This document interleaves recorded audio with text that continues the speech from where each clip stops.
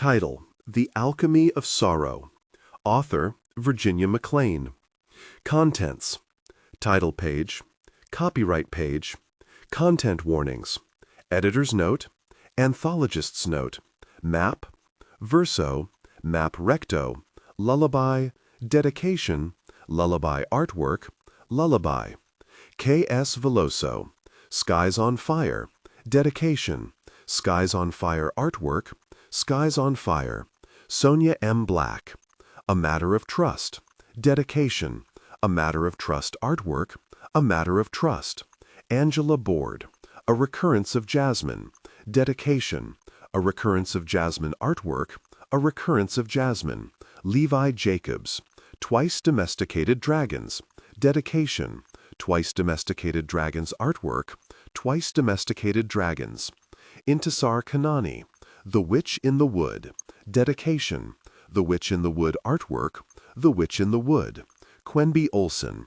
Thief, Dedication, Thief Artwork, Thief, Virginia McLean, Thicker Than Water, Dedication, Thicker Than Water Artwork, Thicker Than Water, Carol A. Park, Death in the Uncanny Valley, Dedication, Death in the Uncanny Valley Artwork, Death in the Uncanny Valley, M. L. Wang, Summer Souls, Dedication, Summer Souls Artwork, Summer Souls, Clayton Snyder, Reliquary of the Damned, Dedication, Reliquary of the Damned Artwork, Reliquary of the Damned, Rachel Emma Shaw, The Quiet, Dedication, The Quiet Artwork, The Quiet, Madolan Rogers, The Paperweight Watch, Dedication, The Paperweight Watch Artwork, The Paperweight Watch, Crystal Matar, About Our Team, Acknowledgements, More from Crimson Fox, Skies on Fire, 2022,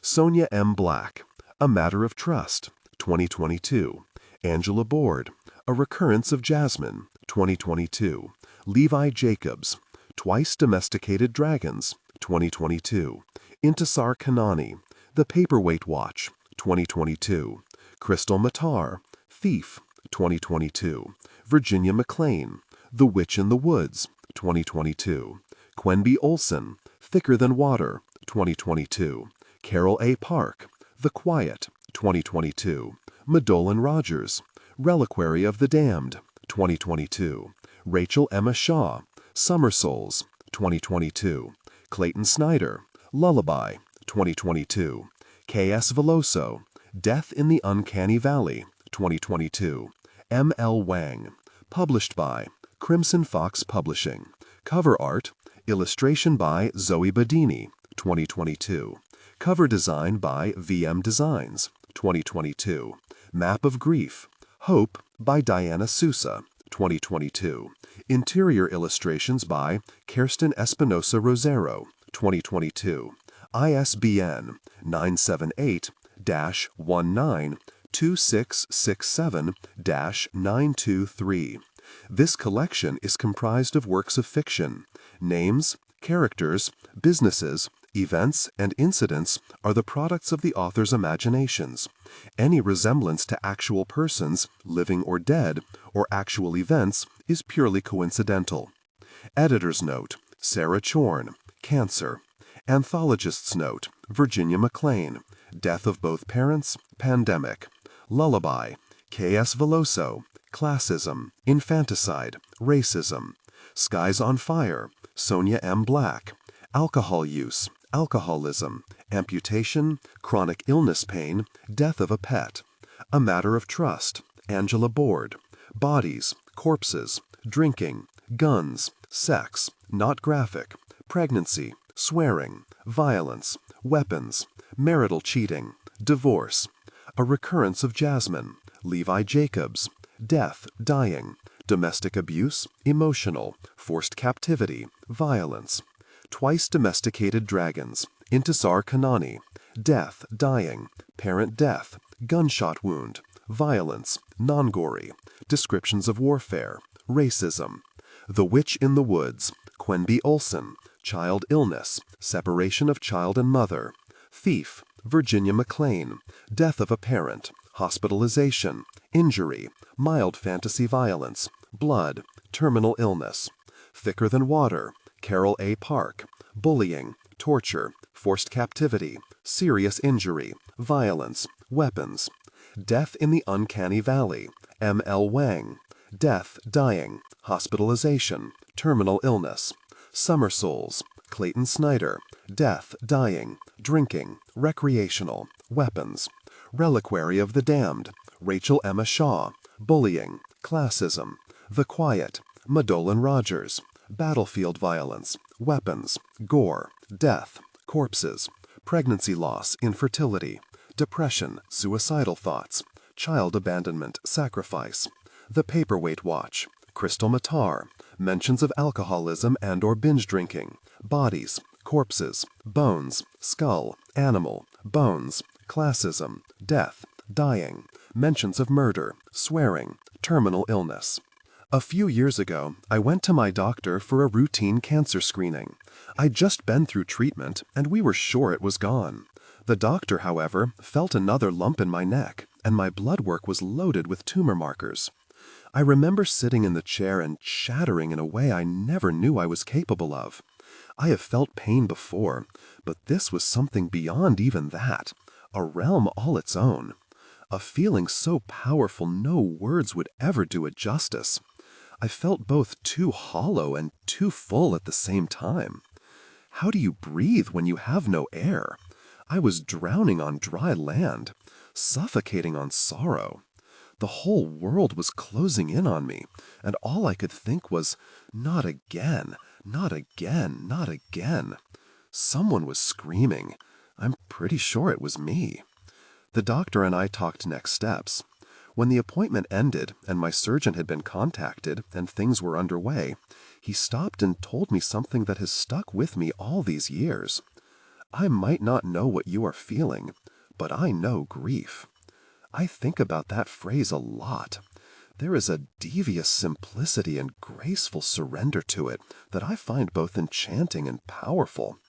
You and I might feel things differently, but I know what it is to ache. The simple acknowledgement of those complex emotions, of that pain, gave me permission to feel it. It was okay to not be okay. Recently, the pandemic has wreaked havoc across the world. Many people have been hospitalized, and there has been a lot of death. For the first time in history, we've been able to watch the death toll climb in real time. Each number added to the total is a ripple in the ocean of life, touching everyone connected to that person, friends, family, co-workers, and more. Each number represents dreams and hopes and tomorrows. We've watched it happen, because what else could we do? And those miracle workers, angels of nature, on the front lines, are waging wars I cannot begin to fathom. I might not know what you are feeling, but I know grief. When Virginia approached me about this anthology, the first thing I thought about was the pandemic, all the pain, the impacted lives, and the forever changed families. Literature, art as a whole, has always been a way for people to explore, test boundaries, protest, but mostly to connect. I felt like perhaps what the world needed was someone to say what my doctor said to me. I might not know what you are feeling, but I know grief. Here we have 13 stories told by some of the best writers in science fiction and fantasy, each addressing grief and hope in their own unique ways. In a science driven by the heart, they mix their emotional elements to create something truly wonderful. Perhaps reading these stories won't exactly be easy, but the journey will be worth it. You'll explore fey lands and other dimensions, possible futures, and kingdoms on the brink. Here be dragons and warriors and watchmakers and tinkerers, writ beautifully. Here is pain, and you will feel it. Both the loss and the wound it leaves behind, the frayed edges marking a hole where something used to be. I promise, however, that you will also see the light at the end of the tunnel, the healing, the end which is all the sweeter for the depths we travel to get there. Here you'll find catharsis and understanding. the human story as told through the eyes of 13 brilliant authors.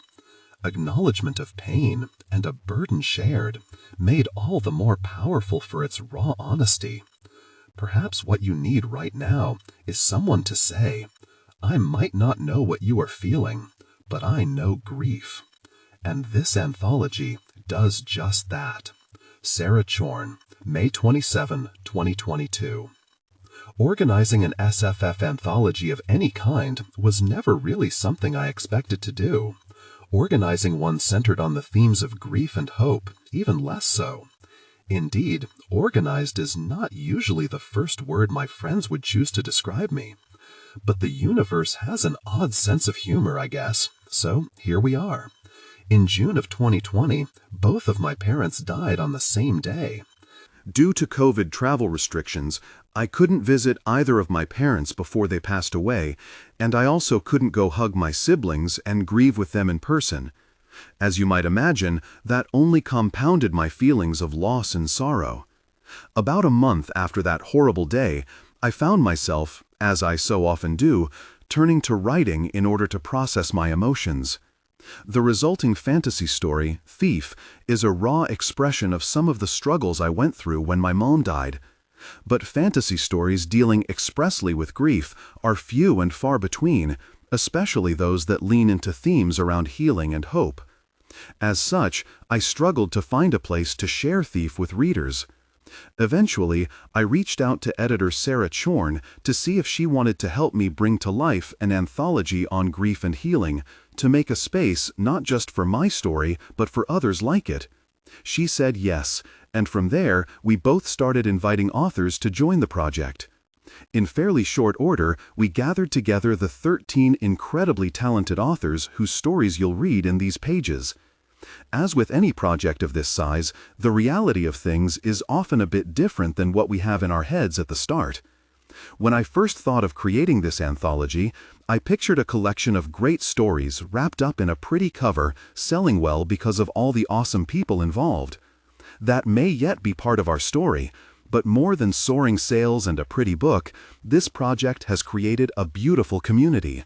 First, amongst all 13 authors who I now consider my dear friends, and then amongst our 605 Kickstarter backers, all of whom have shown us so much love and support through both backing our project and through comments and connection in our backer communities on Kickstarter and Discord. So many people have shared their own stories of grief with us, and already, before a single one of these stories reached our readers, we were receiving messages of gratitude, inspiration, and rekindled hope. When we first came up with the title, The Alchemy of Sorrow, we considered ourselves clever because our stories were all about the hope and good that can be found even through our darkest hours. Belatedly, we realized that this project itself is an act of alchemy. We have taken our individual sorrows and turned them not only into stories, but into friendships, kinship, and a wondrous sense of hope, love, and even joy. It is my dearest wish, as the organizer of this collection, that you, dear reader, are able to find some portion of the hope and love we have discovered through the alchemy of sorrow. Your hands left me that second day. I cannot say for certain when it happened. I cannot count. I don't even really know what a day is. I know the pattern. I know your heartbeat, how it speeds up when you are frightened, how it flutters when you hear the man's low, rumbly voice, how it rolls when you sleep, like the waves in the oceans I've never seen, lulling me to join you in dreams. And such beautiful dreams we shared. In my mind's eye, I can still see your raven hair, your dark skin, your sparkling eyes. I can smell the warmth of your neck as you hold me in your arms, dance with me in circles until the air spins above us like fireflies on a dark night. I hear the laughter in your voice as you tell me that you love me and ask me if I know exactly how much.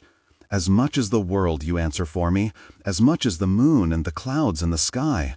The universe, you tell me, cannot possibly contain your love. I know little of the things you speak of, but I know you. And so, I know when your hands left me. I don't know why they did. Was it because the man left? After you and he raised your voices at each other, him muffled against this hollow chamber of mine, you shrill and strong, like lightning, something shattered inside of you. Even if I cannot count, I sensed your ache. I heard your tears and longed to kiss them away. But you wouldn't let me. You were closed to your dreams that night. The darkness, a locked door, keeping me from comforting you. I tapped and called for you, but you couldn't hear, wouldn't. And now, even while awake, you ignore me. I'm leaning against you, searching for the warmth I had grown accustomed to in the short time I have come to know you. I feel only the cold caress of emptiness. Surely you could feel it. Surely you knew I was still here. Yet your hands remained at your sides. The voice that had once been so bright and full of cheer now sounds dreary, murky water instead of a rolling sea. You don't tell me how happy you are that you're going to meet me soon. You don't even sing to me anymore. Later, we went on a journey. We used to go on long walks, back when I could still feel the warmth I'd grown accustomed to. In those moments, the rhythm of the ocean changed, resembling the flow of a river, gliding, softly gliding. And you would speak to me, one hand on my back, and tell me stories of your childhood. How your mother called you nuthatch for the birds that used to roost outside your bedroom window, and how you would wake up early just to hear them sing. How your father made pottery, and how he tried to teach you to make things using clay, setting you on one side of his workshop with a bowl of water and a bag of fresh earth. You had no patience for the pots, but you loved to fashion figures of living things, horses, goats, birds. The figures grew over time, turned into statues. The villagers praised you for the lifelike quality of your work. Your parents were ecstatic. They were less amused when you made them move on their own. What has no life may never live, your father told you. Listen to me, nuthatch. When your eyes wander to the dead rabbit on the side of the road, he slaps you hard enough to get your attention. The temptation of turning dead things alive is evidently too much. Then he takes away the bowl and the bag of earth, forbids you to ever touch clay again. But of course you do not learn your lesson. Witchcraft, they said. Your child is practicing witchcraft. Others called you monster and threatened to throw you down the well, to burn you alive. Whatever you did frightened the villagers, told them you would bring the wrath of the Holy King's army upon that forgotten corner of the world. Your father's rage was not enough. Your mother's pleas fell on unhearing ears. They called the priests to take you away. If they had come, you would have been turned into a warrior for the king, an unfeeling weapon of destruction like others before you. They would have taken what power you had and stripped it for their own needs. But they didn't. Like a long-awaited typhoon that decided to drift away, you heard nothing but silence on the day they were supposed to be in the village. You remember holding your breath, feeling it turn cold in your mouth. You had been almost looking forward to them. That was the first day you found a dead bird, a nuthatch, like your namesake, and made it fly across the rooftops. It reached as far as the second house before tumbling over the eaves straight into the gutters. Because of course it would. What is dead can never be alive again. It was your mother who saved you in the end. Your mother who found a man in town who knew a way to smuggle you north, where he said the gifted are given power instead of becoming slaves. You don't know what she had to do to convince him you were worth his time. You don't want to. The morning that changed your life, he arrived on a horse-drawn wagon, more beautiful than anything you had ever seen in your few years of life. You could see the villagers peering through the windows as you climbed aboard, gazing back at your family. Brothers, you have forgotten how many. Your father, too, ashamed to look you in the face. And then your mother, who looked because the pain was worth drinking in another moment of your existence, who loved you the way I dream you could love me too. Your hands left me that second day. I cannot say for certain when it happened. I cannot count. I don't even really know what a day is. I know the pattern. I know your heartbeat, how it speeds up when you are frightened, how it flutters when you hear the man's low, rumbly voice, how it rolls when you sleep, like the waves in the oceans I've never seen, lulling me to join you in dreams. And such beautiful dreams we shared. In my mind's eye, I can still see your raven hair, your dark skin, your sparkling eyes. I can smell the warmth of your neck as you hold me in your arms, dance with me in circles until the air spins above us like fireflies on a dark night. I hear the laughter in your voice as you tell me that you love me and ask me if I know exactly how much. As much as the world, you answer for me, as much as the moon and the clouds in the sky. The universe, you tell me, cannot possibly contain your love. I know little of the things you speak of, but I know you, and so I know when your hands left me. I don't know why they did. Was it because the man left? After you and he raised your voices at each other, him muffled against this hollow chamber of mine, you shrill and strong, like lightning, something shattered inside of you. Even if I cannot count, I sensed your ache. I heard your tears and longed to kiss them away. But you wouldn't let me. You were closed to your dreams that night, the darkness, a locked door keeping me from comforting you. I tapped and called for you, but you couldn't hear, wouldn't. And now, even while awake, you ignore me. I'm leaning against you, searching for the warmth I had grown accustomed to in the short time I have come to know you. I feel only the cold caress of emptiness. Surely you could feel it. Surely you knew I was still here. Yet your hands remained at your sides. The voice that had once been so bright and full of cheer now sounds dreary, murky water instead of a rolling sea. You don't tell me how happy you are that you're going to meet me soon. You don't even sing to me anymore. Later, we went on a journey. We used to go on long walks, back when I could still feel the warmth I'd grown accustomed to. In those moments, the rhythm of the ocean changed, resembling the flow of a river, gliding, softly gliding, and you would speak to me, one hand on my back, and tell me stories of your childhood. You didn't see what they saw. You, so young and unafraid, walking away from the only world you had known and into a new one. You, with no concept of time or distance, thought that tomorrow was as close as yesterday and that surely you would be back soon. You had no idea that soon could feel like a lifetime. Along the road, you saw an overturned cart and what looked like a priest's bloodied robes in a ditch. The man told you to avert your eyes and gave you a doll to distract yourself with. It was a delicately carved wooden thing with real hair and a dress of blue and green. For the remainder of the trip, you made her dance on your lap. The man caught you at it once and chose to look away. He was, you figured, an expert at choosing not to see things that frightened him. You found it admirable. You don't tell me everything, of course. You don't tell me about the long journey north, though I can sense it must not have been easy. You don't tell me how long it takes, or if the man brought you straight there, as he promised, or he kept you for a few years, trying to find a better use for you and your skills. Maybe trying to find a higher bidder.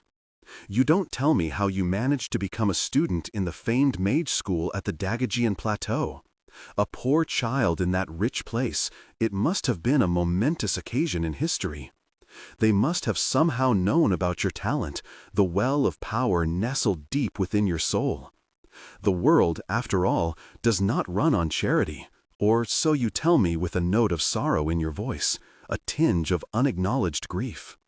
We are not given the things we want just because we asked. You were older than so many of the others. They looked at you with disdain. This nobody child, dark of hair and dark of skin, daring to walk amongst those who grew up with powerful families. They saw themselves as protectors of their family legacies, bearers of ancient mage gifts. They saw you as an anomaly, a freak of nature who had power that didn't belong to her. Their disdain didn't matter to you. You excelled in everything you did, so much that the others couldn't help but notice. Because your gifts were undeniable, they decided you couldn't possibly be what you said you were. You couldn't be a mere child from a small village in the mountains of Gaspar, couldn't have poor parents, couldn't be an Elheldeth by the virtue of your own skills. You didn't fit the world they knew. You must be the bastard of some rich man, they insisted, or at the very least somebody's mistress, even at your age. The teacher's praises felt like daggers to them. When your spells worked with such potency, when you could conjure things on the first try, you saw the hate and envy in their eyes. The first person who showed you compassion was from the last person you expected. The spoiled, rich boy who didn't have a fraction of your talent, who made your first year in Elheldeth a living hell. He switched out your brushes and pens, pretended to drop things down the back of your robes, made jokes at your expense with his many, many friends. You saw him reading alone in the back of the library late one night, a day before the exams, tears in his eyes. You were so surprised that you dropped the books in your arms. He mumbled an apology and then strode forward to help you pick them up from the floor. He was sent away at the end of that year, and you didn't see him again for another 2 years. By then, you had gained grudging respect from your classmates, and the boy was not really a boy anymore. He had grown taller, more somber. There were scars on his arms and his wrists, but you didn't ask him about those.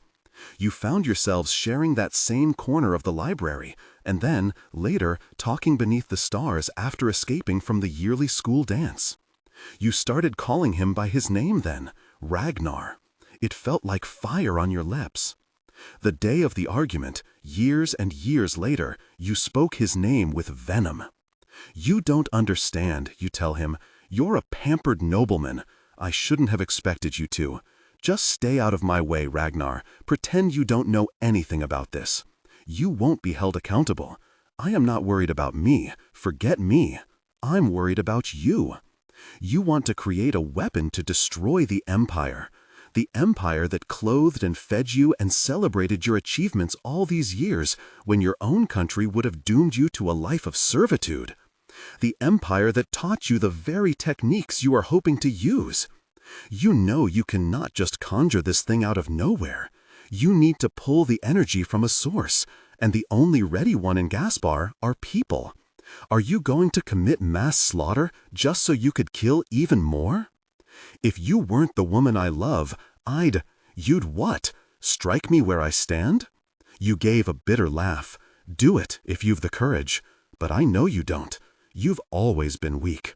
You're a decorated mage of the Empire, an officer. Why should you let a little thing like me keep you from protecting your people? It's your duty. Who are my people, Ragnar? The ones you'd see die on the swords of the Empire's soldiers just for an insult? Perhaps you mean the Empire yourself. Look in the mirror. Look at me. Do you really think I'm one of you? We gave you everything. Education, a job, a life. I'm not going to stoop down to unlike you. I'm not a coward, you hissed. I have to protect my own. I don't even know what that means. Your own? Your own village would have burned you alive if they'd been given half the chance. His voice dropped to a whisper. Forget Dagus. Do you care about me at all? Our child? We have a family, Naijwa. We have a life together. Does this not mean a damn thing to you at all? You hesitated. I could hear the flutter of your heartbeat in the following silence. It gave me hope. You are two, you finally said, compared to millions. The woman you loved would not sit idly by as she lets a whole nation die because of a few frivolous notions? Frivolous.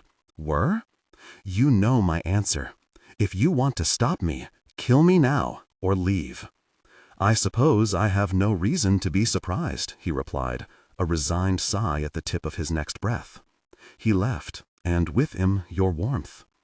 You take me where I can hear seagulls, and where the drumbeat of your heart seems more. I kick, hoping you can feel me, that you can feel the comfort I bring, but you feel as dead to me as you seem to so desperately want me to be to you. I do not know how you manage to erect such an impenetrable wall. You have always been so strong, so firm and unyielding in your beliefs. They have kept you alive all these years. Now I am afraid these beliefs will see you dead. As much as I admire you for it, it also fills me with fear. But you haven't been home in so many years, a voice says to you. You owe Gaspar nothing. I don't have to justify my actions to you, Iccius. I hired you to take me home, not engage in arguments. I'm not trying to be confrontational, merely curious. You sniff. Even now, after all these years, you are not used to mindless chatter, nor do you desire frivolities. Even the prestige that accompanied your last few years in the Empire had been nothing but a distraction. You wanted to excel because their eyes were on you, because they knew what you were and where you came from, and you always felt they were waiting for you to prove yourself worthy of their attention. Never mind that you left Elheldeth at the top of your class, that you understood techniques and concepts the other, more celebrated mages could only gape at. You felt as if all they could see was a Gasparian trying to be Dagian, mimicking Dagian customs, following Dagian rules, practicing spells the way only Dagian mages were supposed to. And you? You look at them and see the faces of people who freely follow the empire that crippled your own kingdom for as far as anyone could remember. You see your attempted conquerors, the true slavers, without whom the entire continent would have been able to breathe freely. For in Gaspar, the gifted are offered to the temples regardless of where they come from, while Dages allows you to buy your way to the top. You still don't want to think about what your mother offered that man to bring you here. Not even a woman's body is worth so much. It's simple enough, Ichius, you eventually reply. I never stopped being Gasparian, even though I've been in Dages all my adult life. Dages has been kind enough to me, but it has also declared war on my people. Again. Am I supposed to sit back and do nothing? I, who have the power to do something? If I turn away, I will never be at peace. It isn't truly your war, Ichius says. Your family is far enough from the border. Chances are they'll be safe no matter what happens. And don't you ever forget, we didn't want this. The fact that we're Dagian and you still consider yourself Gasparian doesn't matter. We're your friends, Najwa. You chartered my ship, but I would have done it for free if you'd just asked. I'm not asking you to fight this battle for me. And all I'm saying is you're not alone. Ragnar, don't even speak his name. You're carrying his child. I made a mistake. Your mistake is thinking we don't understand what you're going through. You don't, you say after a moment of silence. You really don't. You can do a good job of pretending, but there is no knife twisting your soul. Thank your gods for it. You hear the other woman swallow. I think you are wondering if you had gone too far. Ichius means well enough. I have heard her speak to you in the past. I have even felt her touch on my head. How she gave an excited squeal when I turned against her. You were almost amused yourself, weren't you? You didn't know what to think about someone like her expressing genuine sentiment over your affairs. Ichius Sar Endel is the sole heir of a family even wealthier than Ragnar, Rogbanel. She has no reason to care about you. And yet, part of you knows that she does. Somehow, just like Ragnar, somehow, in spite of everything, loves you still. You do not know how to feel about that. Bitterness straight through is much easier. You don't, you repeat, because apologizing was never your forte, and somehow you feel it is easier to try to explain it to her. I know you try to, but you don't know what it really means to try to carve your life in a strange place when you would rather be home. And I can never be home. The Empire of Dage's quest for power has forced Gaspar to make concessions. Here, the gifted are conscripted as mage warriors for the Holy King, a life of celibacy and servitude, worse than what's demanded from the strictest of orders. Can you blame Gaspar? It has to protect itself somehow. Gaspar chose to use us as weapons so our people could better defend ourselves. It's why Gaspar has never fallen. It's why Gaspar continues to resist your empire, even as it spreads like a disease. I know that must be hard for you to live with, Ichius replies. But you don't have to let that rage be all you are. You don't have to let this consume you. You don't answer. You don't want to tell her. It already has. Your hands drift from me and onto the railing. I hear seagulls again, and then the wind. The cold almost becomes too much to bear, and I try to take comfort from the thumping of your heartbeat, a hollow comfort. Why won't you hold me, Mother? What would you lose if you did? The winds grow stronger, and the ship creaks as it rides every wave, each one bigger than the last. Storm, you say. I sense your fear, but you push it down. You stay strong, even when the ground seems to break from under your feet. My fear fades. Waves and thunder deafen the world. I try to dream about your soothing voice, back when it existed. Instead, I remember your argument with the man, with Ragnar. Every night, constantly, the details changing with the turn of the tide. In the last dream, I see him clearly, as if both he and you were standing in front of me. Yours? You dare say that, when his voice drops to a whisper. Do you not care about me at all? Our child? What is dead can never live again, you tell him. Your voice cuts like a knife. I awaken to darkness and hear nothing but silence. You are walking what seems an endless road. Some days I think it is all you do. When you finally find others, you speak to them in hushed tones. You tell them about the storm, the shipwreck, how you crawled out of it and survived. They do not respond kindly. Are you a witch? Even when they do not ask, we can hear the accusation in their voices. Only a witch can do such a thing. You laugh. I turn my head, longing for the warm conversations you shared with the ones you left behind.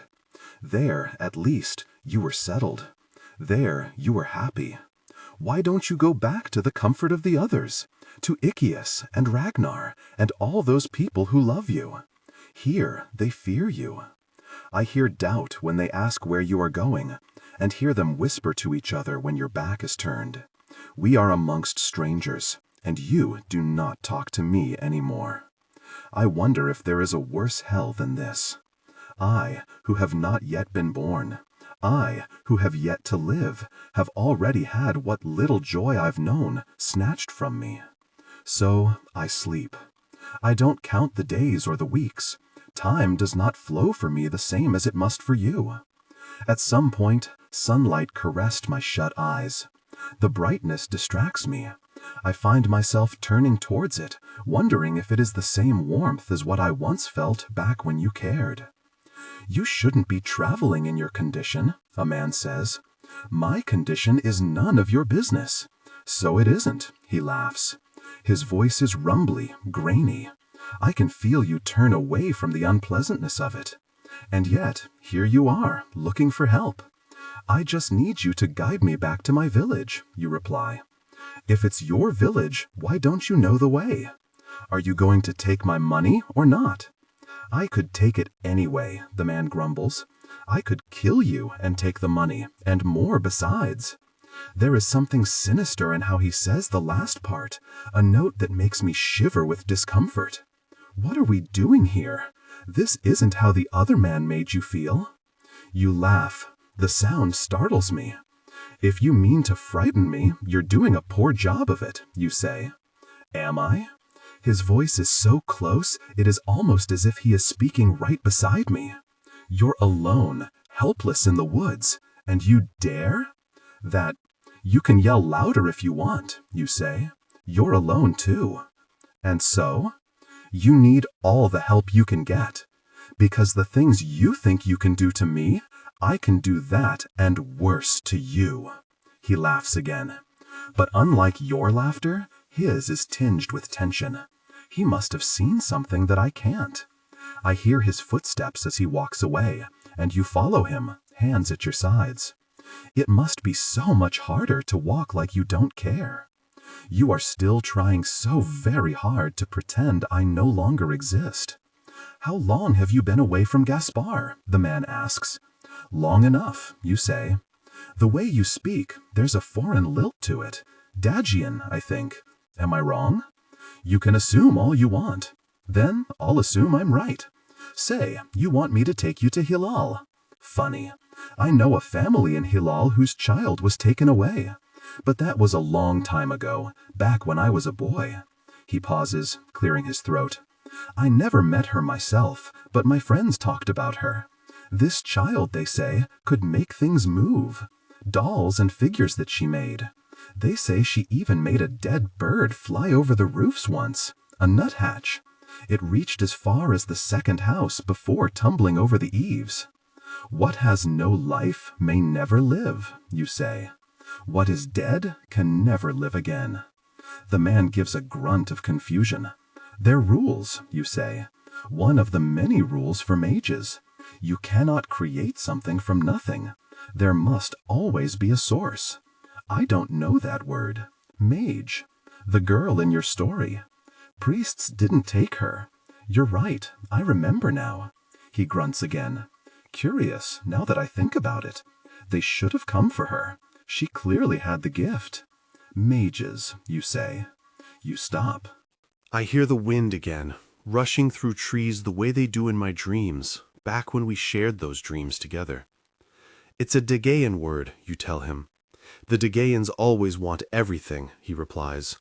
Our words, our lands, our lives, and now they're at our doorstep. He falls silent. We hear other voices. Your heart speeds up, and I realize that deep inside of you there still exists a part that can hope and feel. You are looking for something, that same thing I look for, now that the dreams are over. I have no name for it. I only know what it feels like as it burns deep inside the both of us. In one of the dreams we used to share, I would sit on your lap by a window and watch the sunrise over the sea, your heartbeat like a lullaby.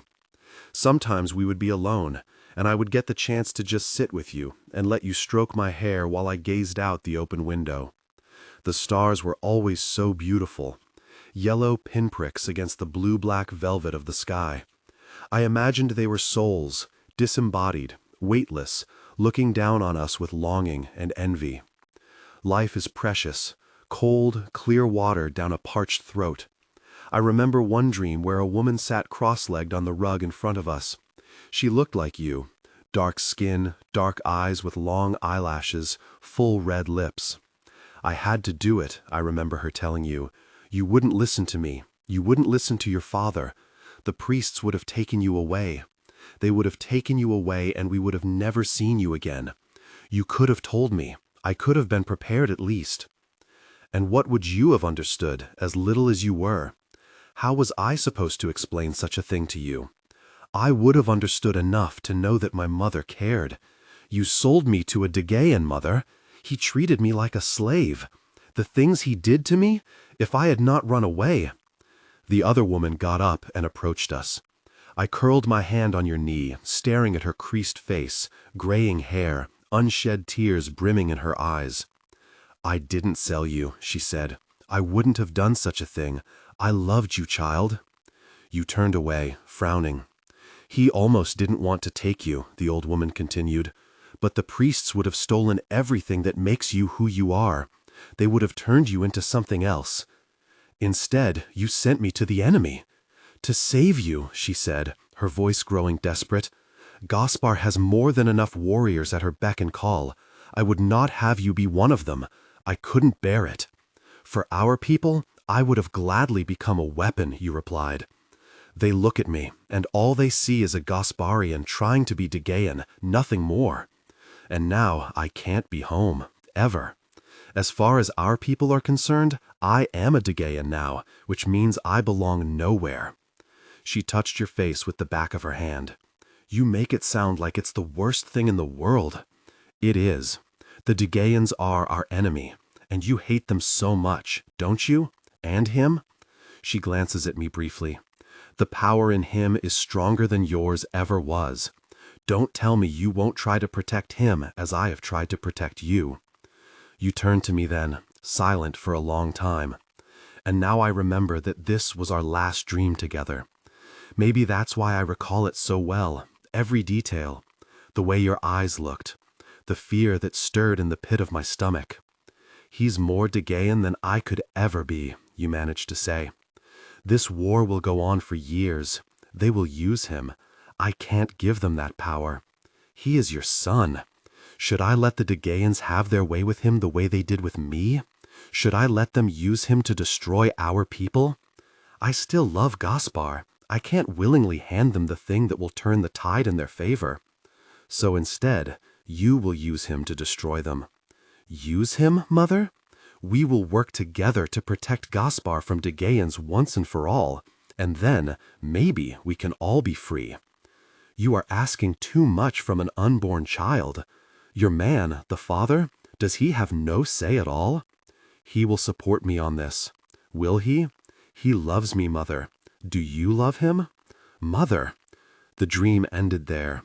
I wake now to the memory of it, recalling the fear in your voice, and I wonder about the worries that must have gnawed at you all this time. I don't know where we are or what we are doing here, but the walls of your flesh are getting too close, too cramped, too suffocating. I am ready to leave this darkness and be by your side. Suddenly, I hear you scream. I have heard you scream before, at servants back home when you lived with that man, when they would burn a meal right before a gala or ruin the man's clothes before a forum. This is nothing like that. This is anguish, and the sound sends a shiver up my spine and a dagger through my heart. I kick at the walls, trying to reach you, trying to tell you I am here. I am here. Let me comfort you, even if you will not do the same for me. Let me— Who killed her? Who? You scream. And I hear rain falling, the sound of sloshing mud. We found her like that, a woman calls out. You need to calm down. There's nothing more you can do for her. I find my mother in an unmarked grave, and you tell me to calm down? You cry. My brothers, where are they? My father? They were sent to the front lines when news of the war first broke out. They're dead too, aren't they? There is bitterness in your voice. There's nothing more you can do for them. I suggest you sit down before you hurt yourself. Think about your child. Footsteps. I feel a tingle run down my arms. Tell me what happened to my mother. Your voice has gone dangerously cold. There is silence for a few moments, heavy enough to break walls with the potency of poison. I hear you take a deep breath and then hold it. It was the men, another woman finally blurts out. They were drinking, and then someone started blaming her for what? For being a Degayan sympathizer, the woman manages. They said they know what she did to make that Degayan smuggle you across the border all those years ago. They called her a traitor and a whore. He killed her for that? They followed her out into the night. We don't know. We thought everyone had gone home. And then we found her in the morning. Murdered, defiled. Come to my house. Have some tea. This is not good talk for someone in your condition. I am going home. Home doesn't exist anymore. Up there is an empty house, and I am going home, you repeat. There is a finality in those words they must have paid attention to, because suddenly there is silence again. I hear something creak, a door, I think. I turn to my side as I feel you shuffle indoors. The sound of the rain is gone. You sit on a chair. I expect you to weep, but you don't. The days pass. The walls tighten. Waves of tension come and go. I can feel your pain with each one. There is one marked difference since that night you learned about your mother and found yourself home at last. You have started to sing again, the same lullabies you once did back when things were better. You still don't touch me, but at least you sound happy. I wonder at that. Has someone visited you while I slept? Or perhaps you have seen something, heard something that eased your heart. It makes me happy to feel the spring in your step. You have been so sad the last few days, and you deserve all the joy in the world. What have you been doing, locking yourself up there? A woman calls out one day, her voice raspy. The midwife says it's only a matter of time. Come and live with me for a while. I'm perfectly fine, you say. Her voice upsets you, and I want her to leave you alone. Is this your first one? Childbirth is no easy thing. And there's— The door creaks open. I hear one footstep, and then no more. It smells something foul in here, the woman continues. What in the Holy King's name have you been doing? You'd think this was a slaughterhouse. Leave. The others are getting suspicious. They think you're up to no good, that the Degayans have filled your head with nonsense. They haven't forgotten how you left, Nuthatch Naijwa. My name is Naijwa. I'm not a little girl anymore. Well, Naijwa, the woman continues, I hear a grit in her voice, as if she is determined not to drop the conversation, even if it's the only thing she wants to do. I'll be honest with you. After what happened to your mother, it's foolishness to stir suspicions like this. I don't think they'll dare call the priests this time. They'll take matters into their own hands. Good, you say. Let the murderers come forward. And then what? How will you fight them? You can barely stand. Are you done lecturing me? Your mother was my friend, Naijwa. You don't have to mourn her alone. Thank you. You can go now. The other woman pauses, breathing loudly. I hate her for upsetting you. Everything was so peaceful before she interrupted you, and then a wave again. You crumple, heartbeat getting louder, stronger. But you don't cry out in pain, and my attention drifts to the chaos happening around me, to the darkness threatening to choke me. Darkness. Outside, footsteps. "I'll call the midwife," the woman screams, right before you slam the door behind her. You bolt it. There is pressure on the top of my head. My shoulders hurt and my neck. I feel as if I am covered by a tight blanket, one that grows smaller, wrapping me inside of it. I need to break free. Not long now, I hear you whisper, and there is something in your voice that calms me. Not long, you croon, and it is enough. I savor the return of that warmth, relish the sweet honey of those tones. My heartbeat slows. I allow the darkness to come closer. You could call me to death, and I would follow, Mother. I hear a pop and feel warm fluid gush around me. You scream now, more gut-wrenching than when you saw your mother's corpse. I open my eyes, truly open them for the first time. They burn. And then I see light coming from a lamp near the window and the rafters on the ceiling. I also see the flames from candles. There are so many of them, on the table and on the floor. They look like hundreds of tiny little eyes. I try to turn and realize there is nothing holding me to you now, nothing but air. Fear strikes me. I open my mouth, and a cry tears its way free from my lungs. But it is over as soon as it begins. You bend over and pick me up. I see you now, for the first time. You are as lovely as you appeared in my dreams. I can smell the sweet musk of sweat on you, the tinge of milk that hasn't come yet. I turn to nuzzle your neck as you press me against your body, ignoring the sea of blood around us. Is that normal, for you to be so covered in blood? Is it all right for you to have that gaping hole in your belly? Do mothers often have a dagger in hand when they embrace their child for the first time? I'm sorry, you whisper. Blue light surrounds us, and the flames from the lantern and the candles begin to dance. I don't know what you did or what you were doing, but I forgive you. You are with me as we tear the houses down with my claws, me and all the others that join us as we kill them all. The stench of death, of blood and urine and feces fills our nostrils, invigorates us like the nourishing milk of a mother's breast. We feed on the pain, on the suffering, on the fears. And why shouldn't we? Do the living not feast on these very things as well? The only time we pause is when the man and his friends arrive. He is a stranger, but also, somewhere in the back of our minds, we think that we know him, that we would be sad to see him go. He looks at us with tears in his eyes. The word father comes to mind. "What have you done, Naijwa?" he asks. What have we done? Only what was necessary, only what the world forced us to do.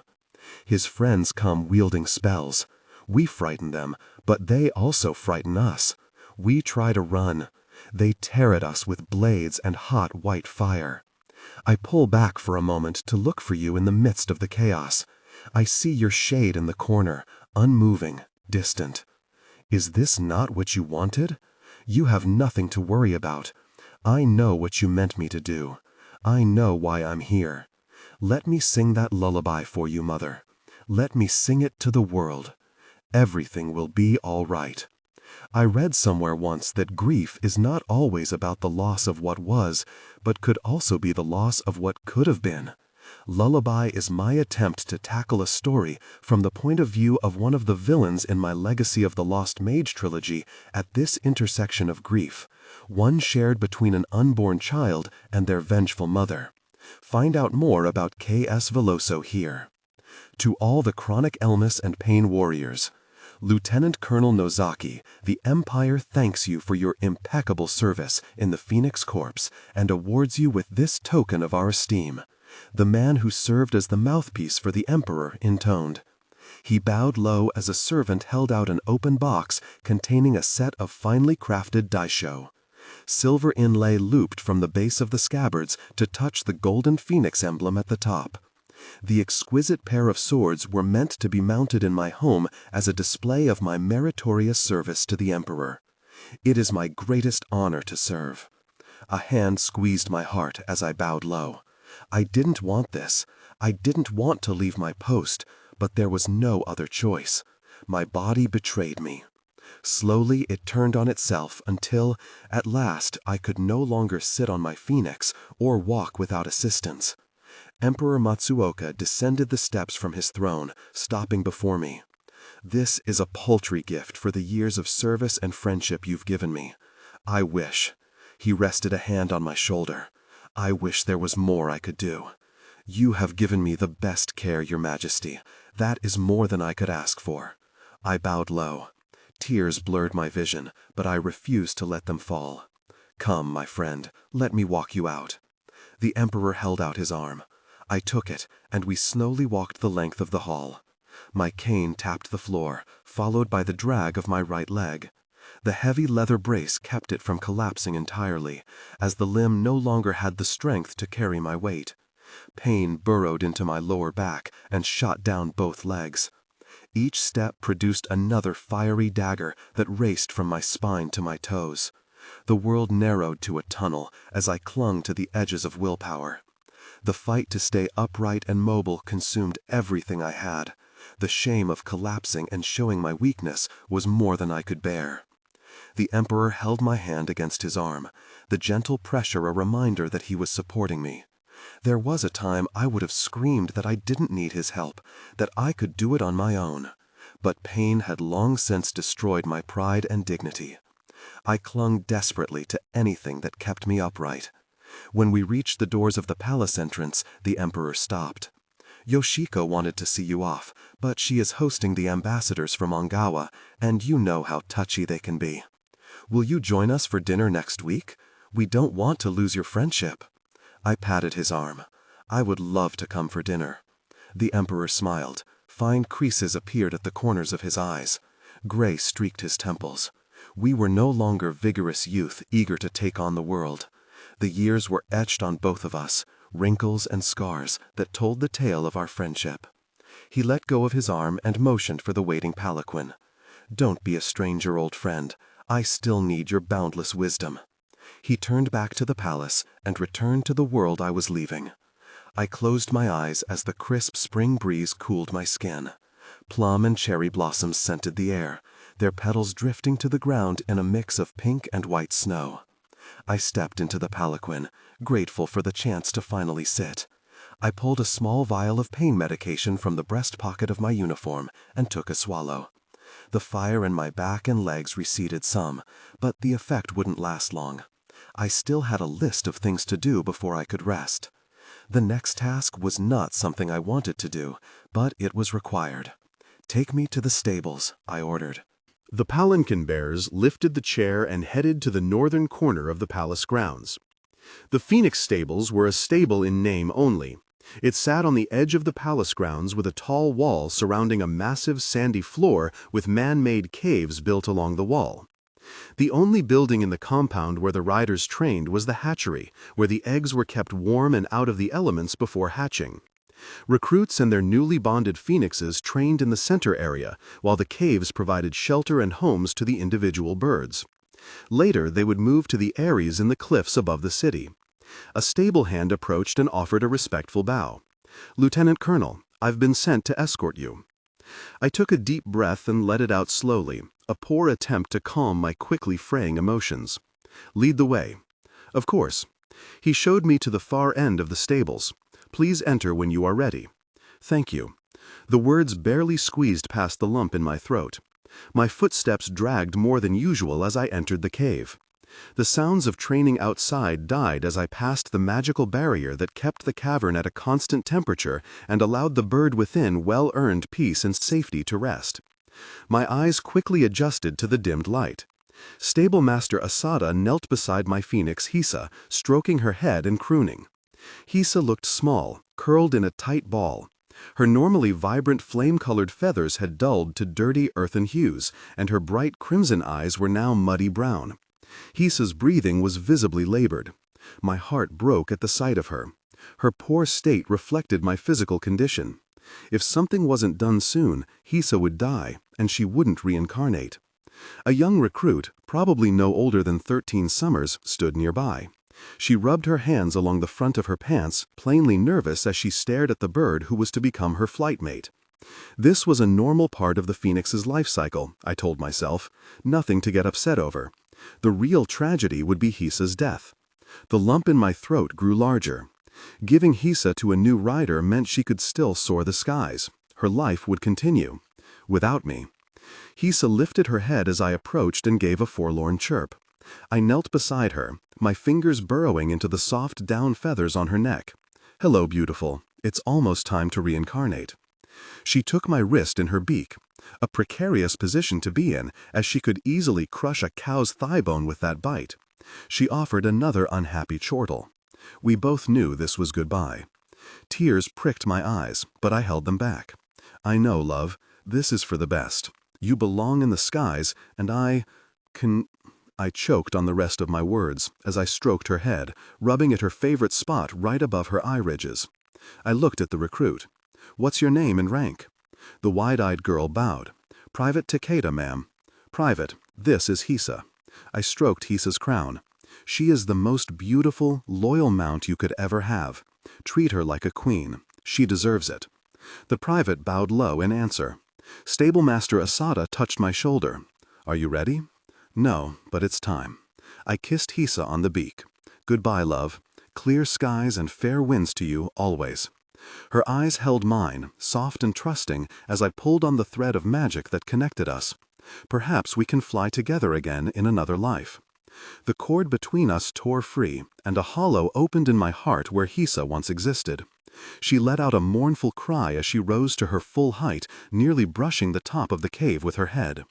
I moved a safe distance back as flames engulfed her. Jagged glass memories threatened to cut my soul to ribbons of nothingness while the fire consumed her. Nights spent in the wilds with the stars as our blanket and the world to explore. Fights in the skies where both her blood and mine mingled as we battled griffins and their riders. My heart squeezed as the emptiness in my chest threatened to swallow me. I dug my fingernails into my palms. I couldn't let her see how much it hurt to let her go. Hisa turned to ash, drifting slowly to the floor. It was over in the space of a breath, yet it felt like I had aged 100 years. My soul, my body, every bit of my being ached with the need to cry, to scream at the unfairness of it all. I wrapped my arms around myself to hold in the shattered pieces, afraid they too would turn to ash and drift away on the wind. An indignant squawk pulled my attention back to the moment. In the center of the cavern, surrounded by the dusty remains of Hisa, a ball of fluff wriggled its stumpy wings, crying indignantly as it tipped over, unable to right itself. "Help her, Private. She's your flight mate now," Stablemaster Asada commanded. "Quickly, or she'll go wild." The private startled and then dropped to her knees, carefully helping the newly born phoenix to her feet. As she stroked the bird's crown, a thread of magic wove around her, tying her and the phoenix together. I watched for a few moments as the pair bonded. The lump in my throat returned, larger than before. My palms ached from the pressure of my nails. The memories of bonding with Hisa stabbed my insides as I watched the private and her phoenix, the stablemaster hovering over them offering advice. The loss of Hisa built into a volcanic-like rumbling in my chest, threatening to erupt any moment. I left without another word, my body navigating me toward home on instinct. I barely registered getting into the palanquin and asking them to take me home. My vision tunneled from the pain in my body, and I started shaking from the pent-up emotions. The tears I had been holding back all morning burst out in a flood. What was to become of me? Who was I? I had spent my life as a phoenix rider, and a fine one at that. I had ridden the skies above all of Shinzawa, and I'd visited every court on the continent. I had delivered messages that stopped wars, and a few that started them. I had fought my way through assassination attempts to deliver the cure for a plague. Now, I was nothing. A broken woman with no identity or purpose. 26 years spent flying the skies, only to be grounded too early. My wings clipped and my body shackled to the earth. How could I keep going? What was the point in existing? The emptiness I carried stole the breath from my lungs and the strength from my limbs. The palanquin reached my home, and I climbed unsteadily to my feet. My hands shook as I tipped the palanquin bearers. They offered a bow, their eyes avoiding my tear-streaked face. I wasn't the first broken soul they had delivered to a destination. I slid the door of my house open and staggered inside. Exhaustion, both emotional and physical, made my body quake. With my thoughts on my futon and the oblivion of sleep, I collapsed into my blankets and let darkness take me. "Wake up," a grizzled voice said. I moaned and rolled onto my other side. Stubborn woman. Someone shook me. Not hard enough to jar me, but enough that sleep was no longer an option. "What is it?" I rolled over and opened my eyes. Renzo Zhuan's creased and sun-darkened face greeted me. "You've been asleep for 2 days. It's time to wake up and face the world again." Nonsense. I pulled my blanket over my head. "I brought breakfast fresh from Kino's stall. She gave me extra when she found out it was for you." I sat up with a groan. 2 days in bed without my tonic. My muscles ached and my joints felt like they were being crushed in a vice. Pain filled my limbs with leaden weight. Losing Hisa sat like a stone in my belly. I crawled from my futon to the table. It felt like I was swimming through thick jelly. "There's tea and your tonic on the table," Renzo said as he dug through my shelves of food. "Where's your sake?" "It's too early to drink." Renzo snorted. "We're not getting drunk. There's something you need to do." "And what, exactly?" "Tell me where you keep your sake, then I'll tell you. It's on the 3rd shelf." I opened the vial of tonic and tipped the bitter contents into my mouth. Renzo set the jar of sake on the table, then sat next to me. "It's time to mourn your loss." "What do you think I'm doing?" Renzo placed a hand on my arm and squeezed. "You're hiding. You've lost your identity. Everything that made you, you. To move on, you need to fully grieve. You need to mourn your losses." "And how do you propose I do that?" Renzo motioned at a cabinet. I blinked blearily at the new furnishing. "When did that get there?" "You were dead to the world. Didn't even notice me huffing and puffing while I dragged that beast inside?" Renzo helped me to my feet and then steadied me as I wobbled to the cabinet. Inside the door was a wooden plaque with my name and rank etched on it, a small incense burner before it. The plaque itself sat between the insignia from my uniform and the letter of recognition from the Emperor. "What in the devil? I'm not dead yet." "The old you is," Renzo replied. "The woman who rode a phoenix and saved the Empire died when her bond with Hisa was severed. To accept who you are now, you need to grieve her loss." "You're insane." I limped back to the table and poured a cup of tea. 20 years of camaraderie and you just now noticed?" I snorted. "I've always known, but this is a little out there, even for you." He shrugged. "Sometimes the bizarre is what we need to heal." "Is that what you did when you lost your leg?" I asked. Renzo shook his head. "I raged and drank and ultimately lost more than just my limb. It wasn't until Suzu left that I sobered up and realized I needed to mourn what was gone before I could move forward. And I suppose you were trying to prevent me from making the same mistake." He waved me off. "You're too smart to give in to that nonsense. Instead, you will hole yourself up in the house and waste away." "What if I do? It's my choice, isn't it?" Renzo pursed his lips. "Yes, but the world tells me to get over it and move on. They demand that I smile and act like nothing happened. I should act like my pain isn't real. I'm tired, Renzo." I squeezed my teacup. "Beyond tired. The only thing I've ever been good at is flying. Now I'm nothing. I might as well disappear." People say that because they are uncomfortable with what you are going through. They don't know how to face the loss any more than you do. I don't want to be anything but a phoenix rider. Fine, you have 26 years of knowledge you can impart to the up-and-coming riders. I shook my head. I would be a terrible teacher. You don't need to decide what to do now. Today, all you need to do is grieve. Save the decisions for tomorrow, or whenever tomorrow might be. I offered Renzo a sad smile. And what if I never decide? That's fine too. I can't walk. Every step is painful. My body is broken. It will never heal. You want me to move on, to pretend I'm better? I will never be well enough to live the life I used to live. I feel guilty for turning down every invitation, guilty for asking for help. I am a burden. I will always be a burden. Renzo sighed. I don't want you to pretend. Heaven knows I've spent the last 15 years feeling like I'm a burden. Losing my leg meant losing my ability to do the thing I loved the most. But we aren't burdens. We still have things to offer. I stared into my empty cup. Will I ever be at peace with this loss? Renzo sighed. Yes and no. It will always be there. Little reminders will pop up when you least expect them. But in time, it won't be as raw. You'll be lonely, but you aren't alone. You have me, and others have faced similar situations. The weight of my disability and disease settled on my shoulders, bending me like a reed. Exhaustion and pain were the dictators that ruled my life. They stole everything and gave nothing back. I was left with the broken remains of a previous life.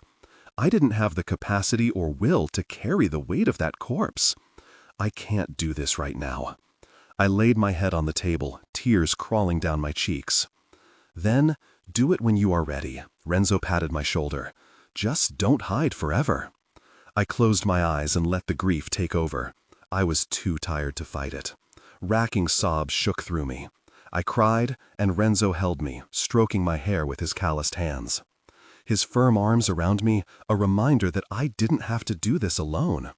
People cared for me.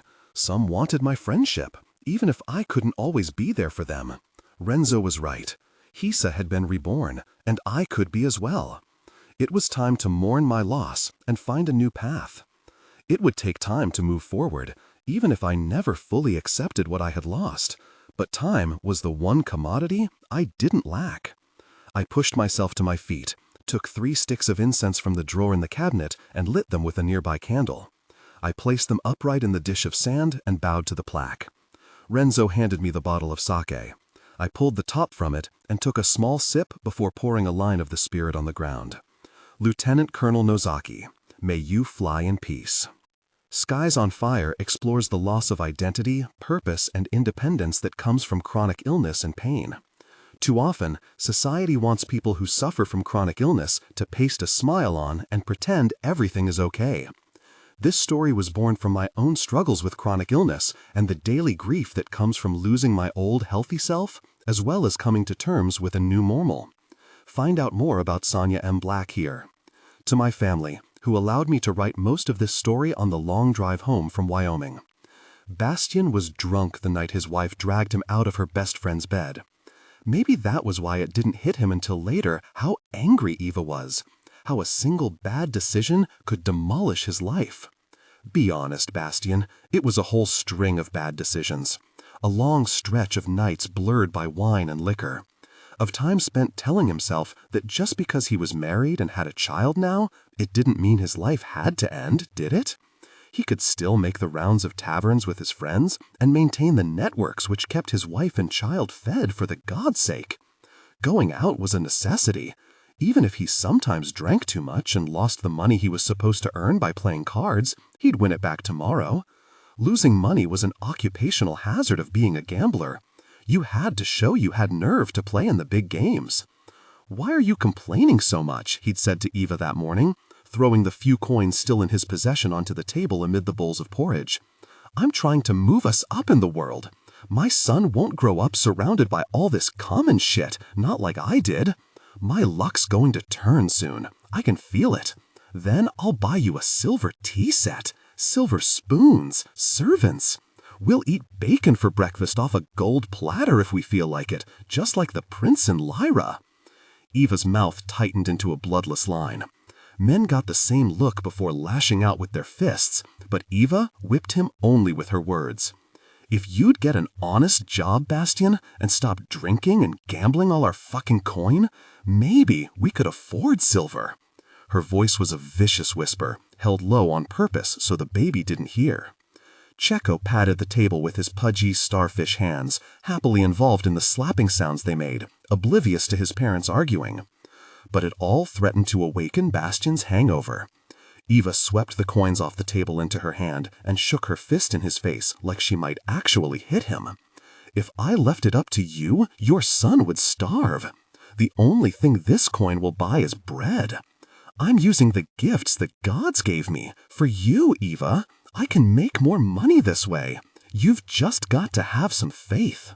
Small hands reached for a bowl of porridge, flipped it off the edge of the table. The bowl landed on the floor with a crash and a wet splatter. Checo instantly began to wail. For a moment, Eva continued staring at Bastien like they were fighting a duel, but then she cursed and dropped to her knees, pulling a rag from her belt to clean up the mess. Checo's crying drove a pain into Bastien's head like a hammer pounding on a nail. Putting his hand to his brow, he turned and walked out of the kitchen, out of the house, into the street, where it was quieter. The door slammed behind him, Eva getting the last word. He didn't know it then, but the slamming door was a cleaver, slicing the ties binding him to everything good in his life. He could have stopped at that moment, sobered up and apologized, even taken himself down to the Talos, sold his sword and become a Gavaro, which would have paid enough coin to at least put bread on the table. Instead, he loitered in the courtyard all day, and that night he poured his troubles out to Eva's dark-haired, fun-loving friend like the liquor she kept pouring into his glass. One thing led to another, and all those things led to the morning after and a door that remained closed, this time forever. He'd sat miserably on his own doorstep in the pouring rain amid a pile of soaked and useless clothing Eva had hurled at him, and the door had never budged after that. He might as well have committed suicide. His weapons of choice had been a bottle and the soft, hungry hands of another woman. From that point on, he walked through life like a ghost. Dear Eva, we're stopping to rest before heading into the high peaks tomorrow. The farther we travel into this wild borderland between Lyra and Rozhornik, the rougher the road, and the more likely we'll run into bandits. I figured I'd better send my pain now. I don't know if you get these letters, or what you think of them if you do, but I feel better sending them. I hope you'll put the coin toward Checo's future. I know it's a paltry sum compared to what Mestere Rinaldo de Forza is hopefully providing him, but sometimes men don't care for their stepsons the way they care for their own. I'd rather be sure Checo has something to start on, even if it's small. My employer rewards his Gavaros for faithfulness, and I've sold my sword to him for 3 years now, so my pay may increase soon. But first, we must escort the Lady Lysandra and her children back home to her husband. She is a delightful woman, he began to write, then sighed and struck a heavy line through the sentence. She is an old dowager, he thought about writing instead, mean-spirited with spite lines around her eyes and lips, and I have never once looked at her. I have learned my lesson, Eva. I just learned it too late. Bastien, are you free to help me a moment? He looked up to see Lysandra herself walking toward him. He liked to be alone, mostly, so he was sitting by himself on a flat rock, away from the other guards scattered around the wagons of this short baggage train. The rest of camp was a sprawl of lazy activity on this rest day, playing card games, washing, laughing, talking, doing little chores of mending and repair. All around them, craggy peaks thrust into the sky like the ramparts of a wall, some still snow-covered, though it was warm enough at this altitude for him to doff his tunic and roll his shirt sleeves to the elbows. The oversized landscape of mountains and towering pines dwarfed Lysandra and her children as they approached him, Lysandra holding her small son Jaska by one hand, her infant daughter Dora securely on the other hip. She smiled hesitantly at Bastien, and he fought the answering smile that sprang to his lips. The lady was not old, or a dowager, or mean, and she certainly didn't have spite lines at her mouth. At the moment, she only looked embarrassed and a little helpless. The baby clutched a thick lock of Lyssandra's dark hair in one chubby fist, pulling the lady's head down to stuff the hair into her mouth. Lyssandra's son, meanwhile, was trying to drag her toward the steep, gravelly slope to peer into the chasm below, but then he caught sight of another Gavaro sitting farther down the road next to the lead wagon, polishing his guns. "Mama, Mama," Jaska said excitedly. "Mama, Mama, Mama, he has guns! Can we see them? Can we?" "Help?" Lysandra asked. Bastien hurriedly put down his paper and quill, located a rock to keep the paper from blowing away, and went to pry Dora's fingers from the lady's hair. It was harder than it looked. The baby's fingers were sticky with her last meal, and Lysandra had a lot of hair. Bastien tried not to appreciate how thick and glossy it was, or to notice how the brown and red streaks shone in the sun, making it look like polished wood. The sour but sweet baby smell clinging to her made him feel as if someone had rooted around in his chest, carving memories from his flesh. Remember this? This is what Eva and Checo smelled like. Only now Checo is almost the same age as Lysandra's son, and you've missed it. You've missed all of it. Gods. Spending time with Lysandra and her children made him happier than he had been in a long time, but the happiness came with an edge that cut him when he least expected it. He finally pulled all 5 of Dora's fingers away from her mother's hair. Dora chattered happily and reached for his beard. "Oh no, little miss," Lysandra said, catching the baby's hand. "I see what you're doing. If she gets hold of your beard, Bastien, she'll never let go." "It's all right. I'm a big, strong man. I can take it. Here, lady, I'll hold her while you straighten your hair." He glanced around curiously. "Where is your maid?" "Ah, I gave my maids leave for a rest. They're just over there, beneath that pine tree." Bastien looked for them, vaguely. He made it a point to stay away from the maids. He didn't want to damage anyone's reputation. There probably wasn't any hope of winning Eva back after 3 years, but what if there was? It was better for him to keep to himself. "Well then, I'll take the children. I don't mind." "Do I really look that bad?" Tricked into looking at her, Bastien tried not to smile. The fuzzy strands hanging loose from her braid only made her more endearing. "My lady, I am sorry to inform you that the young princess has completely vanquished your hair." Lysandra sniffed, then blushed in a damnably fetching way. "It also appears that I have not removed all the spit-up from my person. I apologize that you've had to see me in this state." "Mama, Mama," Jaska shouted. "Please, the guns?"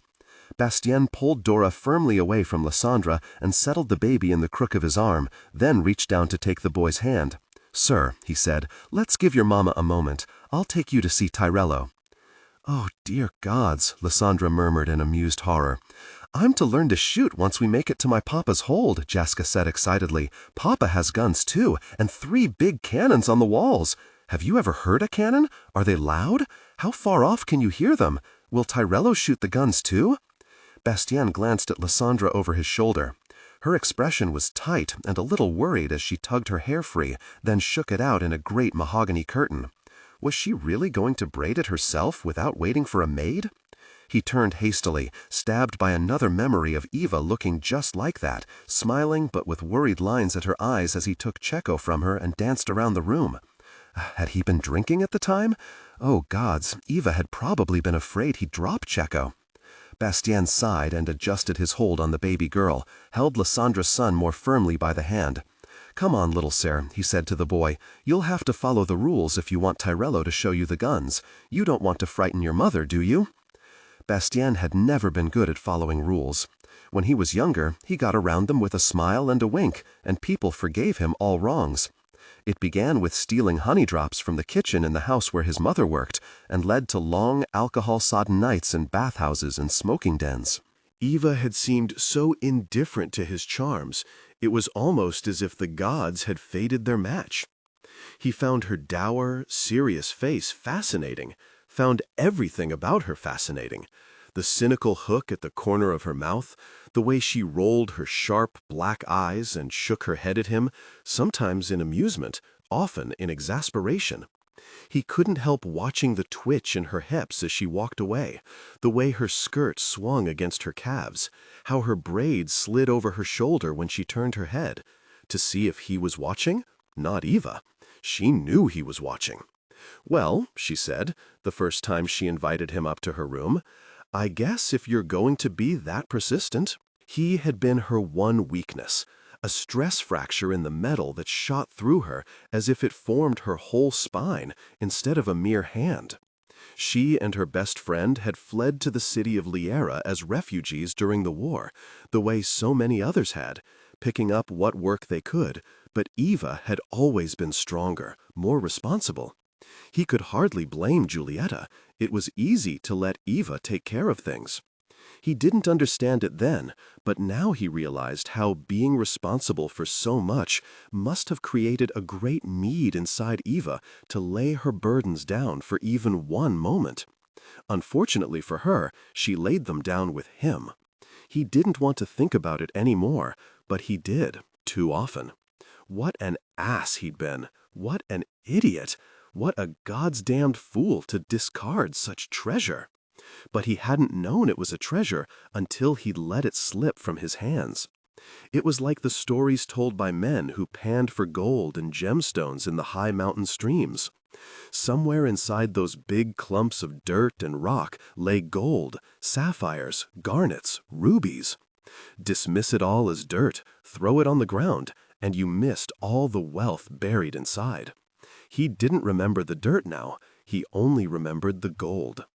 The little one in his arms tugged at his beard and gurgled at him, watching him with wide, curious brown eyes. He smiled at her, giving her a brief hug. "Trying to get my attention, are you, love?" Maybe he enjoyed Lady Lysandra and her children so much because being with them allowed him to daydream about what life would have been like if he'd stayed with Eva. Would they have had a daughter by now, too?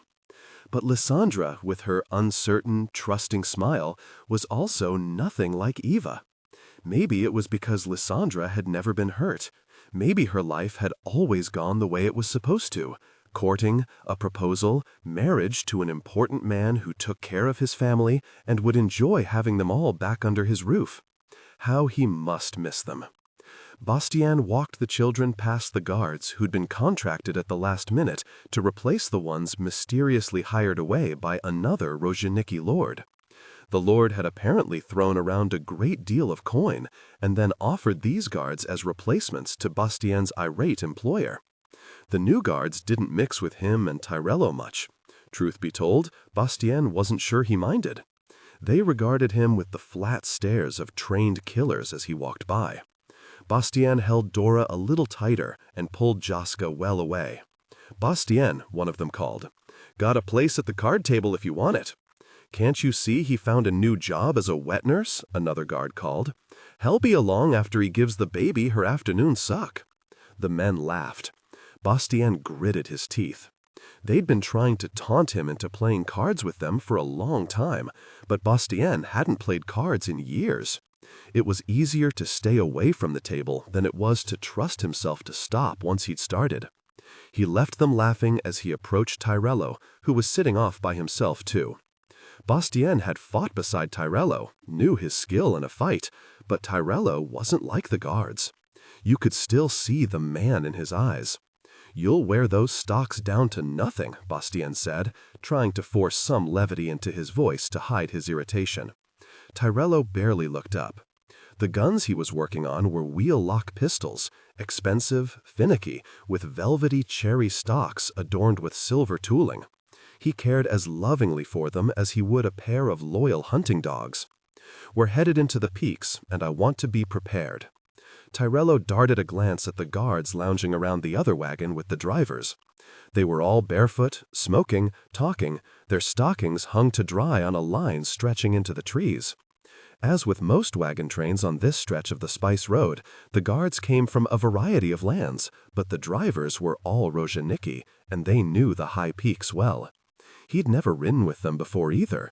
Tyrello had recommended him for this expedition, and all the assignments had been rather sudden, not just the swapping of the guards. Even the drivers were new. The wagons were not, though. They were ordinary, stout contraptions of wood and iron which had obviously seen many journeys through the peaks. Sensible merchant wagons.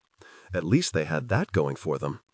Tyrello caught sight of Jaska's round eyes and smiled, with a glance to take in the fact that Bastien was also carrying Dora. Working as a nursemaid now, Bastien? Somehow Tyrello's comment didn't sound as derisive as the guard's taunting. These little ones are deceptively wily and tenacious, Tyrello. I'm giving the lady a break. Dora nearly pulled her hair out. Ah. Tyrello's smile broadened as he looked at the baby, who was now tugging on the curls of Bastien's beard as if she found the spring of them fascinating. Her eyes locked on his face in concentration. The pulling hurt, but he hadn't the heart to stop her. You have to tell them no, Bastien's voice said in his head. You come in and out of Checo's life, and all you do is give him sweets and let him do whatever he wants, but that doesn't mean you really care for him. If you really cared for him, you would be there when he needs you. You would take on the bad with the good, instead of handing him to me whenever he becomes inconvenient. Bastien still couldn't make himself tell Dora no. He wasn't her father. He didn't have to. He was just a simple Gavero now, a fallen, dishonored man, and he could spoil a baby if he wanted to. He wished he'd been around to spoil Checo more. So, we've got a little warrior woman on our hands, Tyrello said. Dora's going to be a princess one day, Joska blurted out beside him. I'm going to be the warrior. What does tenacious mean? Single-minded, tough, determined, good qualities in a princess, as in a warrior. I suppose you came to observe and approve the shot-making process, young Lord Joska? Tyrello put the pistols aside and reached for his haversack, methodically pulling out the simple tools for making lead shot. Some small lead discs, a ladle, a mold set on crisscross wooden handles like pliers. The cutter on the mold reminded Bastien of a bulldog with its flat nose and teeth. I can watch, can I? Joska looked eager enough to jump out of his skin. As long as you stay well away from the fire and the lead.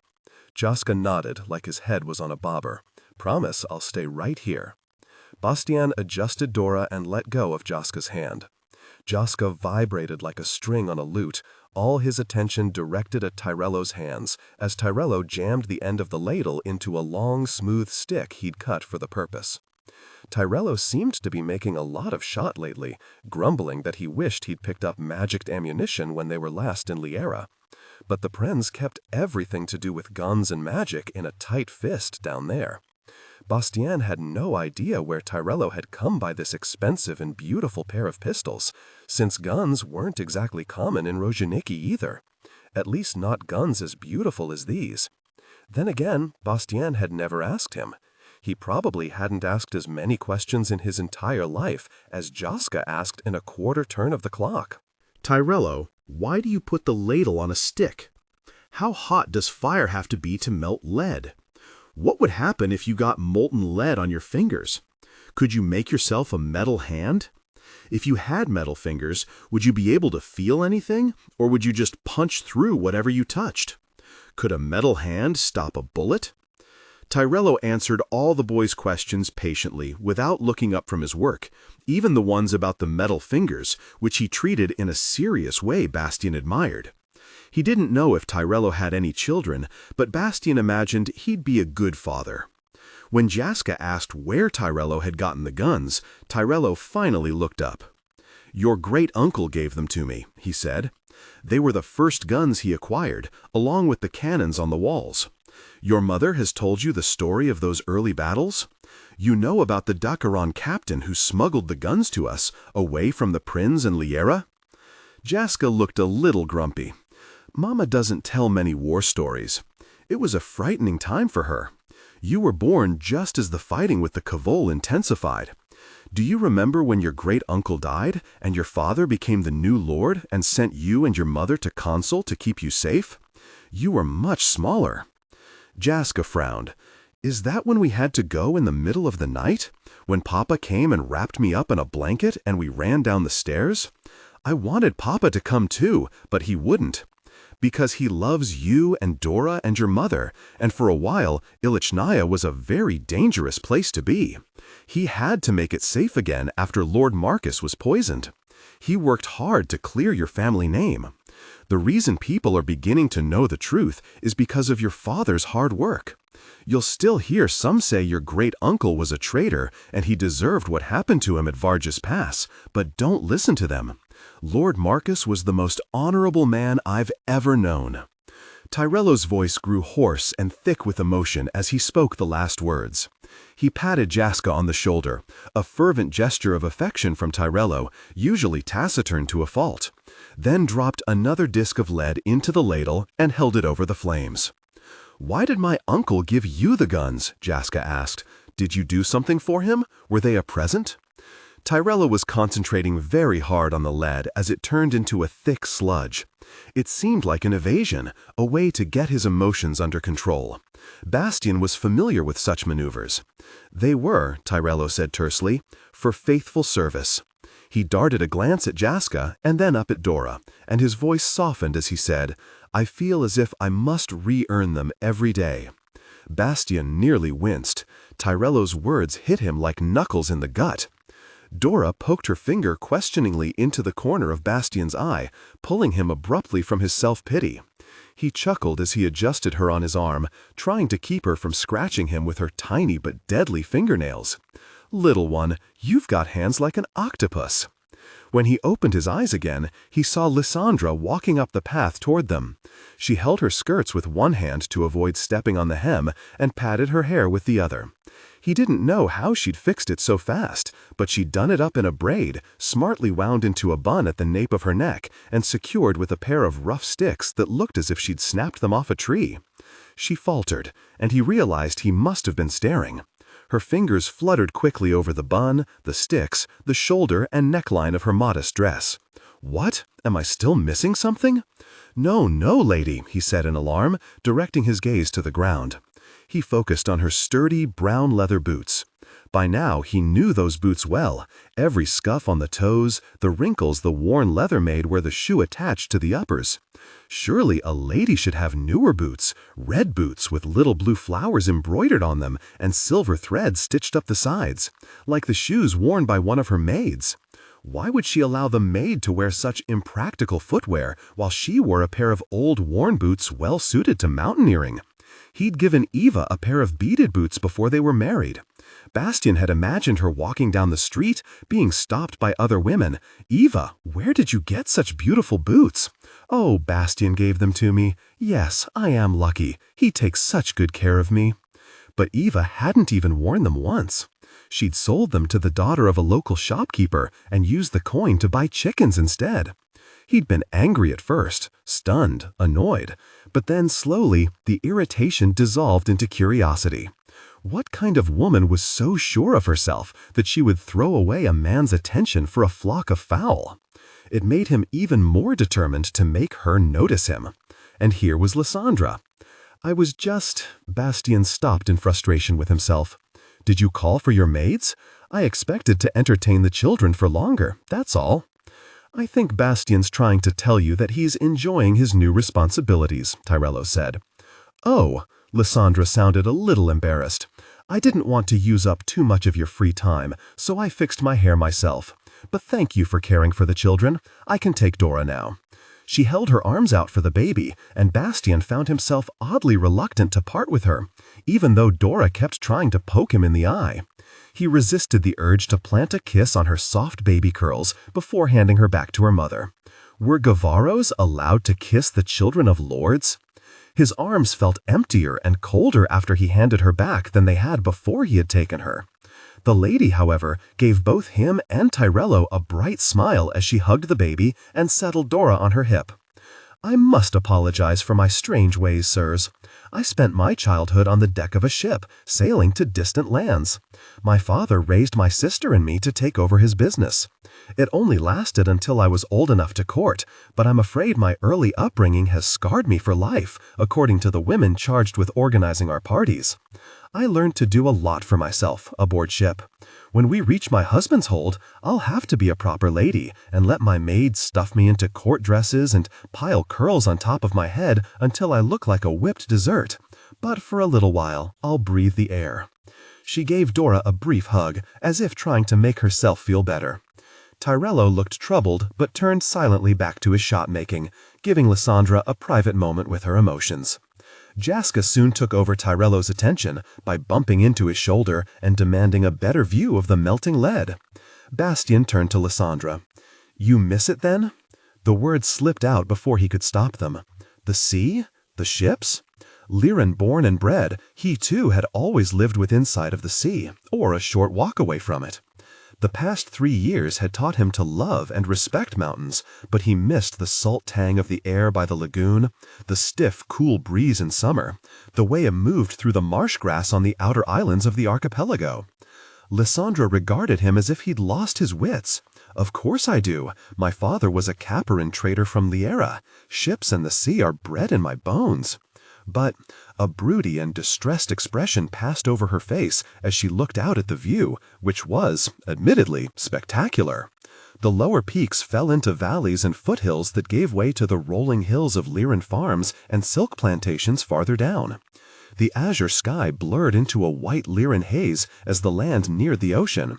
Their wagons would be traveling even higher in the next days, and the view would grow progressively more spectacular as the Irondales themselves rose around and above them. The beauty came with a price. As they traveled higher, it would be harder to breathe, and everyone would have headaches, and the children would probably be cranky. Lysandra sighed and touched her nose and lips to Dora's downy curls, before Dora squirmed away. But this is my life now. There's no going back. It seems a good life, Bastian murmured. To a Gavaro like me. I suppose it does, to someone who works hard for their coin, dependent on people like us. Bastian darted a glance at Torello, but the other man was showing Jaska how to hold the ladle. He dipped his head to Lysandra. Forgive me, lady, but that wasn't what I meant. I meant having a husband to return to, a family, a home. Oh, she said in surprise. Oh, yes. She flushed even more. Damn it, he'd embarrassed her again. I didn't mean to suggest I don't love my children or my husband. There was something about the hesitant way she said the last words that made him wonder if she did love her husband, or was she only saying so because she thought she should? He shoved the thought away. Now he was inventing notions. I didn't mean to suggest you don't love your family, lady. It's only... Why was he having this conversation with her? Torello must be listening, but he didn't move. Lysandra was so far above his station, he shouldn't be talking to her at all. The old Bastian was seeping through again, the Bastian possessed of all sorts of false confidence, who used lies and rationalizations to justify his bad behavior. Sometimes he forgot he was a new Bastian, and sometimes he didn't know who he was, who he ought to be, and that made for awkward moments like this one. It's only, what, Bastian? Go ahead. I handed you my children like a farm wife. She seemed earnest, like she really wanted to know. He took a deep breath. I enjoy helping with your children, he replied solemnly. It's just that I have a son too, about the same age as yours, but I don't know when I'll see him again. Maybe never. Especially now that Eva had Rinaldo di Forza to take care of her and Checo. The thought created a hot, painful knot in the center of his chest. He'd been doing so much better, working the wagon trains with Torello, who expected little in the way of conversation. But now that Lysandra was here, he stumbled into hurts both old and new with every other sentence. I should be done with this by now. It's been so long. You can't go home? Lysandra asked, not letting the subject drop. I could go home. I'm not exiled. I've committed no crimes. But my wife? His words lodged in his throat, choking him. Damn it, this was not the way a Gavara was supposed to be. If he kept going, she would lose faith in his ability to protect her and her children, and that would be wrong. He might not be a hired killer with flat eyes who lounged about playing cards, but he was an excellent hand with a sword, and he'd be run through the heart before he let anything happen to Lysandra and her family. Lately, the thought of bandits made him sweat. Lysandra startled him by laying a hand on his shoulder. You can tell me, Bastian, she said softly. I can see it's bothering you. Her kindness made him feel as if she had run him through the heart, with a long blade she twisted around inside him. It's not important, he replied gruffly. We've all got our pasts. I'm no one special. Do you need more help, lady? Her face fell, and he cursed himself. Then she shuddered the emotion away and put on a neutral, bland smile. "No, thank you. I think we'll be going back to our wagon now. Come, Jaska." She put out her hand and took her son and her daughter away. "You know, not being special means you're not alone either," Torello said after Lysandra and the children had gone. So, he had been listening. Bastien sat next to him and began picking up cooled shot and dropping them, one by one, into the muslin bag Torello used to store them. Clink, clink, clink. "It's not my place to speak to her," Bastien said finally. "If she asks you a question, then it is your place to answer," Torello replied. "You're not doing anything wrong by telling her your past. The Saradich have always done things a little differently. The new lord knows he needs a wife who can stand by him, someone steadfast, independent, and competent." Torello paused as he adjusted another lead disc in the ladle and put it in the flames. "Though marriages are like a road, aren't they? Some patches are smooth, some are pitted, some are downright treacherous." Bastien rubbed his brow. "And what if the road crumbles beneath you? What if you do something stupid with the cart? Is that what happened to you? Did you do something stupid with the cart? I wouldn't be here if I was happily married. Would you?" Torello was silent a moment while Bastien watched him, waiting for him to say anything. In that time, Bastien noticed things about Torello he'd never considered before. A scar, partially hidden by Torello's beard, that looked as if a knife had almost taken off his ear. The crooked thumb on his right hand, as if an injury hadn't healed right. The steady way Torello controlled the pour of the ladle into the mold made it seem as if he'd learned to live with it. All these things had been part of Torello as long as Bastien had known him. For some reason, learning that the poisoned Saradich lord had gifted Torello those pistols for his service made Bastien see Torello in a new light. "I suppose I'm not one to give advice," Torello answered finally. "My father was a Guevaro, gone for months. My mother never knew if he'd return. I promised myself I'd never put a woman through that if I had a choice. I found a good lord to hire on with, someone I thought I could give my loyalty to without just selling it for coin. A lord I thought would help me make my reputation. We were both of an age, and it turned out to be more than a business transaction for both of us. Lord Marcus got my faith and my service, and I never had time for a wife. Still don't, I suppose." "My wife has another man now," Bastien said. "A better man than I." "A better man or a richer one?" "Both." "Would you trust him in a fight?" Bastien snorted. "Would I trust him? Dear gods, Torello, what kind of question is that? I lost my wife to him." "Sometimes, when a man fails in his first battle, he works extra hard to make up for it until he becomes better than those who never failed." "How little you really know me," Bastien thought.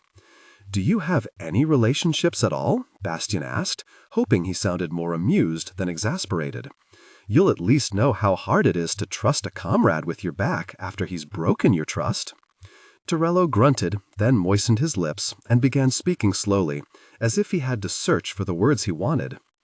"After Lord Marcus died, I didn't think I would work again. He was more than my lord. He was my friend, too. I blamed myself, with reason, for his death. He was betrayed by a man he loved, a friend. I don't know exactly what their relationship was. We all trusted that man, me included, all of us but one. I should have listened to the soldier who wanted me to be more careful, but I didn't. I should have posted more guards that night. I should have—" Torello stopped and wiped his hand across his sweating brow and over his smooth, neatly braided chestnut hair. Then he sighed. "I should have, but I didn't. Sometimes you don't get a second chance. You have to accept, finally, that you can't make it better or different, no matter how awful the thing is. The best you can do is pick yourself up and keep going. Try to be better in the future, to be more than you think you can be, after you've taken that kind of blow. You'll pardon me for saying so, Torello, but it doesn't sound as if you've forgiven yourself." "No, I still hold myself accountable, and I always will. We achieved some justice, but nothing will bring Marcus back. If there had been no justice, though, I would still be stewing in my guilt, more than I already am. Some days are better than others. So, you avenged him, killed his murderer? Torello shook his head. No, not me. Another Guevaro in our company did, the man I should have listened to in the first place. Lysandra's husband backed him, but that's not public knowledge, and he'd deny it if you brought it up. I provided what help I could, but my job was to see Lysandra safe. I was never the single-minded, reckless Guevaro a suicide mission needs. Kairos was much more suited to that. Was it a suicide mission? Torello looked troubled for a moment. I don't know. I haven't had news of Kairos in some time, but with the wars ending in Lyera, maybe he went home.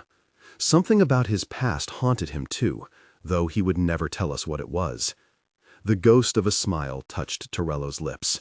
So, you see, you're definitely not special. Bastian snorted. Just another sordid Guevaro tale, eh? I'd trust you at my back any day, Bastian. Bastian didn't know what to say to that. Thank you? Yes, sir. Instead, he pushed himself up and dusted off his trousers. I should collect my things and apologize to the lady. You have to learn to trust yourself too, you know. Pardon? It's part of moving on, Torello said, or so I hear. Why don't you play cards with those guards? Be nice to get some information out of them and to figure out if we could trust them. Bastian tried not to scowl. It would be nice to know if they could trust the guards, though Bastian thought they were probably the kind of Guevaros only in it for the coin. Men who worked jobs that didn't depend on reputation or loyalty. It didn't sit right with him. But you're going to have to do that yourself, Torello. I don't play cards anymore. Did he want to move on? No, he did not. He wanted to return to the morning when he and Eva had argued over his drinking and gambling, and Checo had started to cry. He wanted to swallow the pain from his hangover and hold his child close, sing until Checo calmed, the way his mother had sung to him when he was a boy. Bastian didn't remember his father. He'd been too young when his father sailed toward the horizon and never returned. Maybe he was dead, or maybe he'd just been trying to escape taking responsibility for his bastard son. He was a minor householder from a distant branch of one of the lesser of Lyera's houses, and Bastian's mother was his mistress, not his mesera.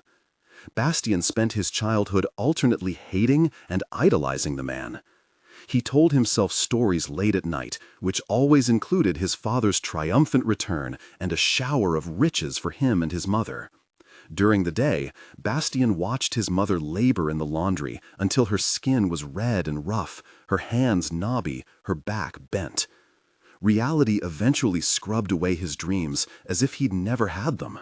He was 16 when he discovered his talent for cards, and it was as if he'd stumbled into a secret passage leading out of his prison of poverty and anonymity. For a while, when the money was good, his new life felt like one of the stories he'd told himself as a boy. Rich men liked him and his confident grin, his brash, aggressive style of playing, and yes, they liked his looks too. And some of the old men would play longer when he was at the table, as long as he smiled at them and carelessly brushed his golden brown curls from his blue eyes. It seemed he could do no wrong, but no one understood he was only bold because he literally had nothing to lose. Until Eva and Checo, that is. Having something to lose snuck up on him. Having something was strange and terrifying, and it was far easier and more familiar to return to having nothing. Except it was impossible to return to the way things were before the something, because now nothing wasn't freedom, it was a state of emptiness, like being constantly hungry and knowing you'd held bread in your hand, but then you dropped it in the mud, and now it was gone. Somehow, the having and losing were worse than never having had at all. And yet, if he could excise all the memories of his life with Eva and Checo and ease his pain, would he do it? Would he throw away the memory of holding Checo after he was just born, when he measured only as long as Bastian's forearm? Or the memories of holding Eva and the baby, all of them snuggled up exhausted in bed and smelling of milk, sleeping peacefully in the slanted afternoon light? He would not. Bastian sighed as he walked toward the lady's wagon. A few of her maids gathered outside, and he nodded at them politely. He pinned his gaze to the ground and tried to pay as little attention to the women as possible. He barely knew what any of them looked like. They were all a blur of braids and skirts. "Can we help you, Sir Bastien?" the maid with the red shoes asked him.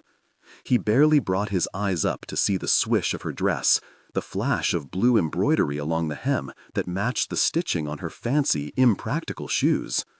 "I'd like to speak to the Lady Lysandra, if I could. It will only take a moment." "Are you sure we can't help you?" The maid standing behind her tittered. It was like they viewed flirting with him as a dare, each woman growing bolder the longer he chose not to respond. Just like the game he'd played with Eva in the early days. Bastien lifted his head and stared resolutely over the women at the door to Lysandra's wagon. "I'm positive. If the lady is too busy, however—" From behind the closed curtains of the wagon's window, a baby cried. Jaska whined about something, and Lysandra answered, her voice rising with frustration. Bastien couldn't help trading an embarrassed glance with the maids. The maid with the red shoes looked uncomfortable and apologetic, as if they'd both been caught spying on Lysandra, as if she acknowledged that she ought to be inside helping. Maybe Lady Lysandra's independence extended to taking care of her children, too. He nodded jerkily. "Right. Please tell the lady I was here, and that I'm sorry for the way I spoke earlier." He forced a smile and dipped his head in a slight bow, then walked away, back to his rock and his letter. "Dear Eva, I don't know if you ever heard me say I was sorry. I tried to say it through the door, but maybe the door was too thick. Maybe the sound of my voice didn't make it through. Maybe you never heard me, no matter how many times I said it. So I'll say it again. I'm sorry, Eva. I'm so, so sorry. I just want to come home." He didn't like the way the guards watched Lysandra. The way Torello monitored them made him worry, too. Torello's story about the court intrigue in Ilichnaya made him fearful that her husband's enemies might try to harm Lysandra and her children on the road. "A bit too emotionally involved in the fate of a married woman, aren't you?" said the ugly voice in his head that liked to berate him with the realization of how little he'd changed. Safest to retreat in these situations. He took his lentil stew and his bread back to his bedroll and ate in lonely peace. "Why don't you join the card game, Bastien? Why don't you find out what those guards are really doing?" "Because gambling would take money away from his son." Reconciling with Eva hung on the slimmest of threads, so fine it might as well be non-existent, but he was going to cling to it anyway, as tightly as he could. The wagon drivers had built a great bonfire where the guards and maids mixed. Torello had drawn the watch, or perhaps he'd just taken it. His silhouette moved in the trees while Lysandra sat at the edge of the group. The children had already been put to bed, but Lysandra looked restless. Bastien looked down to sop up more stew with his bread, and he heard a guard say, "Where's the lady now? Leave her, she'll be fine." Bastien brought his head up quick. Lysandra was wandering away from the group, toward the road. Damn it, why aren't they following her? It won't be proper for me to go. I don't need to be alone with her in the dark. She disappeared into the trees. None of the guards moved. Bastien put down his stew, got up, and followed her. Away from the fire, the woods were black as pitch. His vision took a while to adjust. He lost his footing on a slippery bit of gravel, slid down a slope into a pocket made by a tangle of exposed tree roots. In an instant, someone had a knife pressed against his side. He went as still as he could and raised his hands slowly. He'd known there were bandits around the camp. "I'm looking for a woman," he said, heart hammering. His knife hung at his belt, if he could get to it. His assailant exhaled heavily, and the blade pressing against his midsection disappeared. "I think you found her. I should have known you'd notice I was gone, Bastien." Lysandra. How was she always surprising him like this, popping up out of nowhere when he least expected it? "It's our job to notice if you go missing, lady. Some of us take it seriously. Sometimes I would just like to be alone. Sometimes I need to be alone, but that seems to be impossible." She sounded so tired. "You're an important woman, and these woods are full of bandits. I'd take care if I were you."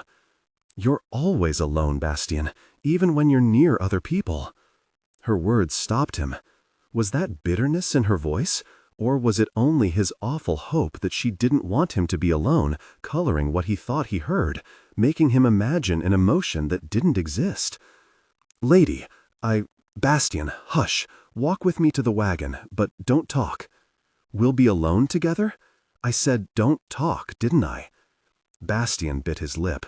He wanted to ask about Dora and Jaska, tell her his worries about the guards, but he swallowed his words and fell into step beside her.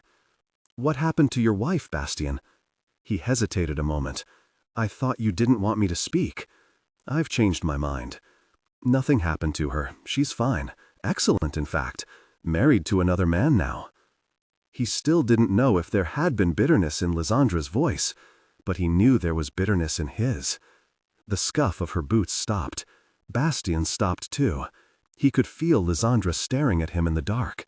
The presence of her, the shine of her eyes, the surprised catch of her breath, the warmth of her body in the cool night air. "I thought you were going to tell me a story about how she died in the war, and your child had been stolen from you, and how you'd vowed to find him again." Bastian laughed darkly, only because he couldn't help it. "Perhaps I should have told you that story. You'd have thought better of me." "Why should I think less of you if your wife left you? How did she found a householder to marry, and he pushed the divorce papers through. It was all my fault, though. We only married because she was pregnant, and, well, I had some lessons to learn, I guess. Eva moved on. Now she has stability, which is what she wanted. What I couldn't give her.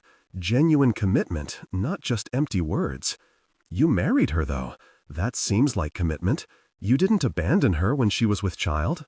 I loved her. I wasn't a very good person then, that's all." Lysandra said in a tone he couldn't interpret. "And your wife is all right with this new marriage? She never wishes she had passion, too?" Bastian felt his skin heat. He didn't know if it was embarrassment or, gods, he was standing too close to her, and that was going to do more than make his skin hot. He took a step to the side. "I don't know what she wishes for, lady. I think passion left her life a shambles. She was just trying to sweep up the wreckage and make the best of it. Rinaldo di Forza has a big house, a new landholding granted to him for being on the right side in the wars, a steady supply of coin and food. If he adopts Cecco, Cecco will have a lot more than I could ever give him, although he'll always be known as a bastard son, I expect. Strange for a householder to wed a nobody. Are you sure his intentions were noble?" Bastian wanted to say no. He wanted to be petty and point out that Lyra nobles could have 2 wives, and if she married a man who could marry another woman, then throwing him out for sleeping with someone else seemed hypocritical. But in his heart, he knew Rinaldo was a better man than he was. Eva wasn't Rinaldo's first wife, but she was his only wife. And if she'd married him for money, could he blame her? He sighed. Mestre Rinaldo is a good man. Eva is a minor noble run off her land, and Rinaldo is older. His first wife died a few years ago, and he's already got an heir. So she was marrying him for stability, and he was marrying her for passion. I understand. I wish I did. I wish I understood any of it. But maybe he didn't want to understand, because his most fervent wish was that it had turned out differently.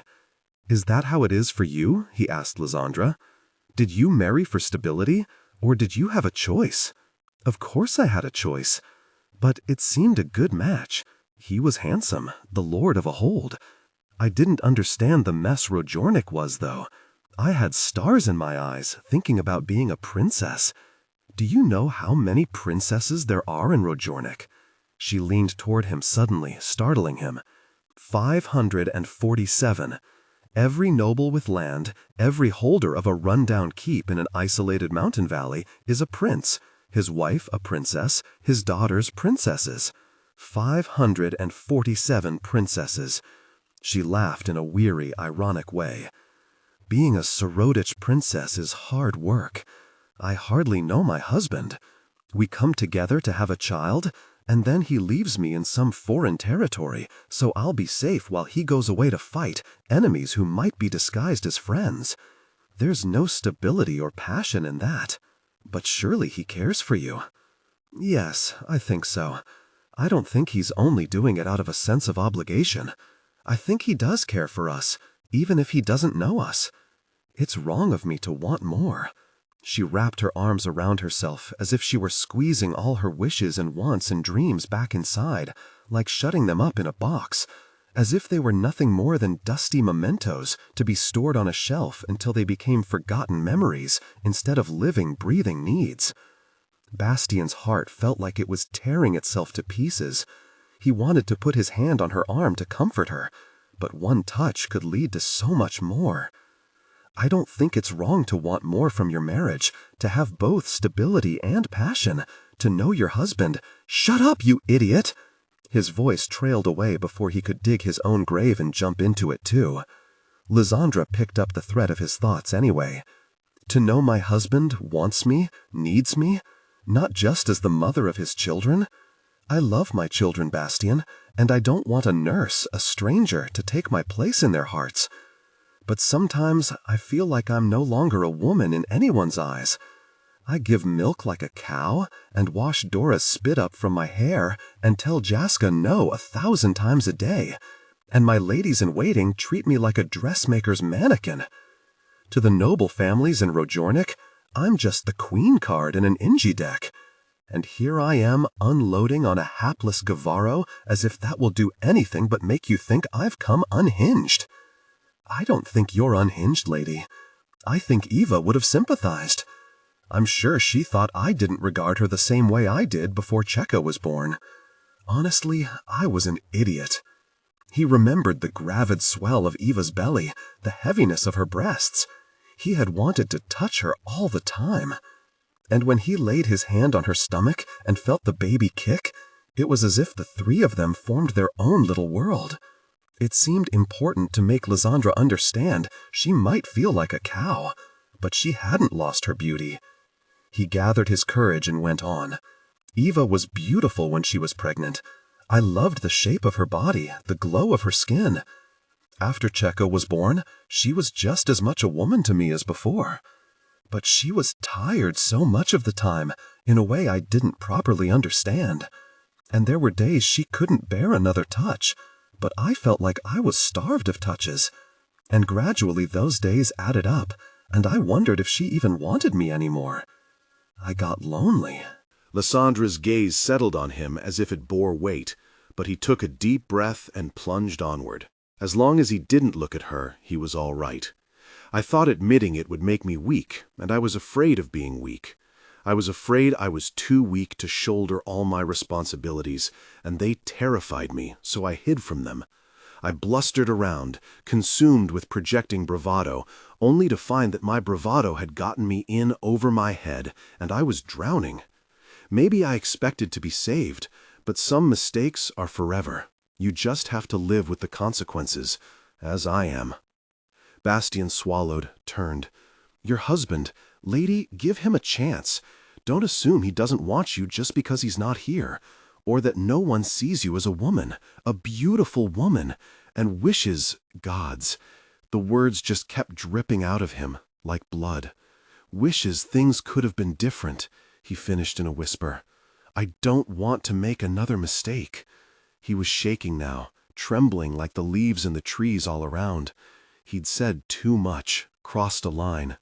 Why hadn't he stayed on his bedroll, eating his stew? But Lysandra's eyes shone in the darkness, her face turned toward his. He couldn't see much, just the curve of her cheek, the lines of her lips as she leaned forward and rested a hand against his face. Thank you, Bastian, she said.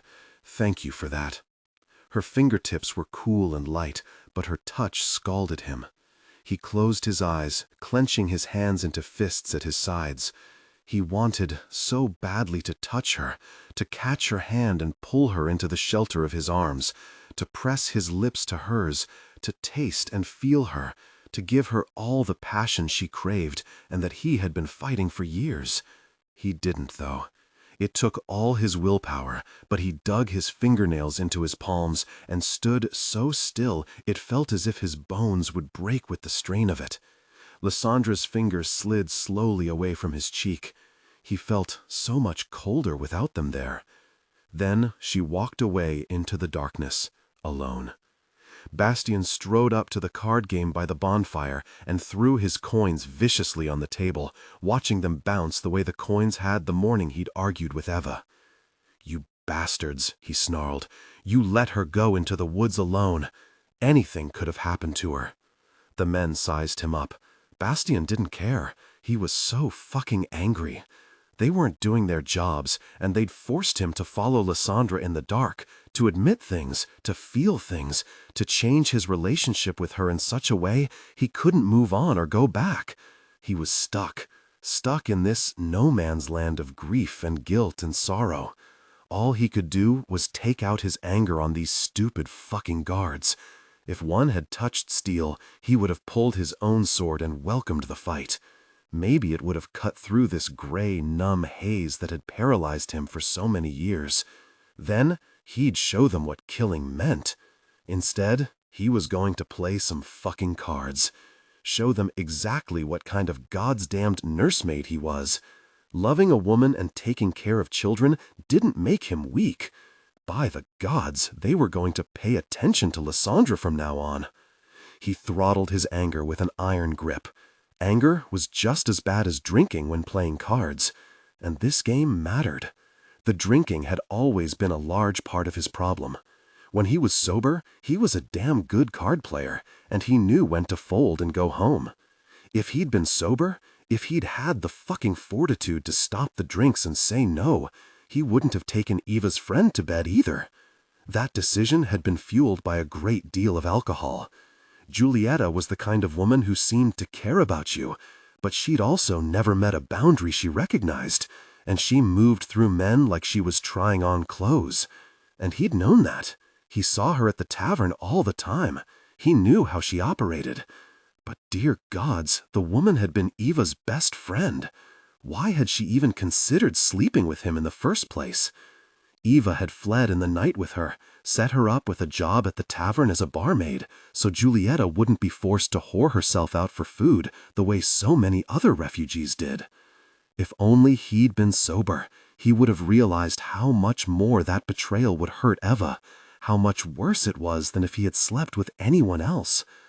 He wondered if Eva ever wished she'd left Julieta to her own goddamn devices, left her back on the ravaged, plundered land of her inheritance to make her own damn way in the world. But he couldn't think about any of that now. He shoved it all aside and watched how the other men played. He counted cards and figured probabilities in his head, kept an eye on how much the men were drinking. Then he took them, hand after hand, ruthlessly, until all their coin belonged to him. "You'll do a better job watching the Lady Lysandra, do you hear? I can show you my skill with a sword, too, if you like." "That's all right, Bastien," one of the men said, shuffling the cards and grinning a wide grin as he moved away. "Don't get your knickers in a twist. The money's nothing." Bastien stood frozen, feeling suddenly cold and shaky. What did the man mean? The money's nothing. It took him a long time to fall asleep that night, with the dregs of fight and anger turning to anxiety. When sleep finally came, it tormented him with a dream that had recurred over and over again for the past 3 years. He was in bed with Eva's friend, Julieta. She leaned over him, laughing in her flighty, intoxicating way, watching him with those wide brown eyes that made him feel as if every word he said was important. In the dream, she was touching him, unlacing his shirt. He kept wanting to say no, kept wanting to catch her hand and move it away, but he watched as his dream self caught her arms and lifted her on top of him.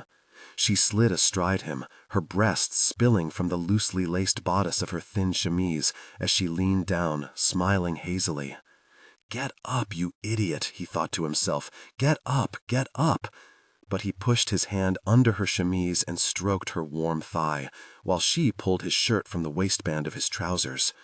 "Bastien, wake up!" A hissing voice. Male. Not in his head. A hard shake to his shoulder snapped him against the pack he used as a pillow. Bastien blinked in surprise and found himself staring at Tirello, who was barely visible in the faint moonlight. He swiped a hand over his eyes, trying to wipe away the hot, guilty muzziness left by the dream, and pushed himself up. "What's wrong? Bandits?" "No," Tirello replied. "Worse. Traitors." He rose from his haunches. Something behind him fluttered pale in the trees. God's balls. Bastien fought out of his bedroll to his feet. It was a man, blindfolded, gagged, hanging by the neck, swaying from a tree branch, toes pointed downward like a dancer twirling slowly, slowly around. "I had everything out of him before I strung him up," Tirello said. "The guards were impressed with your card playing, but they figured that game meant you were going to be a threat when they did what they'd been paid to do. So, one of them came to get rid of you. Good thing for you I was keeping my eye on them." "But, Tirello, why?" "Because they've been paid to take Lysandra and the children hostage. Lord Saradich suspected this might happen if the other lords found out where Lysandra was. They were going to wait until they were deeper into the Irondales, but apparently you're such a pain in the arse, they decided it would be better to make their move tonight. You don't have much time to get the lady out of here." Sleep wouldn't leave him fast enough, even with the shock of seeing the corpse swaying from the tree branch. "What, Tirello? You know the way through the forest. We used the trail for that job last year when the slide blocked the road. And you demonstrated tonight what kind of man you are." Bastien swallowed. He did know the way, knew it in his bones, because last year wasn't the first time he'd used it, or the first time he'd had to fight his way along it. But it wouldn't be easy for the children. Hell, it wasn't easy for him. As for what kind of man he was, not one of those fucking guards at least. "What are you going to do?" he asked Tirello. "Lysandri's maids and I will take care of the rest of the guards," Tirello replied. "They're waiting for this man to come back. Cocky bastards, assuming everything would go well." A twig snapped and leaves crunched, and Bastien felt like he was going to jump out of his skin. Two oddly shaped forms moved in the dark, the women with the children. "Your horses are there, already provisioned. I couldn't risk saying anything before. I didn't want to give it away by accident. But Bastien, I think the guards have connections to the outlaw bands in the mountains here. They probably have reinforcements in the woods. Be careful. The children have had sleeping drafts," the maid whispered, as she and Lysandre stepped into the puddle of moonlight. To Bastien's surprise, it was the maid with the red shoes. Lysandre's eyes were glimmers of fear in the dark, but a glimpse of her face revealed pale determination. She wore Dora wrapped tightly against her chest, curved into a comma with her thumb in her mouth, her short brown curls damp and messy, long lashes resting peacefully against her pudgy cheek. The maid held a sleeping Jaska in a similar position, the thumb at his mouth a reminder of how young and vulnerable he was, regardless of how many questions he asked about metal hands and guns. "I misjudged you," Bastien told the maid. "Flirting was part of the ploy," she whispered. "It's how I learned what the guards were planning. All the maids were in on it, so we could protect the lady and the children." "I'll take Jaska," he said, then turned to Lysandre. He tried not to think about how she had left him earlier in the woods, what he had been dreaming about when Tirello woke him. "We'll ride back down the road to the last switchback. Then we'll have to dismount and walk. There's a path, but it'll be treacherous in the dark. There are rock formations where we can hole up, though. Put as much distance between you and the wagons as possible, as quickly as possible," Tirello said. Bastien nodded curtly. "Understood. I'll do all I can." "No, Bastien, you'll do more than you can. I failed my lord once, and he paid the ultimate price for it. I won't fail him again, and neither will you. I think you know what failure would cost." Tirello's hands moved inside his cloak. They came out with his pistols. The metal parts glinted wickedly in the moonlight, the polished cherry stalks a dull gleam. The guns were ugly and beautiful and dangerous, and when Tirello offered them to him, Bastien realized the full weight of what he was undertaking. He paused. In the moonlight, Tirello's eyes were hard, but they weren't the eyes of a killer. They were the eyes of a man sharing a deep, unforgiving knowledge of the meaning of his words, a meaning made flesh there in the darkness, Lysandre and those two vulnerable sleeping shapes. Bastien gave a short, firm nod of acceptance and took the guns, tucking them into his belt. That's understood, too. Then he let the maid wrap Joska securely onto his chest and went with Lysandre to find the horses. The trail was narrow and rocky. Giant firs and craggy granite and black basalt formations rose around them, strange in the silver light, as if the rocks and trees had transformed into creatures from fairy stories and myths. At night, the whole mountain felt as if it were alive, a malevolent presence looming over them, lying in wait to spring its many traps. Hidden crevasses, loose gravel, fallen trees, wolves, bears. Stone murder markers jutted up unexpectedly out of the landscape, ripe for haunting by the ghosts of the dead they commemorated. Bastien's mind catalogued all the dangers. He tried not to think about how the guard's body had twisted in the night, and that it had again been his goddamn card-playing that set this in motion. This time it wasn't my fault. The threat against Lysandre and her children had been planned long ago, before the caravan had left. His card-playing had nothing to do with it. But they showed their hand too soon, and Torello took care of it. Now I just have to do my job. He watched for the landmarks that would let him know to dismount and lead the horses. A tall spire of rock marked the place where the trail suddenly plunged down a steep, rocky slope, skirting close to a cliffside.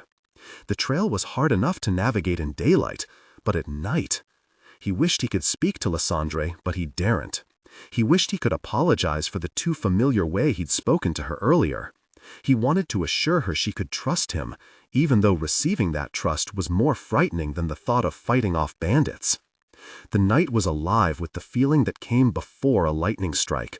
He was restless and jumpy, trying to take in everything at once. He just wanted to bolt, to get out of here. A sharp crack yanked him from his thoughts. Gunshot!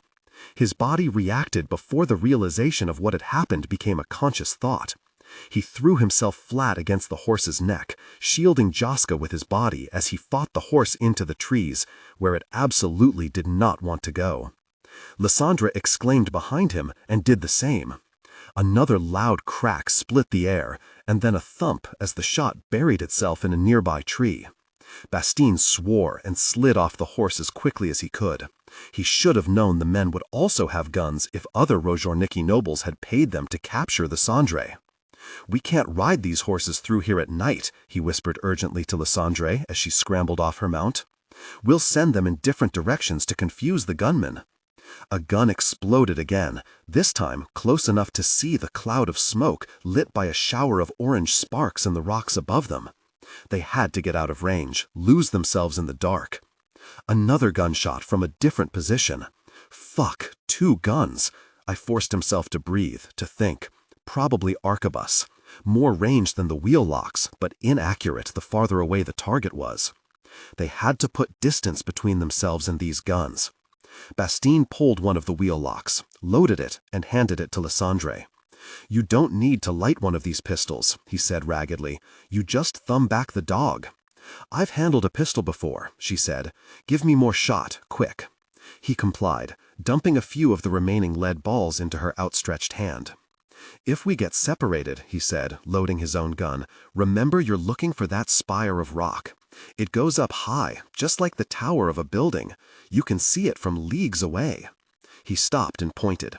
"Run only in that direction, not the opposite, else you'll run off a cliff. Understand?" Lysandre's voice was tight with fear when she answered, "Yes, but Joska, I've got him, and I'm right behind you. Now, go." Sparks lit up the night, too close for comfort. Lysandre cried out, and he lurched toward her voice, heart pounding. But damn it, he had to protect Joska too.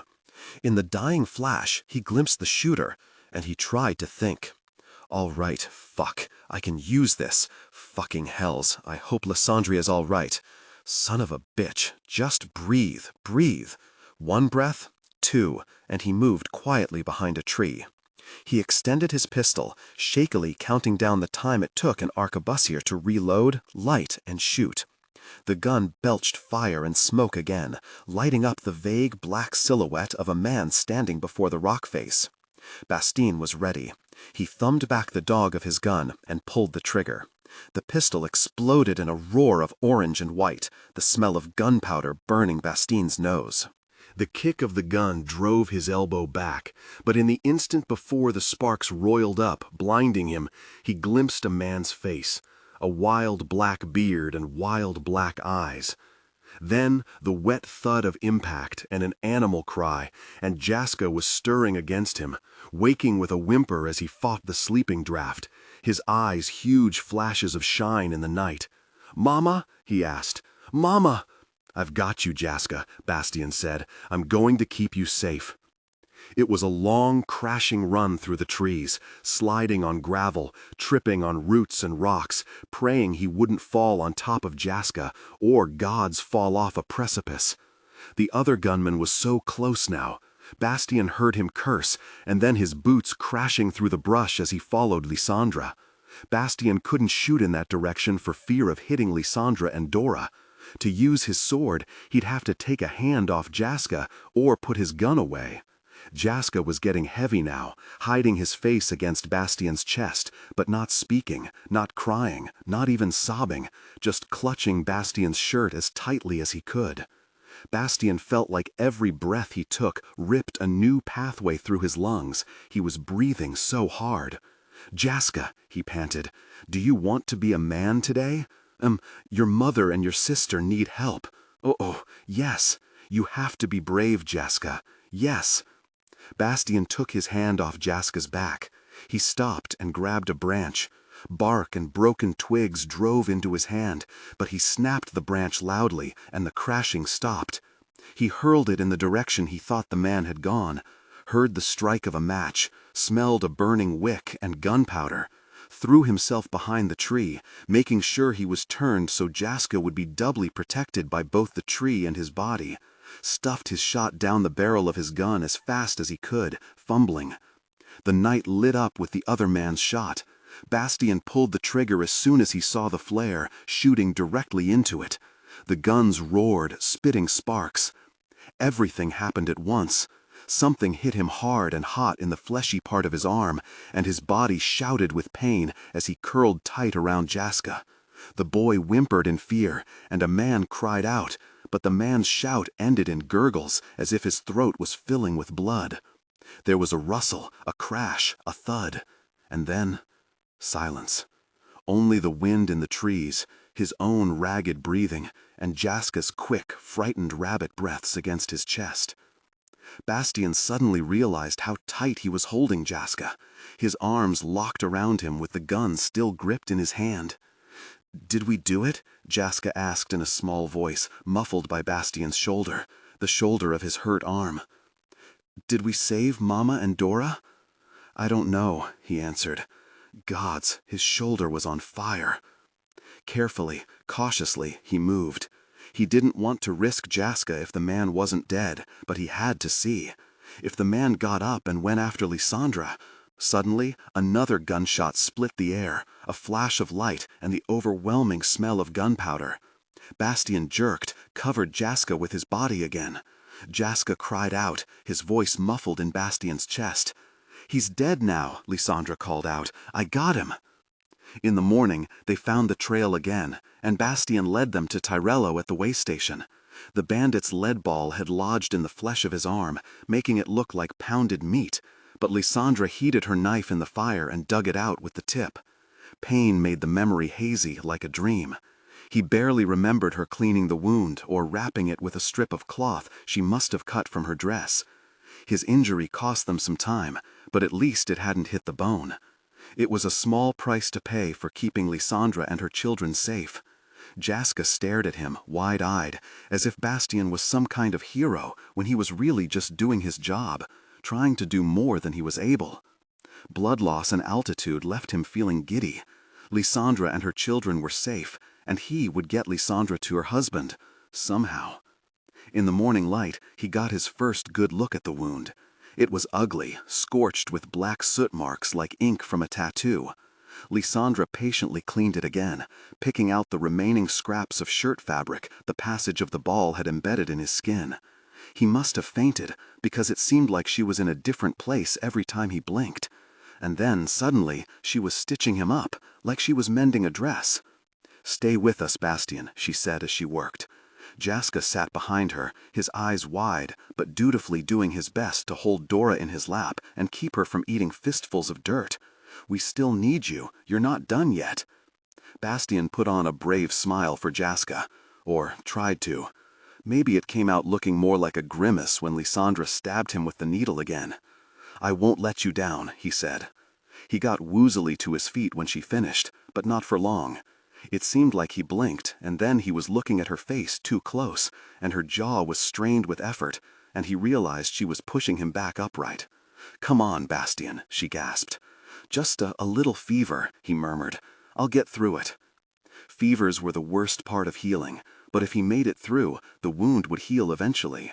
The pain would dull to a sore ache, and then it would fade to memory, leaving only a scar. Like Eva.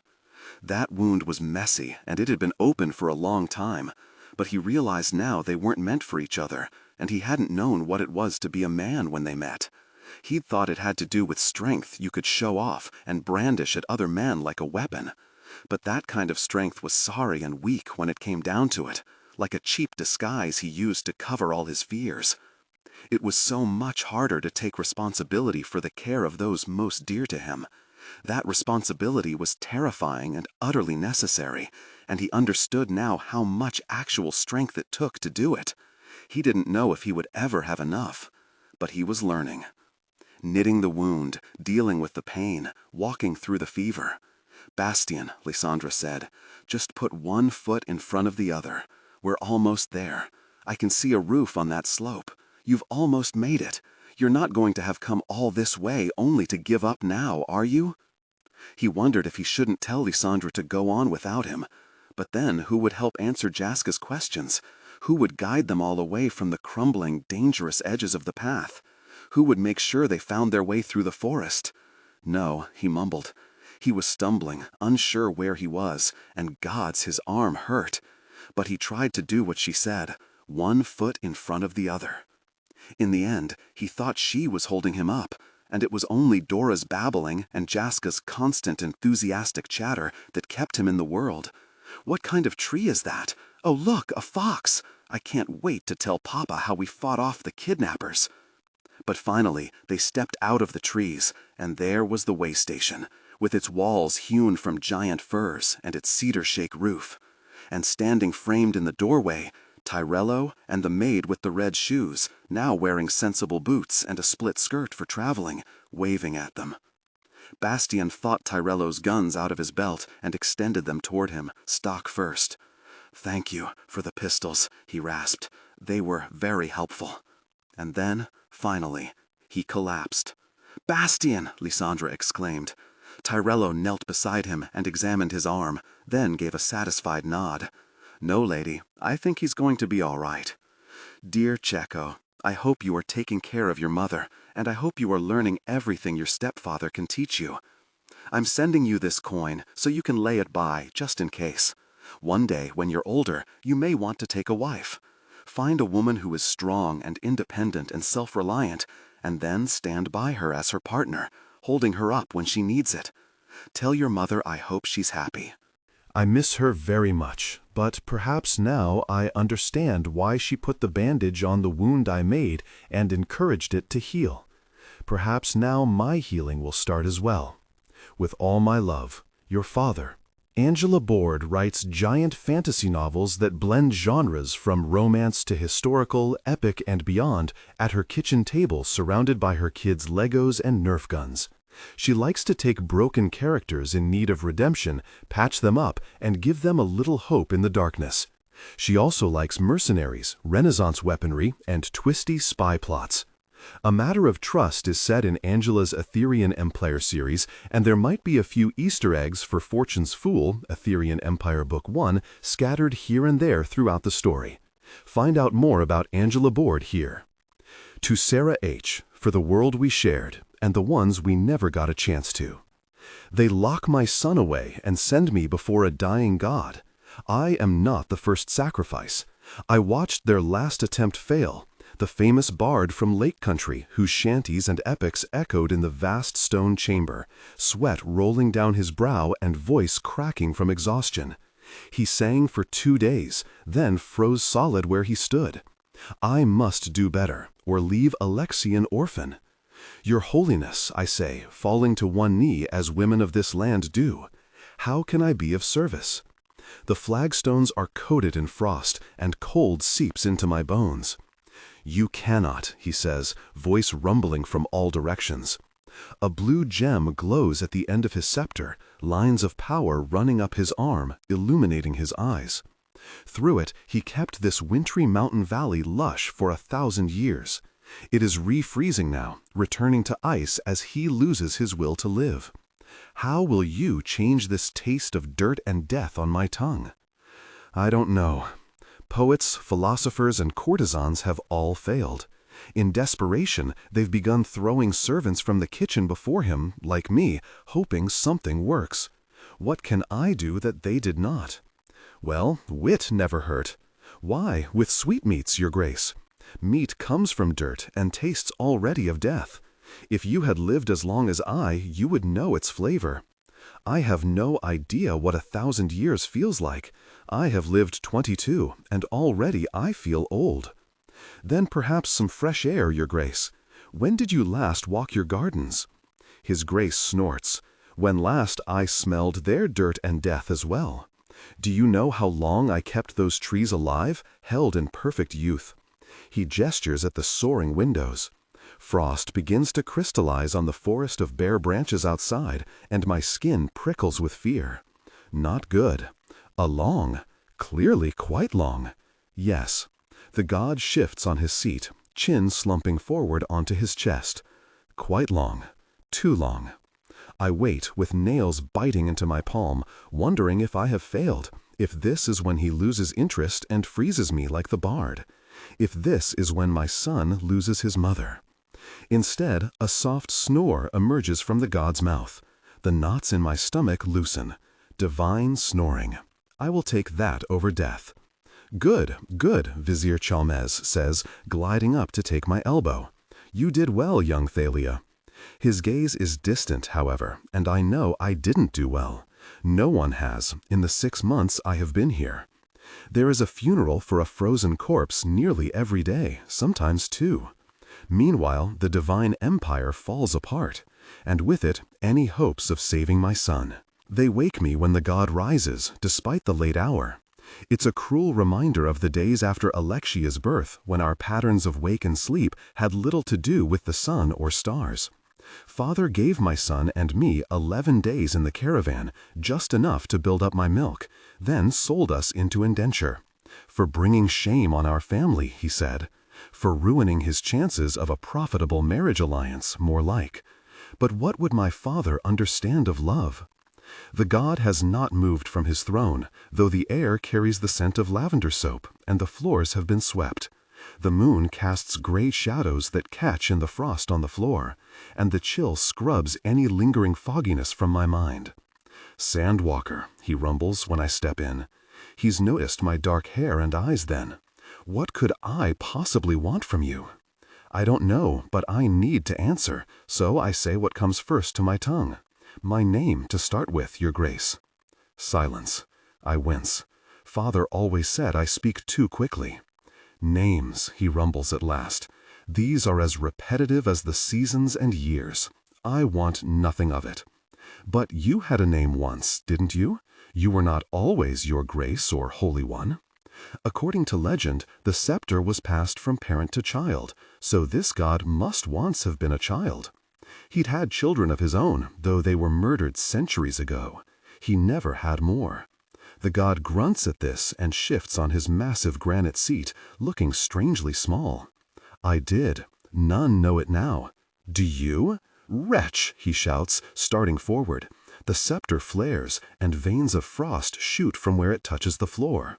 Think you I've forgotten my own name? I know it. I run. The vizier blocks the door with an iron arm. I beat at him. Let me out. Back, back, child, Chalmaz murmurs, eyeing the god. He does not kill out of anger. And your child yet needs you. Don't use Alexei as a bargaining piece, I spit, anger burning past the fear in my breast. It is only a statement of fact. Without you, the palace has no need for an infant. The thought of Alexei turned out of the palace in the bitter cold shuts my mouth.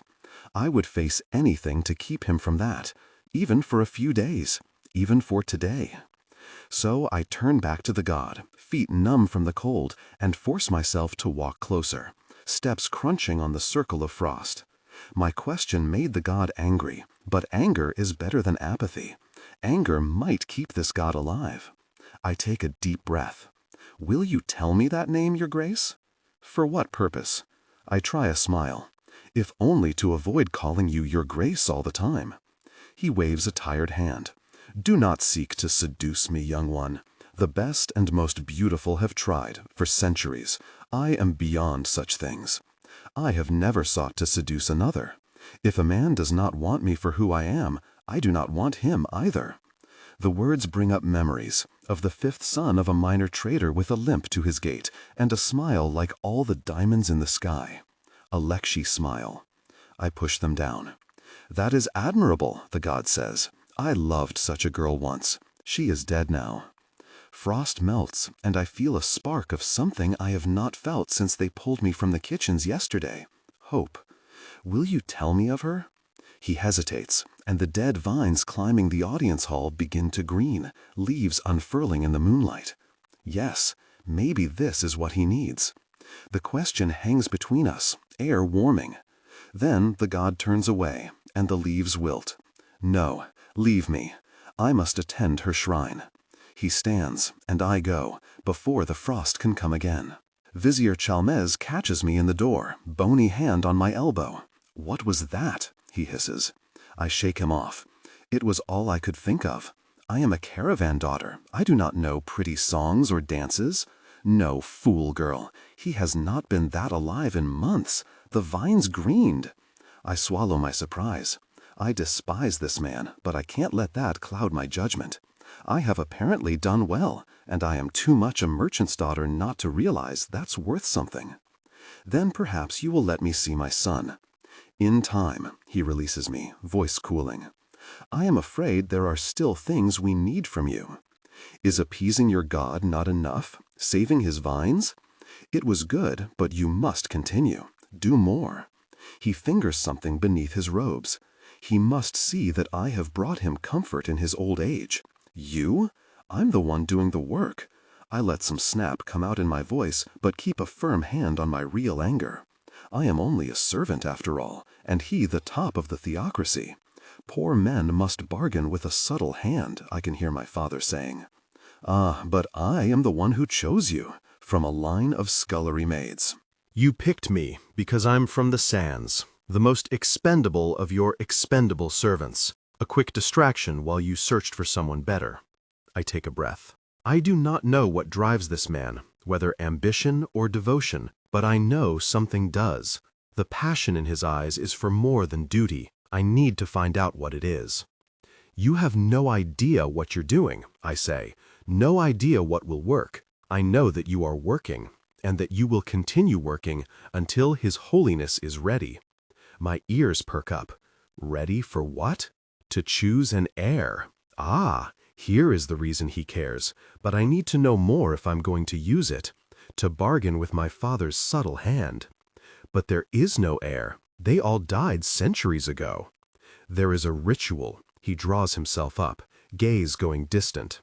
An old ritual, but still part of our faith. His Holiness can name an adult heir.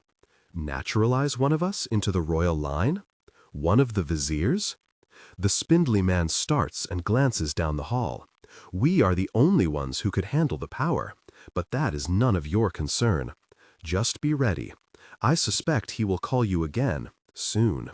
He spins and strides away, indigo robes billowing behind him. I mull his words as I walk back to the kitchens, fitting them into what I've seen in the last few months. Ikuna has been outdoing herself in the kitchens, Chalms in the audience chamber, other viziers in diplomacy and agriculture, but not to try to save the empire, as I'd thought, to try to prove their worthiness and be chosen as heir. I shudder. From what I've seen of the viziers, I want none of them taking that power. But this is not my nation, and I have more immediate concerns. If Chalm sees me as his ride to divinity, I will gladly accept the yoke, so long as I pull Alexei out too. This is my bargaining chip. Now I just have to stay alive long enough to use it. The god summons me just after dawn. How was the time in your shrine, your grace? Do not call me that. The room grows cold, and fear shakes off the last fringes of sleep. Then what shall I call you? Verenal. Call me Verenal. It is an ancient name, one of the 8 words of power used in Helen's epic. More importantly, he trusts me with it. It is a good name. It means nothing. It belongs to someone who is dead. But Verenal, I say, testing the word like a stretch of boom sand, you are still alive. Out of duty. Nothing more? He shifts, skin the color of old parchment. You have not told me yours. I flourish skirts in the way of my people. I am Thalia Ashfoot of the 12 Dunes dynasty. He tilts his head back. 12 Dunes? Your father is Aelin? I stifle a gasp. Aelin was my father's father's grandfather, but maybe better not to tell him that. You have been to the sands? I have been everywhere, seen everything. It has all changed, but remains the same. He sounds so tired. Or bored? But courtesans and bards have not kept him entertained. Does he want philosophy? Surely it cannot be both. Look at these flowers. The god, Verenal, extends his hand, and the vines climbing the north wall burst into white pinwheel blossoms. My nostrils fill with heady jasmine, and I cannot help but stare in awe. He made life with a wave of his hand. Have you seen these flowers before? Verenal asks. No, they are newly blossomed. And yet you have. Jasmine grows in the shade of your oases. You grew up with it. That's true, but these are not those flowers. These are new and beautiful. My heart beats faster. This is what I need to show Chalms to get leverage in our next conversation. His god making things green again. Is that not worth keeping alive? I once thought so. Perhaps I still do. But thoughts do not desire make. Do you not remember the first time you admired jasmine? I remember. His voice echoes in the empty chamber. I was a child then, and my father held the scepter. But that vine is dead, as this one will be, as is my father. And has your desire died too? The blossoms close, and he looks in my direction, but there is no anger in his gaze. What meaning is there in repeating the same things time after time? I think of my son, who hasn't yet smelled jasmine or held the waxy petals in his hands. The meaning is born again with each new life. For centuries I believed that, tried to experience that meaning again with each new planting, each new vizier, each new monarch in the Low Countries. But they form patterns, and the patterns themselves make patterns, until in each part you see the whole. That sounds wonderful. I would like to live to see such patterns. It was, for a few centuries more. Then everything began to look the same, and to smell of dirt and decay. I hear the desolate tone in his voice from yesterday, after he froze the bard. Not good. But it isn't. That pattern can change. I have waited for that to happen. It cannot. Only death releases us. The gaze he gives me is both terrifying and wholly disinterested. It's the gaze of a god at milk thistle drifting in the breeze. I tire of you. My stomach knots. My breath frosts. Say something. You said you see the pattern in each part, each person? His chin flexes. It is hard to describe. Try. I see pride, impetuousness, the passion of youth, and the dedication of motherhood. The quick wit of your people, and the anger too. The love for one who is gone. I suck in a breath, feeling suddenly stripped. You're wrong, I say, needing him to stop, to cover myself. The only one I love is here, in the nursery. Not for your child, for a man. The child's father, perhaps. Roland? I loved him, yes, but I do not love him now. Veretil watches me calmly, a light in his eyes, amusement. Is he enjoying this? I should be pleased. An amused god is not one about to freeze me, but it's irritating. There is no space in my life for lovers anymore. It was just for a season, a thing of passion. We could never have been together. Why not? He wouldn't have fit in. He wasn't a trader, not properly. More like a tinker, or a juggler, or, I don't know. He was many things. But father would never have accepted him into the wagons.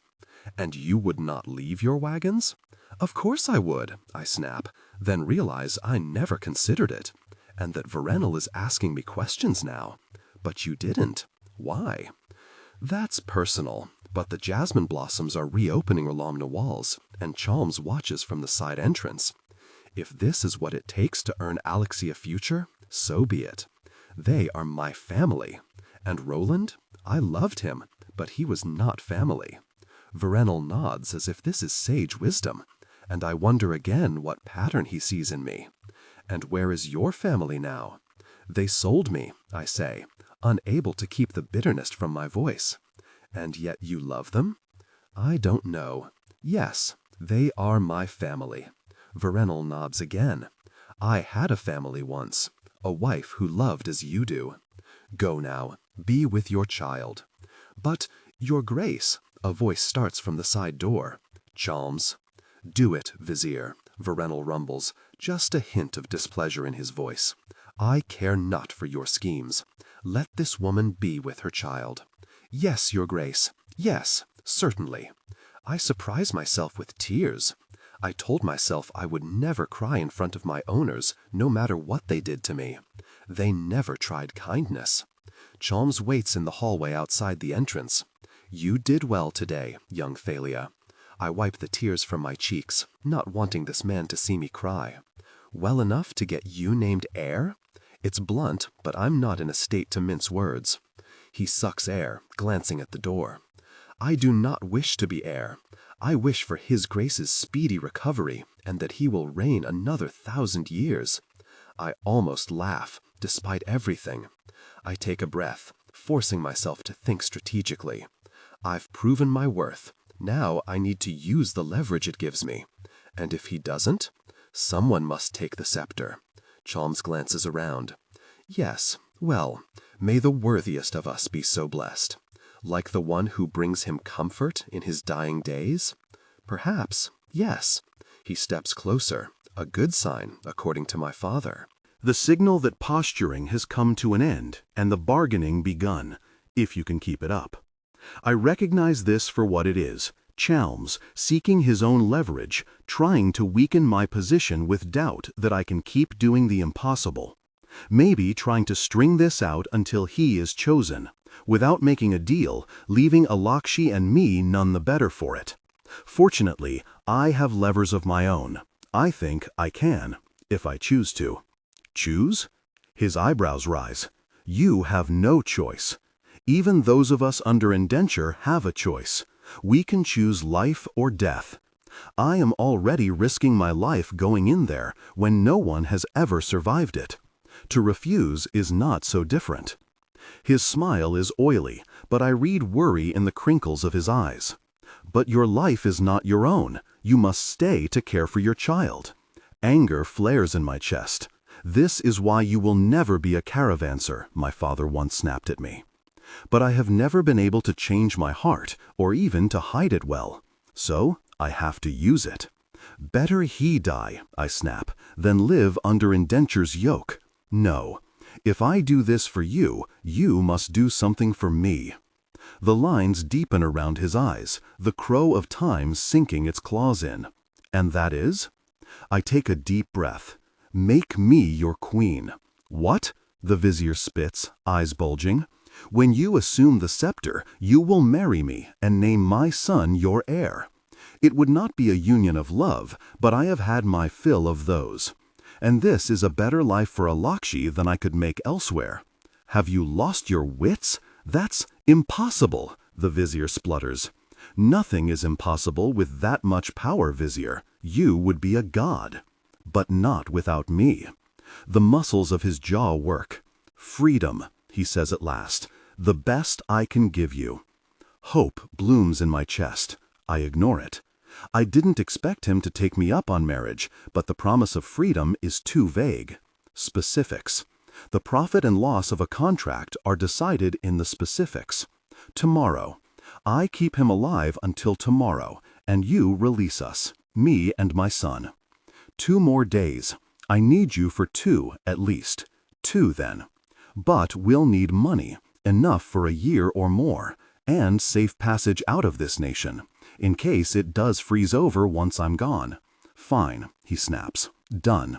But first, your 2 days. The merchant in me relaxes, deal made, but the servant in me is not done. My first owner promised me freedom once, in return for a favor.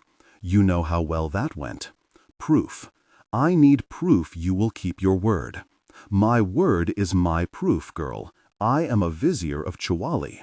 I would laugh if everything didn't ride on this. Then you will not mind a witness. Vizier Ikuna. Call Vizier Ikuna and let's have her witness the arrangement. His face darkens. You would question my? This or no deal, and you can go back to freezing lake country bards while your nation starves. It's a bluff. I would not actually risk Alakshi's life, but I have seen the avarice in his eyes. He will do it. His mouth puckers like he's bitten a lemon rind, then he snatches a serving girl and sends her for Ikuna. I feel better when it is done, and better yet at the pleased smile Ikuna wears, witnessing Chalm's oath. She will hold him to it.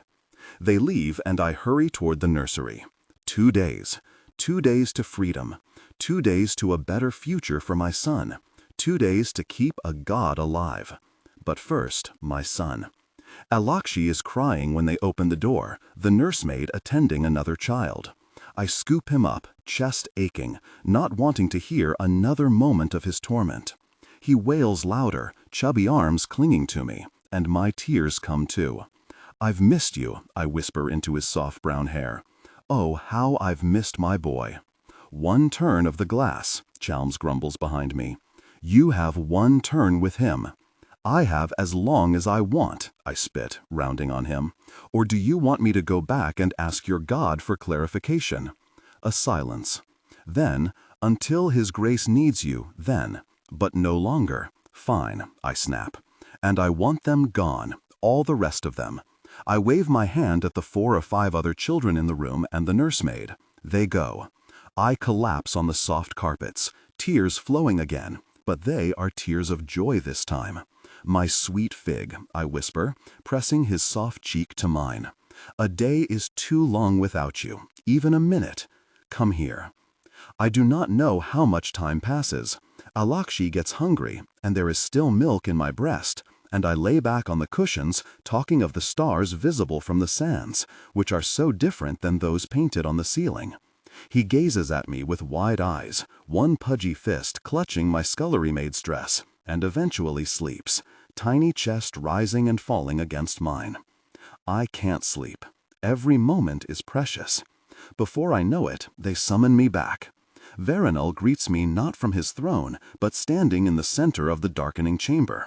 It is nearly night, but the vines still bloom along the wall, white pinwheels against dark stone. How was your time, young Thalia?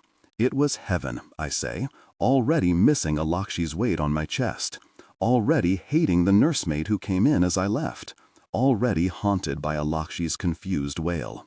Veronal nods, blue eyes intent on me. Good. Come. I would show you something. I glance at Chalms, but he only shoos me on. Of course.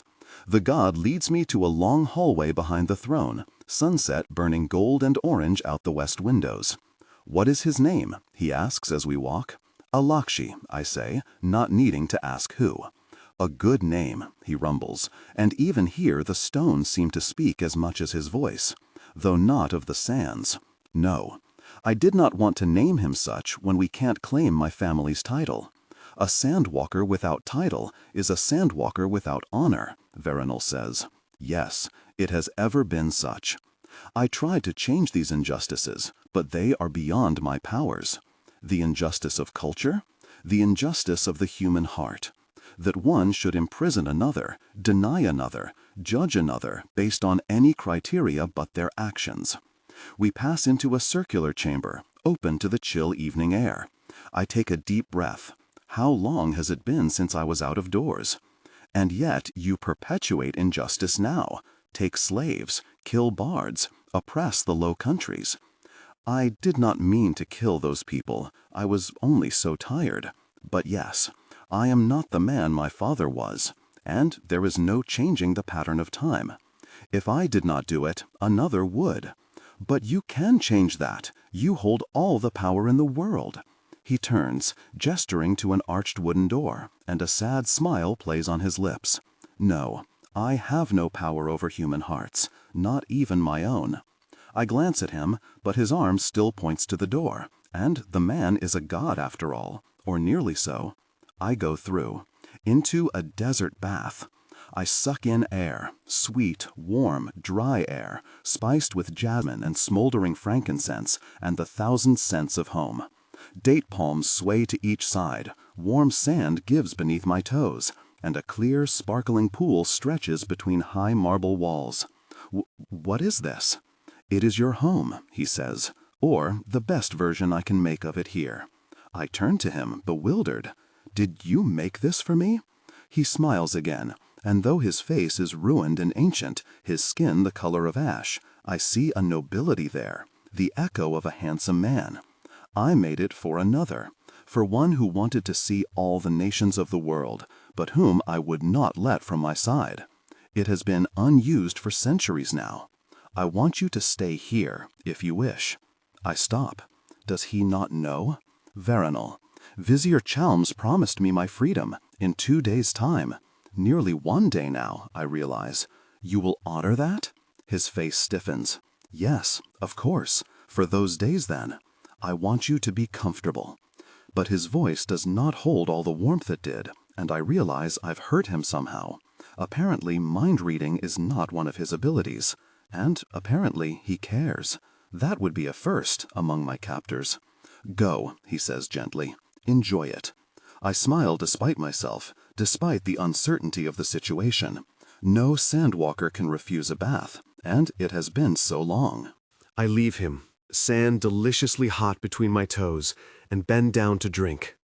The water is pure and cool, refreshing in the heat of this place, so different from the endless chill of the palace. The pool is shallow at this end, and I wade in up to my knees, closing my eyes and remembering my family's palace in the desert, the rose quartz stones and red woven tapestries on the walls. A small tray of dates and hard cheese waits at the far end. I devour it, the flavors of my childhood, and for a moment I almost feel at home. Until, of course, I remember how I left home. How, I ask, to distract myself from the memories, did you know? He still stands at the entrance, leaning on his scepter. I told you, I have been all places, seen all things. Your people have not changed so much in 600 years. I feel kindness for him then, and a desire to offer him something in return. He is a god, and I an indentured servant, but that only makes his gift the more unexpected. Come, I say, cool your feet in the water, or sit here on the sands, and let us talk. He comes and sits, stiff in his robes. No, I say, smiling, you don't know us so well if you would sit like that. Lean back, use these pillows. You are in your oasis, among family. No one can hurt you. He leans awkwardly. Like this? I can't help but laugh. Something like that. Here, try one of the dates. This one. I pluck the finest from the tray, a dark medjool, its papery skin shredding, the meat soft and honeyed beneath. I can't believe you grew these here. I can grow anything, he says, without a hint of pride. Eat it, I say, nodding to the date. He takes a delicate bite, and I smile and dangle my legs in the water, enjoying the feel of it on my skin. Well? It's good, he says, having barely taken the tip from the thing. Eat it all, I say. He glances at me almost guiltily, then puts the whole thing in his mouth. It's a big date, and I can tell he hasn't stuffed his mouth in a while. Do gods even need to eat? There's a pit. There, tell me that tastes of dirt and decay. It does, he says, spitting the pit awkwardly into his hand. And? And what else? Do you not taste honey and sunshine in it? The soul of the date palm? He chews a moment longer. Yes, perhaps I do. I smile. Good then. You see, you just needed some perspective. He finishes chewing and swallows, throat bobbing behind his ridiculously high collar. I just needed your perspective. My stomach clenches at that. The vizier promised, and Veronal knows. And even so, even as much as I feel some trust with this ancient man, I am afraid to believe he will follow through. Tell me of the one you built this for, I say. Your wife? He hesitates. She was perfect. Not actually perfect, but perfect for me. The only woman I met who didn't care that my father was the God King, or that I was next in line for the scepter. A loving wife to my children. And you made this for her?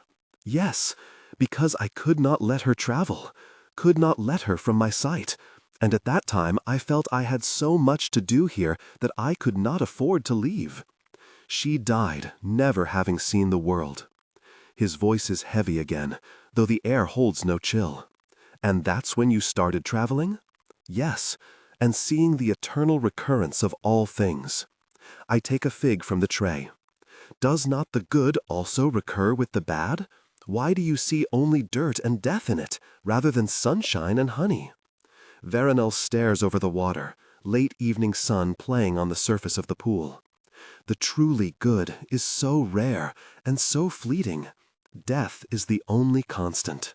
Except for you, I say, around the fig, juicy and soft.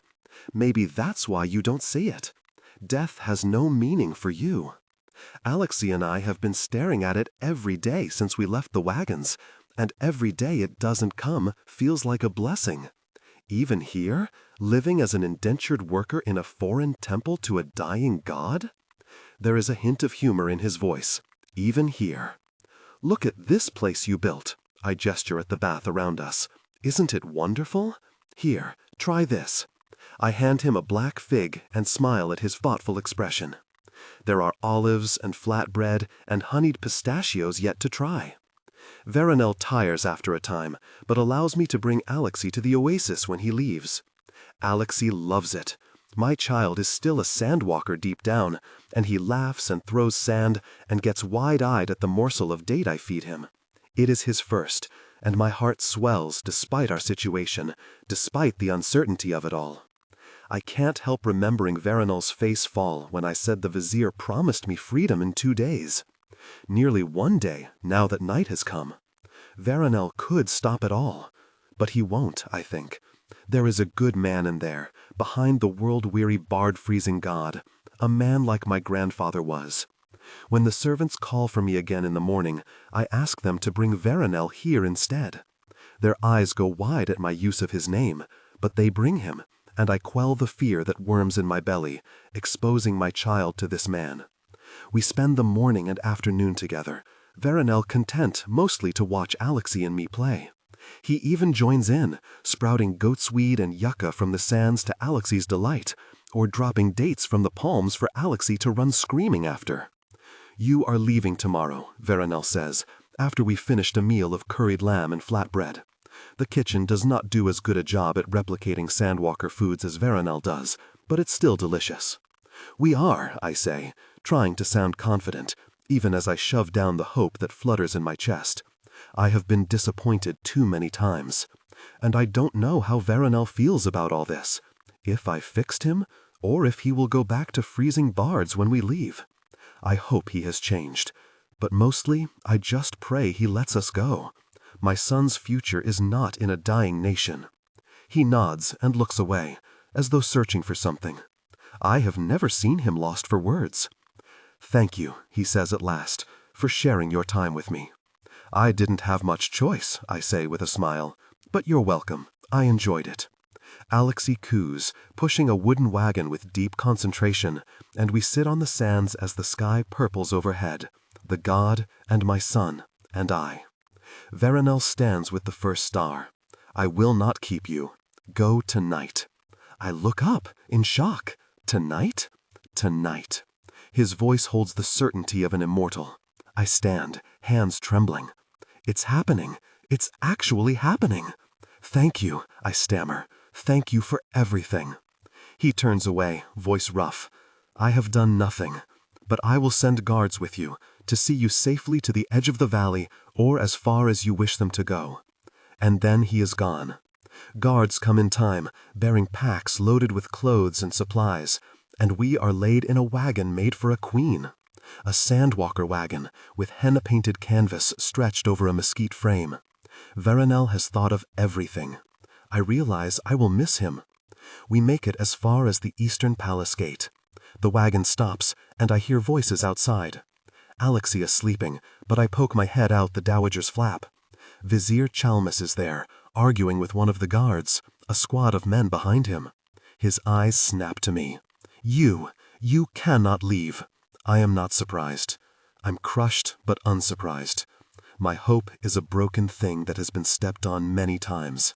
Somewhere, deep down, I knew it would get stepped on again. It always does. Still I run, grabbing Alexei. Still they catch me, and still the vizier's eyes glitter in the darkness. Just for another few days, he says, until we understand what he needs. You should be honored. His Holiness likes you. To hell with you, I spit, struggling against the thick arms taking my son. To hell with your Holiness. This is no honor. This is slavery, and you're a hypocrite, and it's no wonder this nation is falling to ruin. They gag me then, and soon enough the fight goes out of me. Alexei's panicked wail squashing my anger like a boulder on my chest. I would do anything for him, to soothe him. Even this. I am slumped in the wagon, the vizier's men dragging us back inside, when a light fills the torchlit courtyard, brilliant blue Veronal. I look up to see him striding through the palace arches, all semblance of frailty gone, gem in his scepter blazing. "What is this?" he roars, and the stones shake around us, dust sifting from the mortar. Vizier Ikuna stands in the doorway behind him, looking pleased. Chalms goes pale. "My lord, your grace, the sandwalker woman was escaping, and I thought—" "Quiet," Veronal thunders, and the vizier stumbles back as though struck by a giant palm. His men scatter behind him, and the wagon guards flee. My bonds fall away, and I snatch Alexei from the man holding him. The god approaches. I pull my child to my breast, fearful and relieved at once. He is a god. I see that now. How could I have ever forgotten it? How could I have ever thought they'd let me leave? "What did they do to you?" Veronal asks, stones still shaking, but his voice is gentle, the gems blaze dimming. I make sounds behind the gag. He pulls it out with a touch as gentle as his last was violent. "What they always do to indentured people," I say when it's out. "Give us hope so they can crush it out." It comes out angry, a challenge. Better that than the despair inside. "No," the god says, "this is not their kingdom, not their decision to make. You should go." I look up from Alexei's tear-streaked face, searching for the trick. "You will let me?" I am done with trying to hold what should be free. His eyes soften in the dim light. "But you could stay. Help me to find your perspective, to enjoy the pattern as I leave it." He is ready to die then. I feel a flush of happiness for him, but it does not change the facts. I want to, but I have to think of Alexei. There is no future for him here. "I could make a future for him before I go," the god rumbles, "for both of you. Someone needs to take this." He gestures with the scepter. Chalms bristles at that, stepping in as if the god had not just struck him. "Only trained viziers can handle the power, your grace, as you yourself were once trained." "Silence!" Veronal roars, and frost shoots up Chalm's legs, freezing him to the flagstones. "Something has gone wrong with our training," the god says in the quiet that follows, "and I do not relish passing the nation to any of these viziers. But Alexei is young enough. You could steer him clear of that." He suddenly looks so old.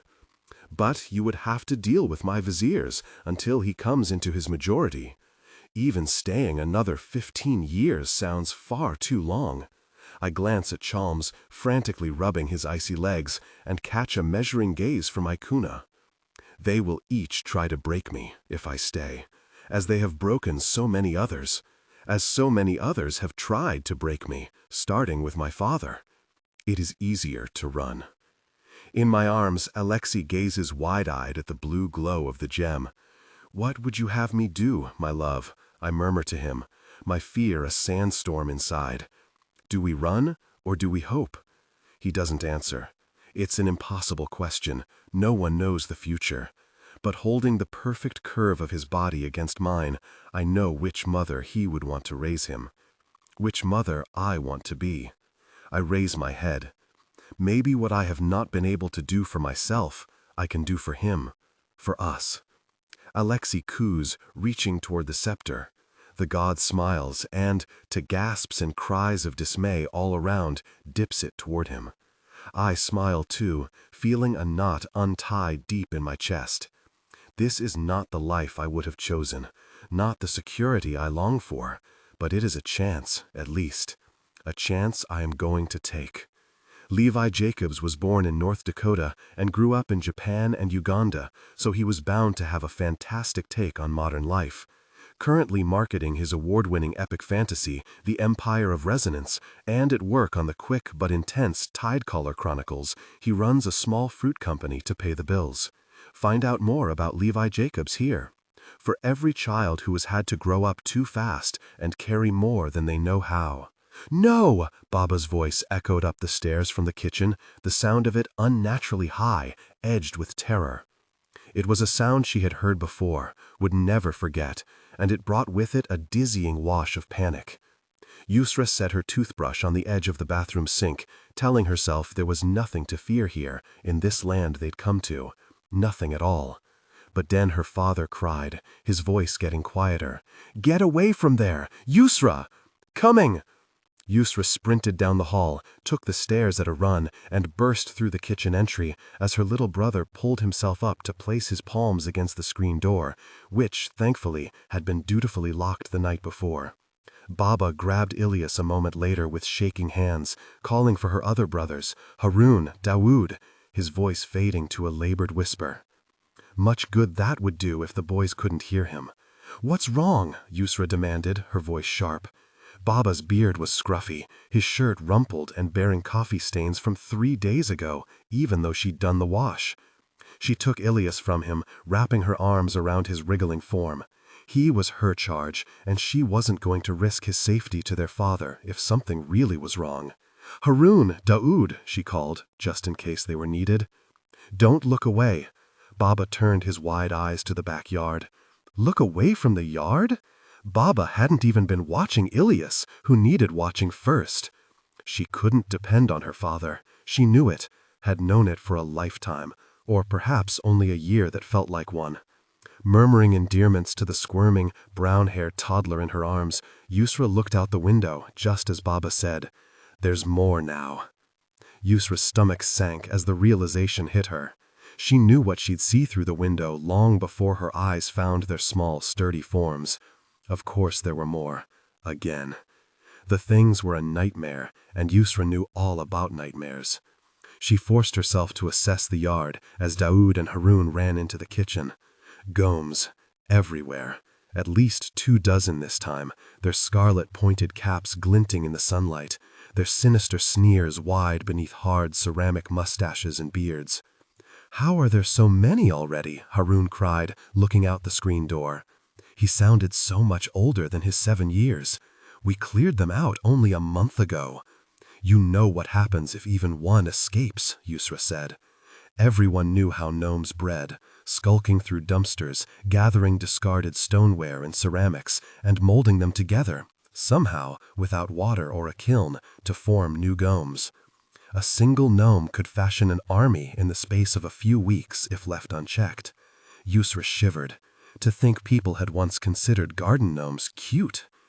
"We need a dragon," Daoud finally said, breaking the dismal silence. "We can't risk missing any again." Yusra slid a sideways glance at him.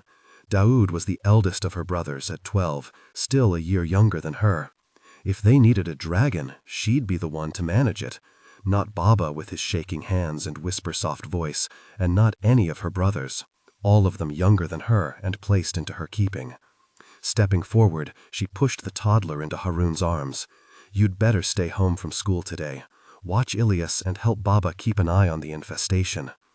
Haroun wrapped his arms around his baby brother. "Baba, you call Haroun's school while we're all helping so they know he won't be coming in."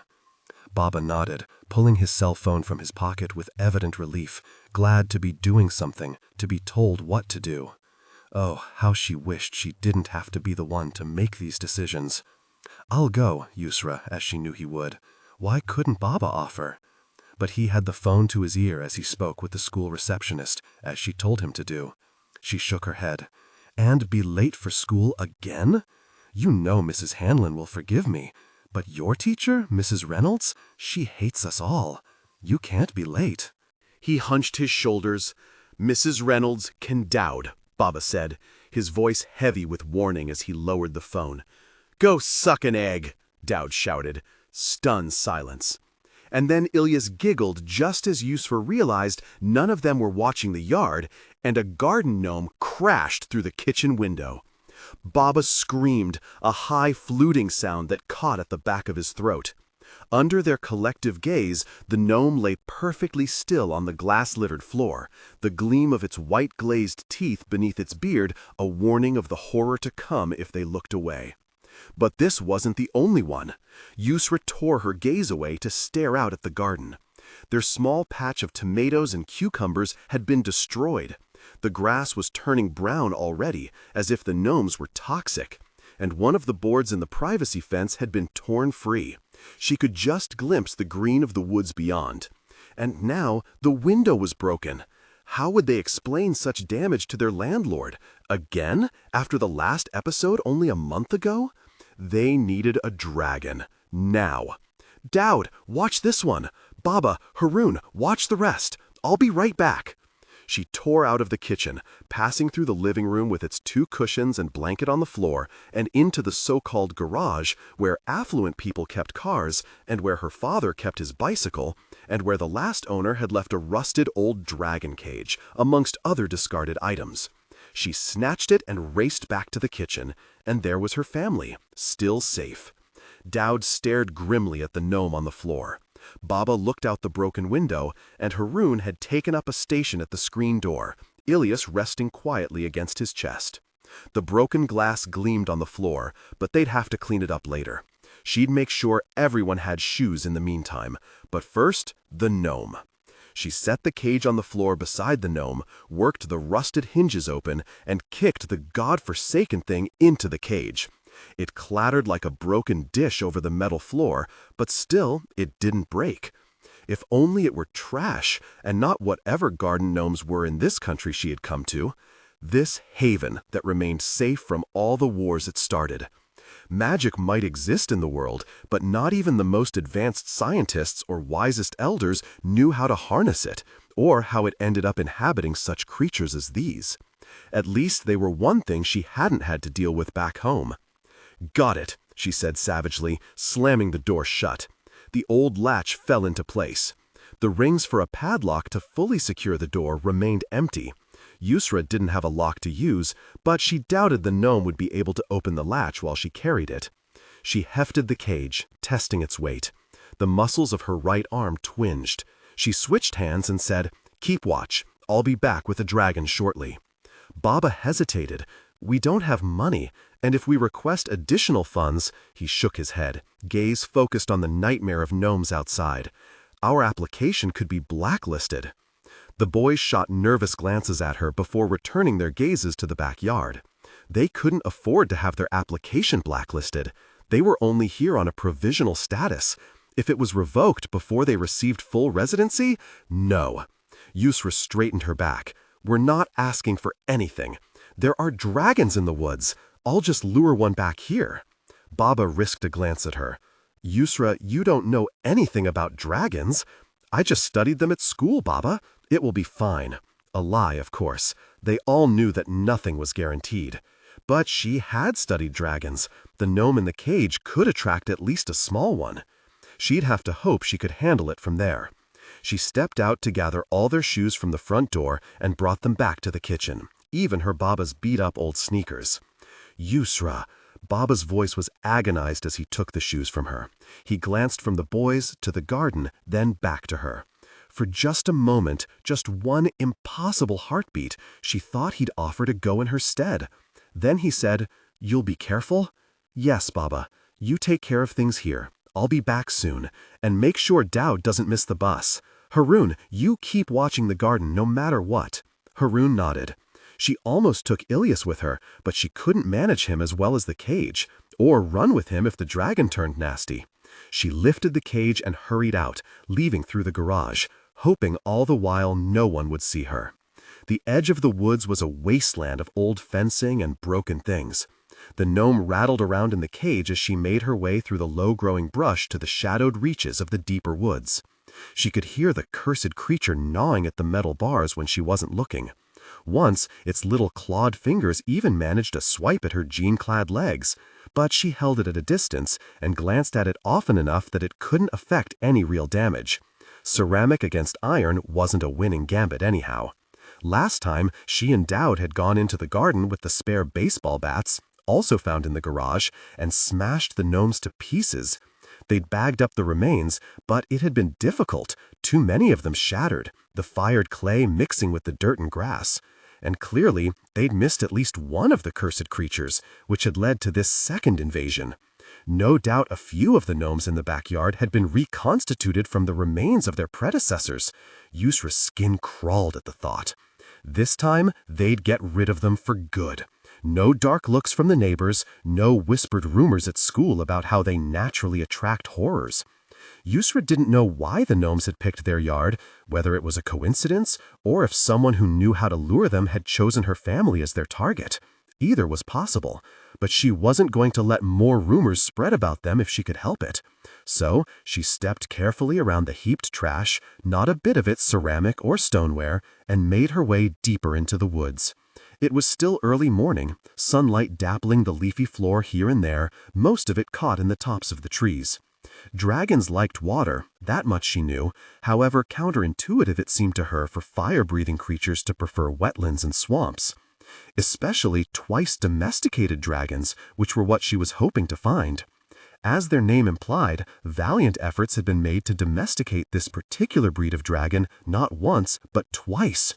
The breeding and training programs had leaned toward creating smaller, more compact dragons with gentler demeanors and an omnivorous diet.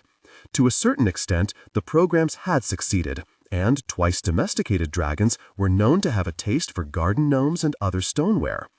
The dragons were also wily creatures, twice the size of ferrets, and only sometimes able to communicate telepathically.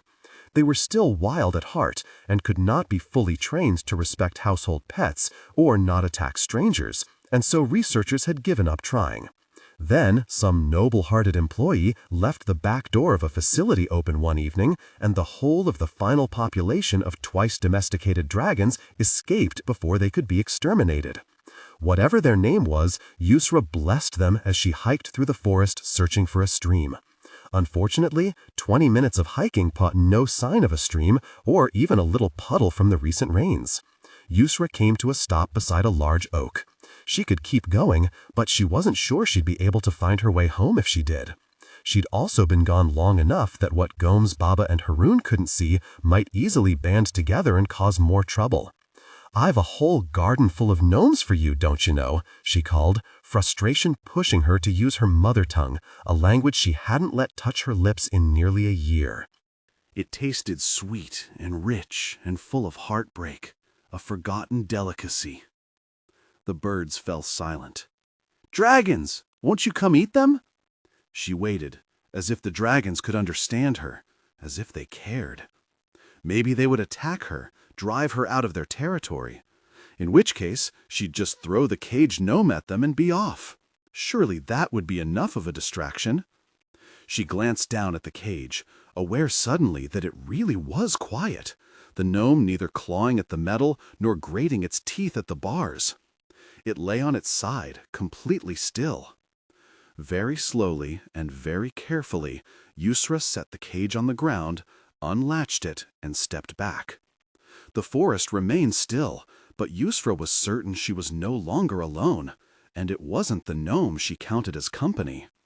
Still moving slowly, she backed up to the oak tree, reached for a branch, and then quickly clambered up. When she turned back, the gnome still lay unmoving in the cage. She settled on the branch, watching. Little girls shouldn't try to trap dragons. The voice was low and growly and entirely in her mind. Yusra started, a scream welling in her throat, and looked straight up into the glinting gaze of a dragon. She fell out of the tree. It wasn't a long fall, and the ground was soft and springy and covered with a thick layer of leaves, but it still knocked the breath right out of her. She lay on her back, her mouth gaping, and stared as the dragon smirked down at her. It was a mottled brown, lizard-like, with small sharp teeth and reptilian eyes. What else would it have? And the quintessential vestigial wings lying flat against its leathery hide. Forgot your fire stick, did you? Fire stick? Oh, she took a wheezing breath, enough to spit out. I'll never use a gun. The dragon dropped, landing on her chest, its claws cutting through her t-shirt to poke holes in her skin. Its weight sent her breath right out of her again.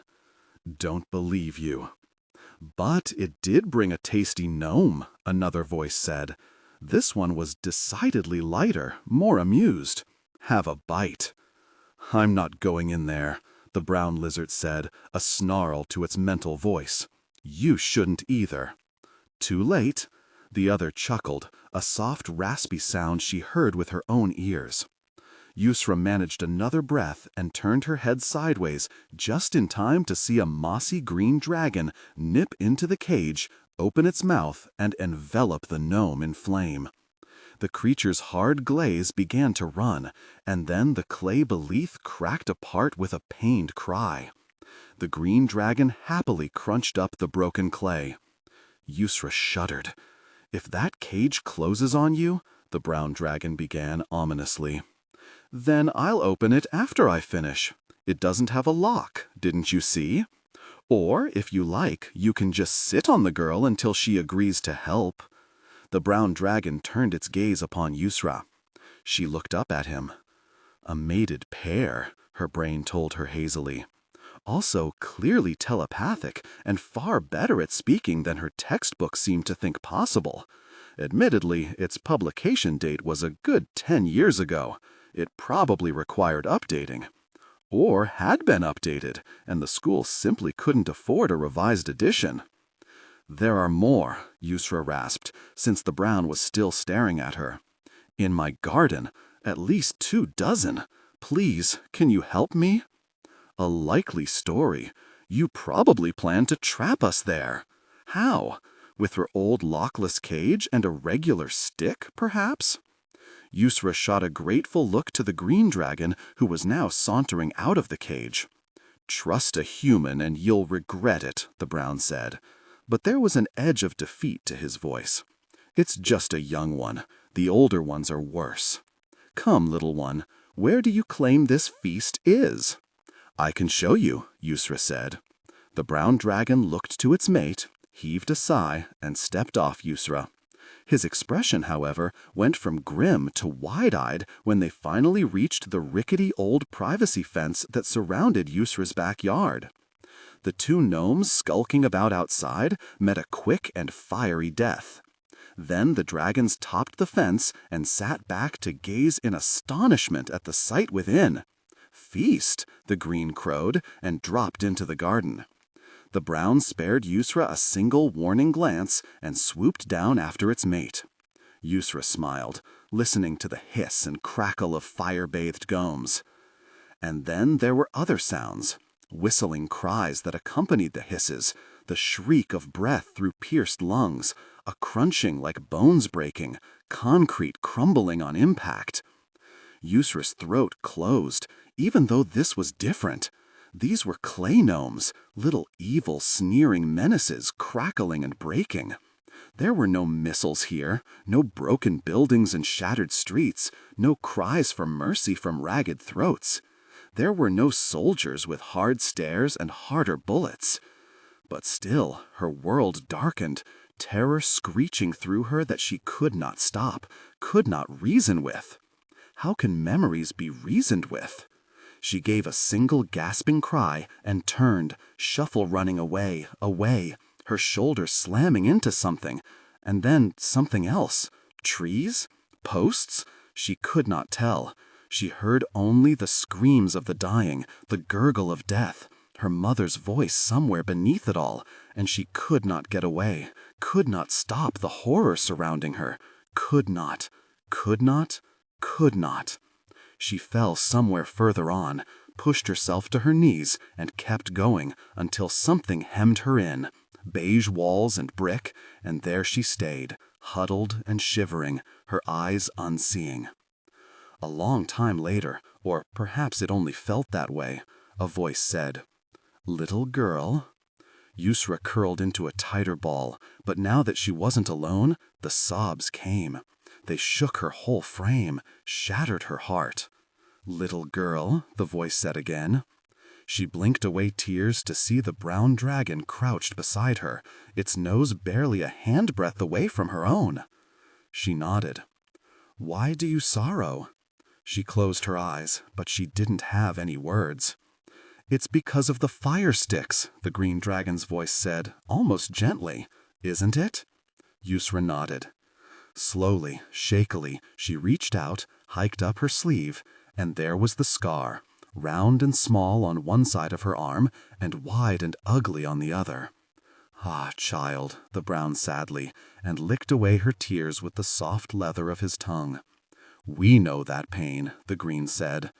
Yusra lay still, her sobs quiet now, but her tears still flowing.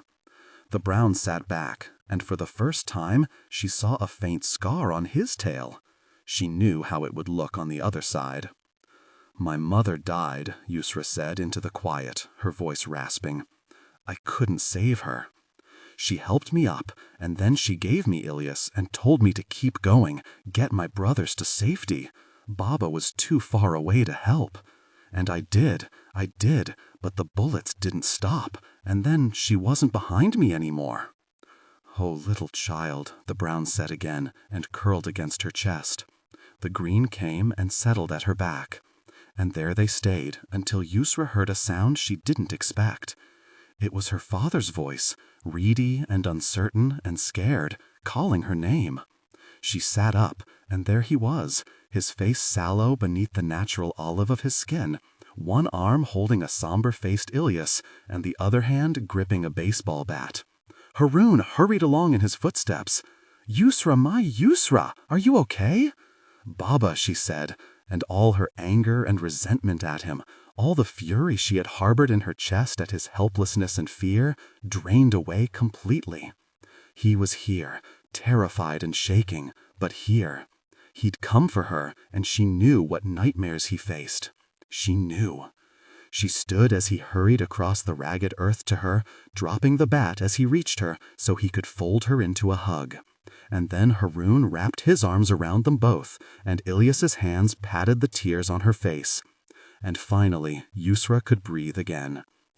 "Tell us if you have more gnome trouble," the brown dragon said. "We'll come." "Thank you," she thought back at him, and rested her head against her father's chest. Twice Domesticated Dragons started out as a story about the natural predators of garden gnomes gone rogue, but it very quickly became something else. A story about resilience and survival, about loss and grieving, about the scars we carry with us and the healing we can find among those we love as well as those we have just met. This story was deeply influenced by the ongoing refugee crises around the world, my reflections on how hard it is to be a child in such a situation, and the deep vulnerability and strength such children carry with them. Intisar Kanani writes mighty girls in diverse worlds. She's the author of the Dauntless Path novels, beginning with Thorn, as well as the Sunbolt Chronicles. Find out more about Intisar Kanani here. To Ola, I'm so thankful you're still here. A storm's coming. The leaves turn over, showing silver as the clouds roll in, as the hills in the distance disappear under a haze of rain. It's not raining here yet, where the gnats still swarm in great black clouds over the fields, where the sweat sticks to you like a second skin, something no amount of washing seems capable of completely scrubbing away. You used to glory in afternoons like this, the cloying heat like a living thing, made you feel vital, bright, and shining somehow. But then the fussing begins again, and now the heat is something to wish away, to curse if you had it in you to voice such a thing. She won't settle, you say to no one in particular. The house lies quiet, and Birgit's downstairs, far enough away she can't hear you unless you yell. And you don't want to yell, don't want to raise your voice and disturb the babe from her rest, what rest she can get. The babe, you haven't named her yet. Mikkel's still out in the field, scything the hay before it's too late. And you're standing here, worrying about the babe's name, as if somehow you might have brought all this on by not naming her, as if you were too frightened to claim her as your own. She's there in the cradle, the one Mikkel built last month, the wood still pale and unfinished because the babe came too soon. That's why you didn't have a name picked out, because she came early. Or perhaps you and Birgit read the signs wrong, since this was your first and you didn't know what to look for. And she was small, but not too small, all pink and screaming and ready to suckle at the breast like any other healthy creature. Another cry, softer this time. You wish it was louder, that there was more fight in her. Should you fetch the doctor? Send Birgit to find him? But you balk at that. The man most likely would have killed you if he'd been there to oversee the birth. Probably would have killed the babe too, judging by how many mothers and children have been lost under his negligence. That's why you pray, every morning and night, thanking anything and everything that the old man was too drunk to attend you that evening, that the babe came quick before he sobered up. Now, you wonder if you prayed too much, if you've gotten prideful somehow, relying on the old gods and your own faith, as if the strength of it alone could spare you and yours from harm. You shuffle to the foot of the cradle. She's asleep again, but restless with it. Arms twitching, her face mottled in pink. Pinched, you think, like she's in pain. But nothing you've done seems to help. She's light in your arms. 3 weeks old, and you would think she could float away if you let her go. All the babies you saw when they were carted around by their mothers and nurses were big, bouncing things with thick thighs and fat cheeks. You forget that you never saw them when they were this small, looking more like a doll than a living creature, something that could be broken to pieces should you hold it the wrong way. Her mouth puckers as her eyes flutter open, and you hope it means she wants to nurse. Almost a whole day now, and she's hardly eaten, only sucked a little and then pulled away as your breasts began to ache and leak down the front of your blouse. You open your top and offer her your breast, but she doesn't latch on, simply noses it and turns her head away. She feels warm, warmer than the heat of the day should warrant. Oh, you say, a puff of sound from your mouth, yet it carries the weight of all your fear for her, heavy enough to drag your voice down like it's fallen into quicksand. Her blanket, a spare nappy, you snatch them both and slide your feet into your boots without even bothering to lace them up. Downstairs and Birgit's in the kitchen peeling something, carrots or parsnips, you don't look long enough to see. You stop yourself when you don't know how to say the rest of it. Birgit drops what she's doing, a chunk of root vegetable rolling off the edge of the table and thunking onto the floor. Her hands find their way into her apron, wiping and wiping, until you realize her fidgeting has nothing to do with cleaning bits of food off her fingers. The doctor? You breathe. The air tastes sick and hot on your tongue. No, not him, anyone but him. He might as well smother the child and make it quick. I need Mim. Birgit's hands go still in her apron. Surely you can't. Her lips draw into a line, and there's a look on her face, words written there she'll never speak to you out loud. Not yet. I have a sick child, and I don't know how else to save her. Mikkel has the horse, she reminds you. All the way out by Stemson's lake. Too far, too far. There's no time to fetch the horse, to tell Mikkel what you're planning. No doubt he'd try to talk you out of it too. The same way Birgit wants to, but won't let herself do it. Not when she sees how your mind's already made up. I'll walk, you say. Do you want me to go with? No. You cut her off before she can finish speaking, before you're tempted to accept. It would be too easy to turn back with someone else at your side. She nods once, a slice of her jaw, and there's the end of it. Take your shawl, she tells you, her voice harder than before. She helps you wrap the babe inside of it, cradling her against your chest and leaving your arms free. She bends down and ties your boots when you realize you can't manage it with the baby at your chest, with your hands rattling until you think she might hear your bones shake. She leaves only long enough to wrap a parcel of food for you, bread and cheese and fruit and carrots, but the thought of eating any of it makes fire rise in the back of your throat. You need to keep up your strength, she says, pushing the food into your hands. For the babe and for yourself. A kiss then, a quick brush of her lips across the child's fevered forehead. And a kiss for you, too brief and too light, like a single drop of water on a parched bit of earth. Go now, before the storm arrives, before the sun sets and the way is closed to you. You don't run, though your legs twitch beneath you with the urge to take off as though at the blast of a pistol shot. Out on the porch, the screen door slams shut behind you. Down the steps, to the path that takes you past the sunflowers drooping under their own weight, the corner fence post sticking out of the ground like an old tree half pushed over by the wind. The road is nothing more than 2 ruts in the dirt, dead grass and chicory decorating the mounds between them. The stones bite at your feet through the soles of your boots, and you fear you'll have blisters before you've gone too far. The baby's made you soft, you think. Your hands are less calloused, and your muscles aren't as firm as before. The pregnancy was hard, and Birgit took up all the extra housework, leaving you with little to do but let the panic of motherhood settle over you like a cloak. You pause after a few yards and wonder about turning around, not to go back inside, but to head for the Stempsons, to find Mikkel. It shouldn't make you hesitate. Birgit can tell him where you've gone. It'll be better that way, rather than risk seeing him, just his presence enough to maybe make you change your mind. I'll walk, you say. Do you want me to go with? No. You cut her off before she can finish speaking, before you're tempted to accept. It would be too easy to turn back with someone else at your side. She nods once, a slice of her jaw, and there's the end of it. Take your shawl, she tells you, her voice harder than before. She helps you wrap the babe inside of it, cradling her against your chest and leaving your arms free. She bends down and ties your boots when you realize you can't manage it with the baby at your chest, with your hands rattling until you think she might hear your bones shake. She leaves only long enough to wrap a parcel of food for you, bread and cheese and fruit and carrots, but the thought of eating any of it makes fire rise in the back of your throat. You need to keep up your strength, she says, pushing the food into your hands, for the babe and for yourself. A kiss then, a quick brush of her lips across the child's fevered forehead, and a kiss for you, too brief and too light, like a single drop of water on a parched bit of earth. Go now, before the storm arrives, before the sun sets and the way is closed to you. You don't run, though your legs twitch beneath you with the urge to take off as though at the blast of a pistol shot. Out on the porch, the screen door slams shut behind you. Down the steps, to the path that takes you past the sunflowers, drooping under their own weight, the corner fence post sticking out of the ground like an old tree half pushed over by the wind. The road is nothing more than 2 ruts in the dirt, dead grass and chicory decorating the mounds between them. The stones bite at your feet through the soles of your boots, and you fear you'll have blisters before you've gone too far. The baby's made you soft, you think. Your hands are less calloused, and your muscles aren't as firm as before. The pregnancy was hard, and Birgit took up all the extra housework, leaving you with little to do but let the panic of motherhood settle over you like a cloak. You pause after a few yards and wonder about turning around, not to go back inside, but to head for the Stempsons, to find Mikkel. It shouldn't make you hesitate.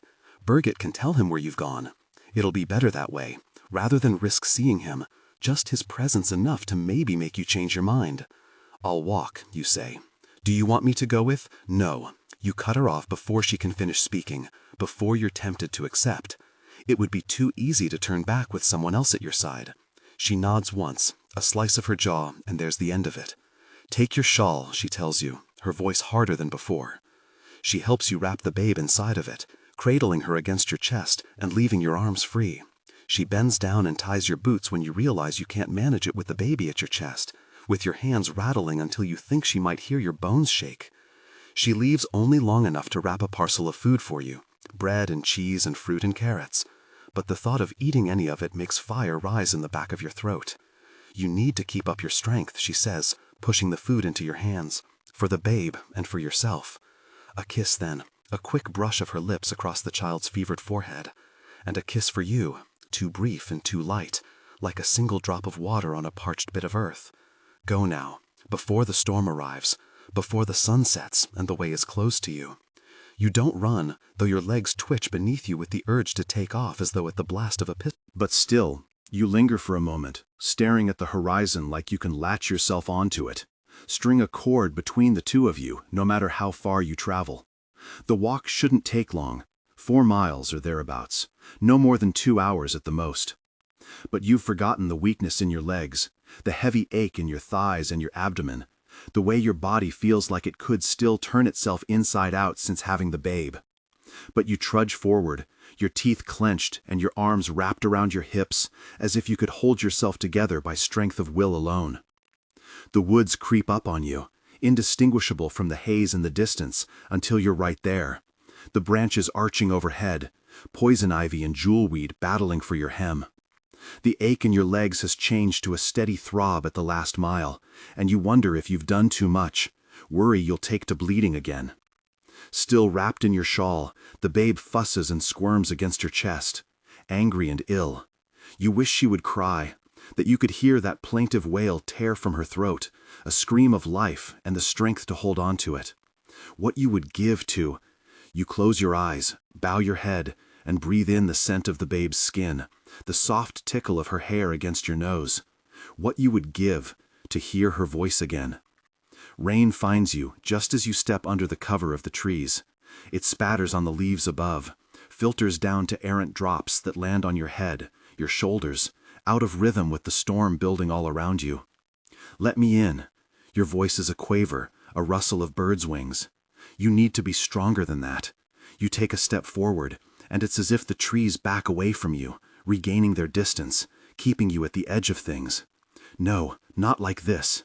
You close your eyes, though you'd rather not. You breathe, inhaling the scent of green things and wet things, of life and the decay of it beneath your feet. You can't be afraid. You remember her telling you that, years and years before, that when it was time, you couldn't recoil from it. I need Mim, strong and unwavering, a voice meant to be obeyed. The trees answer. You move forward, one step, and then another. The emptiness of the fields and the leaden sky are left behind you. The ground is both soft and hard. Last season's leaves and dying things blanket fallen logs and tree roots. A glance behind you, and the road gone, the fields swept from existence. Only the woods stretching into the distance, miles of trees just waiting for you to lose your way under them. You walk for too long, or perhaps not long enough.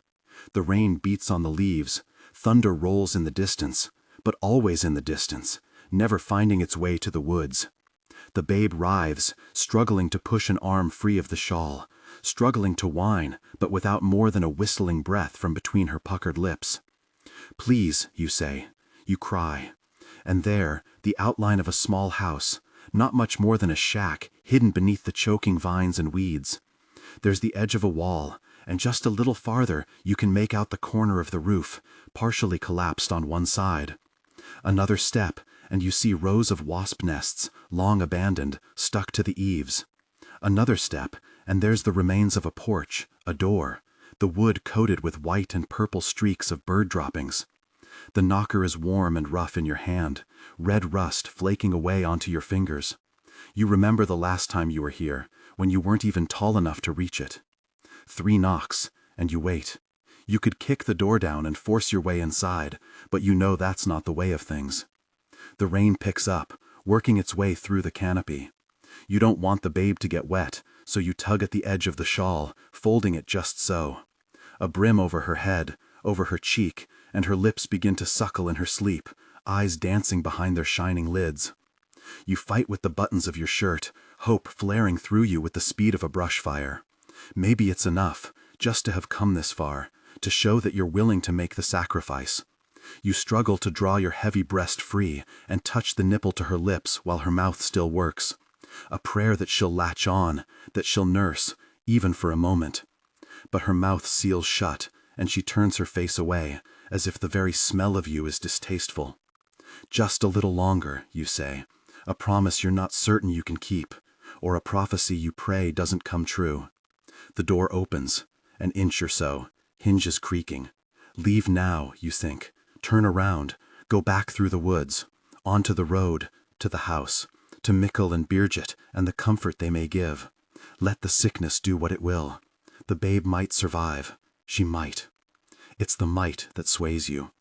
You push on the door, hard enough to ignite an ache in your shoulder, muscles already tensed against the world. The wood gives way, enough to let you slip through, stepping sideways with the babe tucked to your bosom, your hand cradling her tender head. The room inside is cozy, warm, but not too warm. You smell a fire, hear it crackling like footsteps in the underbrush, but look around, and there's nothing there. Just the cold, swept stone of an empty grate. Everything is clean and tidy with a place for all of it.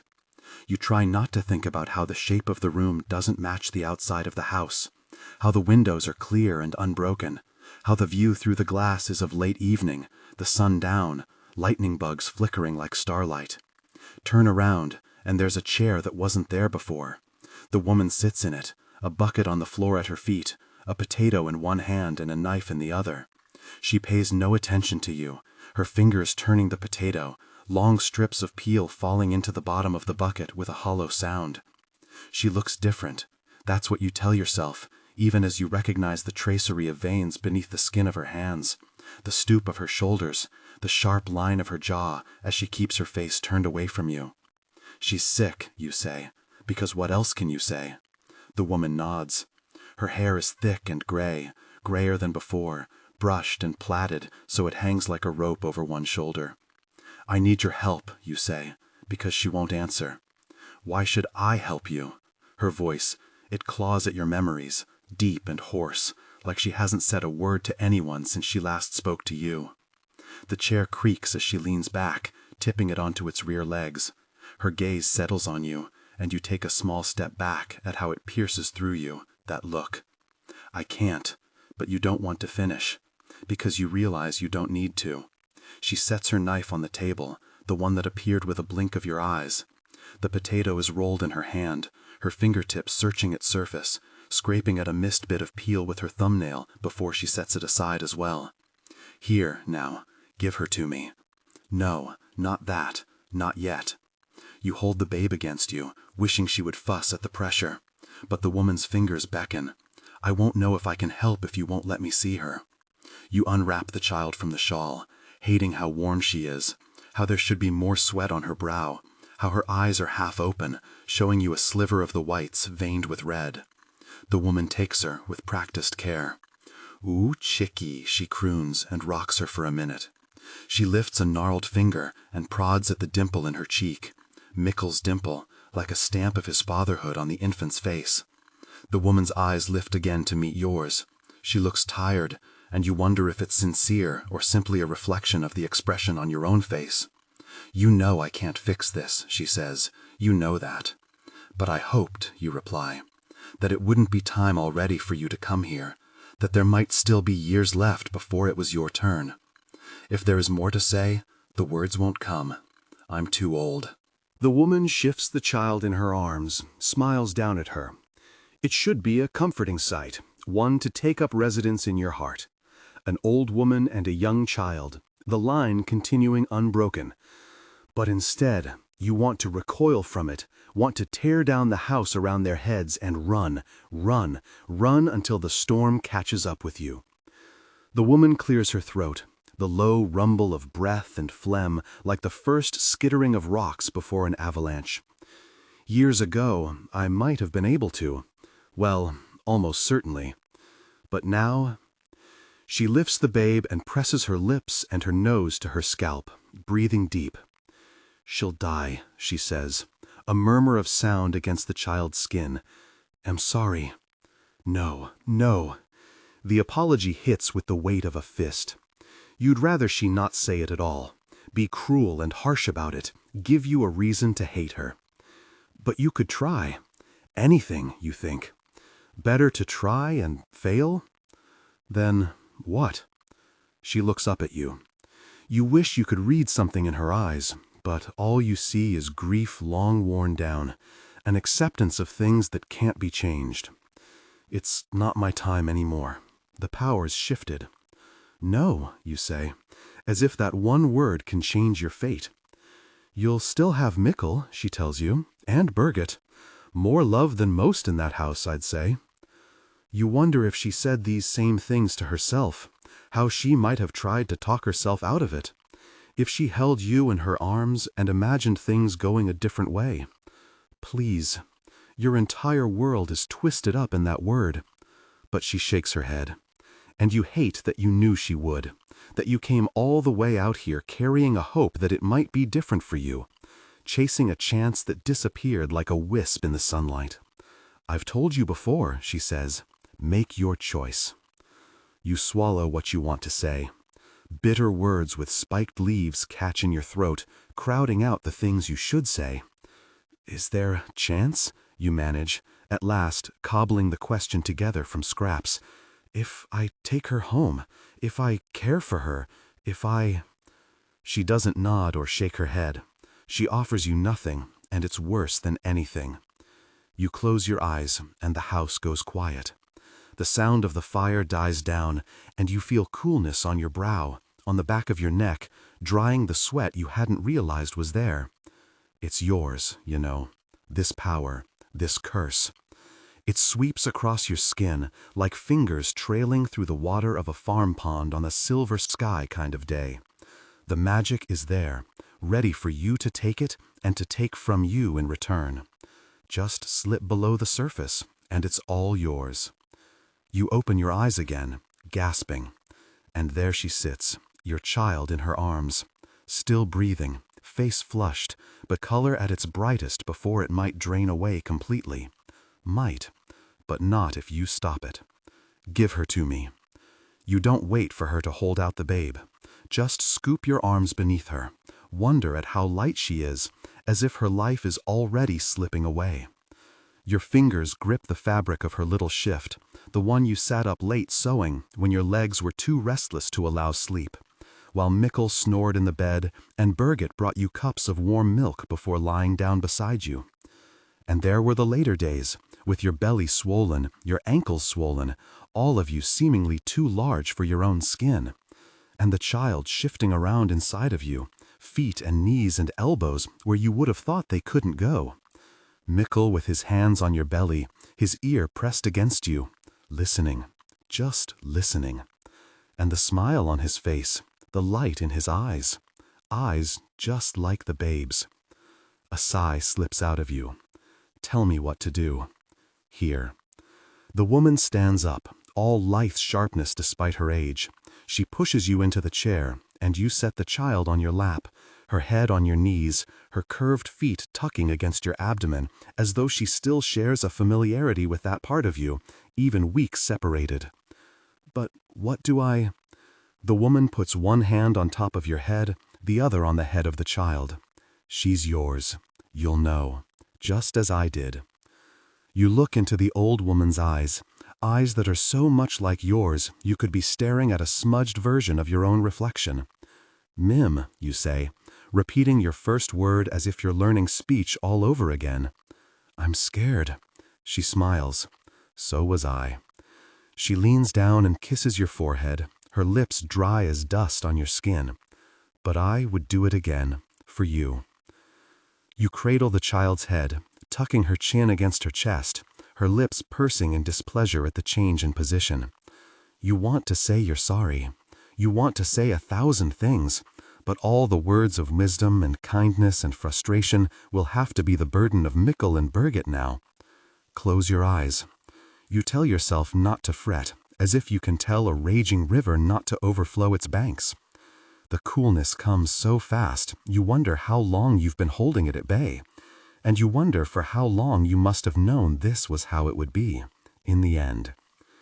Your heart pounds against the inside of your rib cage as the power leaves Mim and slips into you. A magic with roots in the earth, older than anything you can imagine. How many have there been before you?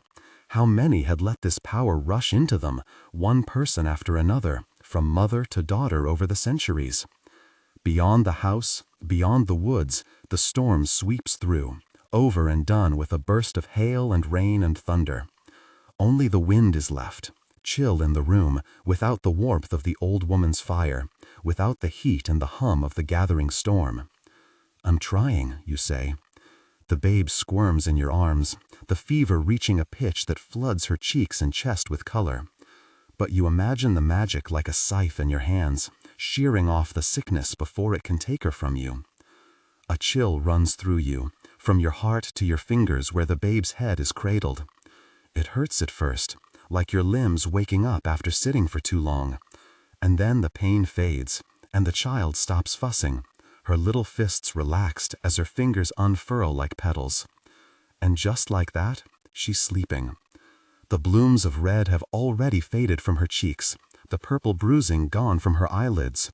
Her heart beats strong and true, no longer frantic, no longer missing the occasional thump until it would have stopped entirely. Your fingers skim across her scalp, over the soft spot in her skull. Angry and swollen before, smooth and placid now. She sleeps, quiet and peaceful, lips suckling at the air, slightly sunken in that way before her teeth come in. She's asleep, but you open your blouse anyway, nudge her cheek against your breast. She turns to you, seeking you out, latching on hard and strong. You wince when the milk comes down, but you let her drink, let her have her fill. She'll need it, to hold her until she's home again, until Birgit can arrange a way to see her fed. It's time, the old woman says, once the babe is finished and settled down to rest. She's so soft and warm in your arms, her fingers a bit cool. Her nails will need a trim, and she'll need a clean nappy, and she'll need all the things you won't be able to give her. Not anymore. You kiss her forehead and her cheek, touch the soft whirls of hair on her head. You tell her you love her, as though she might not know it if you don't say it, as if you haven't given up everything for her already. You hand her over, so slow you wonder if you'll change your mind, break down the door and escape with her. But it doesn't work like that. You belong here, and she doesn't. At least not for some time, you hope. There you are, chickie. The old woman takes her and tucks the ends of her shawl around the babe, pausing long enough to caress the soft, wrinkled soles of her bare feet with the pad of her thumb. What will you do? She doesn't look at you, doesn't take her eyes off the babe. I've enough left in me to see her home. After that, you think she might not finish, and you're to fill in the blanks on your own. But she heaves a deep breath and drags the rest of the speech out from her lungs. I'll linger for a little while. Won't be long. Can I? You stand up from the chair, nearly knocking it over. You're on your feet so fast. She doesn't hold the child out to you, just tips her head a bit, lets you lean in and kiss her, your nose to her temple, lips to her ear. I'll see you again. A promise and a curse, all twined together. The old woman pauses at the door, her hand on the latch. Her mouth works around something she doesn't want to say, like a bit of cud she can't dispose of. I'm sorry, is what she does say. Those two words carrying the weight of 1,000 other things she couldn't tell you while you were apart. You nod and swallow, unable to trust your voice anymore. She leaves then. No more goodbyes or awkward words. She steps out, lets the door swing closed. Then it's just you, all alone. And you think that in different circumstances, on a different day, you might come to like it, this strange new solitude. It doesn't find you right away, the grief, or the joy of it either. Perhaps neither of them will truly touch you, so tangled up in themselves as they are. You look around, and you notice the changes already. The bucket is gone, the potatoes, the knife. The house is cooler now, as if there's a window somewhere letting in a draft of evening air. The chair is still there, and the table. The sound of the storm reaches you through the walls, faint and fading, the worst of it rolled past. But the smell of it holds, the air brushed clean. You walk through the house, into other rooms that shiver and change when you think about what you want from them.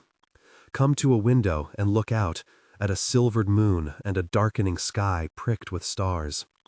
And there's upstairs to explore, this rambling place your entire world now. Your forehead touches the glass of the window, as though you could push on through and leave this place. The heaviness is there, the weight in your breasts, in your belly, enough to drag you all the way back home if you'd let it. You thought you had some time yet, maybe years before it was your turn to come here. Your fingers pressed into the wood of the sill, your grip so strong you think you could tear the house to splinters if you wanted. It's all there, your rage and your sadness, threatening to split you apart if you let it. And then you sigh, the release of a breath held within you since the day you were born. How did Mim do it, you wonder? All those years ago, when she let go of your hand, when she took her place here, away from you, away from everything. You didn't think to ask her, could only look at the babe as she left, your insides wrenching as though the labor pains had started all over again. But now your thoughts stretch outward. The babe, Mikkel and Birgit, the home you'd built together. All of it ripped away from you. And it's the ignorance that gets you, like a shiver of weakness in your knees. That you won't know how they'll fare without you. You won't hear the babe's first laugh, or watch her take her first tottering steps. You won't even know what name they'll give her until she comes back to you, when it's her turn to find her way into the woods and look for the crumbling house in the middle of nowhere. You tip your head back, looking at the ceiling, seeing nothing. The house is as large as you want it to be, but the emptiness is suffocating. The drip of a tap, the thump of a footstep, of a dropped book, of a word, a touch, a kiss, anything, you think. You want to hear anything that's not the flutter of your own heart, the ringing in your own ears. You'll see her again, you tell yourself as you step back, as your nails scrape over the windowsill, some of the paint stripped from the wood. And she'll have Birgit and Mikkel until then. Mikkel's strength and Birgit's wisdom. And you... A catch in her throat, thick and heavy, along with the pressure behind your eyes. You hope she'll know how much you love her, and that she won't ever blame you for it. Quenby Olson writes what she knows, which is utter chaos and cake, and all of her rampant thoughts in parentheses. Find out more about Quenby Olson here. For Mom, you may have loved me more, but I miss you every day and always will. On second thought, a magic sword is probably not enough to save my ass, I mutter, as blood drips down my hands. I grit my teeth against the wounds tearing the skin of my arms and spit on the rocks at my feet. Ignore that the spit is mostly red as I adjust my grip on the sword that probably won't save me. When I inhale, the sting of sulfur hits the back of my throat and sweat drips down my face. I shift again, trying not to look at the corpses surrounding me in various stages of decay. Some look barely cold, like they might hop up and rejoin the fight if not for the gaping wounds that mar them. Others are little more than bone-colored dust. My grip is weaker now, the hilt of the sword slipping, and I utter a low snarl as I muster the energy to raise the blade once more. "You are persistent, small one," a voice growls from above me. Her crimson, plated skin is slick with seeping green fluid from the few gashes my sword has managed to inflict. But it's clear you've never done battle with that weapon. Why do you not admit defeat? I will even let you live if you turn away now. You're the Time Guardian, aren't you? I ask, even though I already know the answer. I wouldn't be risking my ass fighting her with an ancient rune-covered short sword if she weren't. I crane my neck to catch the gaze that towers at least 10 feet above me. She nods, but makes no move to attack. Then I have to get past you. You can stand aside if you like, I offer. I don't have any particular interest in fighting you. The Guardian emits a low rumble that shakes the cavern walls and has all the menace of an approaching storm. And it takes me a terrifying moment to realize the sound is laughter. The horns that top her enormous head are as long as I am tall, and I'm not short. Not for a human, anyway. Clearly, for a whatever she is, I'd be laughably small.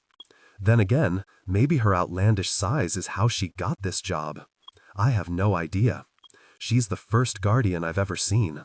Hopefully, she'll be the last. In addition to being enormous, horned, fanged, and bleeding an alarming shade of green, she is also faster than someone her size has any right to be, and her claws are as sharp as my sword. I'm surprised I'm still alive. You have not even trained as a warrior? Yet you would throw your life away just to reach a treasure you cannot possibly understand? Her voice and her words sent fear clawing up my spine. Oh, I understand it well enough. And you're wrong about not training as a warrior. I've never trained with a sword like this. I pause and gesture with the short sword I hold, though my grip is steadily weakening. The gash in my upper arm isn't making me any stronger, that's for damn sure. But this isn't my first fight. The guardian tilts her head to one side and nods ever so slightly. You surely would not be alive if it were, she admits. I was told that nothing but this sword would penetrate your skin. I figured fighting awkwardly was preferable to dying. You do value your life then? Of course I do. I'm not here to die. Only, I think about what I am here for. I need time. Time cannot return you to the way things were, she says, and now her voice, which had been a distant, angry thunder before, is more like a soothing caress. I know, I reply. The steadiness of my voice surprises me, but I didn't spend a year searching the world's oldest libraries and the past month scouring the most remote mountain range just to have this guardian tell me nothing will change. I'm very aware of its limitations. Yet, you would still fight me for what, precisely? Just a few more minutes, I say. The guardian looks at me, and flames flare behind her enormous black eyes. I can feel heat prickling all over my skin, and I flinch, but I don't step back. If she can set me on fire with little more than a thought, running isn't gonna help. This is either a test or it's my death, and I'm not moving unless there's a tactical advantage to it. In 3 heartbeats, the heat vanishes. You speak the truth, she says, stepping aside. I won't lie, I gawk for a minute. I mean, I came in here expecting to have to fight some monster to the death, and now the monster's just letting me waltz right past her? It's gotta be a trick. I look pointedly at the myriad corpses around me. You expect me to believe I just get to walk past you? You expect me to have been slain repeatedly by the thousands who have challenged me? There is but one guardian, small one. There has only ever been but one. But the legend says, the legend is meant to give hope to the hopeless, be a warning to the careless, and a deterrent to the thoughtless. I cannot be defeated with any weapon, though some may tear my flesh, she says. When I still don't move, she sighs, and that noise from such a huge and intimidating being is almost comical. If I hadn't known she was an immortal guardian, I would have sworn she'd just rolled her eyes. I grant you access. Do you no longer wish it? It will change nothing, you know. Nothing but me, I reply. The guardian's lips curl upwards around her giant pointed teeth, and I'm surprised to recognize it as a smile. Nothing but you, she agrees. I drop the sword on the ground and take a hesitant step toward the narrow stone bridge that leads across the chasm below. Sorry, I say, turning to her as I pass by. When she raises an eyebrow at me in response, I clarify. About the cuts, I didn't want to hurt you, I just thought it was the only way. Both of her eyebrows rise then, and she shrugs. Part of the job, she allows. They will heal soon enough.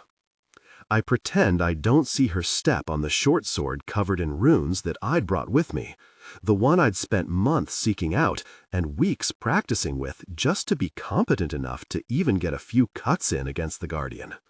I ignore the crunch it makes as enormous hooves grind it into the stone.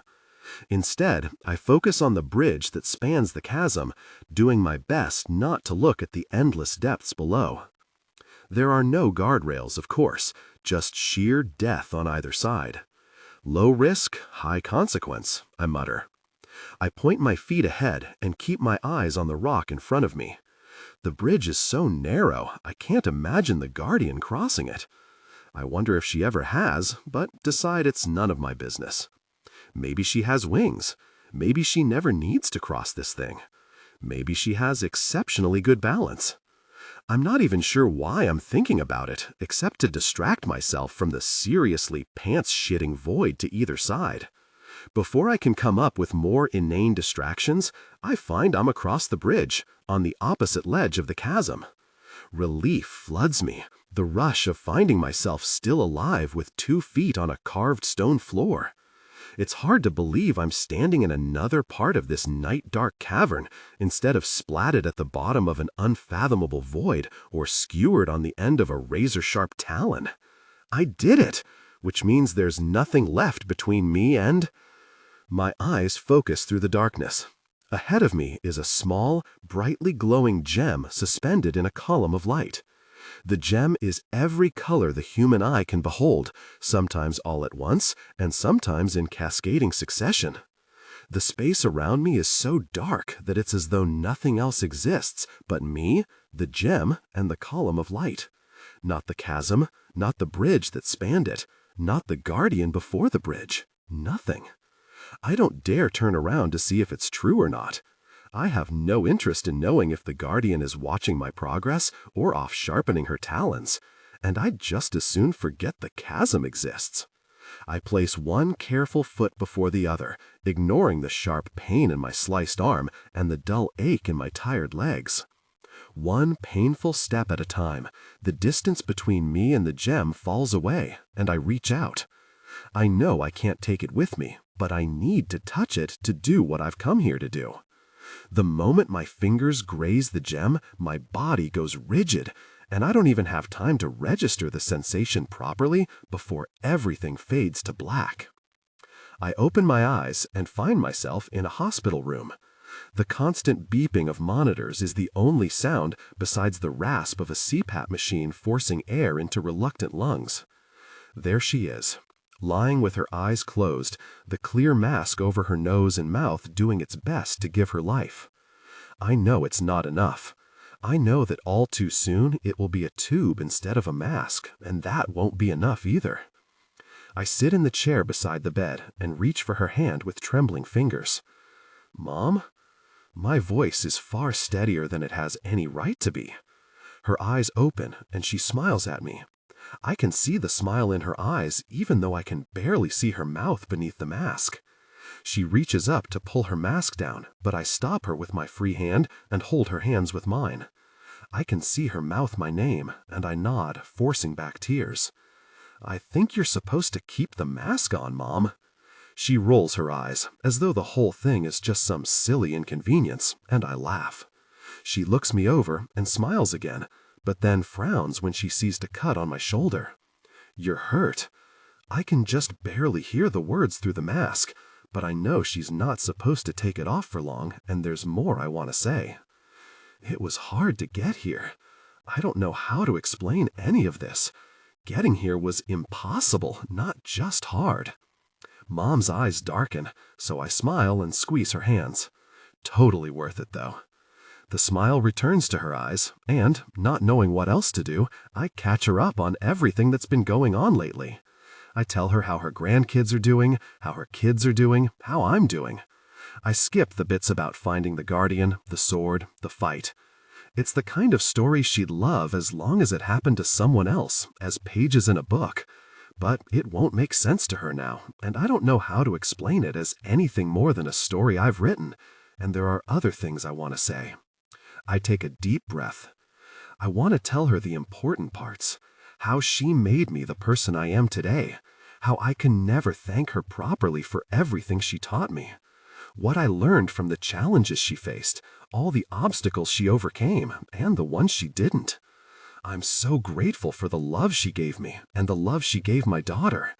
I wish that we could see more of her, that my daughter could still grow up with her. But I can't say any of that. The same reasons that held my tongue the first time stay it now. She's still trying to get better, and she refuses to believe that there won't be 100 more tomorrows, 1,000, a lifetime of them, and I'm not going to break the fragile hope that's keeping her afloat by saying something that sounds far too much like goodbye, even though that's exactly what I came here to do. I love you, Mom. She reaches for the mask on her mouth, and I let her, because as much as I want to stretch this moment out into forever, I know it's time for me to go. I love you more, she replies, with what little breath she can get. I don't argue. I used to. We'd go back and forth like a bad rom-com couple trying to say goodbye, right up until the day that I had my daughter. The day I realized that my mom absolutely loved me more than I loved her, even though that had never seemed possible. I know, I agree, grinning even while tears spill down my cheeks. But it's pretty close. No, it isn't, she says, as we both laugh. I thought you couldn't get here. I can tell it's a question, and it's not one I know how to answer. I couldn't. The borders are closed. I came anyway. That's true enough, in its own way. She smiles again, and her eyes close for a second. I thought this was a dream, she says, smiling. I hold her hands and lean forward to kiss her cheeks. Maybe it is, I whisper. I settle the mask back on her face and her smiling eyes open again. I love you, she says again, through the mask. I love you too, Mom, so much. She nods and closes her eyes, and I know she needs to rest. I give her one last hug. I try not to think of how frail she feels in my arms, and focus instead on how good it feels to hold her. She's already asleep again by the time I let go. Suddenly, I'm standing in front of a sparkling gem within a column of light, surrounded by darkness. I turn to find the guardian standing between me and the bridge. I guess you can cross that thing then, I mutter. She ignores me and gestures at the gem. Did you do what you intended? I nod, wiping tears from my cheeks and my nose on my blood-soaked sleeve. Did it help? She asks. I shrug. You were right. It didn't change anything. But even as I say the words, I know they aren't true. My heart feels a bit lighter, despite the tears that wet my cheeks. Holding her one more time helped. It isn't enough. It could never be enough. But that is the fuckery of death. That is the thievery of time. I half expect the guardian to cut me down, or at least bar me from leaving, but after considering me for a moment, she simply steps aside. I walk past her, but stop just before the bridge. Was it real? I ask, not turning back. Does it matter? I shrug and start walking again. It was as real as I am, she says to my back. I nod and walk on, my eyes already turned toward the world that awaits me beyond these dark caverns. A life I love, a partner who loves me, and a child who argues whenever I tell her I love her more. Virginia McLean is an author who masqueraded as a language teacher for a decade or so. When she's not reading or writing, she can generally be found playing outside with her four-legged adventure buddy and the tiny human she helped to build from scratch. She enjoys climbing to the top of tall rocks, running through deserts, mountains, and woodlands, and carrying a foldable home on her back whenever she gets a chance. She's also fond of word games and writing descriptions of herself that are needlessly vague. Find out more about Virginia McLean here. Danton glanced out the window at the darkening sky. Come on, Luana, we need to go. Danton's younger sister flicked her hand at him. Ugh, you're as bad as Mama. Sit still, Frina said, through pins in her mouth as she wound a lock of Luana's hair around the mound already placed. I almost have it. Danton exhaled. Frina, Mama told me to come get her, he said, trying to reason with his oldest sister. There were 6 of them altogether in his family, ranging from 12 to 20 years old, and Frina was the oldest and recently married. Appeals to her newfound maturity usually worked. The sky fire is going to start any minute. You can play with her hair another day. Frina slipped a final pin triumphantly into place. There. She handed Luana a hand mirror. What do you think? For Temeth's sake, Danton said, I'm leaving. If you want to be eaten by Bloodbane, be my guest. He turned and headed toward the door. Go on then, Luana said. I'll stay with Frina this skyfire. She glanced at Frina hopefully.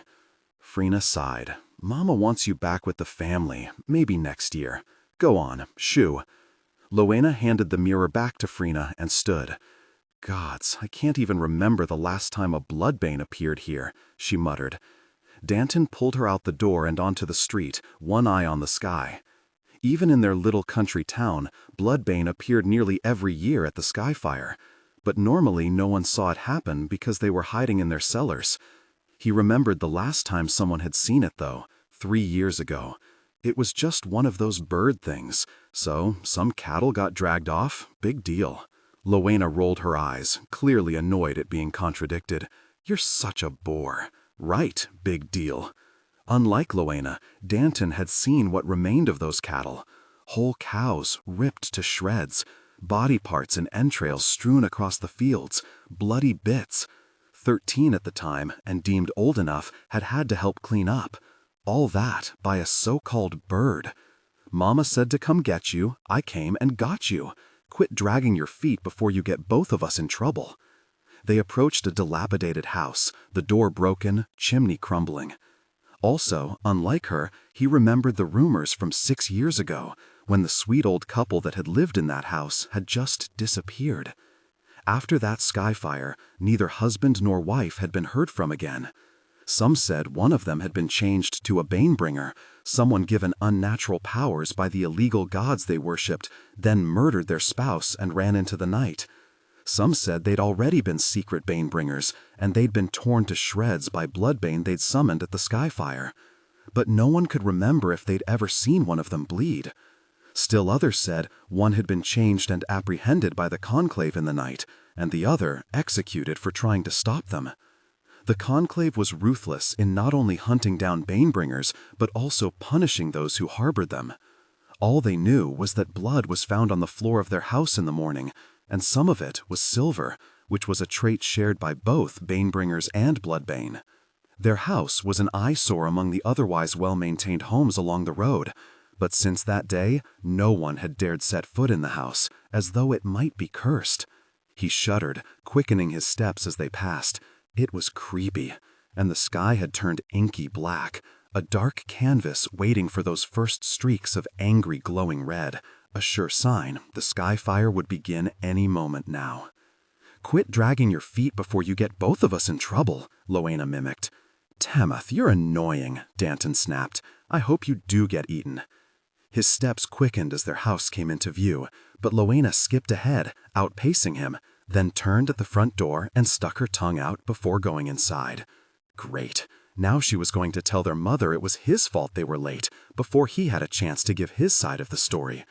Not that it wasn't sometimes his fault when they got in trouble, but not the night of the skyfire. He entered the house after Rowena and slammed the door behind him, relieved to be back inside the relative safety of his home. By the time he reached the kitchen, his mother had already loaded Rowena down with a basket of food.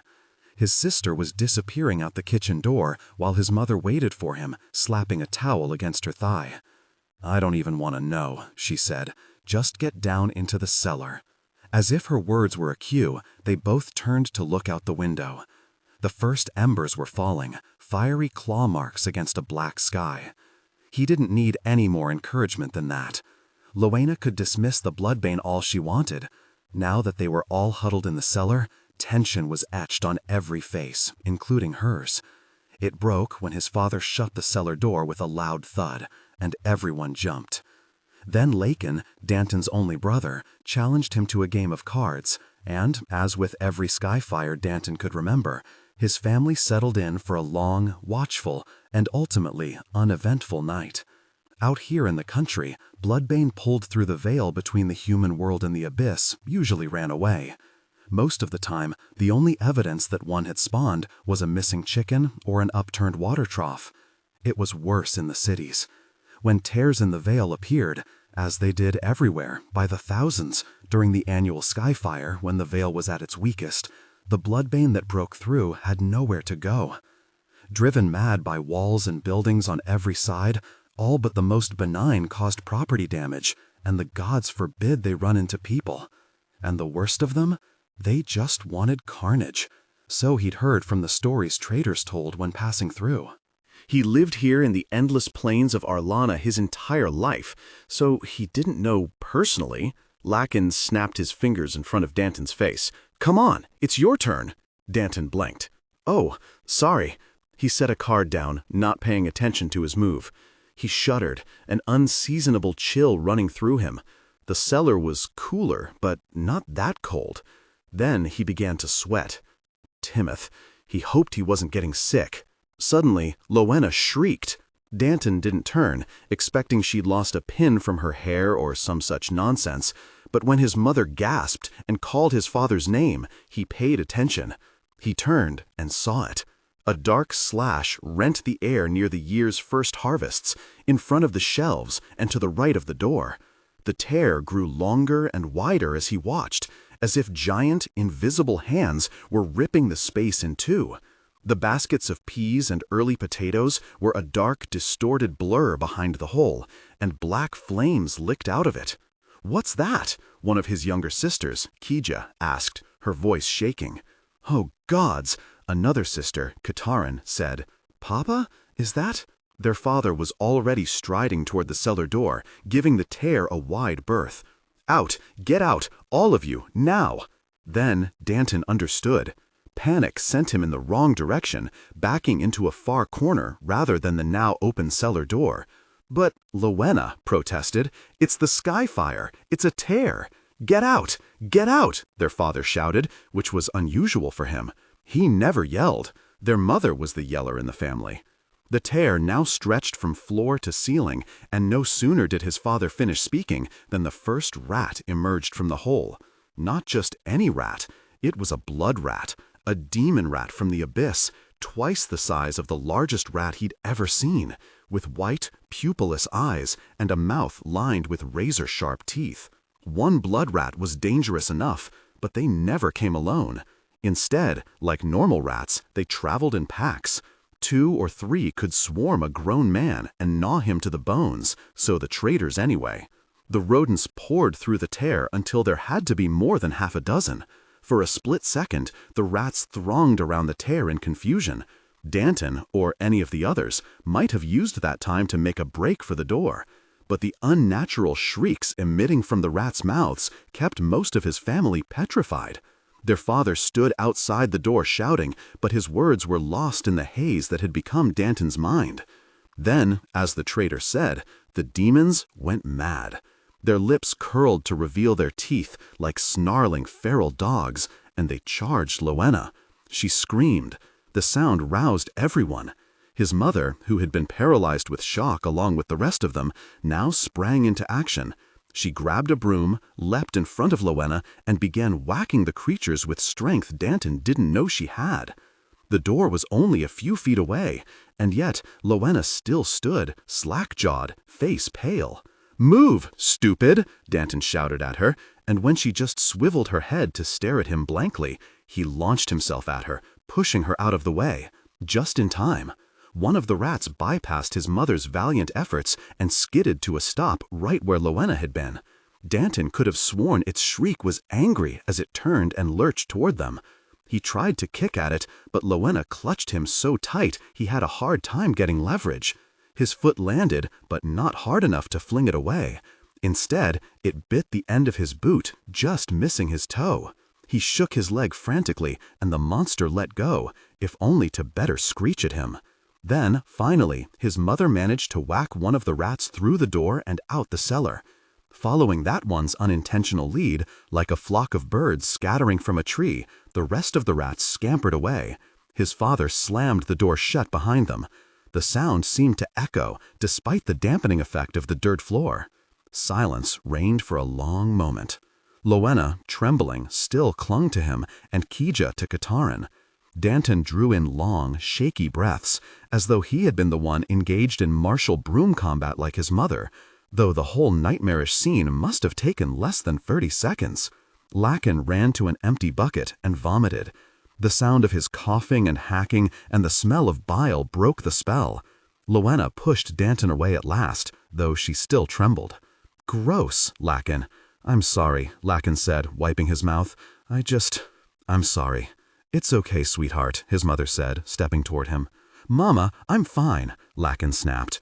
"We're all okay," his mother said aloud, as if to reassure herself rather than them.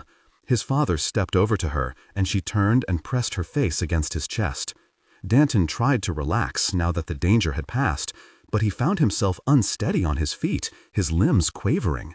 He'd heard about the tears between worlds at the Skyfire, but never seen one himself. He had always been tucked safely in their cellar with the rest of his family. Though safety was relative. It wasn't so safe if a tear formed in your cellar or safe room. The best you could hope for was to get out, or get the blood bane out before someone was maimed or killed. It could have been worse, his father said. Just some blood rats. It could have been far worse. He shuddered at the thought of how close they'd all come to being gnawed to death by those tiny teeth. He'd rather go in one big chomp than that. A blood wolf would do the job. They'll be in the grain, his mother said, and the concern struck Danton as oddly out of place. Danton's siblings roused themselves. Katarin set Lakin's smelly bucket near the cellar door and tossed a rag over top. Lakin settled himself on his crate, picked up his hand of cards, and stared at them blankly. Kija shadowed Katarin. Lowena went back to playing with her hair, though her hands shook. But Danton watched his parents, his neck crawling.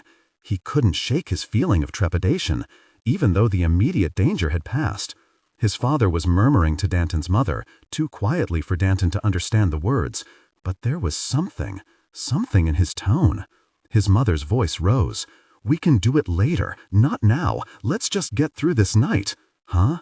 Do what?" "Better to be armed with the knowledge than taken by surprise," his father replied. His mother closed her eyes. "I don't want to know." What in the abyss were they talking about? His parents shared a cryptic look, then turned toward their children. Tears shimmered on his mother's eyelashes. "It was random," she said softly. "It had to be." "Perhaps," his father said, "but the odds are so low." The prickles in Danton's neck intensified, spread through his whole body, as he finally realized what they were talking about. There were two reasons tears formed at the Skyfire. First, tears were created by Banebringers to summon Bloodbane from the abyss to the human world while the veil was weak. The Conclave said the demon spawn didn't have control over where the tears were formed. They created them to cause chaos. And second, some tears were caused by the creation of new Banebringers, those chosen by the heretic gods themselves to carry on their work in the mortal realm. Some said they were secret followers of the forbidden gods and had performed some ritual to gain their powers. Others said they were those who had such strong evil in their hearts it called to the gods at the Skyfire. The Conclave said both could be true.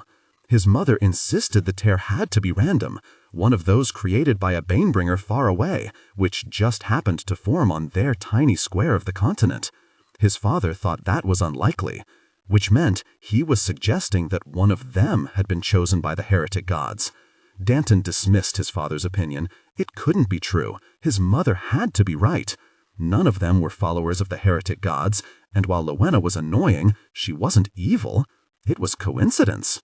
"It has to be," he thought, echoing his mother's own words. Then why, despite his mother's words, did she look so distraught? Lowena had started paying attention to their parents as well. Her eyes darted back and forth between them. "What odds?" she asked. "What are you talking about?" Their father drew in a deep breath. "Everyone, gather round. We're going to have to test the whole family." Test? Test? They were going to draw blood? It was the only way to know for sure, because Banebringers had silver blood, but still. He wasn't the only one who balked at the notion. Multiple exclamations of protest filled the cellar.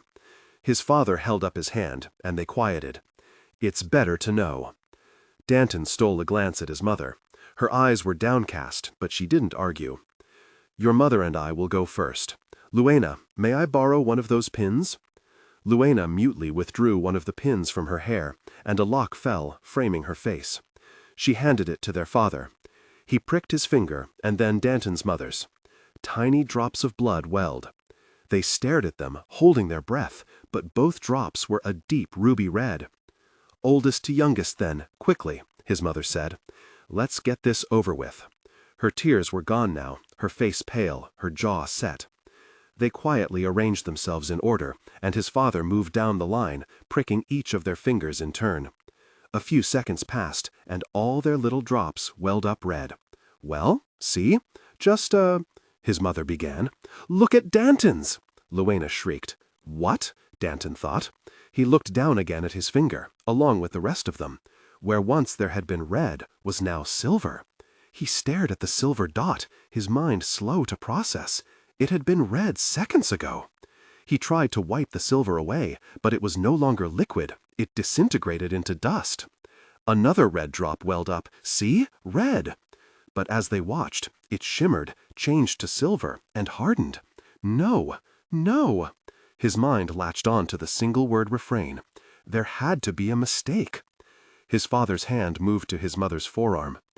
"Danton," his mother whispered, a plea for an explanation he didn't have. Danton flicked the silver away, rubbed the spot desperately, then pressed his finger against it to keep more awful silver dots from appearing, and glanced around the room. Everyone was staring at him. I don't worship the heretic gods," he protested. "I don't." He didn't. Even as he said the words, he doubted himself. Had he done something, said something, anything to draw their attention? He couldn't have.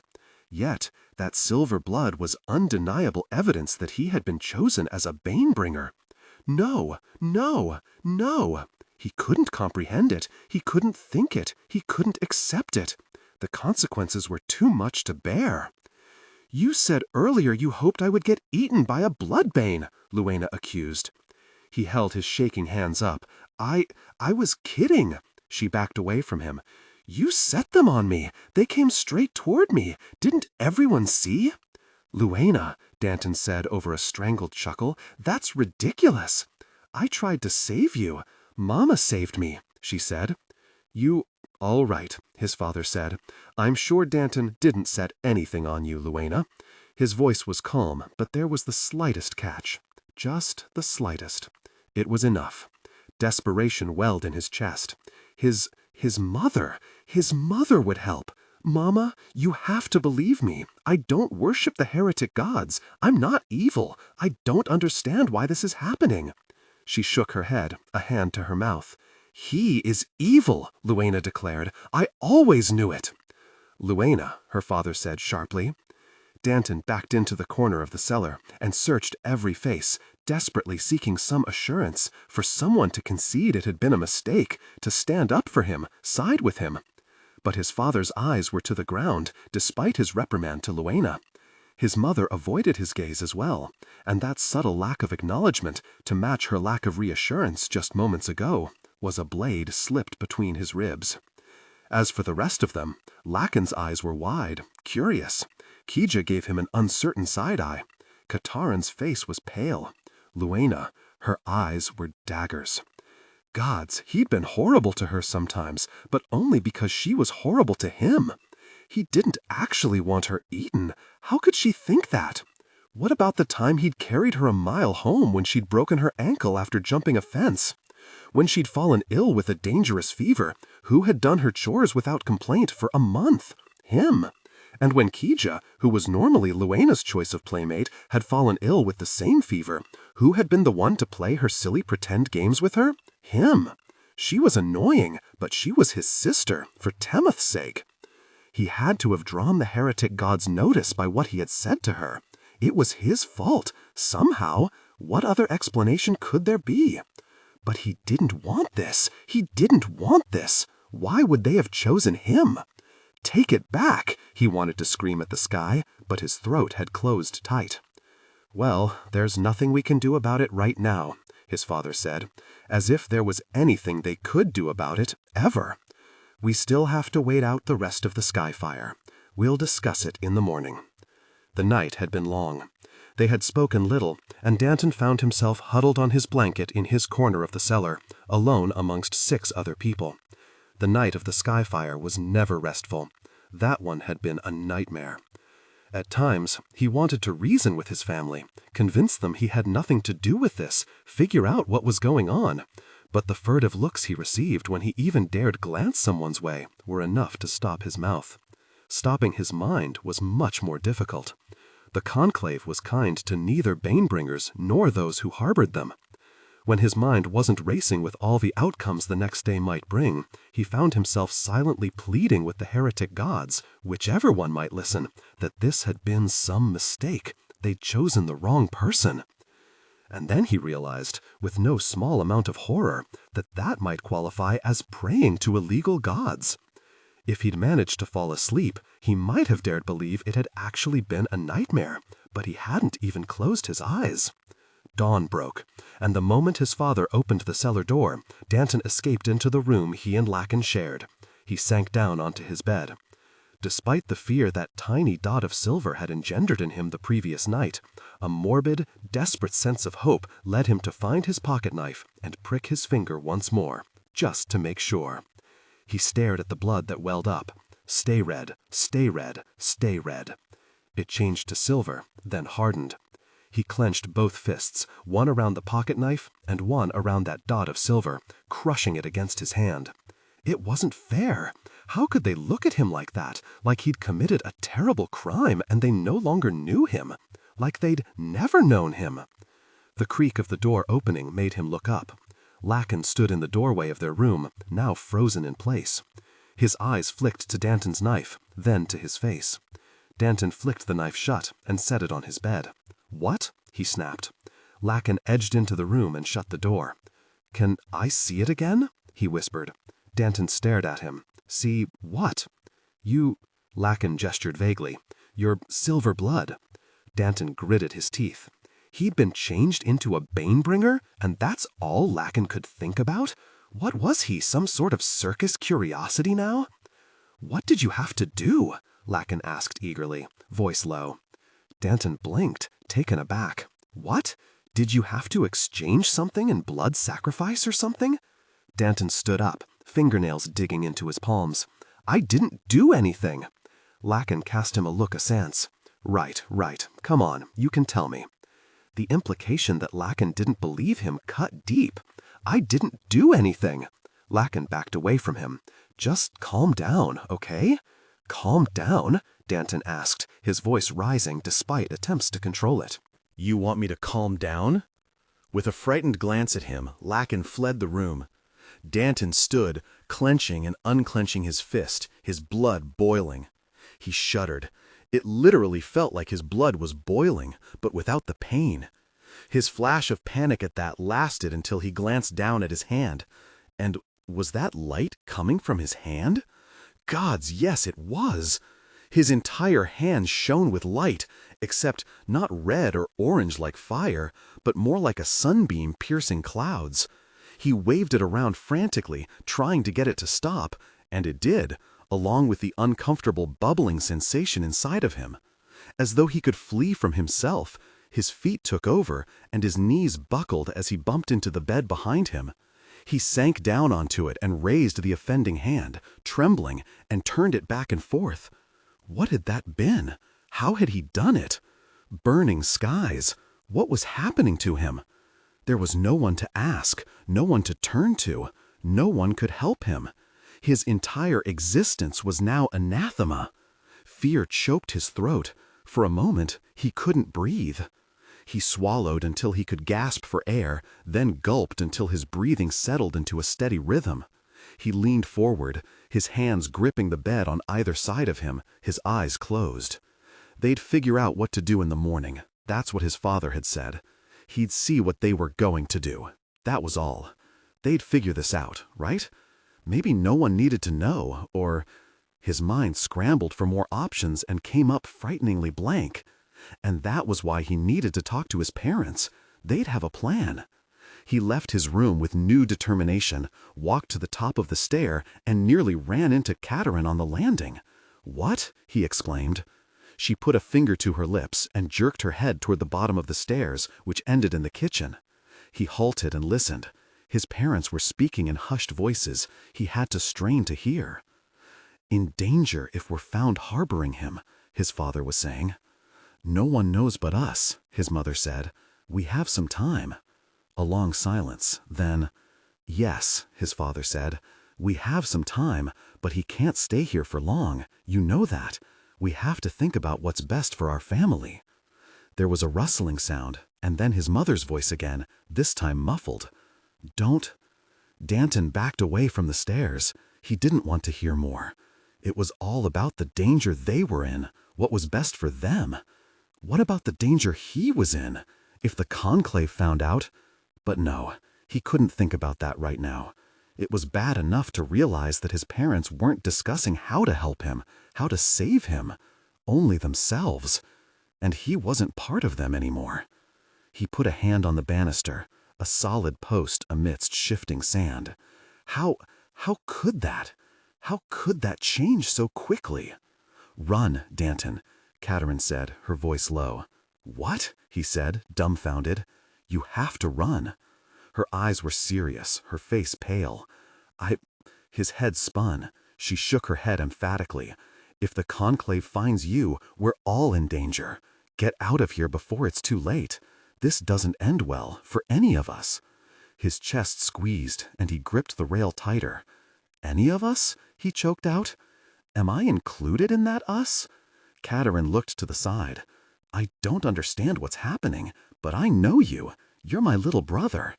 Even so, she avoided his gaze. "And I've heard enough stories to know they'll find you. Papa's right. If you're found here—" She didn't have to finish. Danton knew what could happen. They'd all heard the stories. They'd heard the traveling priest preach against the evil Banebringers and warn that Temoth's wrath would fall upon those who helped them. "I don't want any of us hurt," she finished quietly. "By that you mean the rest of you," he thought bitterly. "Just like Mama and Papa. Because, obviously, he would be hurt, one way or the other." "Where would I go?" he whispered, not because he didn't want to be heard, but because his voice was stuck in his throat. She looked as helpless as he felt. His so-called family left Danton alone for the rest of the day. Whether that was out of fear or respect for his privacy, he didn't know. Either way, it wasn't what he wanted. He wanted his mother or father to tell him it would all be okay. They'd get through this, together, as a family, like they always had. He lay on his bed, staring at the ceiling, Catherine's words echoing in his mind. Run? Run? It was unfathomable. How would he survive? He knew nothing but this little town. He'd been born and raised here, 16 years. His family? His friends? How could they stand by and do nothing? How could it all disappear just like that? He didn't need to run.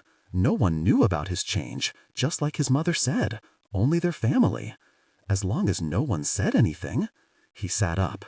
He'd been lying in bed all day. He'd missed breakfast and lunch, and now the sky was deepening and he was hungry. They'd left him alone, but no one brought him food. He supposed they thought evil Banebringers didn't need to eat.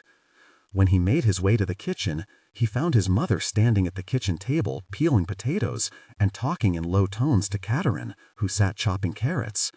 "Can I help with dinner?" he asked, trying to sound casual, as though this was any other day.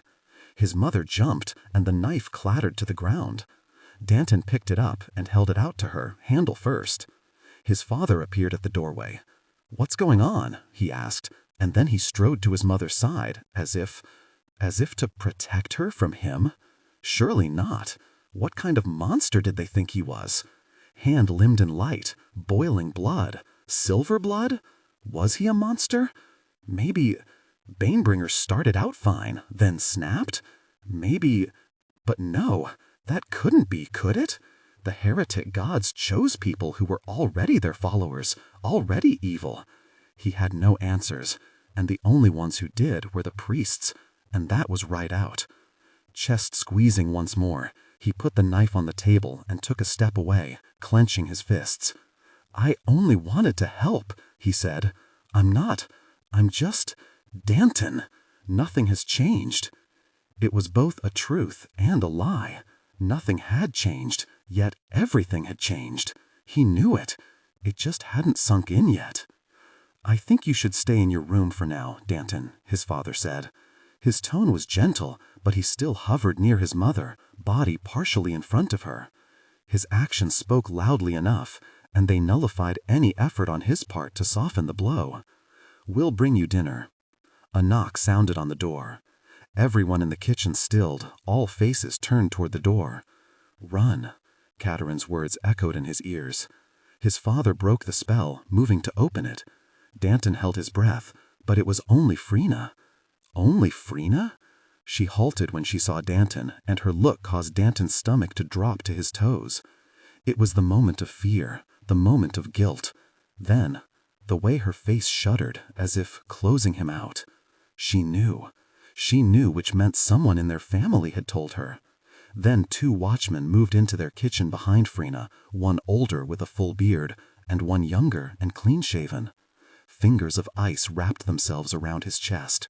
No one moved, except his mother, who stepped reflexively toward Danton. Hope guttered briefly. Yes, his mother. Surely his mother. "Mama," he wanted to plead. "Please, do something. Fix this." But she stopped short of coming to him. That stutter of movement spoke louder than any words, a punch to the gut, his hope snuffed out like a candle. His father didn't move, neither did Catherine, and neither did Danton, his feet frozen in place, his breath loud in his ears, and the world around him at a standstill. Frina stepped out of the way of the watchman, her hands wringing her apron. "Da," the bearded watchman said to his mother, "I'm looking for a young man named Danton." His mother was pale. She glanced at his father, then at Frina. "Leona told me," Frina said. "I had to." She swallowed. "Papa, we have no choice." Her face was pleading, her voice cracked. "You must know that." Danton's limbs started to quake. Try as he might, he couldn't still them, and his teeth began to chatter as though he were freezing. His heart jumped about, skipping every other beat, and the room swam in front of him. This can't be happening. This can't be happening. They'd not only found him, but his own sister had turned him in. The ground roiled beneath him. He stepped back and put a hand on the table, fearing he might fall. His entire body was racked with tremors. Why couldn't he stop shaking? Stop! Stop! Stop! His movement drew the attention of the watchman who had spoken. Apparently, the guard needed no further confirmation. He moved swiftly toward Danton and placed one hand on his arm. "Don't fight it, son," he said, "or we'll be forced to report that to the hunter when we deliver you. Let's make this easy on everyone." His eyes swept the room. "Anyone have any objections?" While the watchman's face was placid, a hint of danger bled into his tone. His other hand rested on the hilt of his sword, as did his partner's. No one spoke, not a word in his defense. "Mama?" Danton asked, a plaintive note in his voice. "Please, something, anything. Scream, sob, fall to the ground pleading for my life, even if it makes no difference in the end. Anything but this suffocating silence." Her response was to turn away from him, tears trickling down her cheeks. Catherine avoided his gaze, choosing instead to stare at the ground. "Papa?" he tried, his eyes blurring. "I'm sorry," his father choked out, but it rang hollow. "You're sorry?" Danton rasped in disbelief. "You're sorry? That was it? He was sorry?" Anger flowed through his shock, molten metal pooling at his gut, and his ears began to ring. His father held out one hand, palm up. "I'm Danton. Frina's right. It has to be this way. Our family." He cast a hurried look at the watchman and fell silent, as if afraid to even voice what the conclave might do to them if they resisted. Our family, of which he was no longer a part. It had only been theory until this moment. Danton finally knew, finally believed, that they were going to let them take him. No one was going to lie for him. No one was going to fight for him. No one was going to stand for him. No one was even going to protest, to ask for more time, make a distraction so he could get away. He had been sacrificed for the greater good of the family. Family. The people who were supposed to stick together no matter what. Who had been there no matter what, up until that moment. Snatches of desperate examples flashed through his mind. His siblings' games and good-natured teasing, his mother's lullabies, his father's strong hands, a kiss to the knee when he fell, a kiss on the brow after a nightmare, skyfire after skyfire, huddled together, together, together. His family was his refuge, his sure place. No matter what, he could return to it. How could a fortress that had felt so unassailable suddenly crumble like this? No, not crumble. The fortress hadn't crumbled. They had shut the gates, and he was no longer allowed inside. A stranger, a danger. It had all been torn away from him in a moment, as though his entire life had been a facade, as though nothing was real, nothing had ever been real. Despite his efforts, tears spilled over. The world had shifted overnight, and he had fallen into an endless nightmare, alone. The watchman pushed him toward the door, impervious to his anguish, unaware of the walls collapsing around him and the cracks splitting the ground beneath his feet, of the scream building in his chest, the pressure demanding release. For one white-hazed moment, Danton's head filled with wild schemes. He'd shove the watchman away, slip through his grasp, run, as Katerin advised. To where? To whom? The second watchman flanked him, and his plans turned reckless, angry. He'd grab the sword, and they'd be forced to kill him. His death would spawn a bloodbane, and they'd all die. Horrified at how quickly his thoughts had turned to vengeance, he let his rage slough away. In the vacuum that followed was only his collapsing world. The watchman pushed him out the door, and he stumbled, his body shaking so hard it made walking difficult. There, on the little dirt road outside their home, was a tiny cage set on a wagon bed.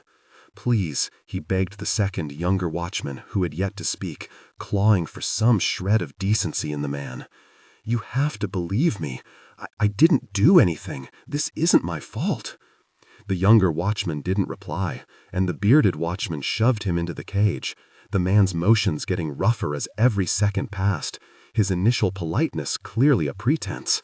Danton lurched forward, hit the bars on the other side, barely held himself up. The cage was small, so small he'd have to curl up to lay down, so small he couldn't stand without crouching.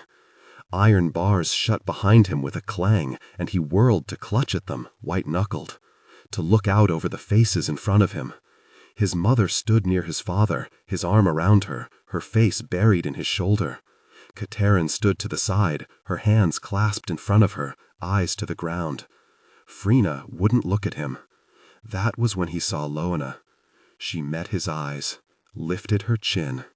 "That's what you get," his sister hissed, disgust marring her features.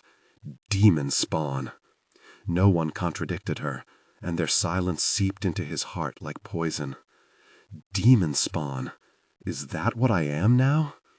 Something was dripping onto his arms, and amidst the ringing, the swaying of the world, the darkness that had gathered, it took him a moment to register it as his own tears. Lakin was nowhere to be found. Kija was nowhere to be found. If they knew what was happening, they didn't care. Even neighbors had come out, a mixture of fear, disbelief, and revulsion on their faces. People he had known his whole life.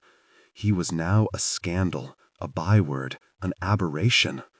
He backed away, pressed himself against the other side of the cage. Reality closed in around him, suffocating him more than any cage could. It was a prison, locking him away from everything and everyone he'd ever known. The watchman smacked the horses, and the wagon lurched forward. Danton stumbled once more, but caught himself. He stayed there, plastered to the bars, until the faces of his family and the only life he'd ever known faded away into the distance. He was alone. Completely and utterly alone, and no one cared. He slid down the bars, buried his face in his knees, and sobbed. The wheels of the wagon rumbled against the country road as it crawled through the endless flat of Arlana. Danton huddled in his portable prison, his arms wrapped tightly around his knees. He had no room to stretch in this cramped cage. His skin burned and his head pounded from exposure to the summer sun. His back cramped whenever he tried to move. He felt every jolt as the wheels dipped into ruts, every bump as they grated on rocks.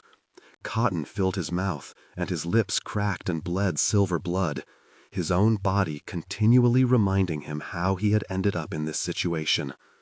Reminded him? More like taunted him. At night he curled into a ball and shivered, no blanket and nothing to cushion him from the splintery wooden wagon bed. Between his aching muscles and racing mind, sleep was more of a haze. Not that he expected any comforts. There was nothing for him at the end of this road. His guards only had to keep him alive long enough to get there. The idea of compassion for someone facing a death sentence never seemed to cross their minds. He reached down and picked at the bread crusts one of the guards had thrown into the cage when they'd stopped for lunch. It was stale, but he put it in his mouth anyway, barely able to work up enough saliva to break it down. The skin of water they'd provided wasn't much better.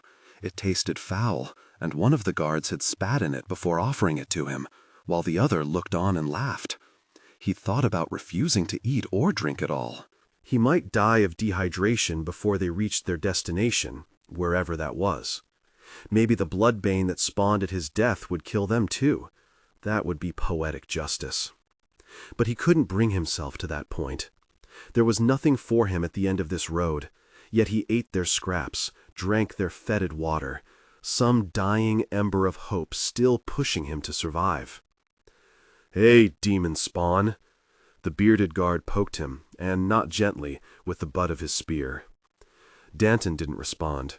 He'd only just managed to fall asleep after another long, uncomfortable night. Instead, he curled into a tighter ball, shielding his eyes from the rising sun. The guard poked him again, this time hard enough to bruise. He sat up, though it cost him dearly, every muscle shrieking from cramped disuse. "Get off!" he shouted, grabbing the bars of the cage and shaking them. They didn't even give him the satisfaction of rattling. The guard laughed until he coughed, spittle flying into his beard. "Oh, the little demon has teeth after all." Danton gritted said teeth as tears welled in his eyes. "Just leave me alone. Leave me to die in peace." Betrayed and alone, confused and angry, he vacillated between rage and an all-consuming grief that ate at his hope, more pernicious than the growing hunger. The guard continued to laugh. "Or what, you'll use your demon powers on us?" He turned to his partner, perhaps hoping the other guard would share in his cruel amusement, but the other guard eyed Danton nervously. "Perhaps you shouldn't poke a sleeping bear," the younger guard said. Bearded waved his hand. If he could hurt us, he would have already. You know how these new ones are. They're newborn babes, can't do anything but cry." He sneered at Danton. "Do we need to go back and drag your mama along, demon spawn, so you can suck at her tit and silence your mewling?" The mention of his mother did him in. Danton turned away from the guards and tried unsuccessfully to master himself. Instead, he buried his face in his knees, unwilling to give them the pleasure of seeing him cry again. He wished he knew what powers he supposedly had. He'd tried, once, in one of those ever-dwindling moments of hope, to reproduce the light from his hand, but had failed. He didn't know how it worked, and he had no one to teach him. Not that it mattered. That light had been utterly harmless anyway. Now, if he could light them on fire, that might be useful. It'd do it too, he thought savagely, and he'd never wished harm on anyone before. He hadn't. Not really. Couldn't the heretic gods see that? Or were his wild thoughts of vengeance on his family, his growing hatred for these guards, a sign of what had always lurked beneath? Perhaps he did deserve this. Perhaps there had always been evil within, waiting for the right moment to burst forth. Maybe this wasn't a mistake. Maybe the priests were right. Maybe this was for the best. He brushed angrily at the tears on his cheeks. These moments of self-doubt were another poison to mix into the cocktail of grief and rage and hopelessness that roiled in him. It was best not to think at all. But that too was denied him. Danton stared dully out the bars of his cage at the gathered group of children. They jostled each other for position, speaking in hushed tones and giggling. It was the same in every village they passed through. The whispers, the looks of fear, of hatred, the insults, even from children. Finally, a girl from the group darted forward and hurled a small rock into the cage. Danton didn't move. Just let it hit him on the arm. It stung, but what did it matter? The girl darted back to the group, which waited with a collectively held breath, as though he might strike them down for her audacity. When he did nothing, they grew bolder, chasing the wagon as it trundled down the street. "What's wrong, demon spawn?" one boy called. "Can't you save yourself?" A few hung back, uncertain, but that was the best he got. Uncertainty, like Katarin. Adults pulled their children away with stern words, not out of compassion for him, but fear. Not a few of those same adults spat on him as they passed, or muttered under their breath. Others fled into their homes, slamming doors. One small child stood in his garden while his mother weeded. He was sucking his thumb, and as they passed, he pulled it out of his mouth and waved, as though Danton were part of some parade. Instinct drove him to smile at the child. He lifted his hand to return the wave, and the boy beamed up at him. That grin was a breath of fresh air, sweeping through the toxic fumes he had been breathing since he'd been taken. Then the mother noticed what was happening and scooped him up, casting a dirty look at Danton, as though his very attention might contaminate them, and whispered to the child. He thought he caught something about bloodbane. The clean air dissipated as quickly as it had come. He wanted to rail at them. He didn't understand why this had happened. It was unfair. He hadn't asked for this, and he certainly didn't know how to summon a bloodbane for Temoth's sake. They left the village behind, and he looked at his hand, clenching his fist, stomach churning. His thoughts returned once more to his supposed powers. What if he could do it again? Would it do any good? Maybe he could figure out what else he could do, if anything, before they reached their destination. Break free. Escape. And then what? Where would he go? There was nowhere for him. Universally reviled and feared and hunted by the conclave, he would never be anything but a fugitive, living in constant fear of discovery. Even freedom was a prison for someone. His throat tightened. Like him. Danton sat with his back pressed against the bars, head tilted back, staring at the clear night sky. At least the bars on his cage extended above him as well, rather than a solid roof, so he had a chance to see the sky before he met his fate. He knew. He'd tried not to think about it, but he knew. Sedation. He had to be stilled for the sake of the world, not killed, or his death would spawn yet another bloodbane, and then humanely cared for as a vegetable until he died in some safe location far away from civilization. Given the way the guards had treated him after taking him, he doubted anyone was going to be caring for him, whatever the conclave pretended. He suspected the guards' cruelty knew no bounds. He had no doubt that he'd been shielded from even worse treatment because they were afraid to open his cage. No, it was far safer and more amusing for them to torment him from a distance in all the little ways that eroded his dignity, his very humanity. Assuming he still counted as human. Whatever sliver of hope had been left to him was slipping out of his grasp. His grief had gnawed a hole in him, but it wasn't empty. No, despair had swelled to fill the space where once hope had lived, and it pulsed outward, tearing at the edges of that hole, making it bigger. So he stared at the sky instead, a vast emptiness that could swallow his own void, make it seem small, even if only for a few minutes. It stretched into the endless distance in either direction over an empty plain. Stars glimmered, and a crescent moon hung above his head. It was almost peaceful. If it weren't for the bars obscuring his view, he might pretend he was out in the field with his siblings, racing to be the first to find the constellations as his mother named them. The sky tilted. The stars mocked him. It was a tainted memory, sullied by everything he'd lost. His sweet moment of tranquility disintegrated, ash between his fingers. He'd once thought, like everyone else, that Banebringers were demon spawn, worshippers of the heretic gods, that they did something to deserve this. They used their powers to sow discontent and evil across the continent, and needed to be caught and sedated for the sake of everyone.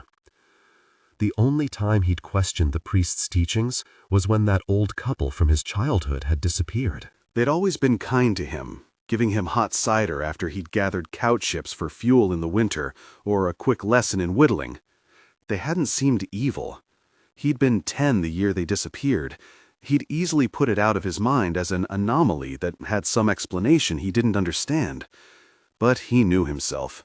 He'd never even known someone who secretly worshipped the heretic gods, let alone numbered himself among them. He'd never done anything evil. He had no desire to unleash havoc on the land. He didn't even know how, though perhaps he might now out of sheer rage, if he could. He turned his head to look at the cruel watchmen who'd overseen his journey to wherever. They were both awake, eating, laughing around a campfire. They tossed scraps from their meal his way, as usual, but he hadn't touched them. They thought it was amusing to tread them into horse manure first. Anger coiled once more, a sleeping serpent that roused itself now and again. It felt good, only because it pushed away the despair for a while. Their cruelty, their malice, it was enough to drive anyone to madness. Or was it? Fear trickled down his spine. The fear that he was losing himself, even as bitterness churned in his stomach. Maybe this was why Banebringers were evil. Maybe it had nothing to do with the heretic gods. Maybe the rest of the world drove them to it. And maybe he was sliding down that slope too. At some point, Danton must have drifted off, because he woke with a start. He uncoiled himself and sat up, confused. It was still the middle of the night. The stars had shifted, but dawn was hours away. Yet both guards were awake, limbed in the light of the campfire, arguing. That must have been what had woken him. He didn't even have to strain to hear what they were saying. Bloodbane about. Saw the notice at the last village. A wolf, I think. Blood wolves don't live around here, the older, bearded guard said. Can't be that. A hawk. A large shadow flitted across the sky, and both guards ducked. Danton looked up, completely unconcerned. He'd ceased caring about the possibility of bloodbane attacks. He was as good as dead anyway. But it was merely a cloud skimming the moon. The guards relaxed. "It's nothing," Bearded said. "Go back to sleep. I'll watch if you're too scared." "Can't sleep now," the younger guard said, his eyes still darting about the campsite. "I know I heard something." Danton peered through the bars of his cage into the darkness. Was there a bloodbane out there? Maybe it'd eat him and finish this. Hopefully it was one small enough to get into the cage. A couple of blood rats, perhaps, to gnaw him to death. That would be ironic. Could have started there and saved himself this misery. Or let Loina get eaten. He shuddered, pushing away such dark thoughts. The tall grass on either side of the dirt road rustled. "There," the younger guard shouted, pointing to one side of the road. "I heard it." Danton heard it too, but he didn't see anything. "You didn't hear nothin'," Bearded snapped, "just the wind." He thumped his spear on the dirt and turned his back on the section of grass, as if to prove the point. "Burning skies, man. It's a good thing we're almost there." A sharp twang cut through the air, and an arrow flew out of the darkness and struck Bearded in the back of the calf. He yelped and fell to the ground, cursing, and his spear rolled from his hand. The younger guard drew his sword, twisting this way and that to find the unseen assailant. Danton watched with numb curiosity, and perhaps some disappointment. Bloodbane couldn't use arrows. He didn't know much anymore, but that he was certain of. Another twang, followed by another arrow, flying from the same location into the younger guard's calf. Bandits? So long as they killed him too, rather than leaving him here to starve to death in a cage in the Arlanan summer sun. Though, if the bandits were trying to kill them, they were failing miserably at the job. Bearded had stumbled to his feet, dragging one leg, and another arrow buried itself in the other leg. He went down. The younger guard tried to crawl the opposite direction, into the grass, and for a moment it looked as though he'd succeed in escaping, though where he imagined he'd go, Danton couldn't guess. They'd left behind cultivated land hours ago. Truthfully, the guard had been right to worry about bloodbane. Most of them lurked away from civilization and would greedily set upon a lone, injured human if it bumbled into their territory. But the grass bent flat, followed by the sound of scrambling along the ground toward the guard. Then the guard yelped. Danton rubbed his eyes. The younger guard's body was now dragging itself back toward the campfire. That was it. Danton had snapped. fallen off whatever cliff he'd been hanging onto. He was hallucinating? Right?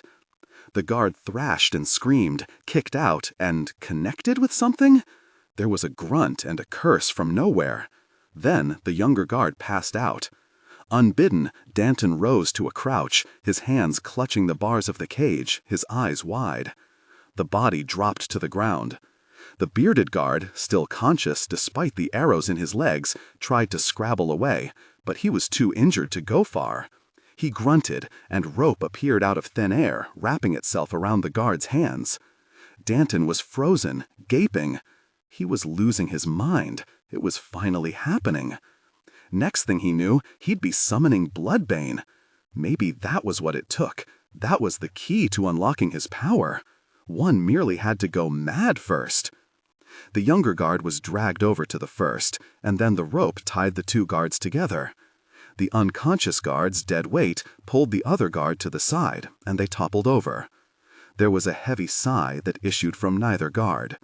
Then a man appeared, his back to Danton. Danton thought his eyes might be stuck open permanently.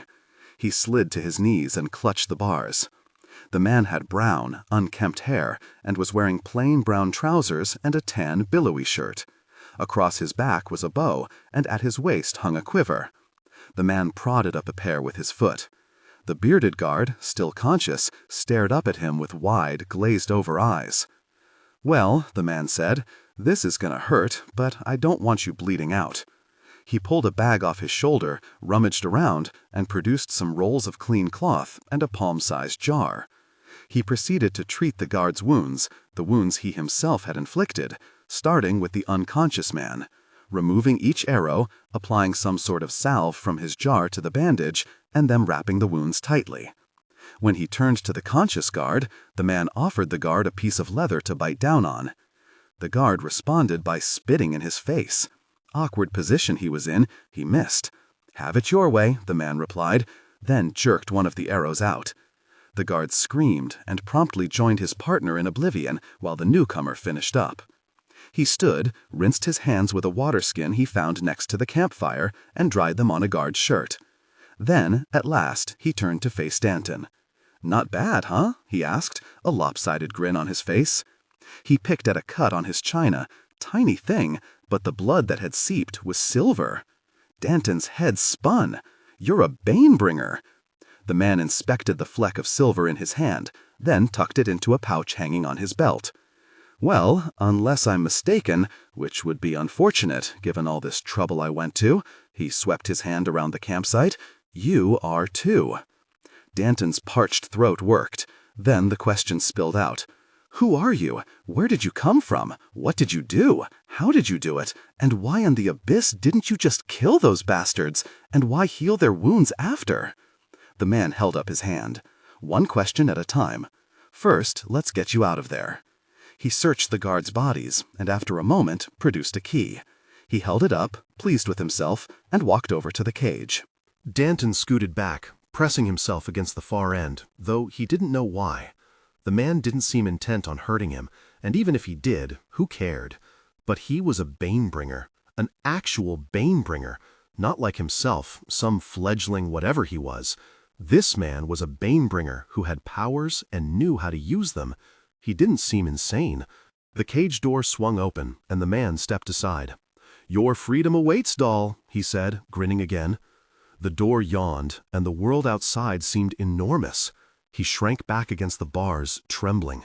His aches and pains and the pit inside came rushing back, temporarily stayed by his attention on what was happening outside. But he was free.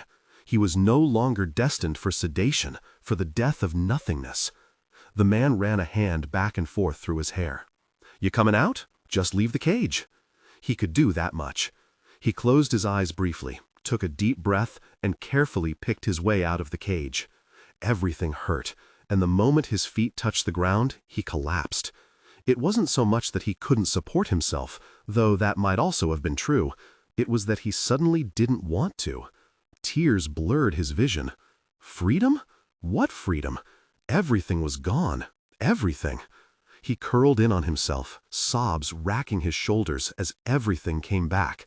The terror of that night, the confusion of the next morning, the fear, the betrayal, the frightening anger, the mental and physical torment of the past few days. He didn't care that the man was watching him, didn't care that they needed to get away from here, didn't care, just didn't care about anything at all. When he couldn't cry anymore because his body hurt too much, the dirt next to him puffed up, and the stranger's feet appeared in his vision. "I get it," the man said softly. "I really do." "Just let me die here," Danton rasped. The man crouched in front of him. Yeah, I get that too." Danton slowly pushed himself to his knees, wiping at his eyes with his sleeve, and studied his rescuer. The man wasn't Satana, not completely. His skin had the bronze shading of a Fairharian. What was he doing here, in the breadbasket of Satana? The man's grin was gone now.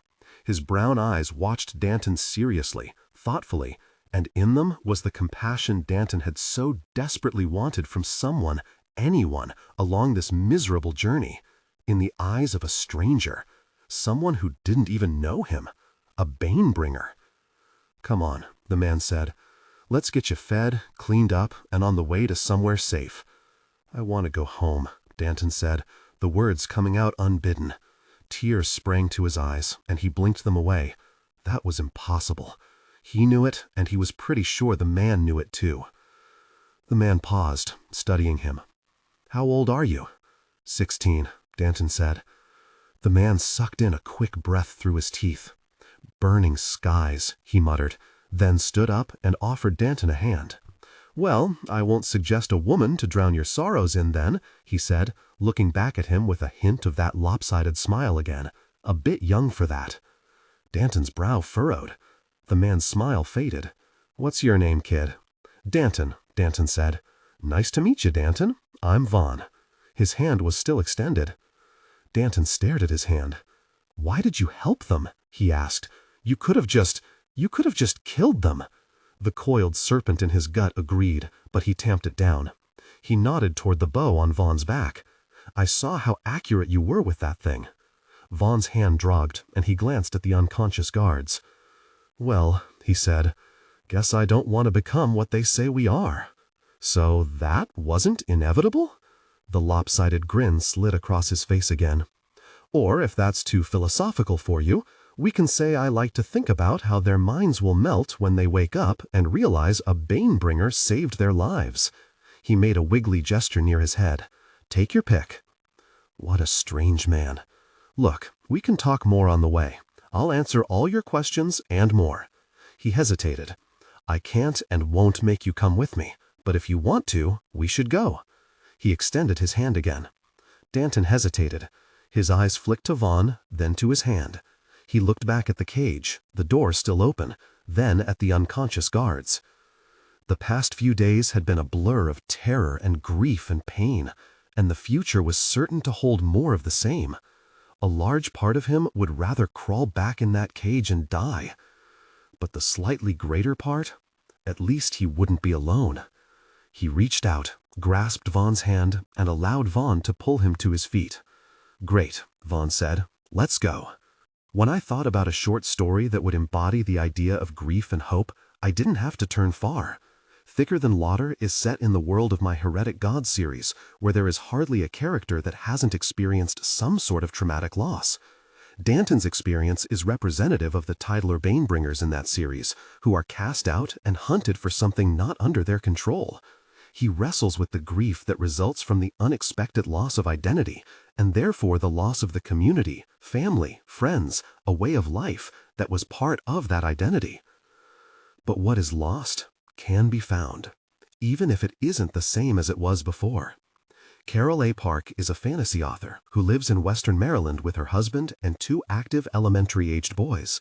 When not writing or doing other authory tasks, you can find Carol working at her day job, support lead at a patent law firm, chasing her children, dreaming about playing video games again, or reading. Her novels are generally characterized by nuanced magic systems, character-driven stories, and mature romance. Find out more about Carol A. Park here. Cassandra sagged against her staff, her breath coming in painful gasps. A field of fireworms lay slaughtered around her, some half consumed by the earth, some impaled on jutting shafts of rock, their blood oozing orange into the jewel-bright green of the meadow. "An astounding feat, Milady," a voice exclaimed, as a gaggle of local peasants emerged from behind the ridge where they had been cowering. "You dispatched those monstrosities with such ease and speed." "Well, it would have been easier and speedier if I had my partner with me." Cassandra frowned at the gawking farmers. "Now, if you'll excuse me," she straightened, shaking orange blood from her armor, "I have to get to the 4th spire." "Ah, yes, the star spire," the peasants murmured among themselves in reverent tones. "I'm told those who reach the top leave with powers beyond belief." "I know." Cassandra fixed her gaze on the horizon, where the tower cut a pearly slit in the sky. Still so far away. She had just slung her staff to her back when the ground shook. "Sorry," she smiled tightly as the civilians yelped at alarm. "Sometimes my powers get away from me." "Cassie!" a voice thundered from the clear sky. "That's your power, Milady?" one of the peasants said, unable to comprehend this new sound from the world beyond. "Cassie, this has to stop." "What was that?" asked another peasant. "Nothing, just the wind," Cassandra muttered, and turned her back on the crowd. "Now, shut up," she shouted back at the sky, her own voice magnified by her quake powers. "I need to concentrate." Hands before her, fingers outstretched, she willed heaven and earth to still. "Cassie," the voice in the sky ached. "I'm really trying here. I mean it, Dad." Cassandra stamped the ground, opening a chasm that nearly swallowed one of the stumbling peasants. "Shut up and leave me alone. You're scaring me. Please." "I said, leave me alone." Cassandra's bellow filled the world, drowning out even the rumbling sky. The intruding voice pulled back, defeated, and the world finally stilled. As the ground stopped shaking, the peasants were left staring in amazement. Some had fallen to their knees. "There," Cassandra, Earthshaker, let out a breath. "If I scream loud enough, I can always make it stop." "You called this entity Dad?" one of the peasants said. "Can it be? Are you a child of the immortals?" "Yes." Cassandra fixed her eyes on the star spire. "Yes, I am." "Hail the demigod!" the crowd cried, falling to their knees. "Hail!" Cassandra just rolled her eyes and pressed on. A crystal teardrop floated before Sam's nose.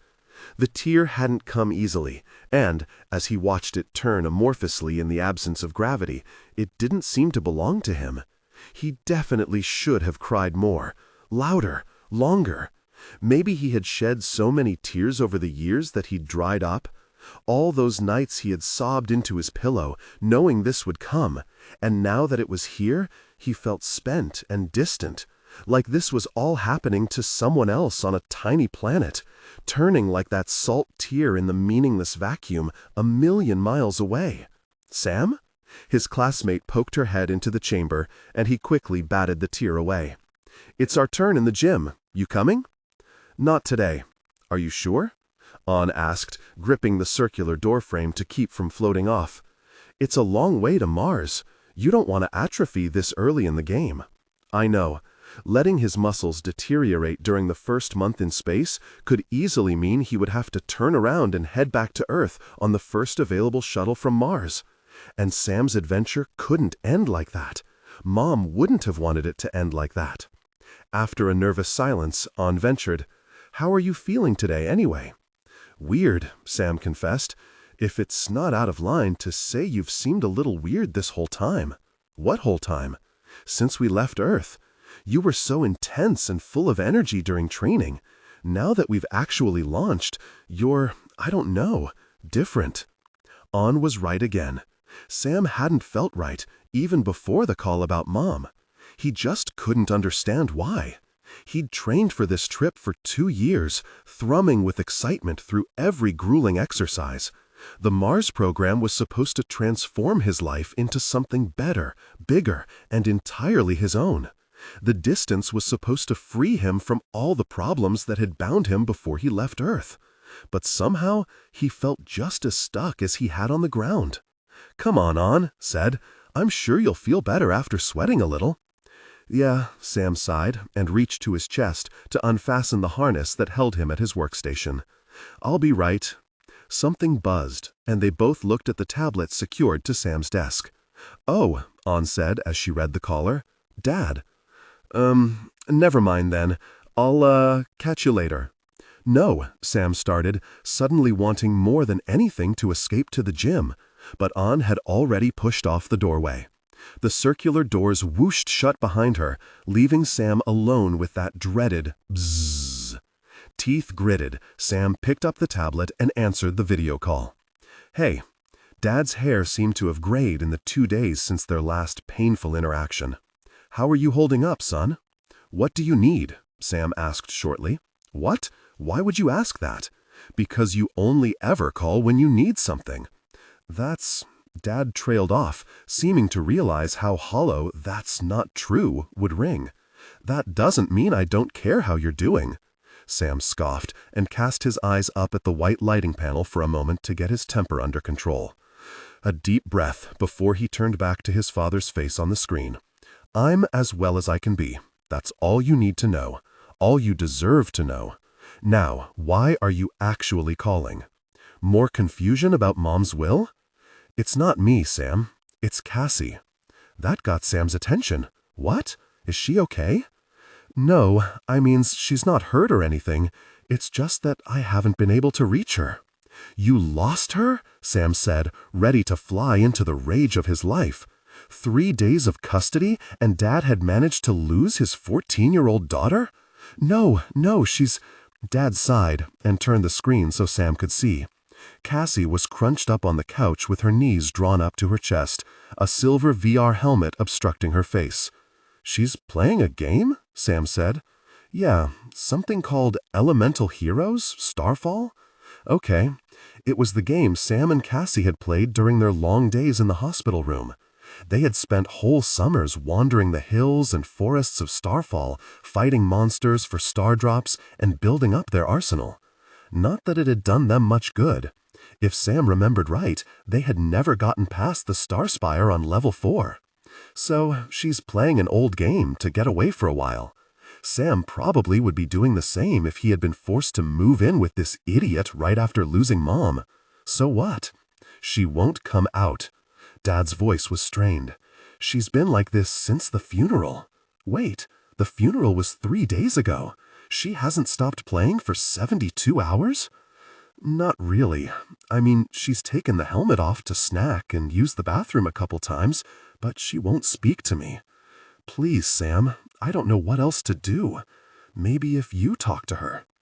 "Yeah," Sam said, skipping. "How the hell did you let this happen? Take me to her. Let her know I'm here." Picking up his tablet, Dad walked Sam over to the couch where Cassie huddled in an old hoodie that had belonged to Mom. "Sweetheart," he put a hand on her shoulder. "Sam's here to see you." Cassie made an inarticulate sound and squirmed away from the touch, head pressed into the back of the couch, as if to burrow further into the helmet. "Cassie," Dad tried again, shaking her slightly. In response, Cassie screamed. Even through the screen, 40 million miles away, Sam cringed. The sound was too raw to come out of his sweet baby sister. "You see," Dad turned back to Sam, "I don't know what to do. Sam, please, what do I do?" Without realizing it, Sam had reached out and touched the edge of the screen, wanting to hold his sister, as if there weren't a universe between them. He shook his head. I don't know. He had never known Cassie to act that way while playing any game. It had his hands shaking slightly on the tablet. "Has she said anything to you about why she needs to be in the game? That game specifically? Just that she had to get to some tower or something? The 4th Spire? That's the one. How could she have even played to that level?" Sam wondered aloud. "It takes 2 people to get past level 3. "Well, the nurses mentioned Marion was wearing a VR helmet when she passed away. I think she and Cassie were playing this game together." "Seriously?" Sam let out a laugh in spite of everything. "Mom was playing Starfall? Yeah, why? Mom doesn't play that game. It's not her style. It was a corny game, not really meant for moms or, frankly, for anyone over the age of 14. Mom had played a lot of VR games with Sam and Cassie when they were growing up. But Starfall was explicitly the one Sam and Cassie had played while Mom was in surgery, resting afterward, or simply too sick for the excitement. It had been the perfect escape from the hospital. Difficult enough that fighting the monsters consumed all their focus, shiny enough that it didn't remind them for a moment of the real world. And it belonged to just the two of them. Why would Mom have been playing it? Before she passed, the last time I spoke to her, Marian mentioned that she had started playing some of your old favorites with Cassie. Why? Dad sighed. Why do you think, Sam? Your sister misses you so much. You did just leave her and Marian on Earth. That's not my fault, Sam protested. What was I supposed to do? Just sit around waiting for... He couldn't say, waiting for the inevitable. It sounded too callous. This is what Mom wanted, you know? She told me to jump on this chance the second I was approved for a scholarship. I know that's what your mom wanted for you, but Sam, that's no excuse to leave your family at a time like this, when you knew it was so close to the end. You don't get to say that to me. Hey now. Watch your tone. What exactly do you call what you did, Dad? 1 month you find out Mom has a terminal diagnosis, and the next you're looking for an apartment? Sam had been 8 years old when Mom first got sick, and Dad decided that being a husband and father wasn't for him after all. There were a lot of reasons. I don't give a shit about your reasons. The wound was so old now. Talking about it shouldn't still make Sam's voice crack with emotion. You don't get to talk to me about ditching family. Quiet on the other end. Dad had turned from the screen, unable to face the son he had all but abandoned 10 years ago. Sam's hands were in fists, ready for a fight, ready for the next stupid, self-centered excuse his father threw at him. But the return fire didn't come. You're right. In what? Incredulous, Sam just managed to bite down on a venomous, "Who are you, and what have you done with my father?" "I have no right," said this strange, defeated man with Dad's face. "I wasn't there when you and your mom really needed me. I was young and scared, and I wasn't the father I should have been. But part of being a man is learning from your past." "Don't stop," Sam cut him off. "Not with me, do you understand? You have nothing to teach me about being a man." "I know!" Dad finally lost his temper, as he always did when things got real. "I know, okay? I'm not asking you to forgive me, I'm asking you to help me." He seemed to choke on the next words. Help me be just the way Sam remembered. It didn't seem to matter that their goal was more fraught than a simple star of bright pixels. The deeper they dug into the swirling, sparkling how, the less the what mattered. That was the undying magic of Starfall. No elemental could kill the hydral in its home element. The best any player could do was get past the creature, which would then drag its cumbersome body from the lake to pursue its prey up the mountain. In theory, the water-based hydral could be killed on dry land, though Stormfly and Cassandra had never managed it. For years, their strategy had been to outrun the giant. This was difficult, given the hordes of scorpisaurs and cyclobats that guarded the way up the mountain. Stormfly and Cassandra had never managed to get through all of them before the plotting hydral caught up and finished them off. But if Cassandra could get through the Dread Canyon and up the mountain with Mara, she could do it with Stormfly. When they had their plan, Stormfly took Cassandra in his arms, drew in a deep breath, and plunged from the ledge. Swooping low over the lake had seemed counterintuitive when they had first started playing Starfall, but controlling when the hydral noticed them was safer than letting the monster spot them and attack on its own time. As Stormfly spread his wings, slowing their descent, ice-blue eyes opened in the water below. Stormfly flapped hard, just as the hydral's first head burst through the lake's surface. The two elementals veered left through the crystal spray, missing the monster's jaws and the spout of poison it sent jetting into the sky. At that point, the hydral had only 3 heads. Stormfly wove between them, knowing where they would break the surface, and set Cassandra down on the opposite shore. "Nice," Cassandra said, as the hydral's great shell trembled with rage, setting bubbles shuddering across the lake's surface. Not waiting for the monster to slink ashore, the pair raced onward. It had taken Stormfly and Cassantera 2 months to figure out how to defeat the largest scorpisaurs of the Dread Canyon. The dance they had eventually perfected was as sharp in Sam's mind as any of his Mars training. Stormfly circled just out of range of the monster's pincers and barb, effectively drawing its 6 eyes so that Cassantera could open the earth in 2 trenches, trapping all 6 of its legs. The moment the monster was caught, the 2 elementals closed in with flawless timing. Stormfly dodged the arc of the scorpisaur's tail and spun in the air, severing the stinger. Both pincers struck inward at Cassantera, only to meet the force of her shockwave shield. As the creature's claws ricocheted wide, exposing vulnerable joints, Stormfly wheeled in again and severed the right pincer. At the same time, Cassantera lifted her quakestaff and slammed it down on the joint of the left pincer, sending exoskeletal shards in all directions. That was fun, Cassantera beamed, as 2 more scorpisaurs scuttled into view beneath a chittering cloud of cyclobats. But there's something I didn't tell you when we were planning. Yeah? A very Cassie grin split the Earthshaker's face. I can actually take a scorpisaur on my own now. No way! Just cover me. Taking Cassantera at her word, Stormfly exploded upward to meet the bats with a wind pulse from each hand. The blasts hit the swarm of bats, destroying half of them and scattering the rest. As the screeching creatures regrouped, Stormfly drew the wind swords he had spent months saving for and spun. In the vortex of steel and bladed feathers, the remaining bats came to pieces. As their fragmented bodies rained into the ravine below, Stormfly looked down to find that the canyon walls had collapsed before Cassantera's outstretched hands. A scorpisaur's barb stuck from beneath the rubble, twitching. Holy shit! Hey! Cassantera looked up at Stormfly admonishingly. Language. Sorry. Stormfly descended to alight on the rocks beside a twitching scorpisaur leg. It's just, I didn't know you'd gotten so good. Well, a lot's changed while you've been gone. As more scorpisaurs clicked and skittered from above, slow footfalls shook the lower mountain beneath their feet. The hydral was nearly on them. You go on ahead, Cassantera said. Are you sure? Yeah, I've got these creepy crawlies. But you? Stormfly blinked Sam's confusion.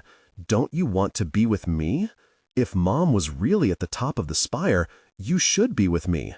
Isn't the whole reason you wanted me here so you could— This is what I wanted. Cassantera gestured to Stormfly and monsters closing from both sides. And with a stab, Sam remembered Dad's words. Your sister misses you so much. Was this really all Cassie had wanted? 1 hour with her big brother in this place they used to share? Cassantera, I told you to go. I can handle this.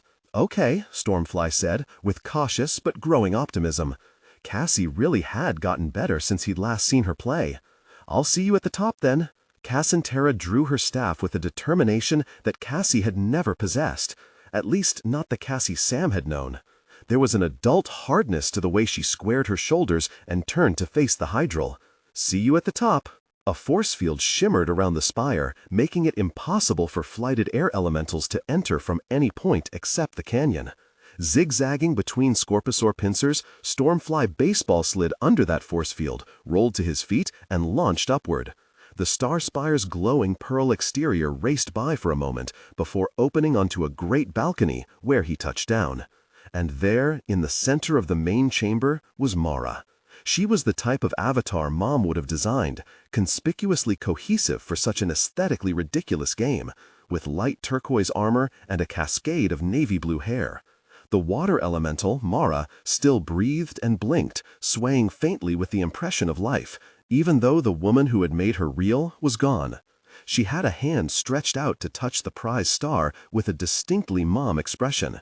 It wasn't the smile of someone pleased with her own accomplishments. It was the smile Mom wore when she knew she had done something to make her kid happy. She had been wearing that expression, beaming, when Sam read his Mars Institute acceptance message and looked up at her in shock.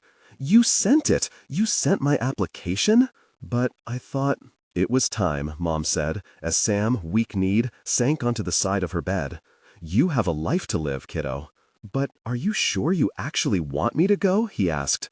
Especially now when the doctors say we're so close to the end. The end could be any time, sweetheart. That's been true for years now. It's not a reason to hold your life in limbo when you have so much you want to do. Mars could always wait. Just saying the words physically hurt. Sam pushed them out anyway. I could go to school somewhere else, somewhere closer to home. But Mom was shaking her head. This is a journey you need to take while you're still this antsy, vibrant, growing thing. If you don't get up there, I worry you won't learn what it means to have your feet on good, solid ground. I don't understand. That's okay. She rubbed his upper arms before squeezing her shoulders with her painfully thin hands. You won't until you go. That's why you have to go. I don't want to leave you, Sam said. Not because he meant it at the time, but because it felt like the right thing to say. I feel bad. You shouldn't, my darling. As long as you're pursuing your goals, building the life you want, I'm happy. But Sam didn't understand how she could really mean that. You never got to have this. Mom had trained to be a space engineer once. She had put it on hold for her kids, for just a little while, not realizing that little while was all she would have. You never got to have your life. Oh, Sam. Just because I don't get to have an experience for myself doesn't mean it loses its shine. As long as you're out there, flying free, you'll be my wings. God, Mom, Sam cringed. Porny, but true. Mom scrunched her nose and pinched Sam's cheeks.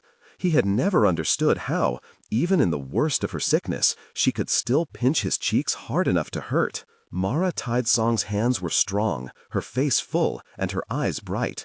She was Mom, as she had been in Sam's early childhood, before the sickness had worn away at her. Stormfly touched those wiry blue fingers, and they felt wonderfully real. Specializing in water, Mara wouldn't have the power of flight or blunt force. A water elemental strength was her flexibility. How had she gotten Cassantera over the lake? How had she dealt with the cyclobats so high in the air? How had she ascended the spire? Sam had never played a water elemental in this game. He didn't know how it worked. But somehow, in a few weeks, Mara had done for Cassie what Sam never could. Maybe that was nothing to do with being a water elemental. Maybe that was just being Mom. I'm so sorry. Sam didn't realize he was speaking aloud until the words were out. He had spent so much of his childhood thinking of the hole his mom would leave when she died. He had never thought that he would be the first to leave in absence, that Mom might have to fill in for him. I didn't want to do that to you. His voice broke. After you did everything you could for me, I ended up being just like Dad. I wanted to be better than that, Mom. When it mattered, I wanted to be more like you. Mara was still wearing that mom smile, overflowing with love. It was time. You have a life to live, kiddo. I know that's what you said, Sam said, to the echo of Mom's face and the memory of her voice. I know you said that. As long as I was living my life the way I wanted, you'd be happy. But I'm sorry, I didn't think about whether Cassie would be okay, or the extra strain that would put on you. Holding Mara's hands in his, Sam lowered his head until his brow touched hers. I don't feel the way I thought I would in the Mars program, Mom. Here, playing this stupid game with Cassie, this is the best I've felt since leaving for Mars. And I guess that's good. That's a relief. Sam almost laughed with the realization. It means I'm closer to you than I thought. I hope, maybe, I'm even a little bit like you.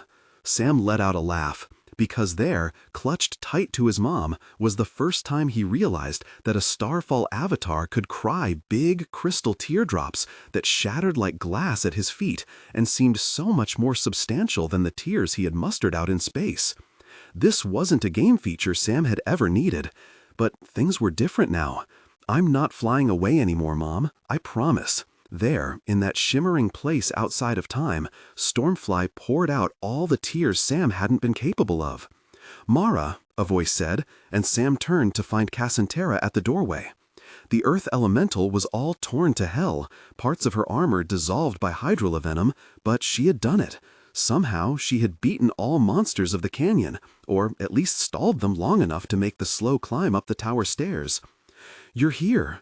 As Stormfly drew back, Mara's eyes drifted with the game's default programming, blinking and tracking the new presence in the chamber. She smiled right at the Earthshaker, drawing toward her. Acid-marred boots came to a stop on the pristine floor. For a long time, Cassandra just stared at Mara, a little girl looking at the only person in the world who hadn't chosen to leave her, and Sam abruptly felt ashamed to stand here with them. He took another step back. "If you need to talk to her, I could give you 2 minutes." "No," Cassandra said, touching Mara's hand. "I told you, this is what I wanted, for us to be together." She turned to look at him and extended her free hand. One last time. Sam understood then that Mom wasn't the only person Cassie was mourning, and of the two, Mom certainly wasn't the one who owed her an apology. "Cassie," he dropped the voice filter. "Cassie, I'm sorry for not being with you through this. I didn't," he fumbled, realizing Cassie didn't need any excuses from him. "I love you." Cassandra looked at him sharply, the raw Cassie in her eyes piercing his armor and avatar. "Then you shouldn't have left. I had to go." "But you didn't have to go the way you did," she protested, "without calling, without ever even talking to me about it." Somehow, though her avatar didn't accommodate it, Sam knew her lip was trembling. "You didn't have to do that." "I know," Sam said quietly. "I was trying to figure out what I really wanted." "So what do you want?" Cassie demanded. "To get away from your sick mom and loser little sister? No, not after the weightless loneliness of space. I want to make the kind of life Mom wanted for me, that's rich and full and means something to me." But Sam finally understood what that really meant. "I realized that the life I want has to have you in it. How is that supposed to work with you on Mars?" "Well, we're both here now, aren't we? We can still do this together. And I can call. It's not the same as having you in the room, but it could still be fun. It seems like you and Mom had a great time playing this game together, even though it wasn't the same as when you and I were little." "Yeah, things have changed, and they're going to keep changing as we get older, but you seem to deal with that okay." Sam smiled. "Definitely better than I do. I mean, look at what you did to those scorpisaurs back there." Cassie couldn't help the pleased smile spreading across her avatar's face. "And you didn't even see what I did to the hydral." New footsteps drew Sam's attention, and he turned. 4 avatars he didn't recognize had landed on the balcony, though 2 of them were oddly familiar. "Hey there, Sam." The speaker was a towering fire elemental Sam just recognized as On, though the androgynous character looked nothing like his classmate. The giveaway was in her posture. On had a playfully poised way of standing, with her back straight and her head tilted just slightly to one side.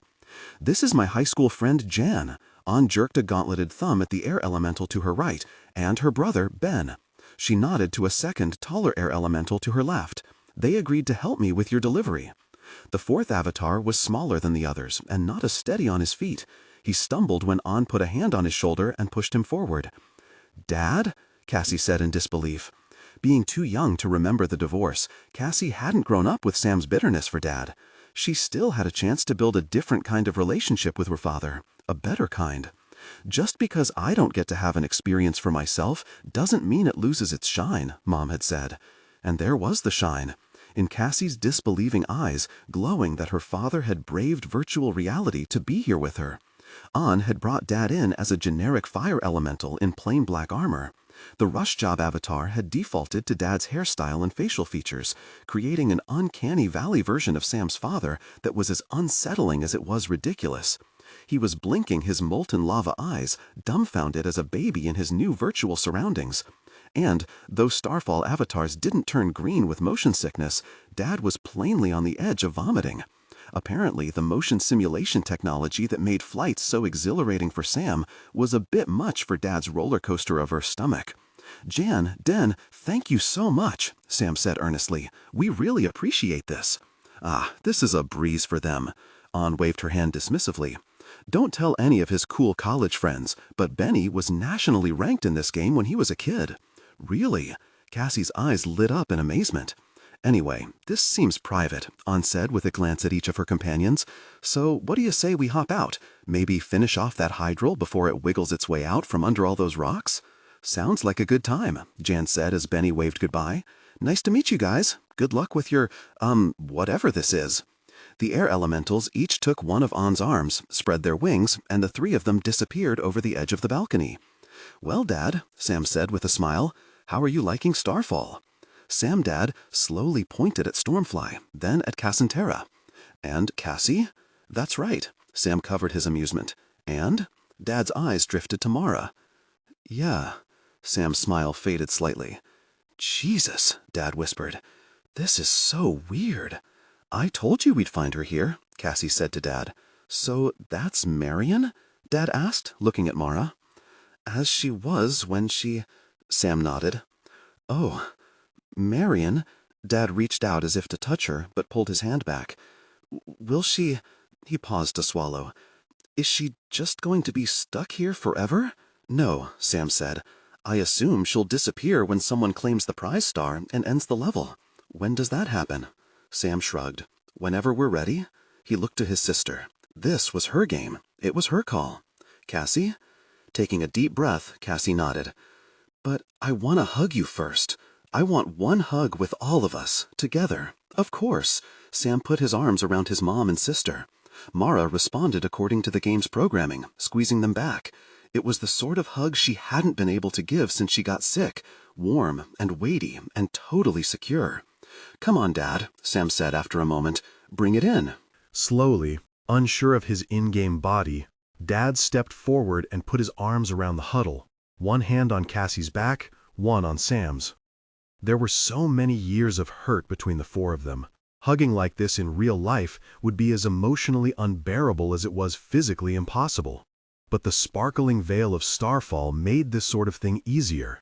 It might not take the pain away, but it refracted it, making it easier to look in the face, easier to embrace. Here, Stormfly was able to whisper what Sam never could. Thanks for coming, Dad. Cassie rested her head on Mara's chest, eyes squeezed shut. Very softly she said, Everyone's here. And we love you, Dad said with gentleness Sam had never heard before.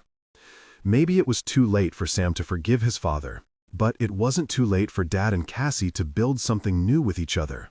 And Sam realized that he earnestly wanted that for his sister, earnestly enough to put away his own resentment and help Dad change, if that was what it took. Because if Cassie couldn't have Mom, this was the least she deserved. This was the least they both could give her. His hand found his dad's virtual shoulder and squeezed. It was only when Cassie's grip eased that Sam and Dad stepped back. Mom's avatar was gone, but she had left something behind. She must have been close enough to touching the star that the game registered it as part of her. When the hug broke, the star had diffused between the three remaining players, changing them. Sam noticed the change in Cassie first. Whoa, what? Cassie, look behind you. She twisted around and started. A pair of wings unfurled from between her shoulder blades, gold to match her armor. A ring of air elemental silver encircled the green earth elemental gem on her chest. But earth elementals can't fly in this game, she exclaimed. Not at level 3, Sam said. Remember, we never got to this spire. It wasn't until Sam reached out to touch one of Cassie's wings that he saw the stone bracers around each of his arms. Quake gauntlets. A green ring had snaked around the silver orb on Stormfly's chest. Meanwhile, Dad had a ring of blue around his fire gem and ice crystals in the back of each of his hands that would allow him to control water. So this is what the fourth star does? Sam marveled.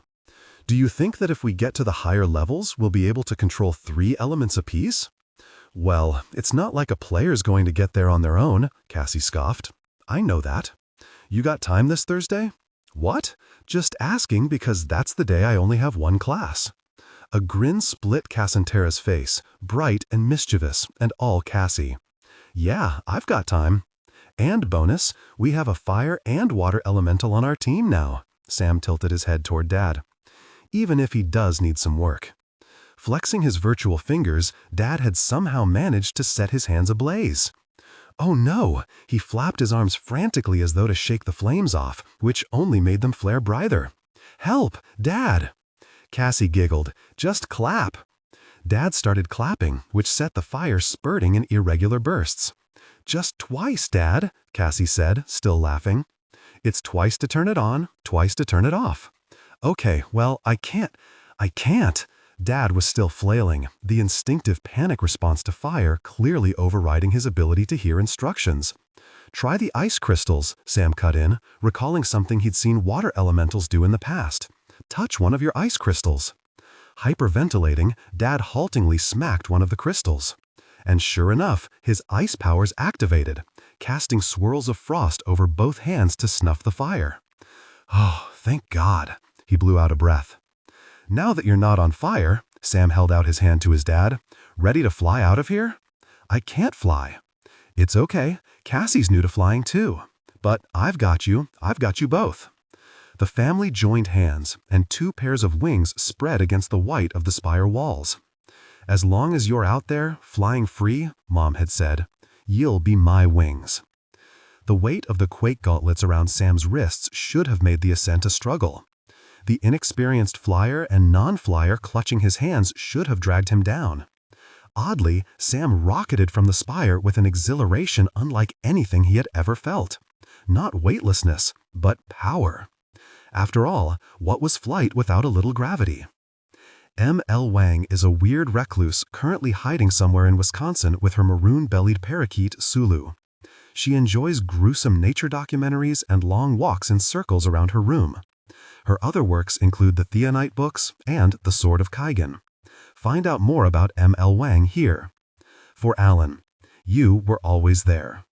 Souls could only be caught by moonlight, and even then, only in summer. Something about winter kept them hidden. Frost was like fairy iron to the delicate lattice of their light. But in high summer, when the moon shone on the thick grasses like a beaming mother, you could stand in the warm fields with emerald blades tickling your shins and watch them rise from the earth like fireflies. We stood in the grass, my sister Kiva and I, glass jars in our hands, waiting for the moon to rise. We ran among stalks of bird summer wheat, soul stuff filling our jars until they glowed like the sun. We'd lie on the soft earth, whispering stories to one another by starlight. Above, the constellations guided our fancies, pole stars to the wayward sailors of our imaginations. This one was a pirate, that one a merchant, the other a murderer, but he did it for love, and oh, how his soul shines.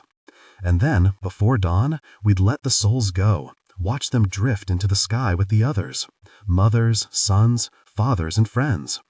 Here, a pair so close they had to be lovers, or maybe enemies. There, a single wisp, but bright as a star. A child, surely. 10 years we had together. 10 years is an eternity to a child. Not so long to the earth, or to the adults who grow from those children. To a soul, 10 years is the inhalation of a breath. Mother had passed the year before, summer's heat compounding the misery like weight added to sorrow's yoke. I wondered sometimes if it had been Kiva's death that took her. Like a bird latched to her soul, I watched that grief hang on. Each morning it would try to fly away, only to sink its talons deeper each night. Finally, one morning on the cusp of summer, the sadness took her. I don't recall all it entailed. A cough? Wasting? Did she simply decide to stop living? In death, the details are unimportant, if only because the details don't change a thing. Still, I remember the feel of her hand in mine, the skin like parchment, fingers like bundled twigs. And Kiva? Perhaps I was too young, too burdened by my own grief. I recall only that she was here, and then she was gone.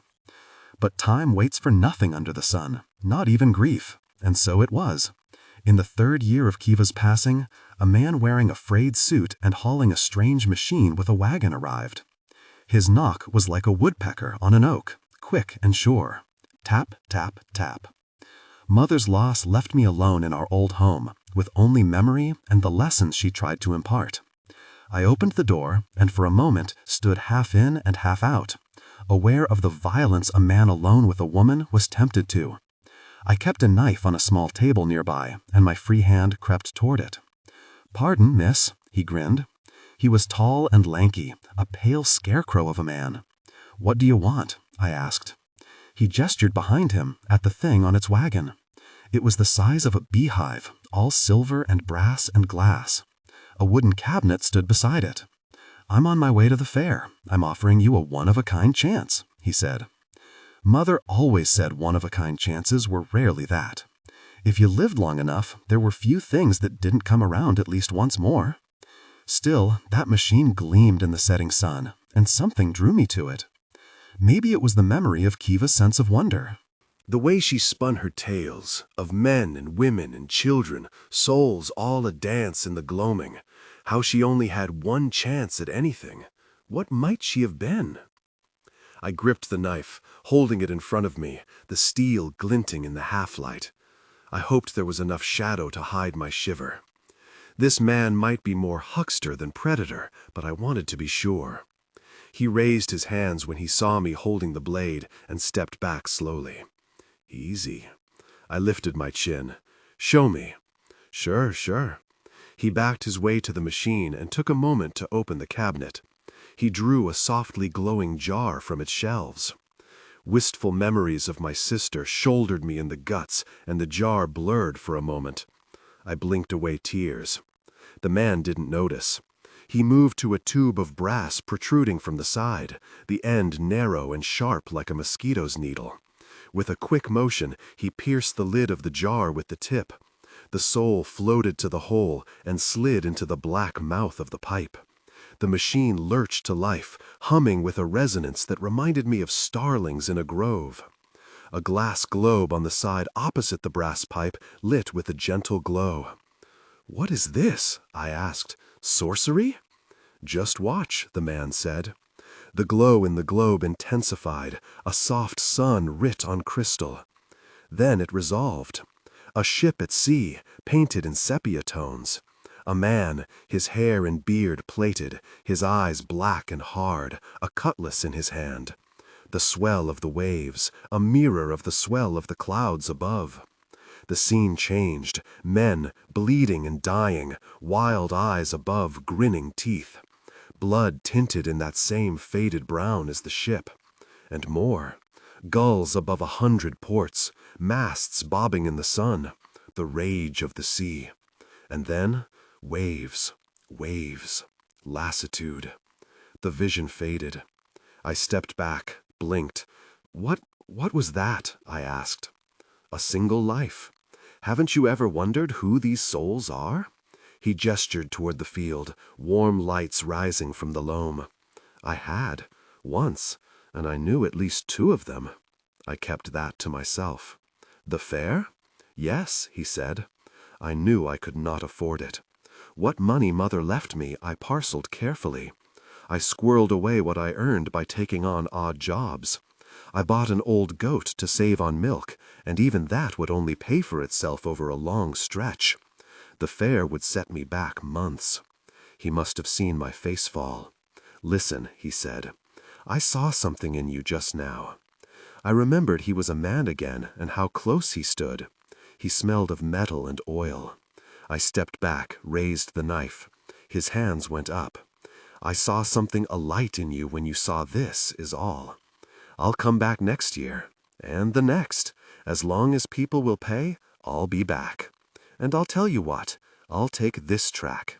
He gestured to the ruts that led through the village. "Every year." "Yeah?" I asked. "What's the catch?" "A penny a year." "That's all?" I found it hard to believe. Mother told me to never trust a man who didn't charge a fair price. "That's all." I had nothing to say. I'd seen something wondrous. That I knew. But to be out here, with this strange man in the dark? "Best get on now," I said. He nodded and turned to secure his goods. While he did, I stepped back into my home. I listened at the door until the creak of wheels and the rattle of wagon boards dwindled down the road. When I was sure he had gone, I stepped outside and sat on the steps, watching the souls rise. That night I dreamt of Kiva, olive skin in the summer sun, hair like honey. I dreamt of her laugh and her smile, the way we ran through the trees, the fitful light beneath the canopy. Eventually, that flicker and fade from dreams woke me. I walked to the kitchen and pulled a dingy jar from a shelf beside its twin. I held it for a moment, wiped away the dust until the tips of my fingers were brown, then took it to the field.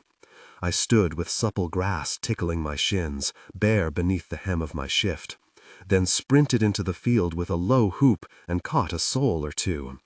I peered at the glowing embers in their glass prison and waited for that old exhilaration, the sudden wellspring of joy that came from being clever and quick and free beneath the canopy of night. It did not come. I hadn't the heart to make them wait, so I set the jar on the ground and lay beside it, folding myself into the field.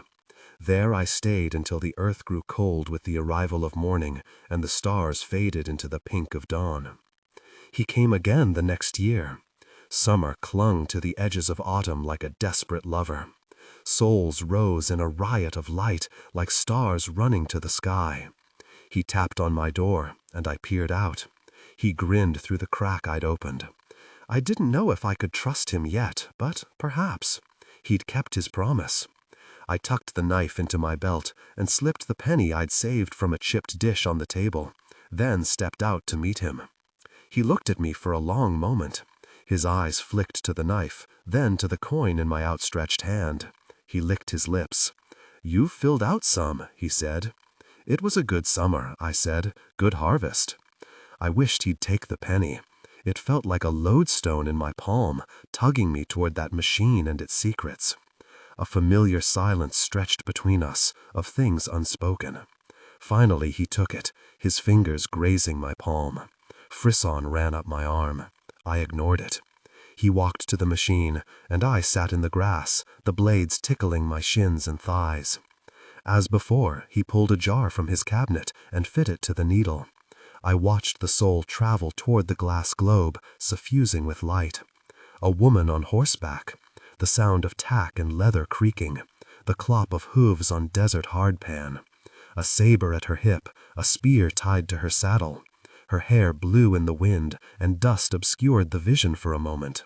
When it passed, the vista opened to reveal a mesa and butte rising from the landscape like fingers searching for the sky.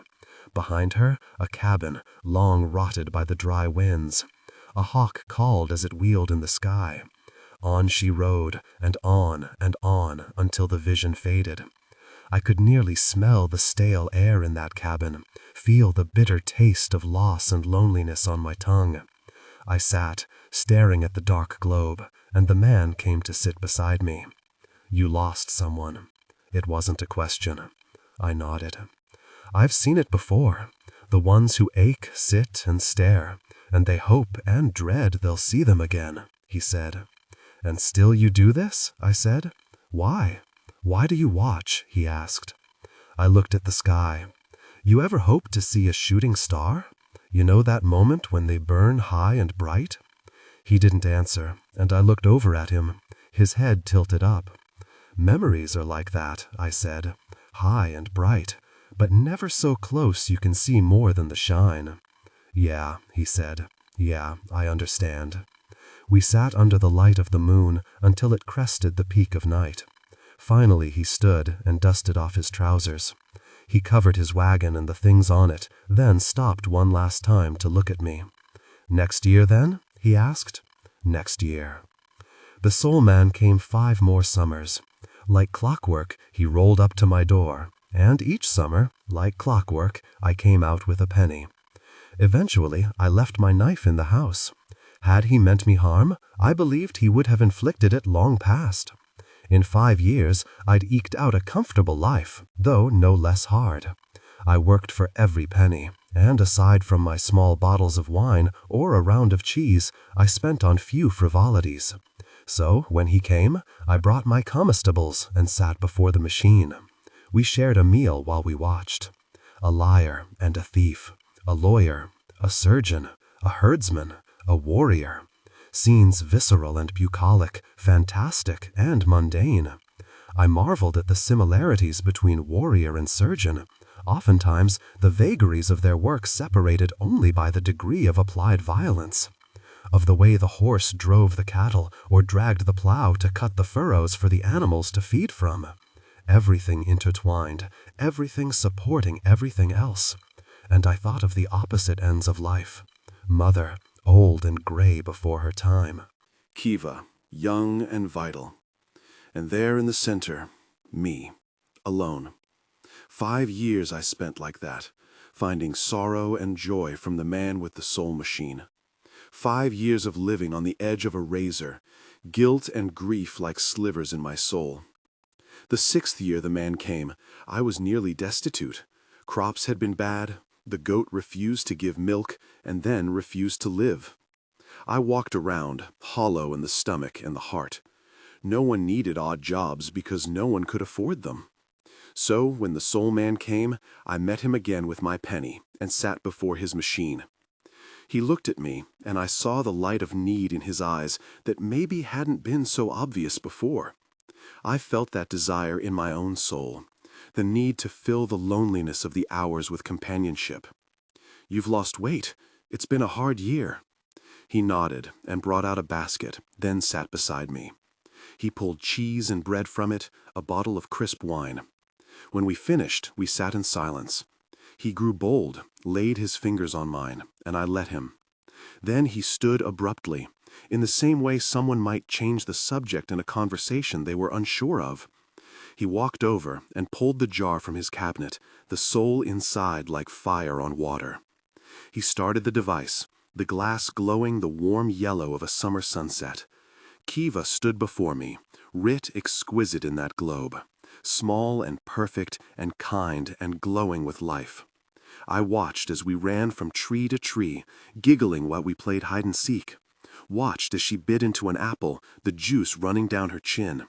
Watched as she laughed at a butterfly tickling her nose. Finally, the vision slid from grass to a blue sky, clouds like schooners, sails full in the wind. When it faded, the soulman did not leave, not because he expected to stay, but because I insisted. His name was Thom, and his body was as pale as his smile. We finished sometime in the small hours. "What was her name?" he asked. "Kiva." A long silence, the chirp of crickets in the summer heat. I wondered, even now, if she heard them. "Where do the souls go?" I asked. He lifted a hand, waved it in a dozy haze. "The machine uses them up." A knot formed in my chest. "You mean it uses the memory up?" He shook his head, coarse hair rasping against the pillow.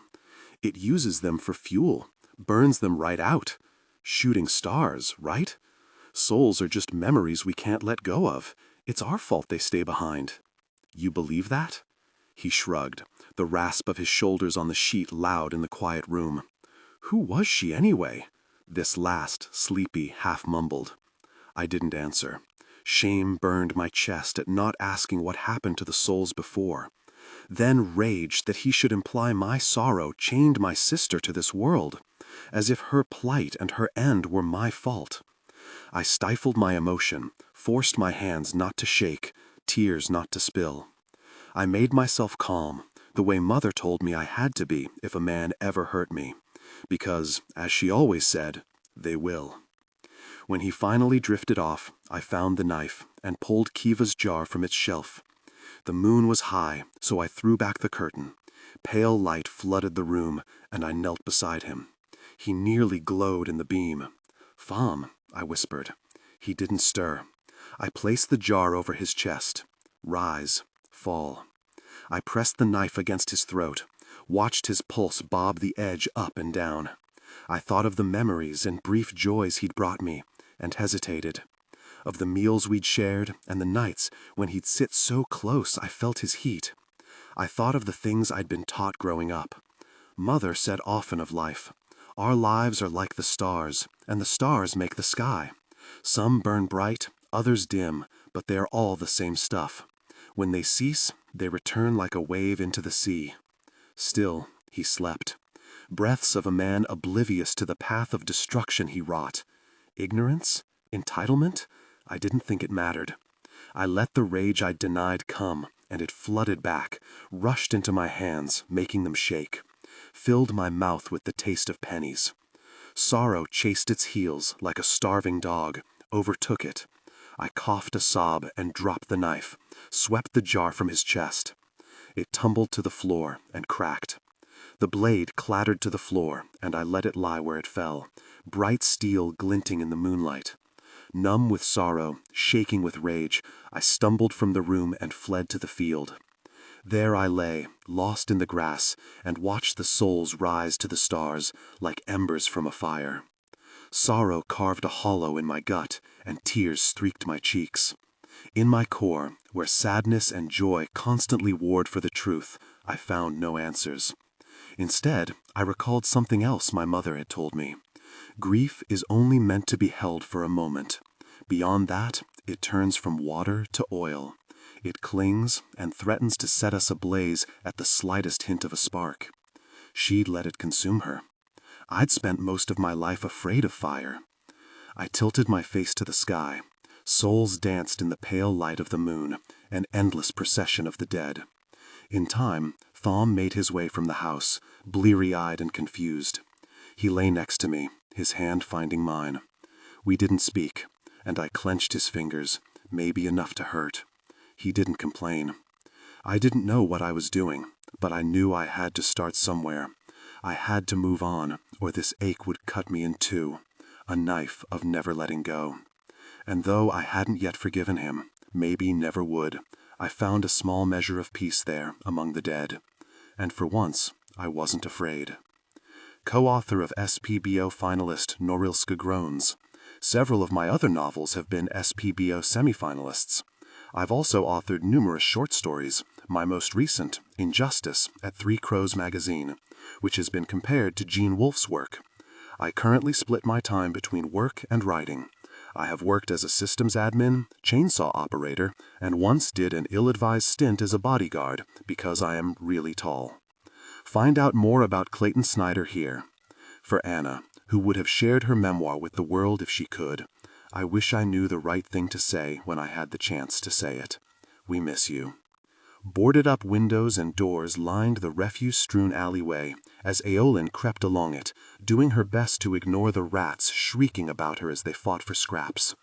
She squinted at the worn numbers above each doorway she passed, searching for the reliquary of the damned, as a group of clearly drunk men jested with each other up ahead. The reliquary called to her, ringing like a broken bell in the night, its summons drowning out all of her doubts. Anyone with any sense would have stayed home. The dregs weren't a safe part of the city, but Eowyn was beyond caring.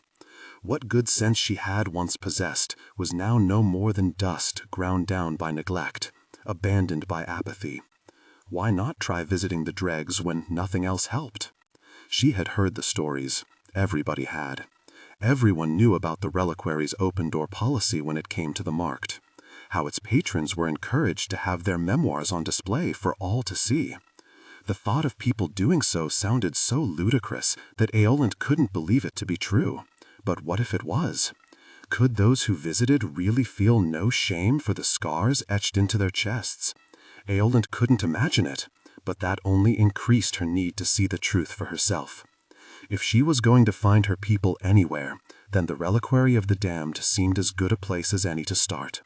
Certainly more so than the clearskins she waited on in exchange for bed and board. Would there be others like her inside? People too damaged to fit in elsewhere? Relief and anguish warred inside her at the thought. One, because of the connection she longed for. The other, because I hated the thought of anyone else having been through anything like what I had. "Just let us in already," one of the drunks further down the alley called, as he shoved against a larger man stood before him, blocking a doorway. "Ain't happening," the larger man replied, his voice a deep rumble that Eowyn almost didn't make out as she shifted a little further into the shadows, watching the troublemakers, a thrumming of unease pulsing in her core. "You really think you can stop us?"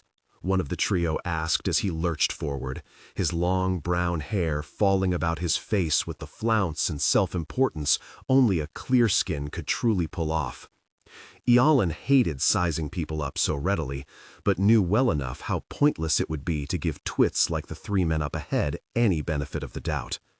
"Besides the fact that you're already too drunk to be let in, we all know why you're here," the bouncer said, as the two others held back the more determined of the three, whispering something in his ear that Eowyn couldn't hear. "Look, why don't you do us all a favor and get gone?" the bouncer continued, sighing as if this was a regular occurrence. "I'm not letting you in." The trio relented, but Eowyn didn't like the excitement in their voices as they passed her, glancing back over their shoulders at the bouncer. Waiting for them to pass, she shrank further against the wall to avoid drawing their attention, in no mood for dealing with a clearskin. "You can come out now." The bouncer's low rumble echoed off the walls, making the alley seem emptier than it had a moment before. Eowyn spun around, surprised to find him looking her way, since she assumed he hadn't seen her. Wishing she'd picked a darker shadow to hide in, she debated turning back around and heading home for the night. The reliquary was clearly a lure for the city's bad elements. "Or stay there," the bouncer said with a chuckle when Eowyn didn't move. "But you're safer in here than you are out there." Was that a promise? Was she really going to do this? If he demanded she remove her privacy guard before he let her in, then she would be out of the alley faster than he could call her a coward. But could she really let this chance to find others like her go? Amusement danced in the bouncer's eyes as Eowyn stepped out of the shadows, making her way cautiously over and stopping before him as he looked her up and down. "You're new." "You're not," Eowyn retorted, causing the man to chuckle.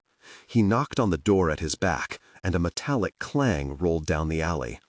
A moment later, the door screeched open, unleashing a soft amber glow and the chatter of voices from within. Peeking through the gap in the door, Eowyn shuddered, unsure if the source of the shudder was the cold night air or her core. Glancing at the bouncer, she silently asked for him to repeat his reassurances, but he just cocked an eyebrow. "If you don't want to go in." "No, I do. I just—" Coward. If her core was visible, then the bouncer would have seen her fear. He would have seen how it was pulsing out of control, almost to the point of forming relics of her fear. Did he let quiverers inside the reliquary? Perhaps they were stopped inside once they had removed their privacy guards, and everyone could see the evidence of their anxieties on their chest. The bouncer reached for the door as Eowyn hesitated, caught between longing to enter and fear of what awaited her inside. As he began to shut the door, the music and voices within faded, swallowing Eowyn again in the alley's darkness. Fear of living a life where she would never know the truth chased Eowyn under the bouncer's arm, and she darted inside. The door clapped shut behind her, cutting off the bouncer's laughter as he sealed her inside the reliquary of the damned. Flames concealed by tempered orbs lit the balcony Eowyn stepped onto, the low hum of voices and song reaching up to her from below. The music wrapped around her body, drawing her towards the railing and the sight of everyone already gathered in the reliquary, pulling her out of the darkness she felt like she had lived her entire life in. "Want me to check your coat and guard?" The voice came from the shadows, and Eowyn spun to see who had spoken, surprised she had missed the blue-haired girl sitting in the alcove. The girl had her legs propped on a table as she leaned back, her eyes closed.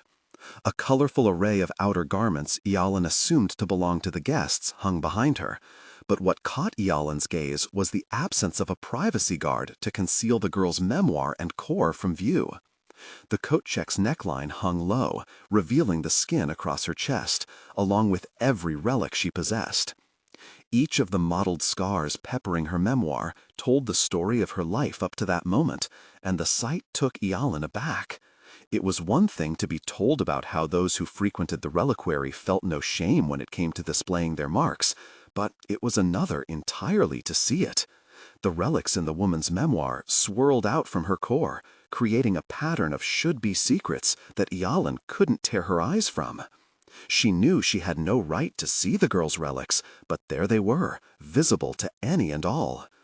The voyeurism of seeing something so private caused a blush to creep up Eowyn's cheeks, and she forced herself to look away, but was unable to escape the memory of the relics she had already recognized on the coat check's memoir. The intense black of grief, the faded mottling of regret. Pity welled in Eowyn at the sight, and she wished she knew the right words to say to the almost stranger.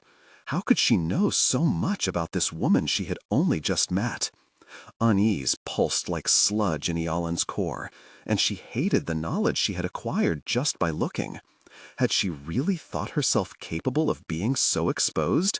of letting others pry into everything she had worked so hard to keep hidden all these years?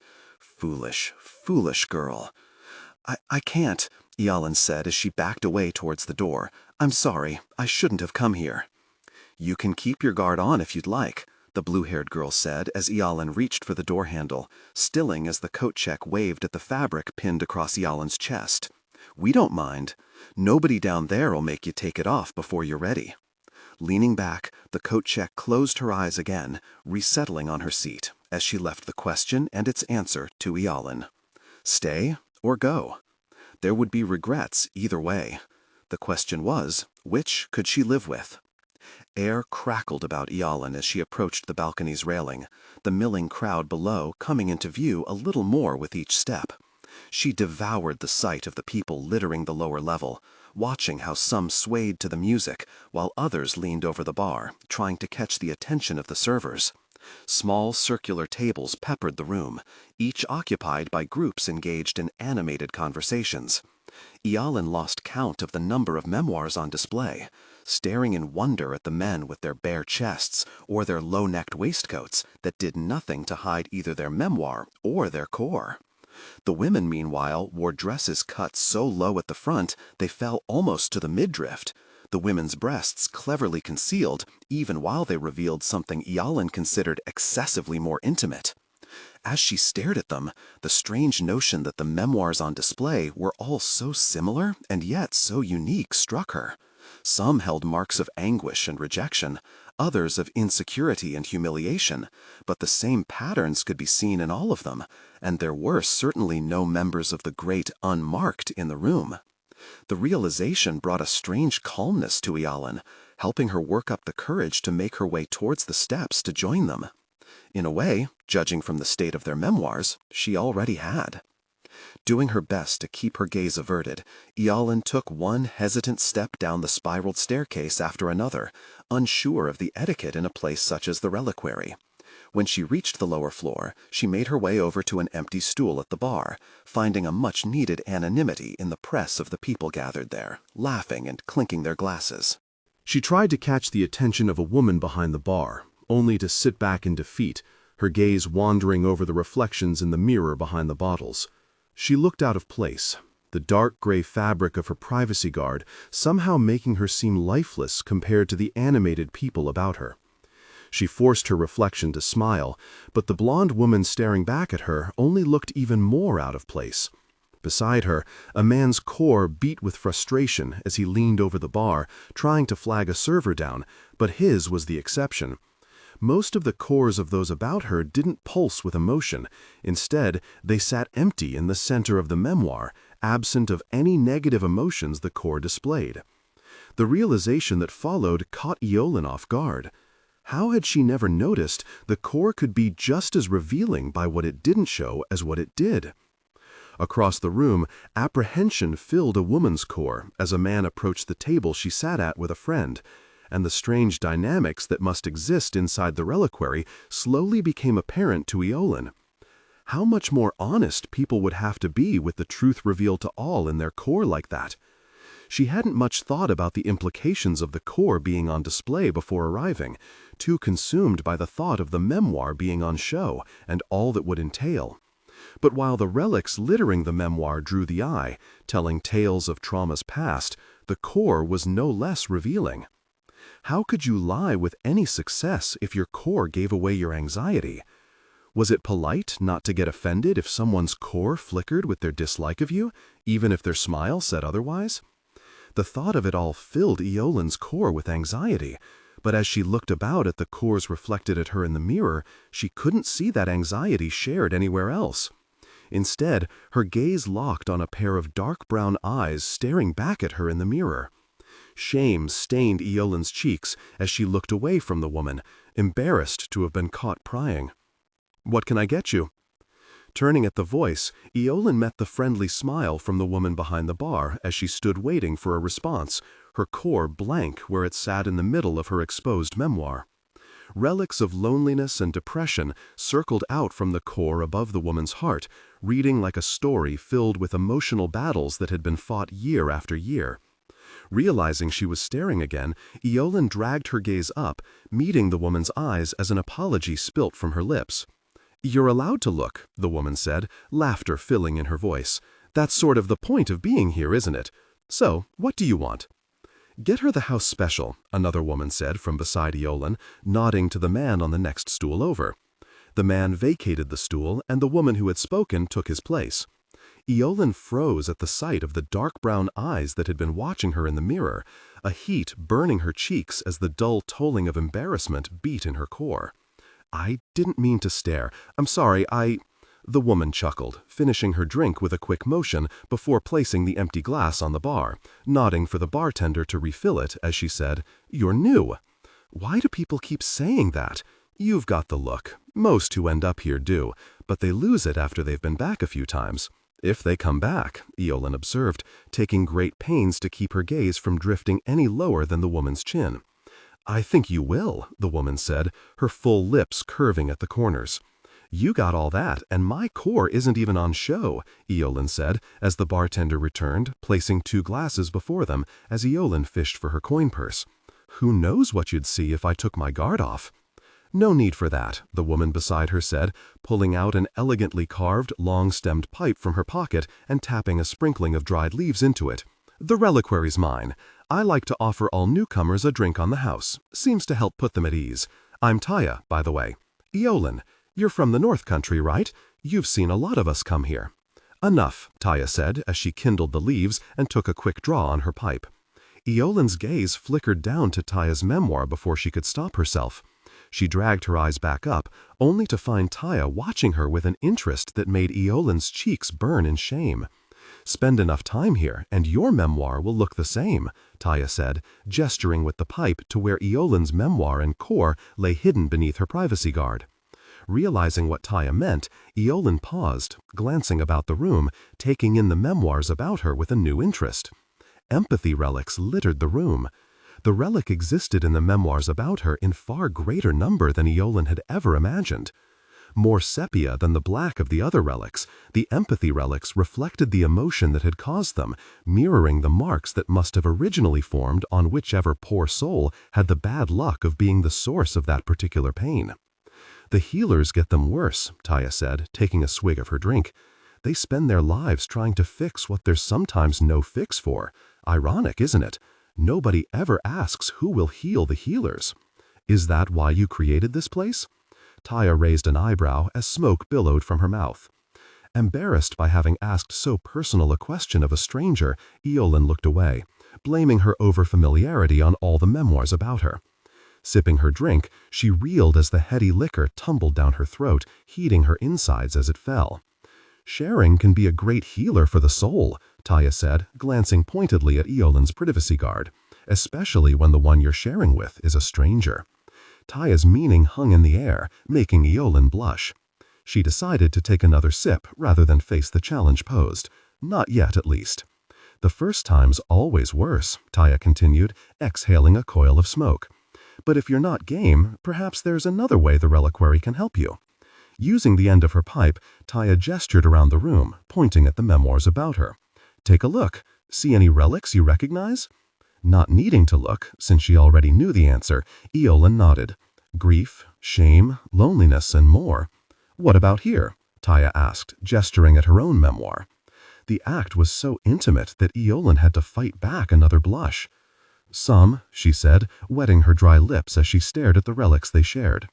"It's all right," Taya said, smiling as she took Eolin's hand, hovering it over her chest. The familiarity and joint strangeness of the motion made Eolin's breath come in shallow pants, her thoughts lost to the warmth of the skin so close beneath her fingertips. "Show me," Taya said as Eolin met her gaze. Moving their hands hesitantly, Eolin hovered their fingers over Taya's relics of isolation and loneliness. There were others too, but those were all she could bring herself to share for now. Pulling her hand back, she stopped as Taya's grip tightened. Meeting Taya's gaze, she found it searching hers, silently asking for permission. For what, Eolin didn't know, but she gave it all the same. Lowering their hands, Taya grazed the pads of Eolin's fingers on the rough skin of her relics. Taya's emotions rushed into Eolin, and the crowd about her faded as a deep well of loneliness tore through her flesh, burning into her until it seared away every other emotion. The isolation was overpowering, like she would never know the touch of another again. Empathy. Like I said, this place will do that to you, Taya said, nodding to the tear trickling down Eolin's face as a crash tore through the bar, silencing the conversations about the room and throwing the musicians off key. Glancing toward the source of the commotion, Eolin frowned. At the balcony and the figures shifting about like shadows. It was too dark to make them out, but their cheering at having made it inside could be heard easily enough. Muttering under her breath, Taya put her pipe out and rose from her stool, signaling to someone at the back. A moment later, a large man emerged from the crowd, heading for the staircase the drunken men were already making their way down. Eolin recognized the men from earlier as one leapt over the banister, jumping the last few steps, chased down by the bouncer from outside. "Apologies about this," Taya said to Eolin before moving towards the drunkards, who were already in the process of stripping to their bare chests and descending on those stood closest to the stairs. One of the men turned, and Eolin caught sight of his unmarked chest. There wasn't so much a single relic on him. Even his core lacked the shame and embarrassment Eolin would have felt had she been intruding like he was. The memoirs of his companions were just as empty of relics, and jealousy stabbed through Eolin. Why should they be free of scars when others had to carry their burdens? She hated how the rich could afford the benefit of private healers. Those men were the epitome of privilege, their lives pampered and sheltered from all of life's injuries. "All right, that's enough now," Taya called, trying to steer the men back towards the staircase, only for them to jeer at her, the one who had been arguing with the bouncer outside, slipping away into the crowd. Eolin watched as he commented on the memoirs of those he passed, laughing at some, flinching from others. He seemed to take great amusement at the sight of relics he probably couldn't even read. People who could afford to have their wounds healed rarely bothered to learn the language of the damned. Eolin was still glaring at the man when he spotted her, his eyes narrowing on the sight of her privacy guard before he lurched her way. "What's this? Why so shy?" he called, slapping his hand to his memoir as he strode her way on unsteady legs. "Take it off! Why come here if you're not going to take it off?" Reaching her, he grabbed her privacy guard, pulling on it as she tried to fight him off. Her hands shook as she shoved at him ineffectually, her core thrumming with fear as she fought against his grip, desperately clutching the fabric that was keeping her secrets concealed. "Get off me!" "Leave her be," Taya snapped, appearing beside the man and snatching his arm away. But he kept his grip on Eolin's privacy guard. The brooch on Eolin's right shoulder gave, and the fabric dropped, exposing the thick mess of relics concealed beneath. Shame burned Eolin's cheeks, and she watched the emotion flare to life in her core as she scrambled to catch the fabric, her humiliation growing. She could feel the eyes of all those around her as they stared at her secrets. Her pulse pounded as she fought the urge to run, her skin crawling from how exposed she was. A tear rolled down her cheek, but she managed to keep her gaze locked on the man's, staring into his laughing eyes so she wouldn't be tempted to look and see what emotions danced in the cores of those about her. Empathy? Disgust? Fear? Unable to stop herself, she glanced at Taya's core, relieved to find fury pounding there as Taya rounded on the man, her eyes blazing with rage. She wasn't disgusted by what she saw? The sight of Taya's rage sparked Eolin's own, and she rose, following the man through the room as he moved on, unaffected by the damage he had inflicted. "No," she said, "you don't get to stop there. You want to intrude on the pain of others? Then why go halfway? What are you?" Eolin grabbed his hand and dragged it to her chest. She pressed it to her relics, holding him there as he tried to pull back. He was the first person to touch her scars, and the feel of his skin on her flesh was more intrusive than she could have imagined, but she pushed past that, watching his face contort, his hand shaking as she held it to her chest. The echoes of her emotions flickered in his eyes. Somehow, they looked even worse when inside another. She looked down at his core, recognizing the emotions she had already lived through as they beat there in sepia. Empathy. Good.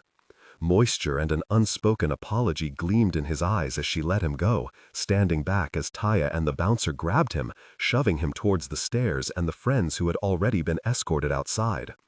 Turning, Eowyn sat back on her stool, her hands shaking as she laid them atop the counter, waiting for the music and chatter to resume.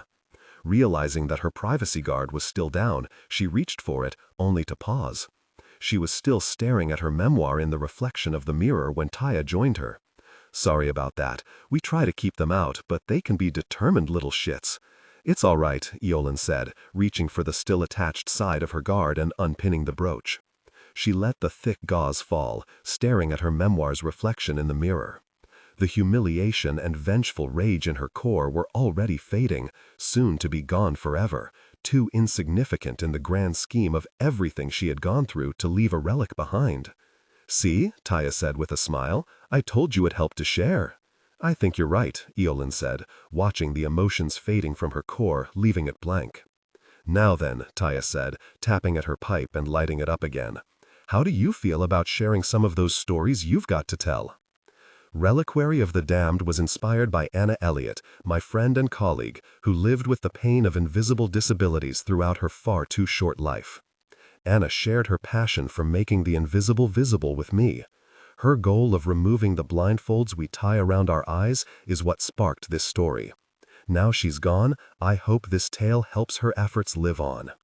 If you enjoyed exploring the world this short story was set in, then keep your eyes peeled for Written in the Flesh, the full-length novel set in the same world, and that goes even further into exploring a society where the scars of our minds leave marks on our skin. Written in the Flesh will be the 5th novel published by Rachel Emma Shaw.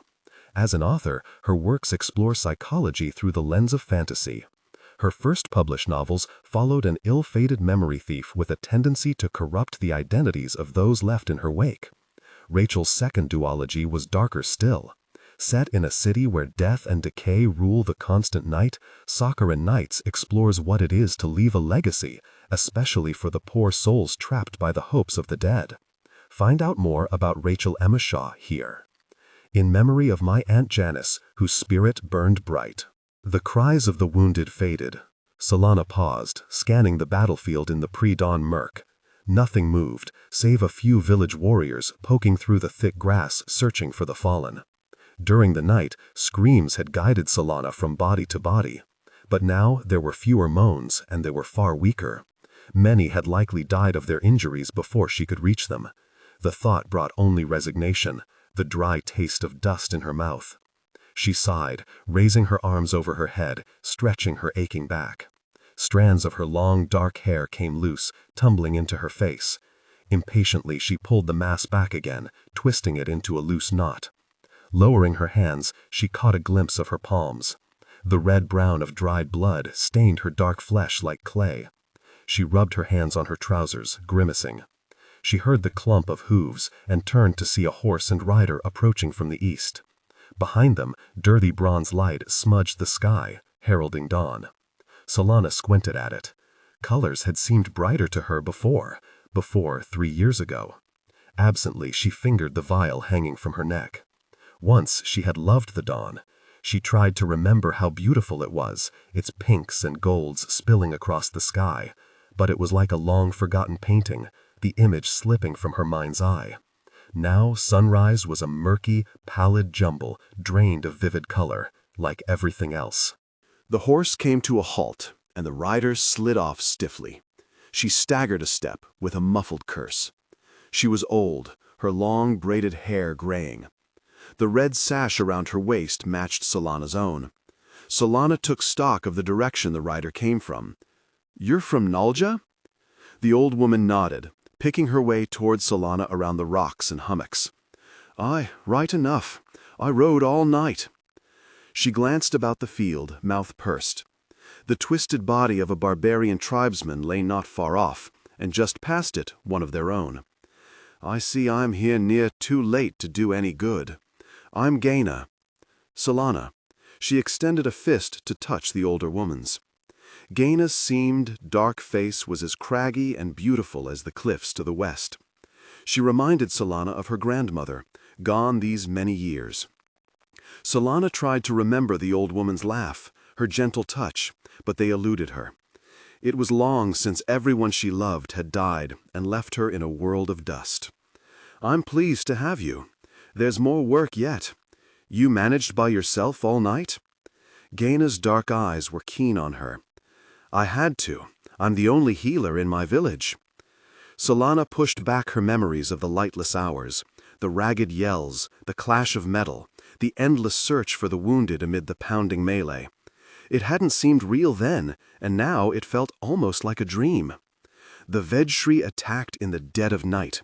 They were after the herds. Gaina shook her head, mouth twisting, and spat. "Devoura, take those pale-skinned devils." Her anger was cold, a wall of ice. Its chill couldn't touch Solana. She hadn't felt anger in a long time, even toward the Vedshri. "I haven't seen any sign they're devils. The tribesmen fight fiercely, it's true, but they are human like us." "Human, yes, but not like us. There are sorcerers among them." The words fell soft into the dawn light, bringing their own breath of cold. "Is there really such a thing? I've never seen one." "Oh, they're real all right, but rare. They say even the Vedshri fear them." Gaina turned to trudge across the field. Faint moans of pain rose from beyond a tall stone, and she angled that way. "Devoura, what a mess. So many dead. At least we beat them. Thanks Sithola for that." The words slid off Solana. She could feel neither grief nor triumph at the night's work. A grimy weariness dragged at her, the futility of it all. They rounded the rock and found the wounded man, one of the Vedshri, curled around himself, whimpering into the dirt. He cringed away from them, fear in his eyes. Gaina's lip curled. "Leave him. He's not worth our effort." Something twinged in Solana's heart, a stirring of emotion long forgotten. He might be a Vedshri, but she couldn't walk away. Why? They bleed like us, die like us, and we are healers. Gaina measured her. She drew a breath as though to retort, and then let it go. "As you like, then." They knelt and rolled him onto his back. The tribesman clutched one hand to his left shoulder. Bright blood oozed through the rent leather and stained his fingers. Like all the Vedshri, his eyes and hair were as dark as Solana's, but his skin was as pale as clotted cream. That fair skin made him appear exposed, vulnerable as an unearthed grub. Solana leaned close, and the strange smell of him wafted over her, pungent herbs and musky sweat layered over the stink of blood and voided bowels. Together, they cut away his leather vest and peeled back his flowing garments, uncovering the long gash of the wound in his shoulder. He gasped and babbled in his own tongue, his tone pleading. The sword had cut deep, gristle and sinew showing. Blood soaked his clothing and the ground beneath him. Solana studied the sweat coating his pale brow, the dryness of his lips. He would not last much longer. Unbidden, she thought of her husband. Had Bornaz died like this, bleeding out, surrounded by enemies? The vision brought nothing but a muted ache, a hollowness where pain had been. Gaina dug mudroot from her pack, placing the twisted brown roots against his torn flesh. He stared at her, eyes distended. Biting her lip, Gaina squeezed night milk from a fleshy stalk, the white drops vanishing into the bloody mess of his shoulder. He babbled something, the foreign words sharp, edged with anger, as though he thought the herbs might harm him. Gaina dropped the plant from trembling fingers. She met Solana's eyes. "I don't think I can heal him, after all. Not after all his kind have done to us, all the deaths I've seen. I can't bring myself to do it. I'm sorry." "It's all right. I'll do it." Solana rested her fingers against his wound and closed her eyes. She felt for the power hidden in the roots, what they called the Kia, the earth magic. Its energy moved in her mind. She could sense it with an inner sight, see the movement of those strands, their distinct nature.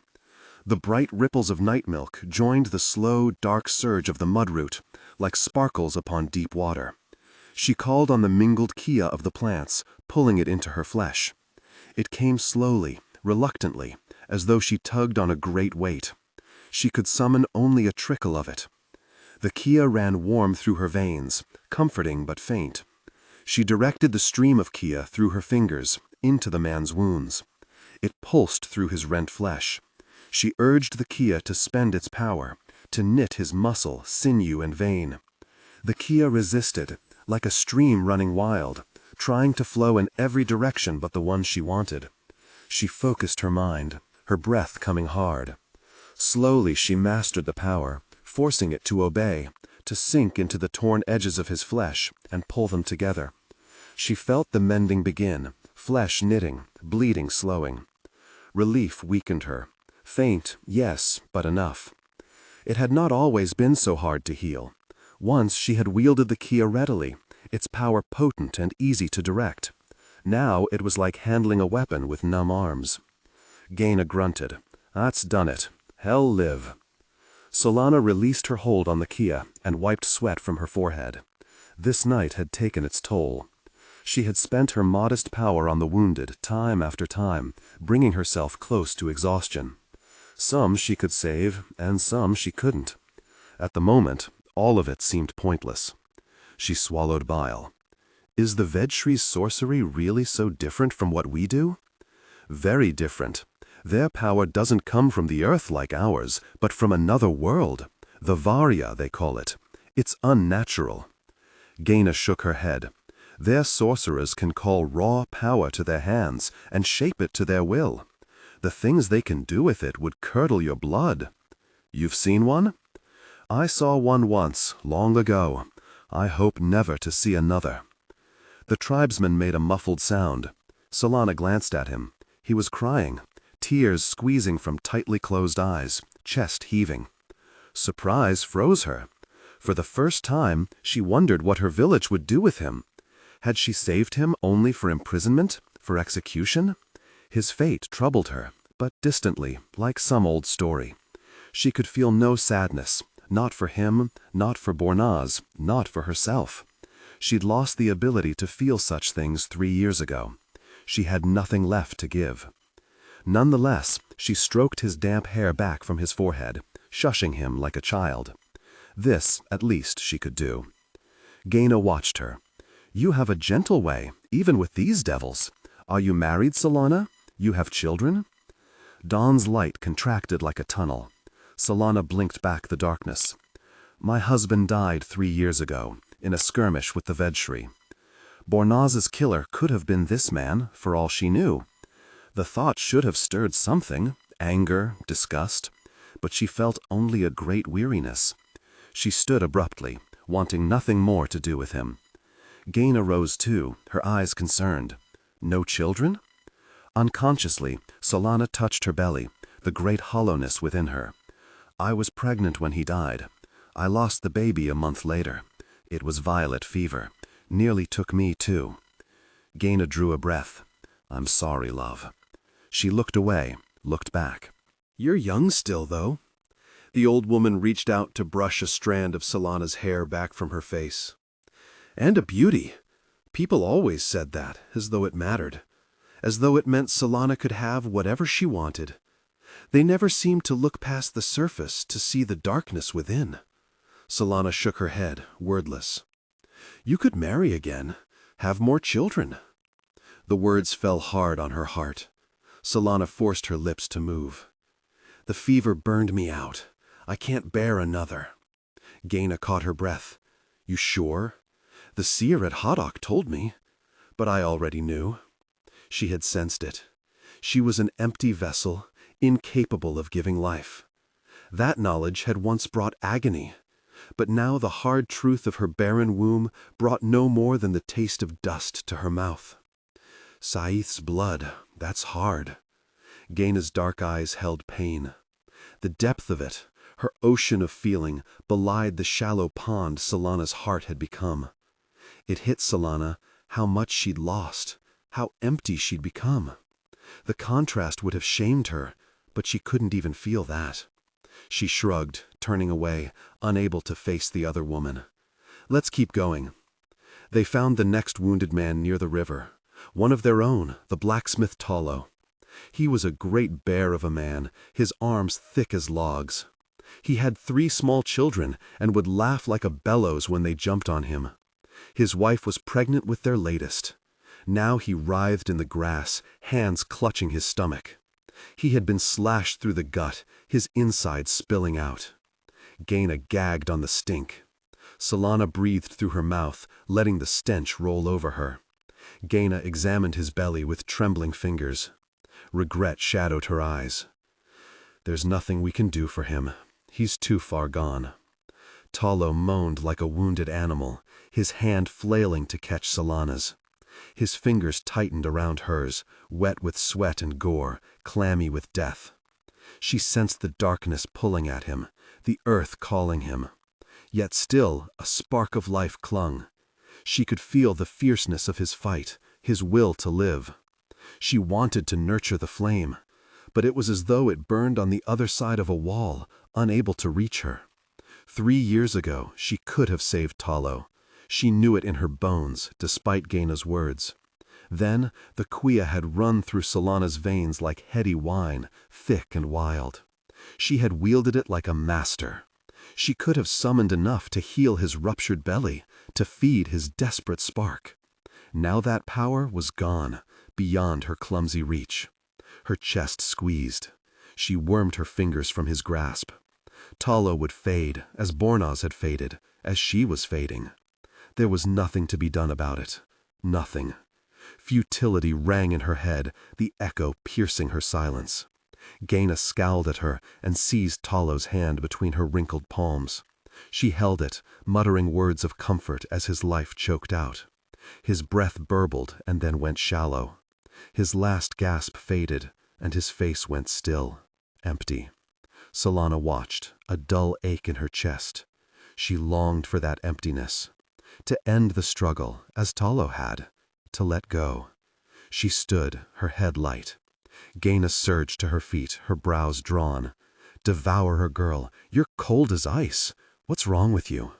Solana looked away, unable to meet the fire in her eyes. She fumbled for words. I couldn't take the pain. After my baby died, I couldn't breathe. The words were inadequate, no more than pale shadows of the reality. It had felt like her lungs were full of shattered glass, piercing her with every breath. So I went to the seer at Haddock. I had her take it from me. Take it from you? Confusion swept away the anger in Gaina's face. My pain? Solana fished out the vial that always lay safely under her tunic. She held it up to the light. It was filled with a roiling liquid, its darkness shot with violent colors, crimson and plum and virulent green. The vial held all the brilliant color lost from her world. I carry it here now, where it can't touch me. The seer pulled it out of me. I thought it might hurt, but it didn't. Nothing has ever hurt since. Gaina opened her mouth and closed it again. She wet her lips. When she spoke, her voice was hushed. What is it like to live without pain? Quiet, Solana said. She had no other word for the muffling numbness of it. She moved through a world as remote as though under glass, passing through her own life like a ghost, untouched. I didn't expect the world to become such a quiet place. Colors dull, music distant, touch meaningless. I can barely feel the quia, but I like the quiet. I understand. Gaina laid a hand on her shoulder and squeezed. My son died when he was a young man. Days were, I thought I'd like to follow him. Solana had no answer, no words of comfort or love. She dropped her eyes. Come on, we'd best see if there's anyone we can help. They trod through the deep grass toward the riverbank. One of the village warriors, a young woman, prowled nearby, sweeping through the brush with her sword. You find anyone? Solana called. Even as the woman shook her head, the brush nearby rustled. One of the Vedshri bolted from the bushes with a strangled cry. He darted away from the warrior, toward Solana, his sword in his hand, coming for her. Gaina cried out and stepped away, but Solana stood still, transfixed by the blade. It promised quiet, dark and thick, a quiet nothing could penetrate. She welcomed it. The village warrior bounded after the Vedshri and struck him down with a single blow of her sword. A fountain of blood spurted high, drops of it landing warm on Solana's face. Disappointment settled into her bones. Gaina grabbed her arm. "Were you daft standing there?" Solana shook her head and attempted a shaky laugh.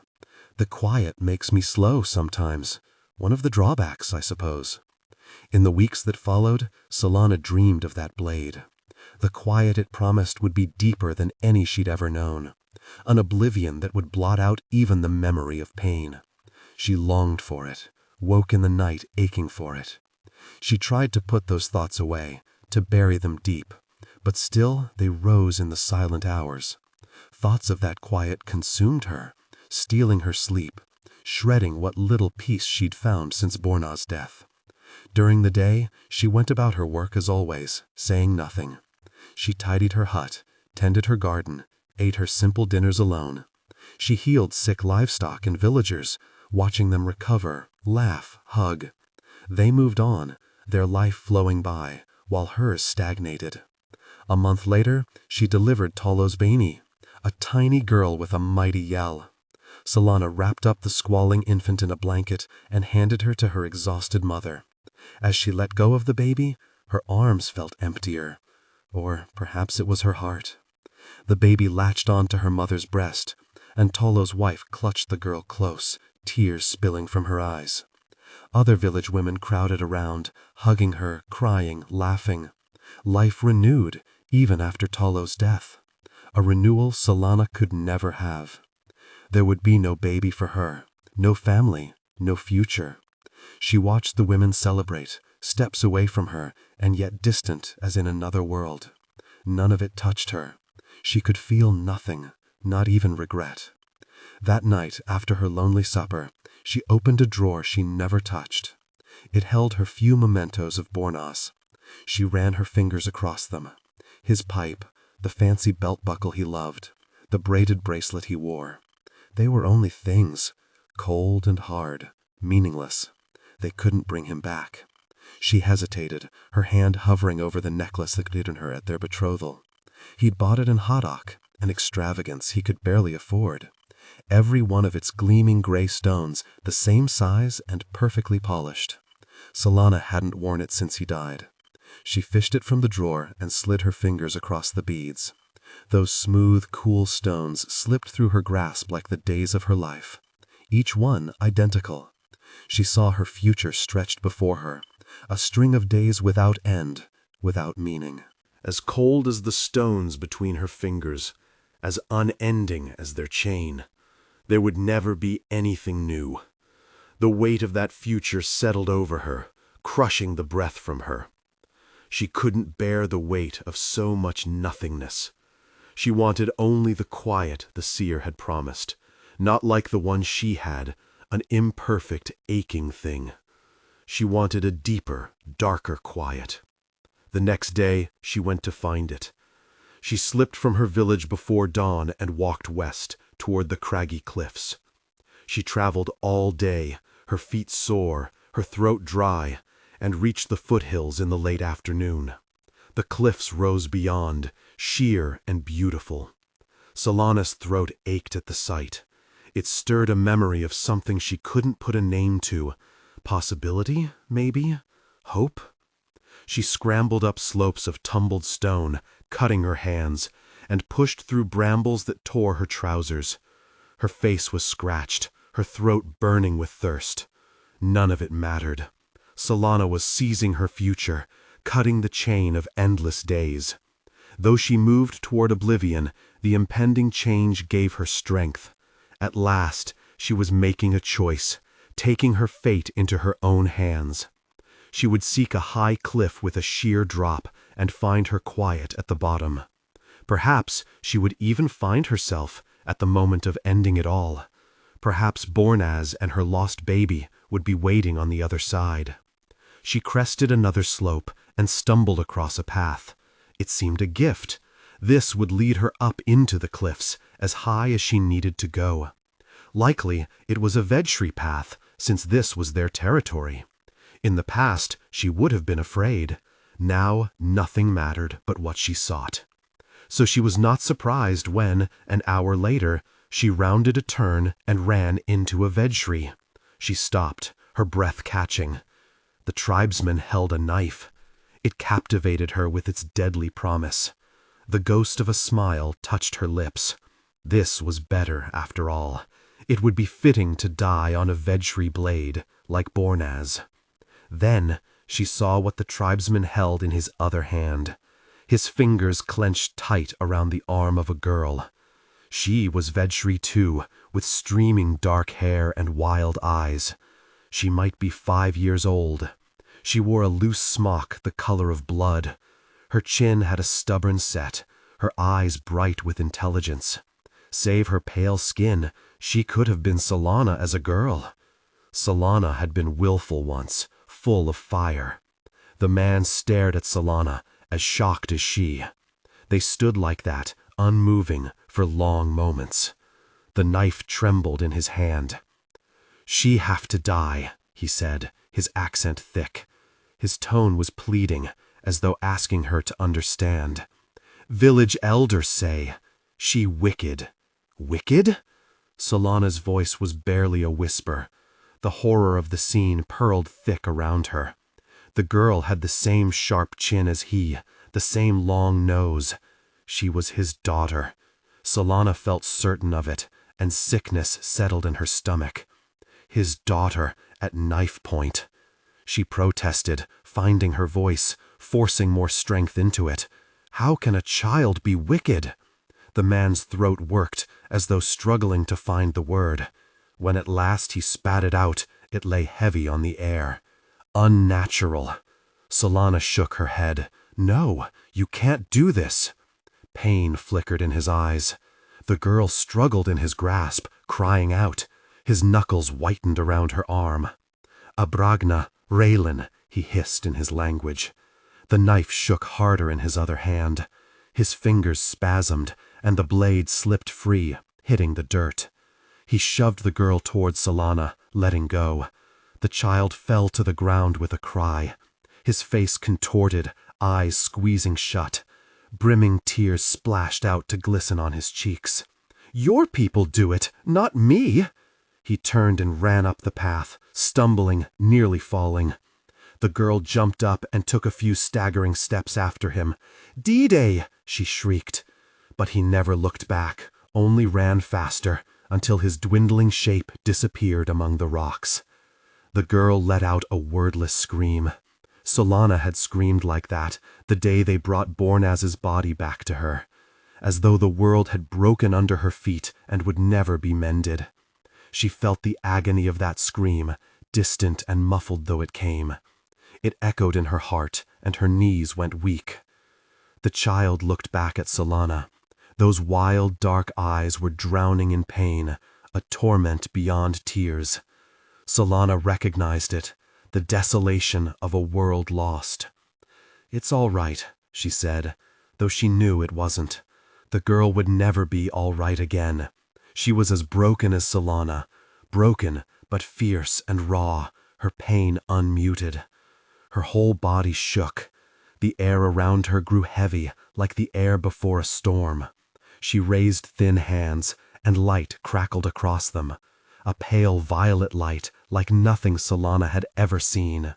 The child stared at her hands and shrieked, her voice full of fear. Around her, rocks shook. A pebble bounced into the air, then another, then dozens.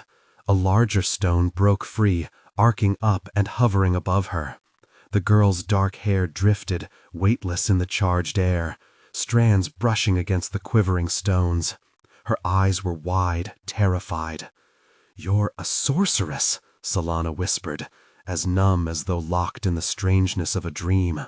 She stared at the girl in her red dress, a child like any other to the eye, save for the unearthly light sparking from her hands, the crackling power around her. The Varya, an energy summoned from another world.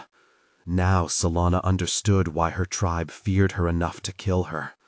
More stones lifted. The child lashed her head from side to side, crying out. Light surged across her hands, growing stronger. Bigger rocks rose, more chunks of granite breaking free to soar above her. She stood amidst a forest of floating stone. She wiggled her hands frantically, as though to shake off the light coating them, and the stones began to circle, sliding sideways in the air. The girl had no control over it, Solana realized, the thought piercing through the dreamlike strangeness. Perhaps she didn't even know what she was doing. Her panic fed the power, and the sight of her power further fueled her terror. She was helpless before her own sorcery. Solana took a step toward her, wanting to comfort her, to heal her. She ignored the rocks, ignored the danger, speaking only to the pain in her eyes. "I won't hurt you. Maybe I can help you." The girl babbled something, her voice shrill with warning. The rocks spun faster. The breeze of their passing, only feet away, lifted Solana's hair. The whirlwind of stone made a low roar, and a shiver crept down Solana's spine. So, she would die not by a Vedshri knife, but by Vedshri's sorcery. For the first time, the thought brought regret. If she died, she couldn't help the child. The girl gazed about her with mad eyes, mouth open, and batted her hands together as if to stifle their light. Pale lightning jumped between her palms and caught fire, flaring over her hands. She screamed in agony as her flesh scorched. The vortex of stone crescendoed, rocks crashing together. Some crumbled, smashed, a rolling avalanche in the air. The mass of rumbling stone spun higher, and she stood below them, her eyes shocked, her hands smoking. Then the stones crashed. With a thunderous boom, they fell, plummeting onto the girl. She disappeared in a cloud of powdered dust. Solana cried out. She ran toward the child, but the dust blinded her. She stumbled and choked, rubbing her eyes. When the cloud cleared, the girl was gone. Nothing but rock remained. Solana's cry turned to a mewl of protest. For the first time in years, something like fear ran through her veins. She knelt by the mound of stone, grabbing for rocks, tossing them aside. She dug frantically, gasping. Her hands bled, scraped raw. She ignored the damage, heaving larger stones. A weak moan rewarded her efforts. Solana yanked off a large flat rock and brushed away a scree of pebbles. There lay the girl, her legs still pinned beneath the stone. She was unhurt. Of all the things Solana had just seen, that was the strangest. Dust covered the girl's dark hair. Her eyes were red, her nose running. Her hands were blistered, burned as though by fire. But not a scratch on her, not a bone broken. Her power had protected her. Solana's mind reeled, her breath coming short. She had never imagined such power as this wisp of a girl could wield. But for all that, the child looked terrified. She writhed, drawing as far from Solana as she could. Tears ran down her cheeks. "Shh, shh." Solana stroked the girl's hair back from her face with trembling fingers.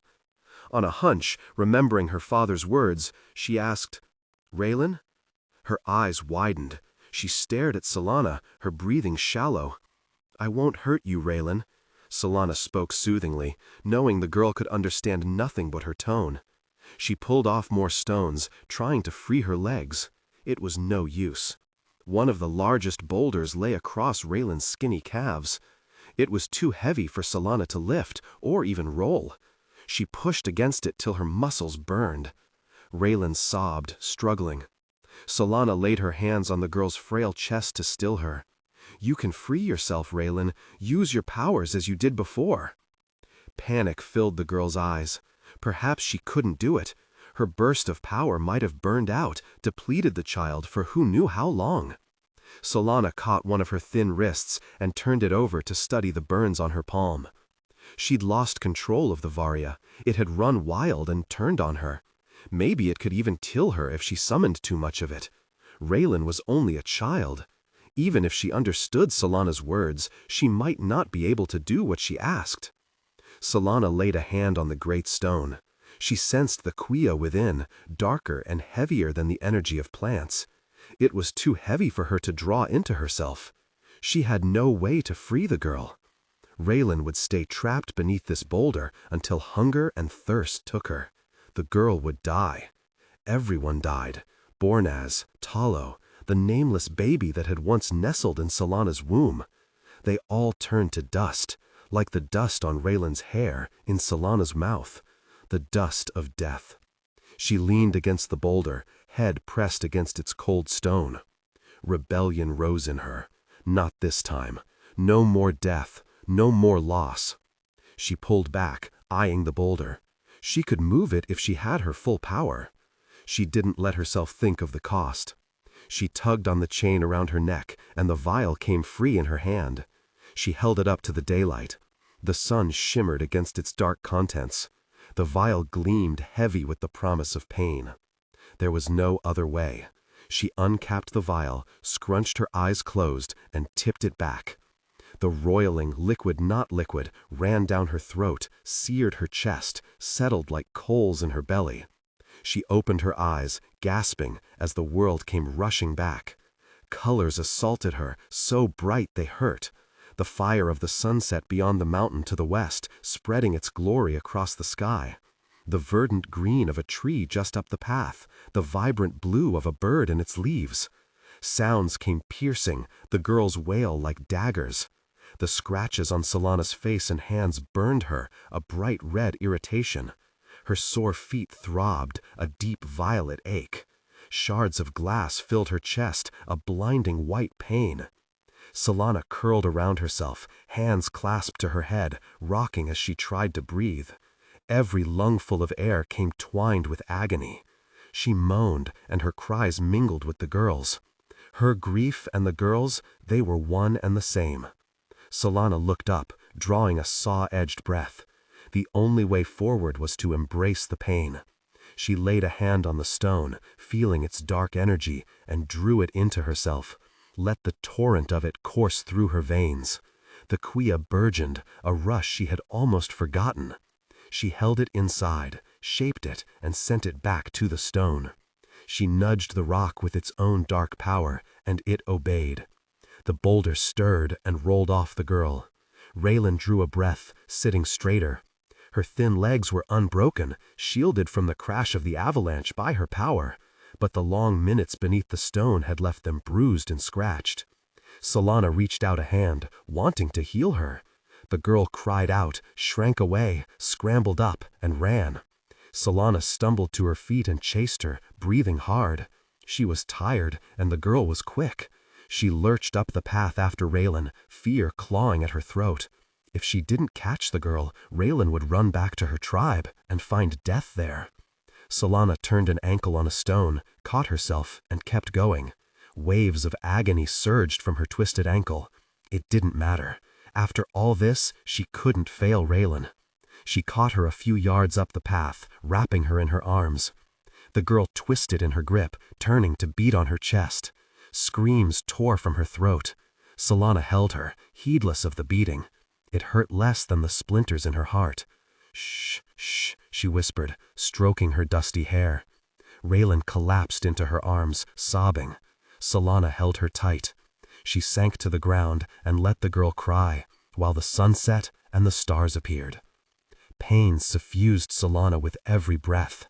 Every loss scraped across her as raw as the day it happened. Memories flooded her, born as his touch, the light in his eyes, the kick of her baby inside her. All gone. Solana cried too, the pent-up grief of years.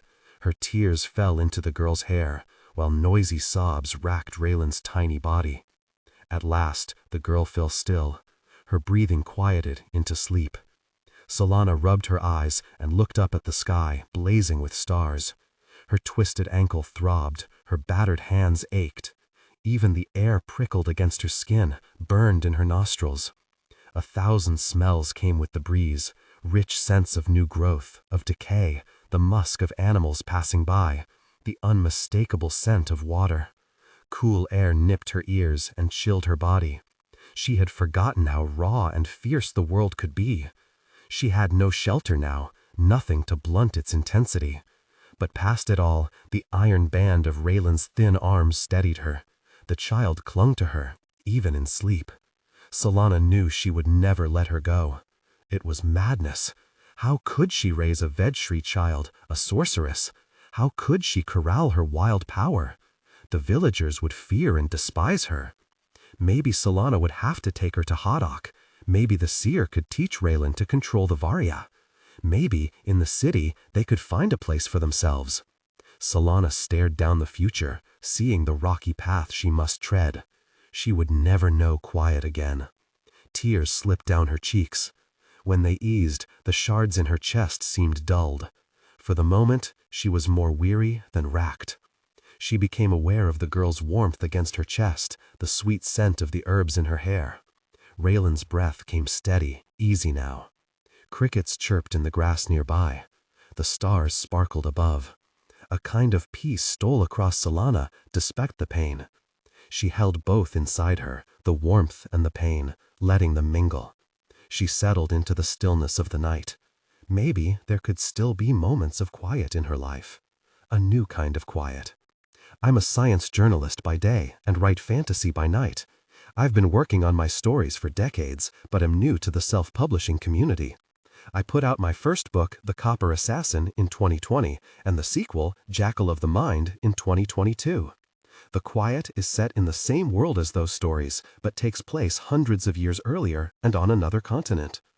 This story was inspired by my own experience with crippling depression as a young woman. Through fantasy, I wanted to explore the strange duality of depression, that as miserable as it is, it can also be a refuge, its numbness a shield against unbearable pain. The protagonist has her pain magically removed, but the process steals her joy as well. Her world becomes a quiet place, its colors and sensations muted. The story delves into what it's like to live that way and the trade-offs involved, informed by my own life journey. Find out more about Madeline Rogers here. Fernanda, I miss you. Try not to sulk too long, Ishmael. That's what my mother told me before she died. They weren't her last words, but they're what stuck in my mind. Of all the things she told me as we were climbing up the Kassan, stories of her childhood on the mountain range, of the beautiful, slow romance between her and my father, of the conflict and violence that drove so many Kasani people off the mountains where our ancestors lived for generations, it's those words I remember most clearly. She knows me so well. No, knew me. She's gone now, and I'm alone. I buried her in the verdant valley where she was born, like she wanted. I've had weeks to grieve her since then, but I constantly catch myself thinking about her as if she's still alive. I thought I had exhausted that well of grief on the fast, desperate journey back down the mountains and the miserable trip across the ocean in an intercontinental vessel. I spent too much time in my cabin drinking and sulking. Returning home only gives me transient, half-hearted relief. Yellsmere isn't exactly a happy city, but at least I know the rhythm and the shape of it. I know how to stay out of trouble and where to go looking for it when I need the distraction. The Dominion is so much different from the Kassan. Maybe the Kassan of my mother's memory was as peaceful and wonderful as she said, but maybe not. The Kassan is a dangerous, violent place now. Stretches of empty loneliness punctuated by violence and blood when you're unfortunate enough to encounter soldiers. My parents, and so many others, left for a reason. It's strange to think the last time I stepped off a barge and onto the docks of Cattlebone Bay, I was coming home to my family. I'm glad the journey is over, but when I made this journey last, I had just completed my supervised training to be everything the Dominion military wanted me to be for the diplomatic division. This time, I've arrived, for the first time ever, to my life after I've buried both of my parents. Is it home at all without them here? It's raining when I arrive, of course. Rain and sleet cover the docks and the cobblestones with ice. Normally, I'd step into Cattlebone Bay for something to eat, but it's too cold, and I can't convince myself I'm hungry. I should be hungry. I've lost a lot of weight on this journey. The walking and the sweating and the long climb up the mountain range pushed me to the very limits of my endurance. And to make it worse, the grief takes up physical space in my gut, supplanting the hunger I usually feel. I eat when I know I must, and that's it. I cross the bridge to the boardwalk market instead of lingering in Cattlebone Bay. I was born on the bay side of the river, where apartments are too small and there's never quite enough coal in the winter, and everyone is tough as old leather because it's the only way to survive. I'm too tired to stay like I usually do. I just want to go home, but I have to force myself to remember that my parents won't be waiting for me this time. "Ma, I'm so glad you're home," my mother would say when I walked through the door. But she won't say it this time, because she isn't there anymore. I left her behind in her shallow grave that I dug with my own hands. "Have something to eat. Doesn't the army feed you? What kind of army lets their best diplomats get so skinny?" She would be devastated to see how thin I am this time. And my father would wander over, asking random questions, because he understands that my career means I have to keep secrets, but he wants to know how I am. "How was the weather? What did you eat? Was the journey very long?" He'd ask about Colonel Derry, my trainer and handler, because he's impressed that I'm working with someone whose family is such an influential part of Dominion history. And I'll tell him the stories that everyone knows about the Derry family privateers smuggling Kasani refugees across the ocean when families first started fleeing the conflict and while so many other nations were turning our people away. And we'll fill the time with small talk, because he wants me to know I can talk to him, however vaguely, if I need to. He'll respect my secrets. Or he respected them. After my father was murdered, my mother decided she didn't want to fight the illness that was killing her. There wasn't any point, she said. Her every day was made of pain as the disease consumed her. Her soul was tormented from losing her husband suddenly and violently. It was a terrible burden to live in a world where someone as peaceful and loving and gentle as him could be murdered in his office. She didn't want to live in Yellsmere anymore, so she asked me to take her back to the Kassan so she could die in the mountain valley where she was born. I couldn't even blame her. In those ugly days after I found my father's body, I wanted to crawl into a bottle of brandy and never come back out. I think she saved my life by needing me. Because she wanted to go back to the Kassan, I didn't have the time to lie drunk in a Yellsmere gutter, drowning in self-pity and impotent rage. I try to comfort myself with what is still here. The boardwalk market is just the way I remember it. Ice clings to the wooden sign that hangs above my father's shop. Or my shop now. The sign only says Sayatis, and the engraving of our name is clotted with ice.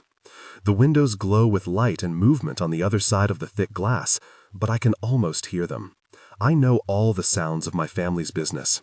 Our employees know each other, and they speak as they work, a beautiful blend of bilingualism between Kasani and the Dominion common tongue. Each of them has a unique rhythm. Each person's tools make their own song of progress. And the watches we have, ticking, ticking, ticking. I love the steady predictability of a ticking watch. It sounds like home. I hate the cold. I hate the winter and the ice and the snow. I hate that I'm standing outside in the miserable weather. But I can't quite bring myself to face these people.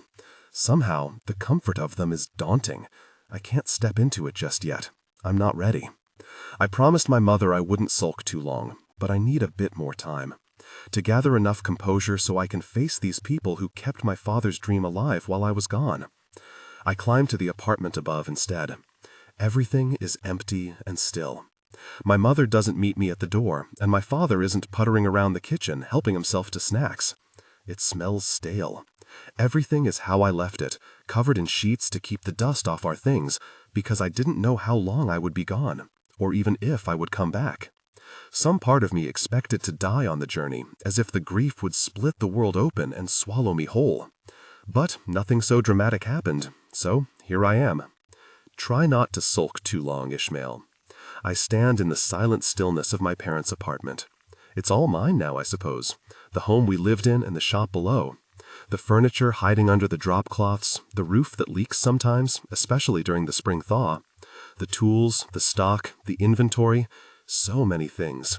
Cogs and jewels and springs, tweezers and pliers and screws, gold paint and watch faces and tiny metal hands. So much precious metal. So many little glass domes. My thoughts are stuck in an endless list of the things that are mine now. My parents' clothes, even the bed they shared. And all the people that keep Sayatis alive. The employees who make the expensive watches and custom pieces here in this building. The ones who make the cheaper watches in the factory space we have on the other side of the river. If I strain my ears, I can hear the shop below my feet, the murmur of voices, maybe even the collective sound of dozens of watches ticking at once. Maybe that's just my imagination, trying to breathe life into this place. We've lived here since my father moved us from Cattlebone Bay. He was so excited to be on the rich side of the river, to have a proper storefront where we could build and sell our best pieces. I was 13 then. How old am I now? 10 years. I've been here 10 years. Or they have. I've been away so much with Degri and other diplomats in training, so the apartment has been home in theory more than in practice. And now it's all mine, because they're just gone.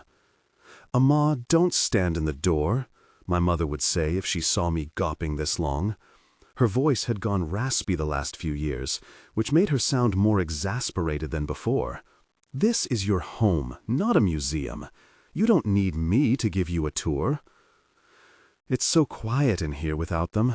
It feels like a museum now, a shrine to their lives, empty and unoccupied. I feel like an intruder. My father's wall clock draws me in first. It's the easiest thing I can do to make things feel like they should. There's always working clocks in this place. I wipe the dust off the beautiful oak body, finding the key so I can wind tension into the movement. I set the hands to the right time and get the pendulum swinging. The familiar ticking fills the apartment. A much heavier ticking than the little pieces we specialize in, with far more presence. It will chime every half hour. It's something predictable, a little piece of normalcy. Somehow, it only makes the place feel emptier, because it's my father's clock, and the fact that it's ticking again only serves to reinforce the fact that he's not here. We didn't make it. My father preferred the tiny movements that go in pocket watches and delicate pieces, and so Seatis specialized in those things. But this clock was abandoned with us, and my father spent years trying to repair it. I tried to help him when I was around, instead of roaming around the city looking for trouble. He didn't swear often, but he cursed at this clock near 1,000 times. It defied us for years, refusing to work no matter which pieces we replaced. We pulled the whole thing apart, trying to figure out what the problem was, saying it was a shame to throw such a beautiful clock away, even if it made him want to pull his hair out. He fixed it himself after I left for the Officers' Academy. I came home as a member of the Dominion Diplomatic Division, and the clock was mounted on the wall, ticking away. The first of many things I missed in favor of my career. I tried so many times to tell myself that this was the natural order of things. I was not beholden to my parents or tied to them. It was normal for me to step away and find my own path in the world. And yet, I still feel guilty about it, like I created too much distance, held too many secrets. Maybe it's the Dominion way to separate your life from your parents, but Kasani families stay together. They sprawl in their mountain valleys, and they build tight-knit communities. Generations live in the same homes, and they can trace their lineage back to the hands that laid the foundation stones. Or they could, back when they still lived there, before war between other nations chased them off the mountain. So maybe this wanting to stay close to them is in my blood. Maybe it lives in my marrow, even though I'm Dominion-born, even though they lost track of their family when they fled the mountain. There's an empty, tinny ache in my gut as I realize I've come to terms with all of this too late. I went to the Kasan and learned who my parents used to be, but I left my mother's bones on the mountain like she wanted, and my father isn't here waiting for me. I can't tell them what I've come to understand about the difference between how they grew up and how I did. I can't ask them to tell me more. They're gone. Why didn't they tell me more when they were alive? They didn't talk about the Kasan much, not until my mother announced she wanted to go back. Why didn't I ask them when they were still here? The ticking of the wall clock is only marginally comforting, and I find myself wandering aimlessly through my parents' apartment, trying to decide which pieces of furniture to uncover. Furniture that I've never sat in because it was my mother's spot or my father's. They were nothing if not predictable in their routines.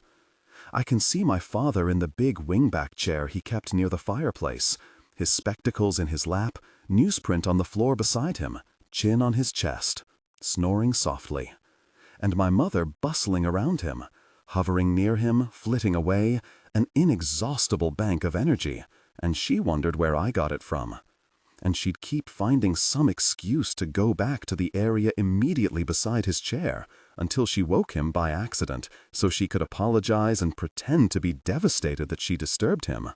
He'd invite her to settle in the chair beside him, and they would talk about the news from the paper he'd failed to read. I leave those chairs covered. I won't sit in them. The memory of them takes up too much space. The mantel, though, the massive wooden slab holding a little personal shrine to the Kasani gods. I wipe the dust off the candles and the incense plates and the little brass dishes filled with incense cones. One separate scent for each of the 6 gods. Musk for Ishka, the mother of the soul.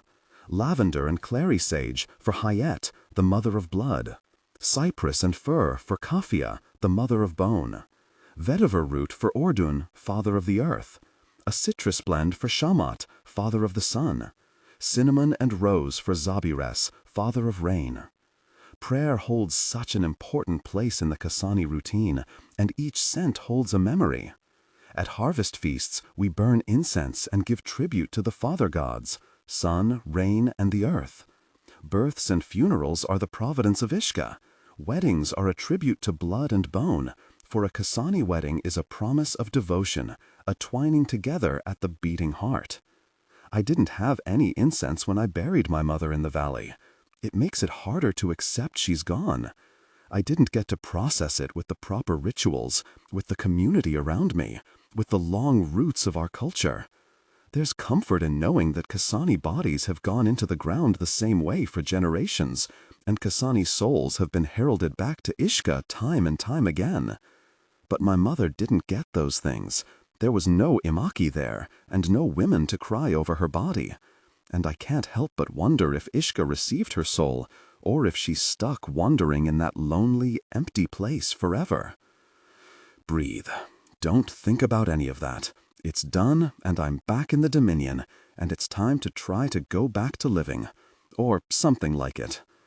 I wipe the dust off the trinkets that my parents collected over the years, things from the Kasan, things from Yalsmore.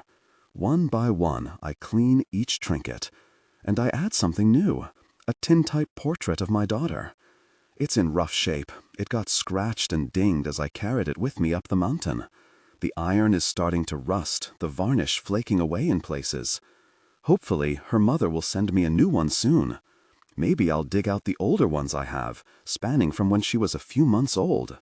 Line them all up on the mantel, behind my parents' things.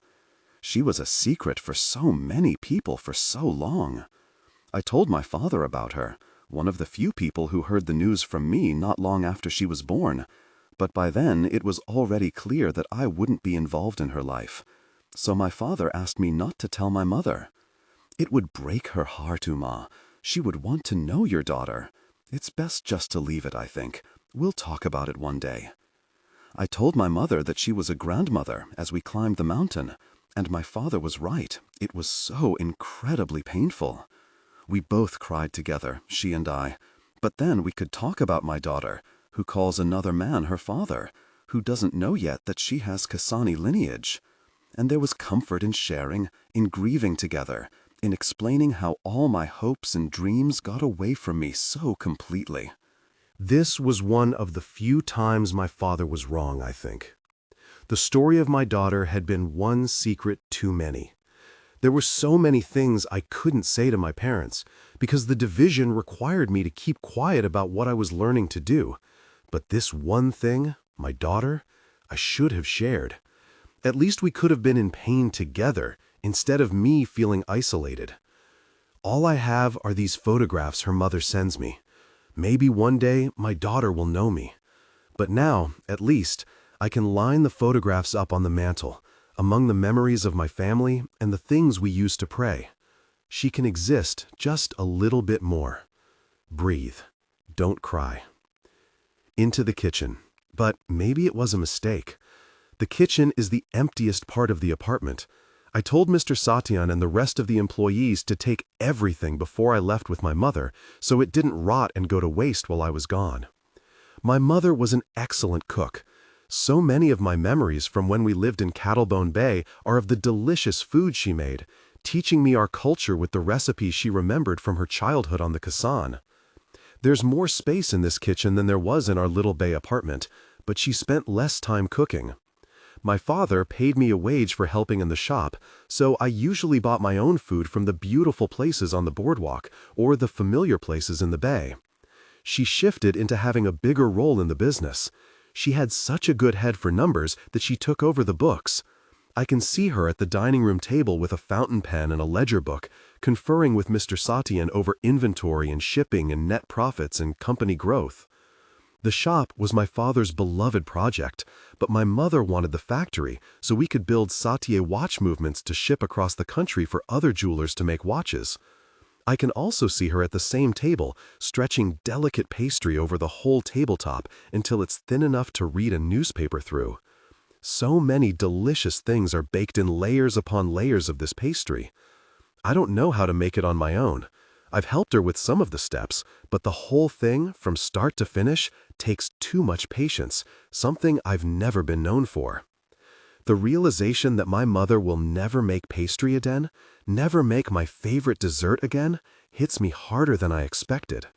It empties my lungs, scoops out my insides. There's nothing for me in the kitchen. The shelves are empty, and I can't make a meal out of dust and memories, even if I was hungry enough to try. I retreat to the sitting room, but the emotions don't go anywhere. Something frantic and raw is crawling under my skin, something too much like panic.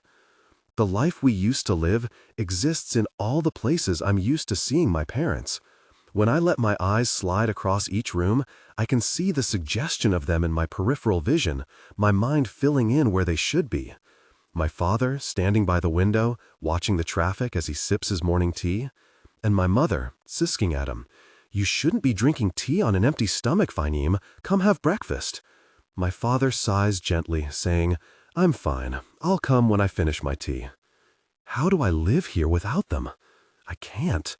I thought I had grieved enough on the long journey home, but now that I'm here, it's all hitting me harder than I expected, like it's all fresh grief. Being in a familiar place is only making things worse, because I can see how wrong it all feels without them. They used to occupy this place, and the shape of them has left holes in the fabric of existence. There's no point uncovering any furniture, because I don't think I can even use it, not without them here to fill it with life. It's better for their things to remain under dropcloths, as much ghosts as they are. I need to keep myself busy. I need to move, need to use my mind. Read a newspaper maybe, to catch up on what I missed while I was away. Anything to distract me from thinking about how terribly off-kilter everything has become. Maybe I should have stayed in White Crown and waited there for my next deployment. Maybe entering that set of rituals and routines would be more distracting. Maybe seeing Colonel Derry again, his deep, calm voice, his steady confidence, would help me compartmentalize into this new version of my life. But I didn't think to do that, and now I'm here. Gods, I need to get out of this place, need to get away from this feeling, or I'm going to seize up completely, a watch movement with too much debris in the gears. My father's first watch catches my eye, sitting on his desk near the window. Mostly he worked downstairs in the shop office, but sometimes he needed to get away from the noise if he was really struggling with a piece.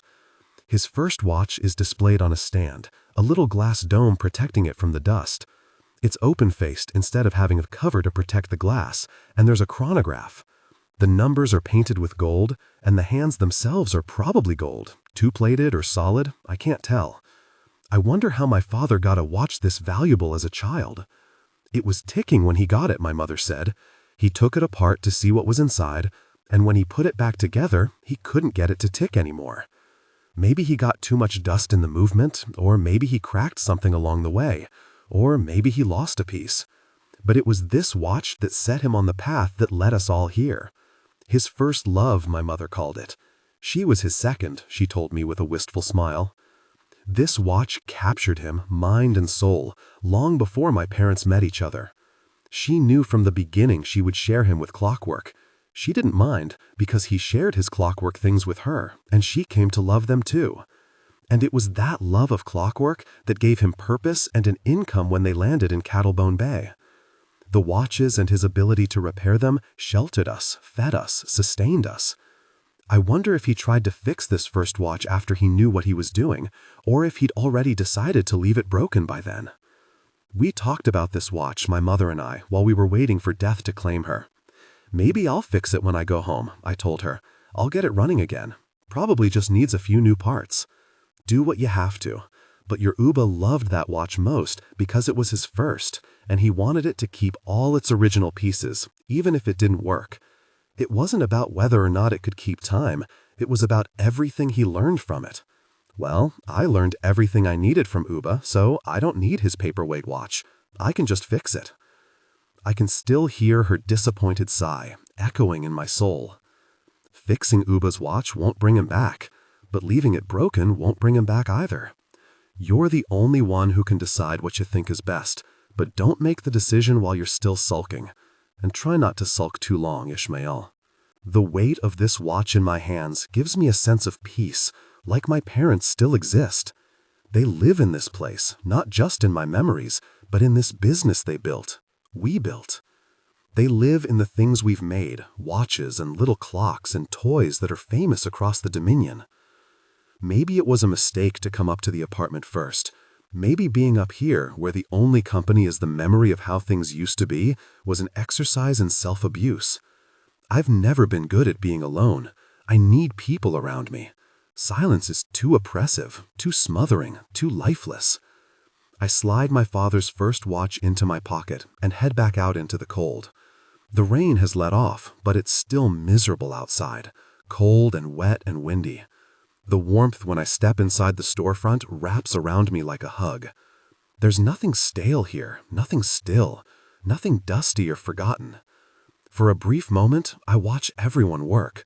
The front counter is unoccupied.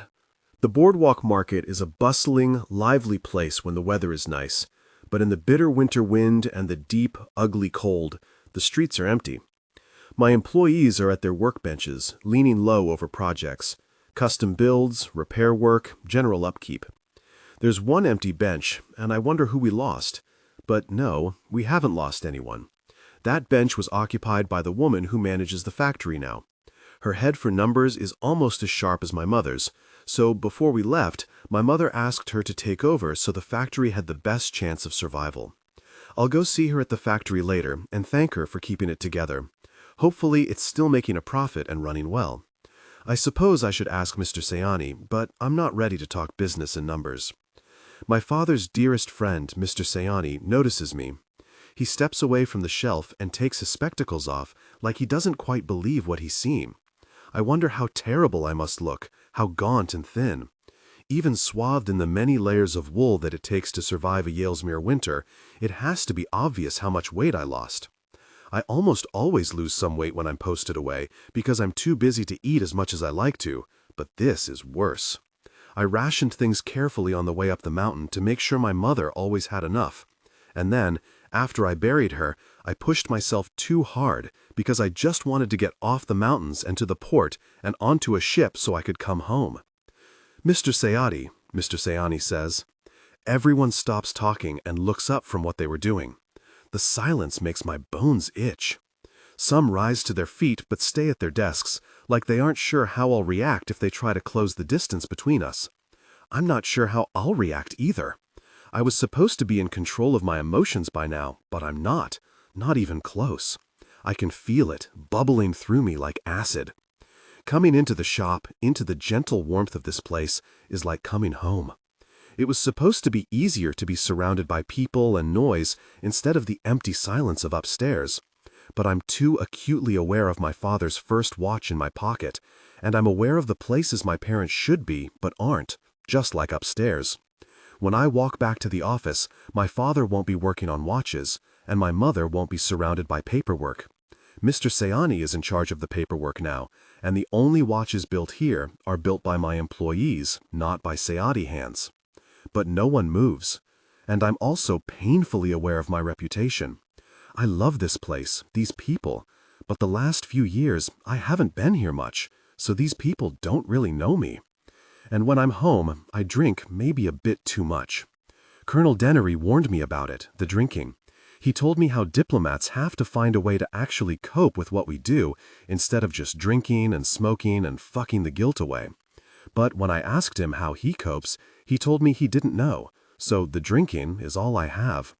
Drinking and talking to my father, but I've lost him now. So maybe they wonder if I've started drinking yet, if I'll start throwing things. I just want to be home a while, be here and sit in my father's shop, my shop now, and let life go on around me. Something tight forms in my throat. It tastes like shame. I step around the counter, swallowing that ugly tightness, fighting for composure. There's a book filled with requests for custom orders from all over the Dominion, sent by mail or across the telegraph wire. People ask for special watches or clockwork toys, willing to pay exorbitant prices and shipping costs for something with the Sayati logo. Mr. Sayati copies all the requests into the book, where they wait for someone with the skills and the creativity to take on the project. The rest of the shelves are organized with watches and clockwork things that need to be repaired.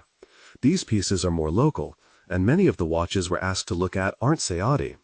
Maybe one of these things will distract me enough that I can feel something like normal. "You're back."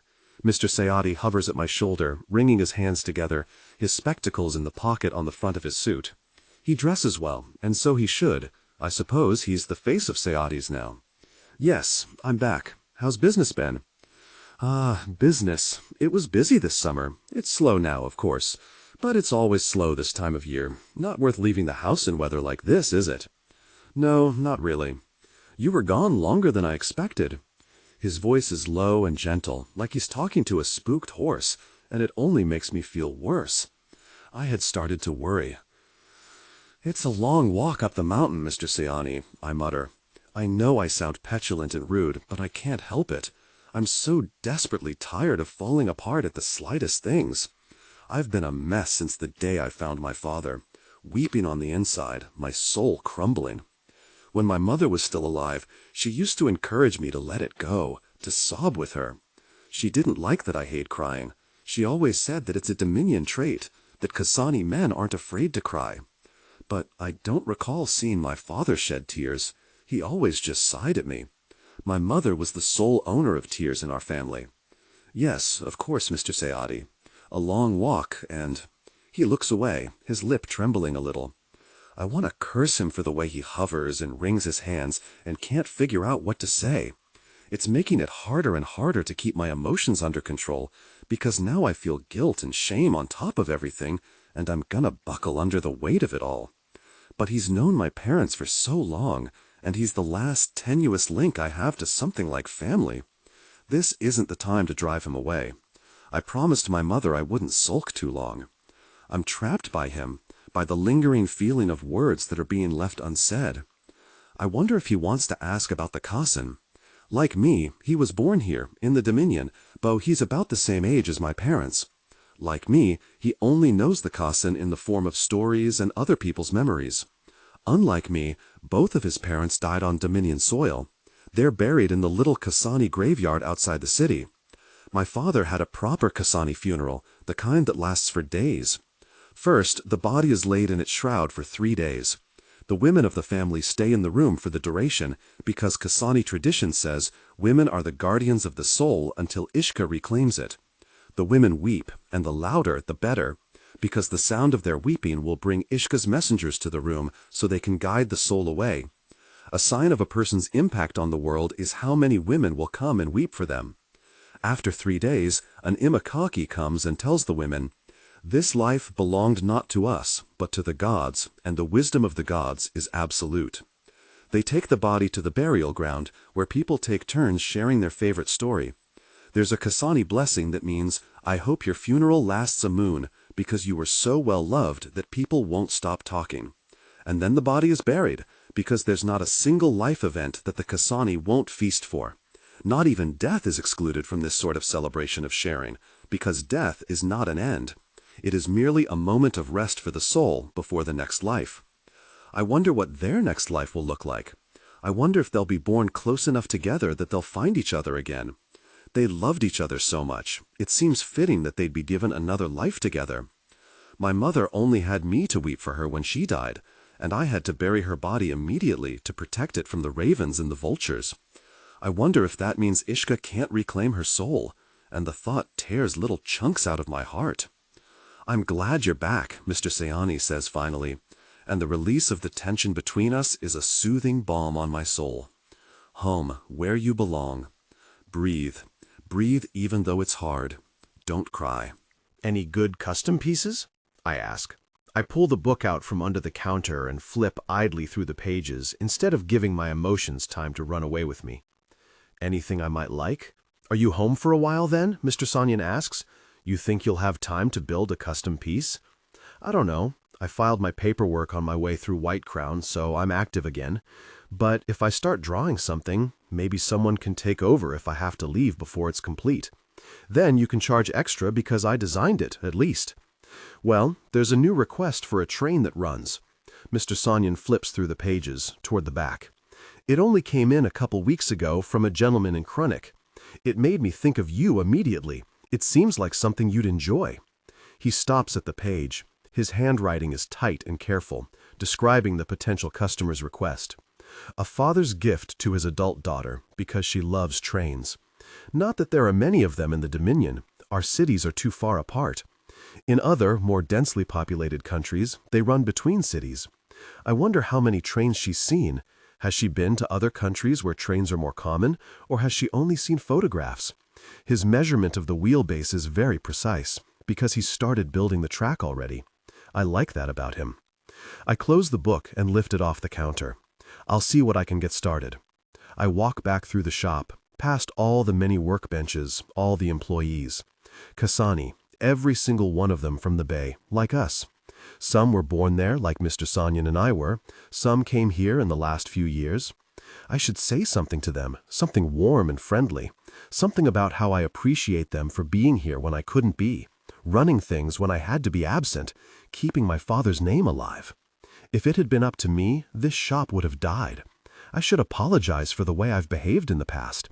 I should make some kind of promise for the future. We'll build together. I can't find the right words. I don't know what the future looks like, so I don't know what to promise. I retreat to my father's office and close the door behind me. Everything is the way I remember. And in its total familiarity, I'm also aware that there's something different. I can't pinpoint exactly what it is. The sound of my boots on the floor, maybe? Is it a different pitch? Or is the lighting different? Maybe because it's so dreary outside. In my mind, this place is always sun-soaked and newly renovated, just like when I was 13 and we moved in. My father was so proud. I still remember his excitement when he showed me our new desk. "Look, Uba," he said, his face glowing with his joy. "A desk big enough for the two of us to sit side by side." When he taught me to make watches, he sat me across from him at the desk he had in our tiny, cramped apartment, and because I was mirroring his movements exactly, I learnt to build watches with my left hand. When he transferred us here to this big space that could hold this beautiful desk, I got to sit beside him. And since I built left-handed, we could sit side by side and never interfere with each other's motions. And he was always so quiet when he worked.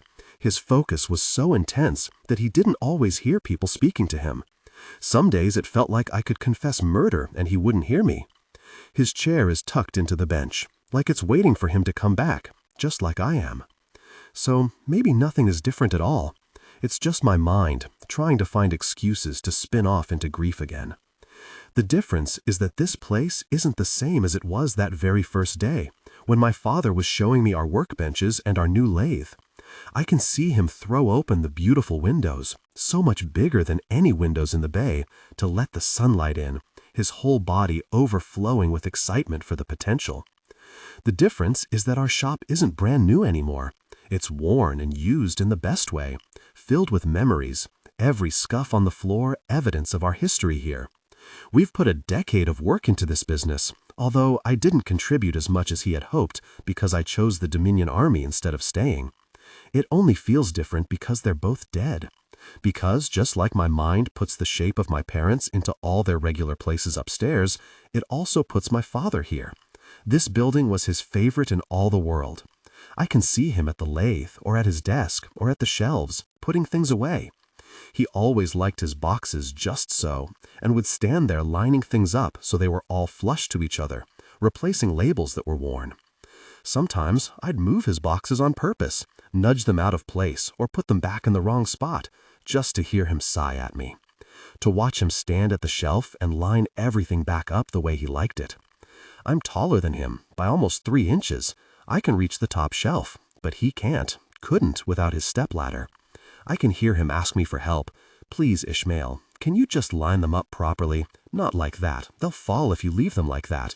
Would you just—" Until he was so annoyed that he huffed at me and stomped away to get his stepladder. I'd fix them properly while he was gone, just the way he liked it. He'd huff again and put his ladder back. "Thank you," he'd say. "I don't know why you need to make things so difficult." But my mind's eye also puts him as I found him, on the floor, halfway beneath the desk, as if he'd crawled there for shelter. Tools scattered and his blood dried on the wood planks. I can smell the blood in the air as if I'm there again, as if I've stepped backward in time, and I'm living the day again. Still drunk from a long night of finding trouble in the bay, and standing frozen in this room for so long that I lose track of time.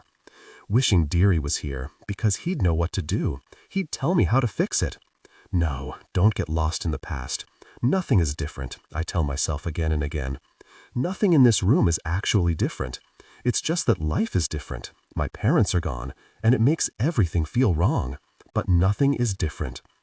I set the book at my spot and rest my father's watch beside it. I'll take a look at it first and decide if I want to try to fix it or not. And then I'll copy out the specification for the train and I'll start sketching ideas. It will be good to create something instead of breaking things and killing people. The paperweight watch first. I open it carefully, not sure what I'll find. The movement is cleaner than I expected. There's a lot in there, jewels and moving pieces for the chronograph to work. It's old. It was made somewhere in the Derekian Empire, so I probably can't get the right pieces here. I'll have to order them from somewhere if I want to fix it. But do I want to fix it? I don't know. Maybe I just want to know exactly what's wrong. Why doesn't it tick anymore? Could I get it to tick again?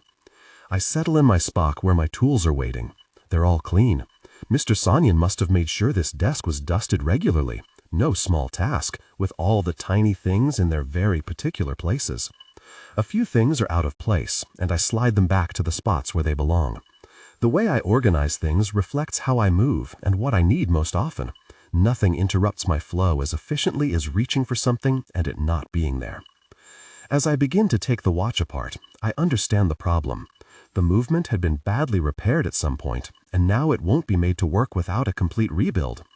Parts have been replaced, but they didn't fit quite right, so they damaged the things around them as they moved until nearly the whole movement was destroyed. I can't fix anything in this watch, short of finding a new movement and installing it into the face so it can have the appearance of being my father's watch while being entirely new inside. Disappointment passes through me in waves, building in strength. This feeling confirms that I had wanted to fix it. Making it run again would be like a gift to my father's memory. But my hopes have been ground into ill-fitting pieces just like the inside of this watch.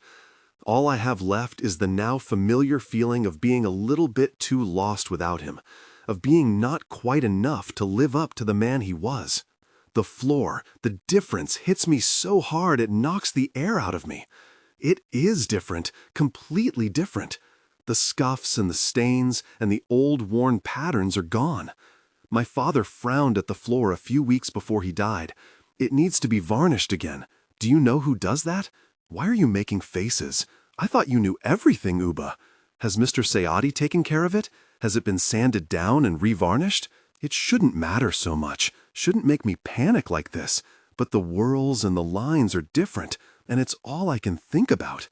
There used to be a knot in the grain beside my edge of the desk, which I used to look at when I was frustrated.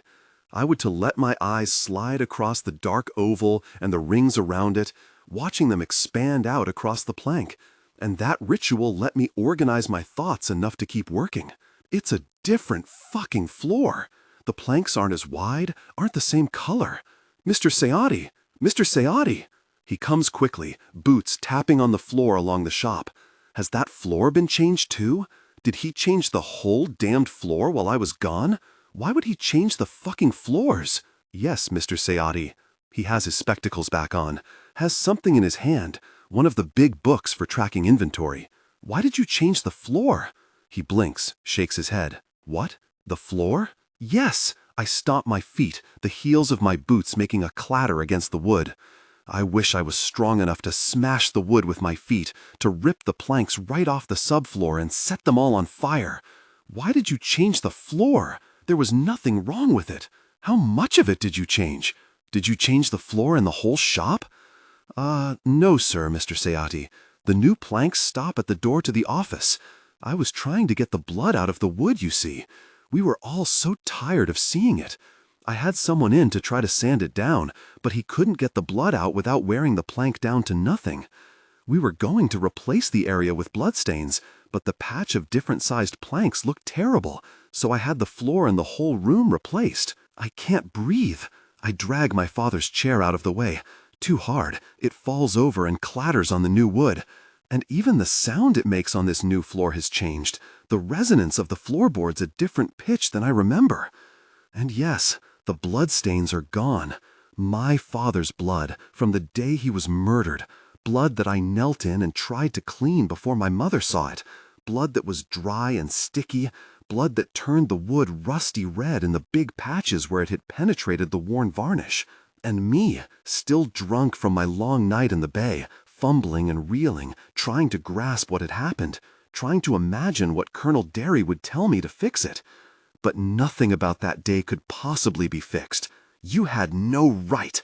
The words cut through my chest, ripping a new path, making my whole soul bleed. You had no right to make that decision, Mr. Sayati.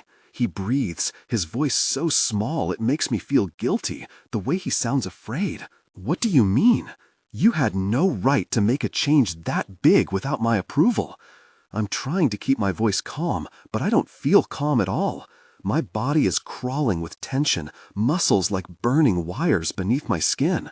I need to move, I need to swing, I need to crush something in my hands, anything to get rid of this tension that feels too much like panic. There's no breathing exercise in the world that can save me from this feeling. I just need to move. What's in my hand? The watch, the stupid, broken paperweight watch. I told you to keep the shop running with orders and inventory, not renovate the fucking building. You had no right to make a change like that. I wasn't renovating, Mr. Sayati, he says. There are tears gathering in his eyes, threatening to spill down his cheeks. I was making a repair. Repairs are part of keeping the shop running, and that was the job you left me with. Explain to me how a stain on the floor interfered with the way business runs. Everyone could go about doing their fucking jobs without the stain affecting them at all. All you had to do was wait for me to come back, and I would have dealt with it. You had no right to make that decision while I was gone. He takes a breath. He's standing straight and tall in the doorway, like a guard, keeping me in the office, separating me from the employees, like I'm a wild animal that needs to be contained, trapping me with my spiraling panic and the hateful new floor and my father's unrepairable watch. Ishmael, he says, and there's a tremor in his voice. I know you're upset about everything, and I'm not going to say you had an easy time of it, taking your mother back to the Kazan, but you don't know what it was like here. To come to this place every day and see that bloodstain and know that we had lost someone we all loved so much. His voice hitches, his body trembles. We had to come in here every day for Jules and walk past the bloodstains. It was making it impossible to work. I had to do something. I couldn't leave it there any longer, like a shrine to what happened. You can't just erase him like that. You can't just tidy up and pretend it never happened. He lived for this place. You can't just rip up floorboards and make it like he wasn't ever here. His blood belonged here. You don't understand what he did, what he gave, what the three of us went through to make this business what it is. You had no right to make that decision. That was my decision to make. All you had to do is wait until I came back. I need to move. I need to let the tension out. The watch is too heavy in my hand. The stupid watch that I can't fix, that has no purpose except being broken, being a reminder of all the ways I'm failing at living up to my father's example. I hate it. I hate it for existing, and I hate it for being so thoroughly broken. And I hate my parents for dying and leaving me to carry the weight of how good they were when I'm so deeply and irredeemably flawed. I throw the watch with all the strength I have. I have to get it out of my hand before I implode. Mr. Sayati flinches and steps back. The delicate, high sound of shattered glass scattering across the floor cuts through the white-hot rage. Breathe, my training tells me. Colonel Derry's voice in my ear. Breathe deep when you feel big emotions, and it helps you regain control. Our job is to be always in perfect control. But I can't breathe at all, and more words are searing up my throat, and I can't possibly stop them. All you had to do was wait until I came back, and I would have dealt with it. You had no right to make that decision without me. You can't just pretend he never existed. Even if his death was ugly, you can't just wash him away like he was never here. Mr. Sayati's tears finally escape, making glittering tracks down his cheeks, dripping from his jaw. We're as brittle as glass, smashing against each other and shattering. I worked beside him for 15 years. He was my greatest friend. I built this place too, for your parents, because I saw the beauty of their dream, and I wanted it as badly as they did. A business here, in this city, shaped entirely by Kasani hands, bearing a Kasani name. It's more than watches, and you know it. It's more than just the Sayati family. I stayed here after your father died because I couldn't bear the thought of this shop collapsing after all the work we put into it. I promised your mother that I wouldn't let it fall apart after she left. I promised I'd keep the Sayati legacy alive. But those bloodstains made it so I didn't want to come here anymore. I couldn't bear it. Gods, there was so much blood. His voice trembles, and he has to pause to gather himself enough to keep speaking. And if I stopped coming in, this place would have closed, and all these people would have lost their jobs. He takes a deep, shuddering breath, pulling off his spectacles so he can wipe his eyes. And I feel so small. I know you feel like you've lost your whole world, but you're not the only one who loved them. You're not the only one who feels this pain. He puts his spectacles back on and turns away from me, looking at what I've thrown. His chin quivers and his shoulders sag, and the way he slumps makes me want to sink through the floor and into the cold bedrock beneath us. Ah, Ishmael. He shakes his head as he sinks to his knees to pick up my father's watch. The expensive gold case, the chronograph, the delicate gold hands. My father's first love. All the anger drains out of me, leaving me empty and hollow, and so incredibly exhausted that my legs threaten to give out. What have I done? I go to his side and drop to my knees with him. I take the watch from his hands, and he turns to the debris on the floor. Mr. Salon starts picking up the biggest pieces with slow, careful movements, piling them in the palm of his hand. I hate that I've proven him, and everyone else for that matter, right for walking softly around me, right for being afraid of how I'll behave. I can fix it, I gasp. The case is dented, and the glass is gone, and the hands have fallen off, and the beautiful face is splintered with a dozen cracks. Cogs and delicate pieces in the movement are shivering and clanking in ways they shouldn't. I can hear it in the discordant sound it makes, feel it in the awful shift of its weight when I move my hand. I can fix it, but I can't. I can't fix anything. I couldn't fix it before I threw it, and I certainly can't fix it now. There's nothing for me to fix because they're just gone. Every little piece of me shatters into dust, and I'm on my knees on the new wood floor, sobbing. My father's broken watch in my hands, and inhuman sounds coming from my throat. My face is hot with tears. Mr. Salon drops the glass I broke back into the pile and wraps his arms around my shoulders to pull me closer. I try to push him away, but he's stronger than he looks. His hand presses into my back, and he pulls me closer still, until my face is buried in his layers of wool and linen. He presses his cheek against the top of my head, and I know he's sobbing too. I can feel the way his chest spasms and hitches, feel the hot wet of his tears falling into my hair. But unlike me, his grief is quiet. I can't fix it. The words hurt coming out because I'm sobbing and not breathing. The truth of it sears me. I promised my mother I wouldn't sulk long, and I've come home and broken my father's watch by throwing it at my father's dearest friend. I can't fix any of it, because all I do is break things. Some things can't be fixed. His voice is soft and thick with emotion, but as gentle as he ever is. I don't deserve him. He's so much like my father, so quiet and reserved. Things get broken and lost and forgotten as we go through the world, things that we love, things we thought we couldn't live without. You don't need to fix everything. It's not your job. And if we're both a little broken because of the people we lost, so what? All we can do is keep going, Ishmael. The best thing we can hope for is not that we're fixed, but that we find people who understand the ways in which we've been broken, people who stand beside us anyway. We kneel on the new floor, holding the scraps and broken pieces of my father's watch, and cry. It almost feels good to be crying with company, to be crying at home in this familiar place.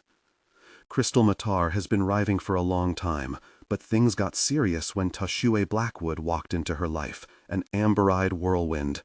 His book, Legacy of the Brightwash, is an SBFBO finalist. When she isn't arguing with him or any of his friends, like Ishmael, he argues a lot, she parents and farms. She has a lot of children and even more animals and one very excellent husband. She is currently working on a lot more stories set in the Dominion. She expects to exist in this universe for a while. Find out more about Crystal Matar here. Zoe Badini. I'm Zoe, a freelance illustrator from Italy. I specialize in paint and character-driven illustrations, mainly in fantasy or sci-fi settings. Find out more about Zoe Badini here. Sarah Chorn. Sarah has been a compulsive reader her whole life.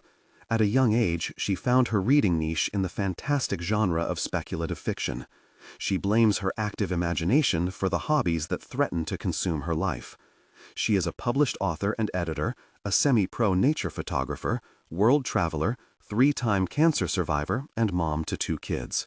In her ideal world, she'd do nothing but drink lots of tea and read from a never-ending pile of books. Sarah has been a respected book critic since 2010, Bookworm Blues. This has served to give her an intimate knowledge of story and has kept her thumb on the pulse of the genre. She has been a developmental editor since 2017 with numerous award-winning titles under her belt. Now she is also the staff editor of Grim Dark magazine. She has put her love of words to good use and is the author of Seraphina's Lament and of Honey and Wildfires and numerous other published books. Find out more about Sarah Chorn here. Kirsten Espinosa Rosero. Kirsten Espinosa Rosero is the author of SBFBO 7 finalist Burn Red Skies. Her quest to be a translator has led her to live all over the world, including the US, Germany, Taiwan, and the Philippines. When she is not writing or working, she is traveling, sketching, or kickboxing. It is her goal to turn her sketches into stories. Find out more about Kirsten Espinosa Rosero. Diana Sosa. Diana lives in Portugal, where she splits her time between all things graphic design and illustration, writing, and all sorts of nerdy content. She's the colorist for the Critical Role Vox Machina Origins ongoing comic book series, as well as the Critical Role The Mighty Nine Origins, Caleb Wittegost, Yasha Nydorin, and Fjord Stone graphic novels from Dark Horse Comics. She has previously worked on Dungeons & Dragons campaign books and projects. Find out more about Diana Sosa here. This anthology has been both a dream and a process. A dream to see so many people come together to support the Alchemy of Sorrow, and a process as we've navigated both the joys and grief and hope of bringing such a project together. Truly, this anthology has allowed our authors, artists, and editors to transform our sorrow into something bright and beautiful that brings us hope and has built so much community.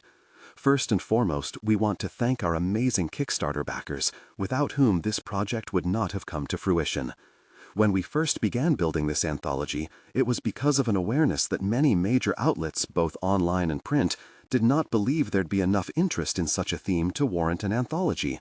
You proved them wrong, one pledge at a time, coming together to help us fund in less than 2 days, and hit every single stretch goal we set. More than that, your heartfelt comments, stories, and presence on the backer Discord has filled us with a deep understanding of just how important this anthology is. So many of us are grieving in so many ways. To find hope in each other's work and presence is such a gift. Thank you. It is perhaps appropriate at this point to mention that these acknowledgments are being written by more than one of us, because we especially want to thank Virginia McLean. You are the visionary behind this project. Thank you, V, for channeling your own grief into story, and for reaching out to each other to offer both an opportunity to explore our own separate griefs and the chance to develop community together.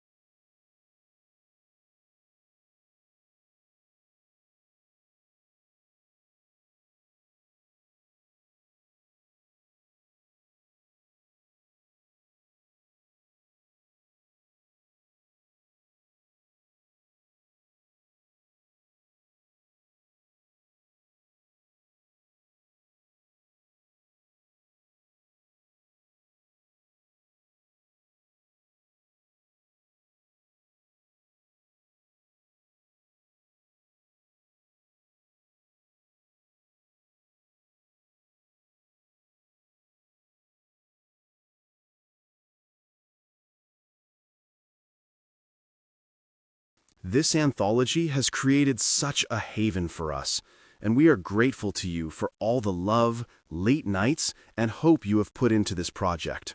You are such a hero to each of us. We would also like to extend a massive thank you to Intisar Khanani for being Virginia's anchor in the storm that has been 2022. Intisar, you have been integral in organizing and running the Kickstarter for the anthology, as well as just generally keeping Virginia from drowning in stress. You have done so much behind-the-scenes work for this anthology, and saved Virginia from so many moments of panic. You probably deserve a medal of some kind, but instead you get this inadequate paragraph of appreciation. We hope you realize how wonderful you are, a powerhouse of storytelling and a fabulous friend as well. We'd like to thank Sarah Chorn for your amazing editing of each and every story. We know some of these stories hit home for you in unexpectedly hard ways, and we are so grateful to you for putting your all into helping us make our stories shine while facing your own griefs. Your editing powers are exceptional, and our stories would not have reached the level they have without your commitment, expertise, and heart. We would be remiss not to thank Crystal Matar and ML Wang, who both jumped in at a moment's notice to post updates for the anthology Kickstarter, or to check over documents that needed an emergency proofread, or simply to offer encouragement to Virginia and Intisar as they floundered about trying to keep things organized for backers. Crystal, we owe you an infinite supply of coffee, and ML, we shall endeavor to keep Sulu in Burb treats for as long as we can. Sincere thanks as well to P.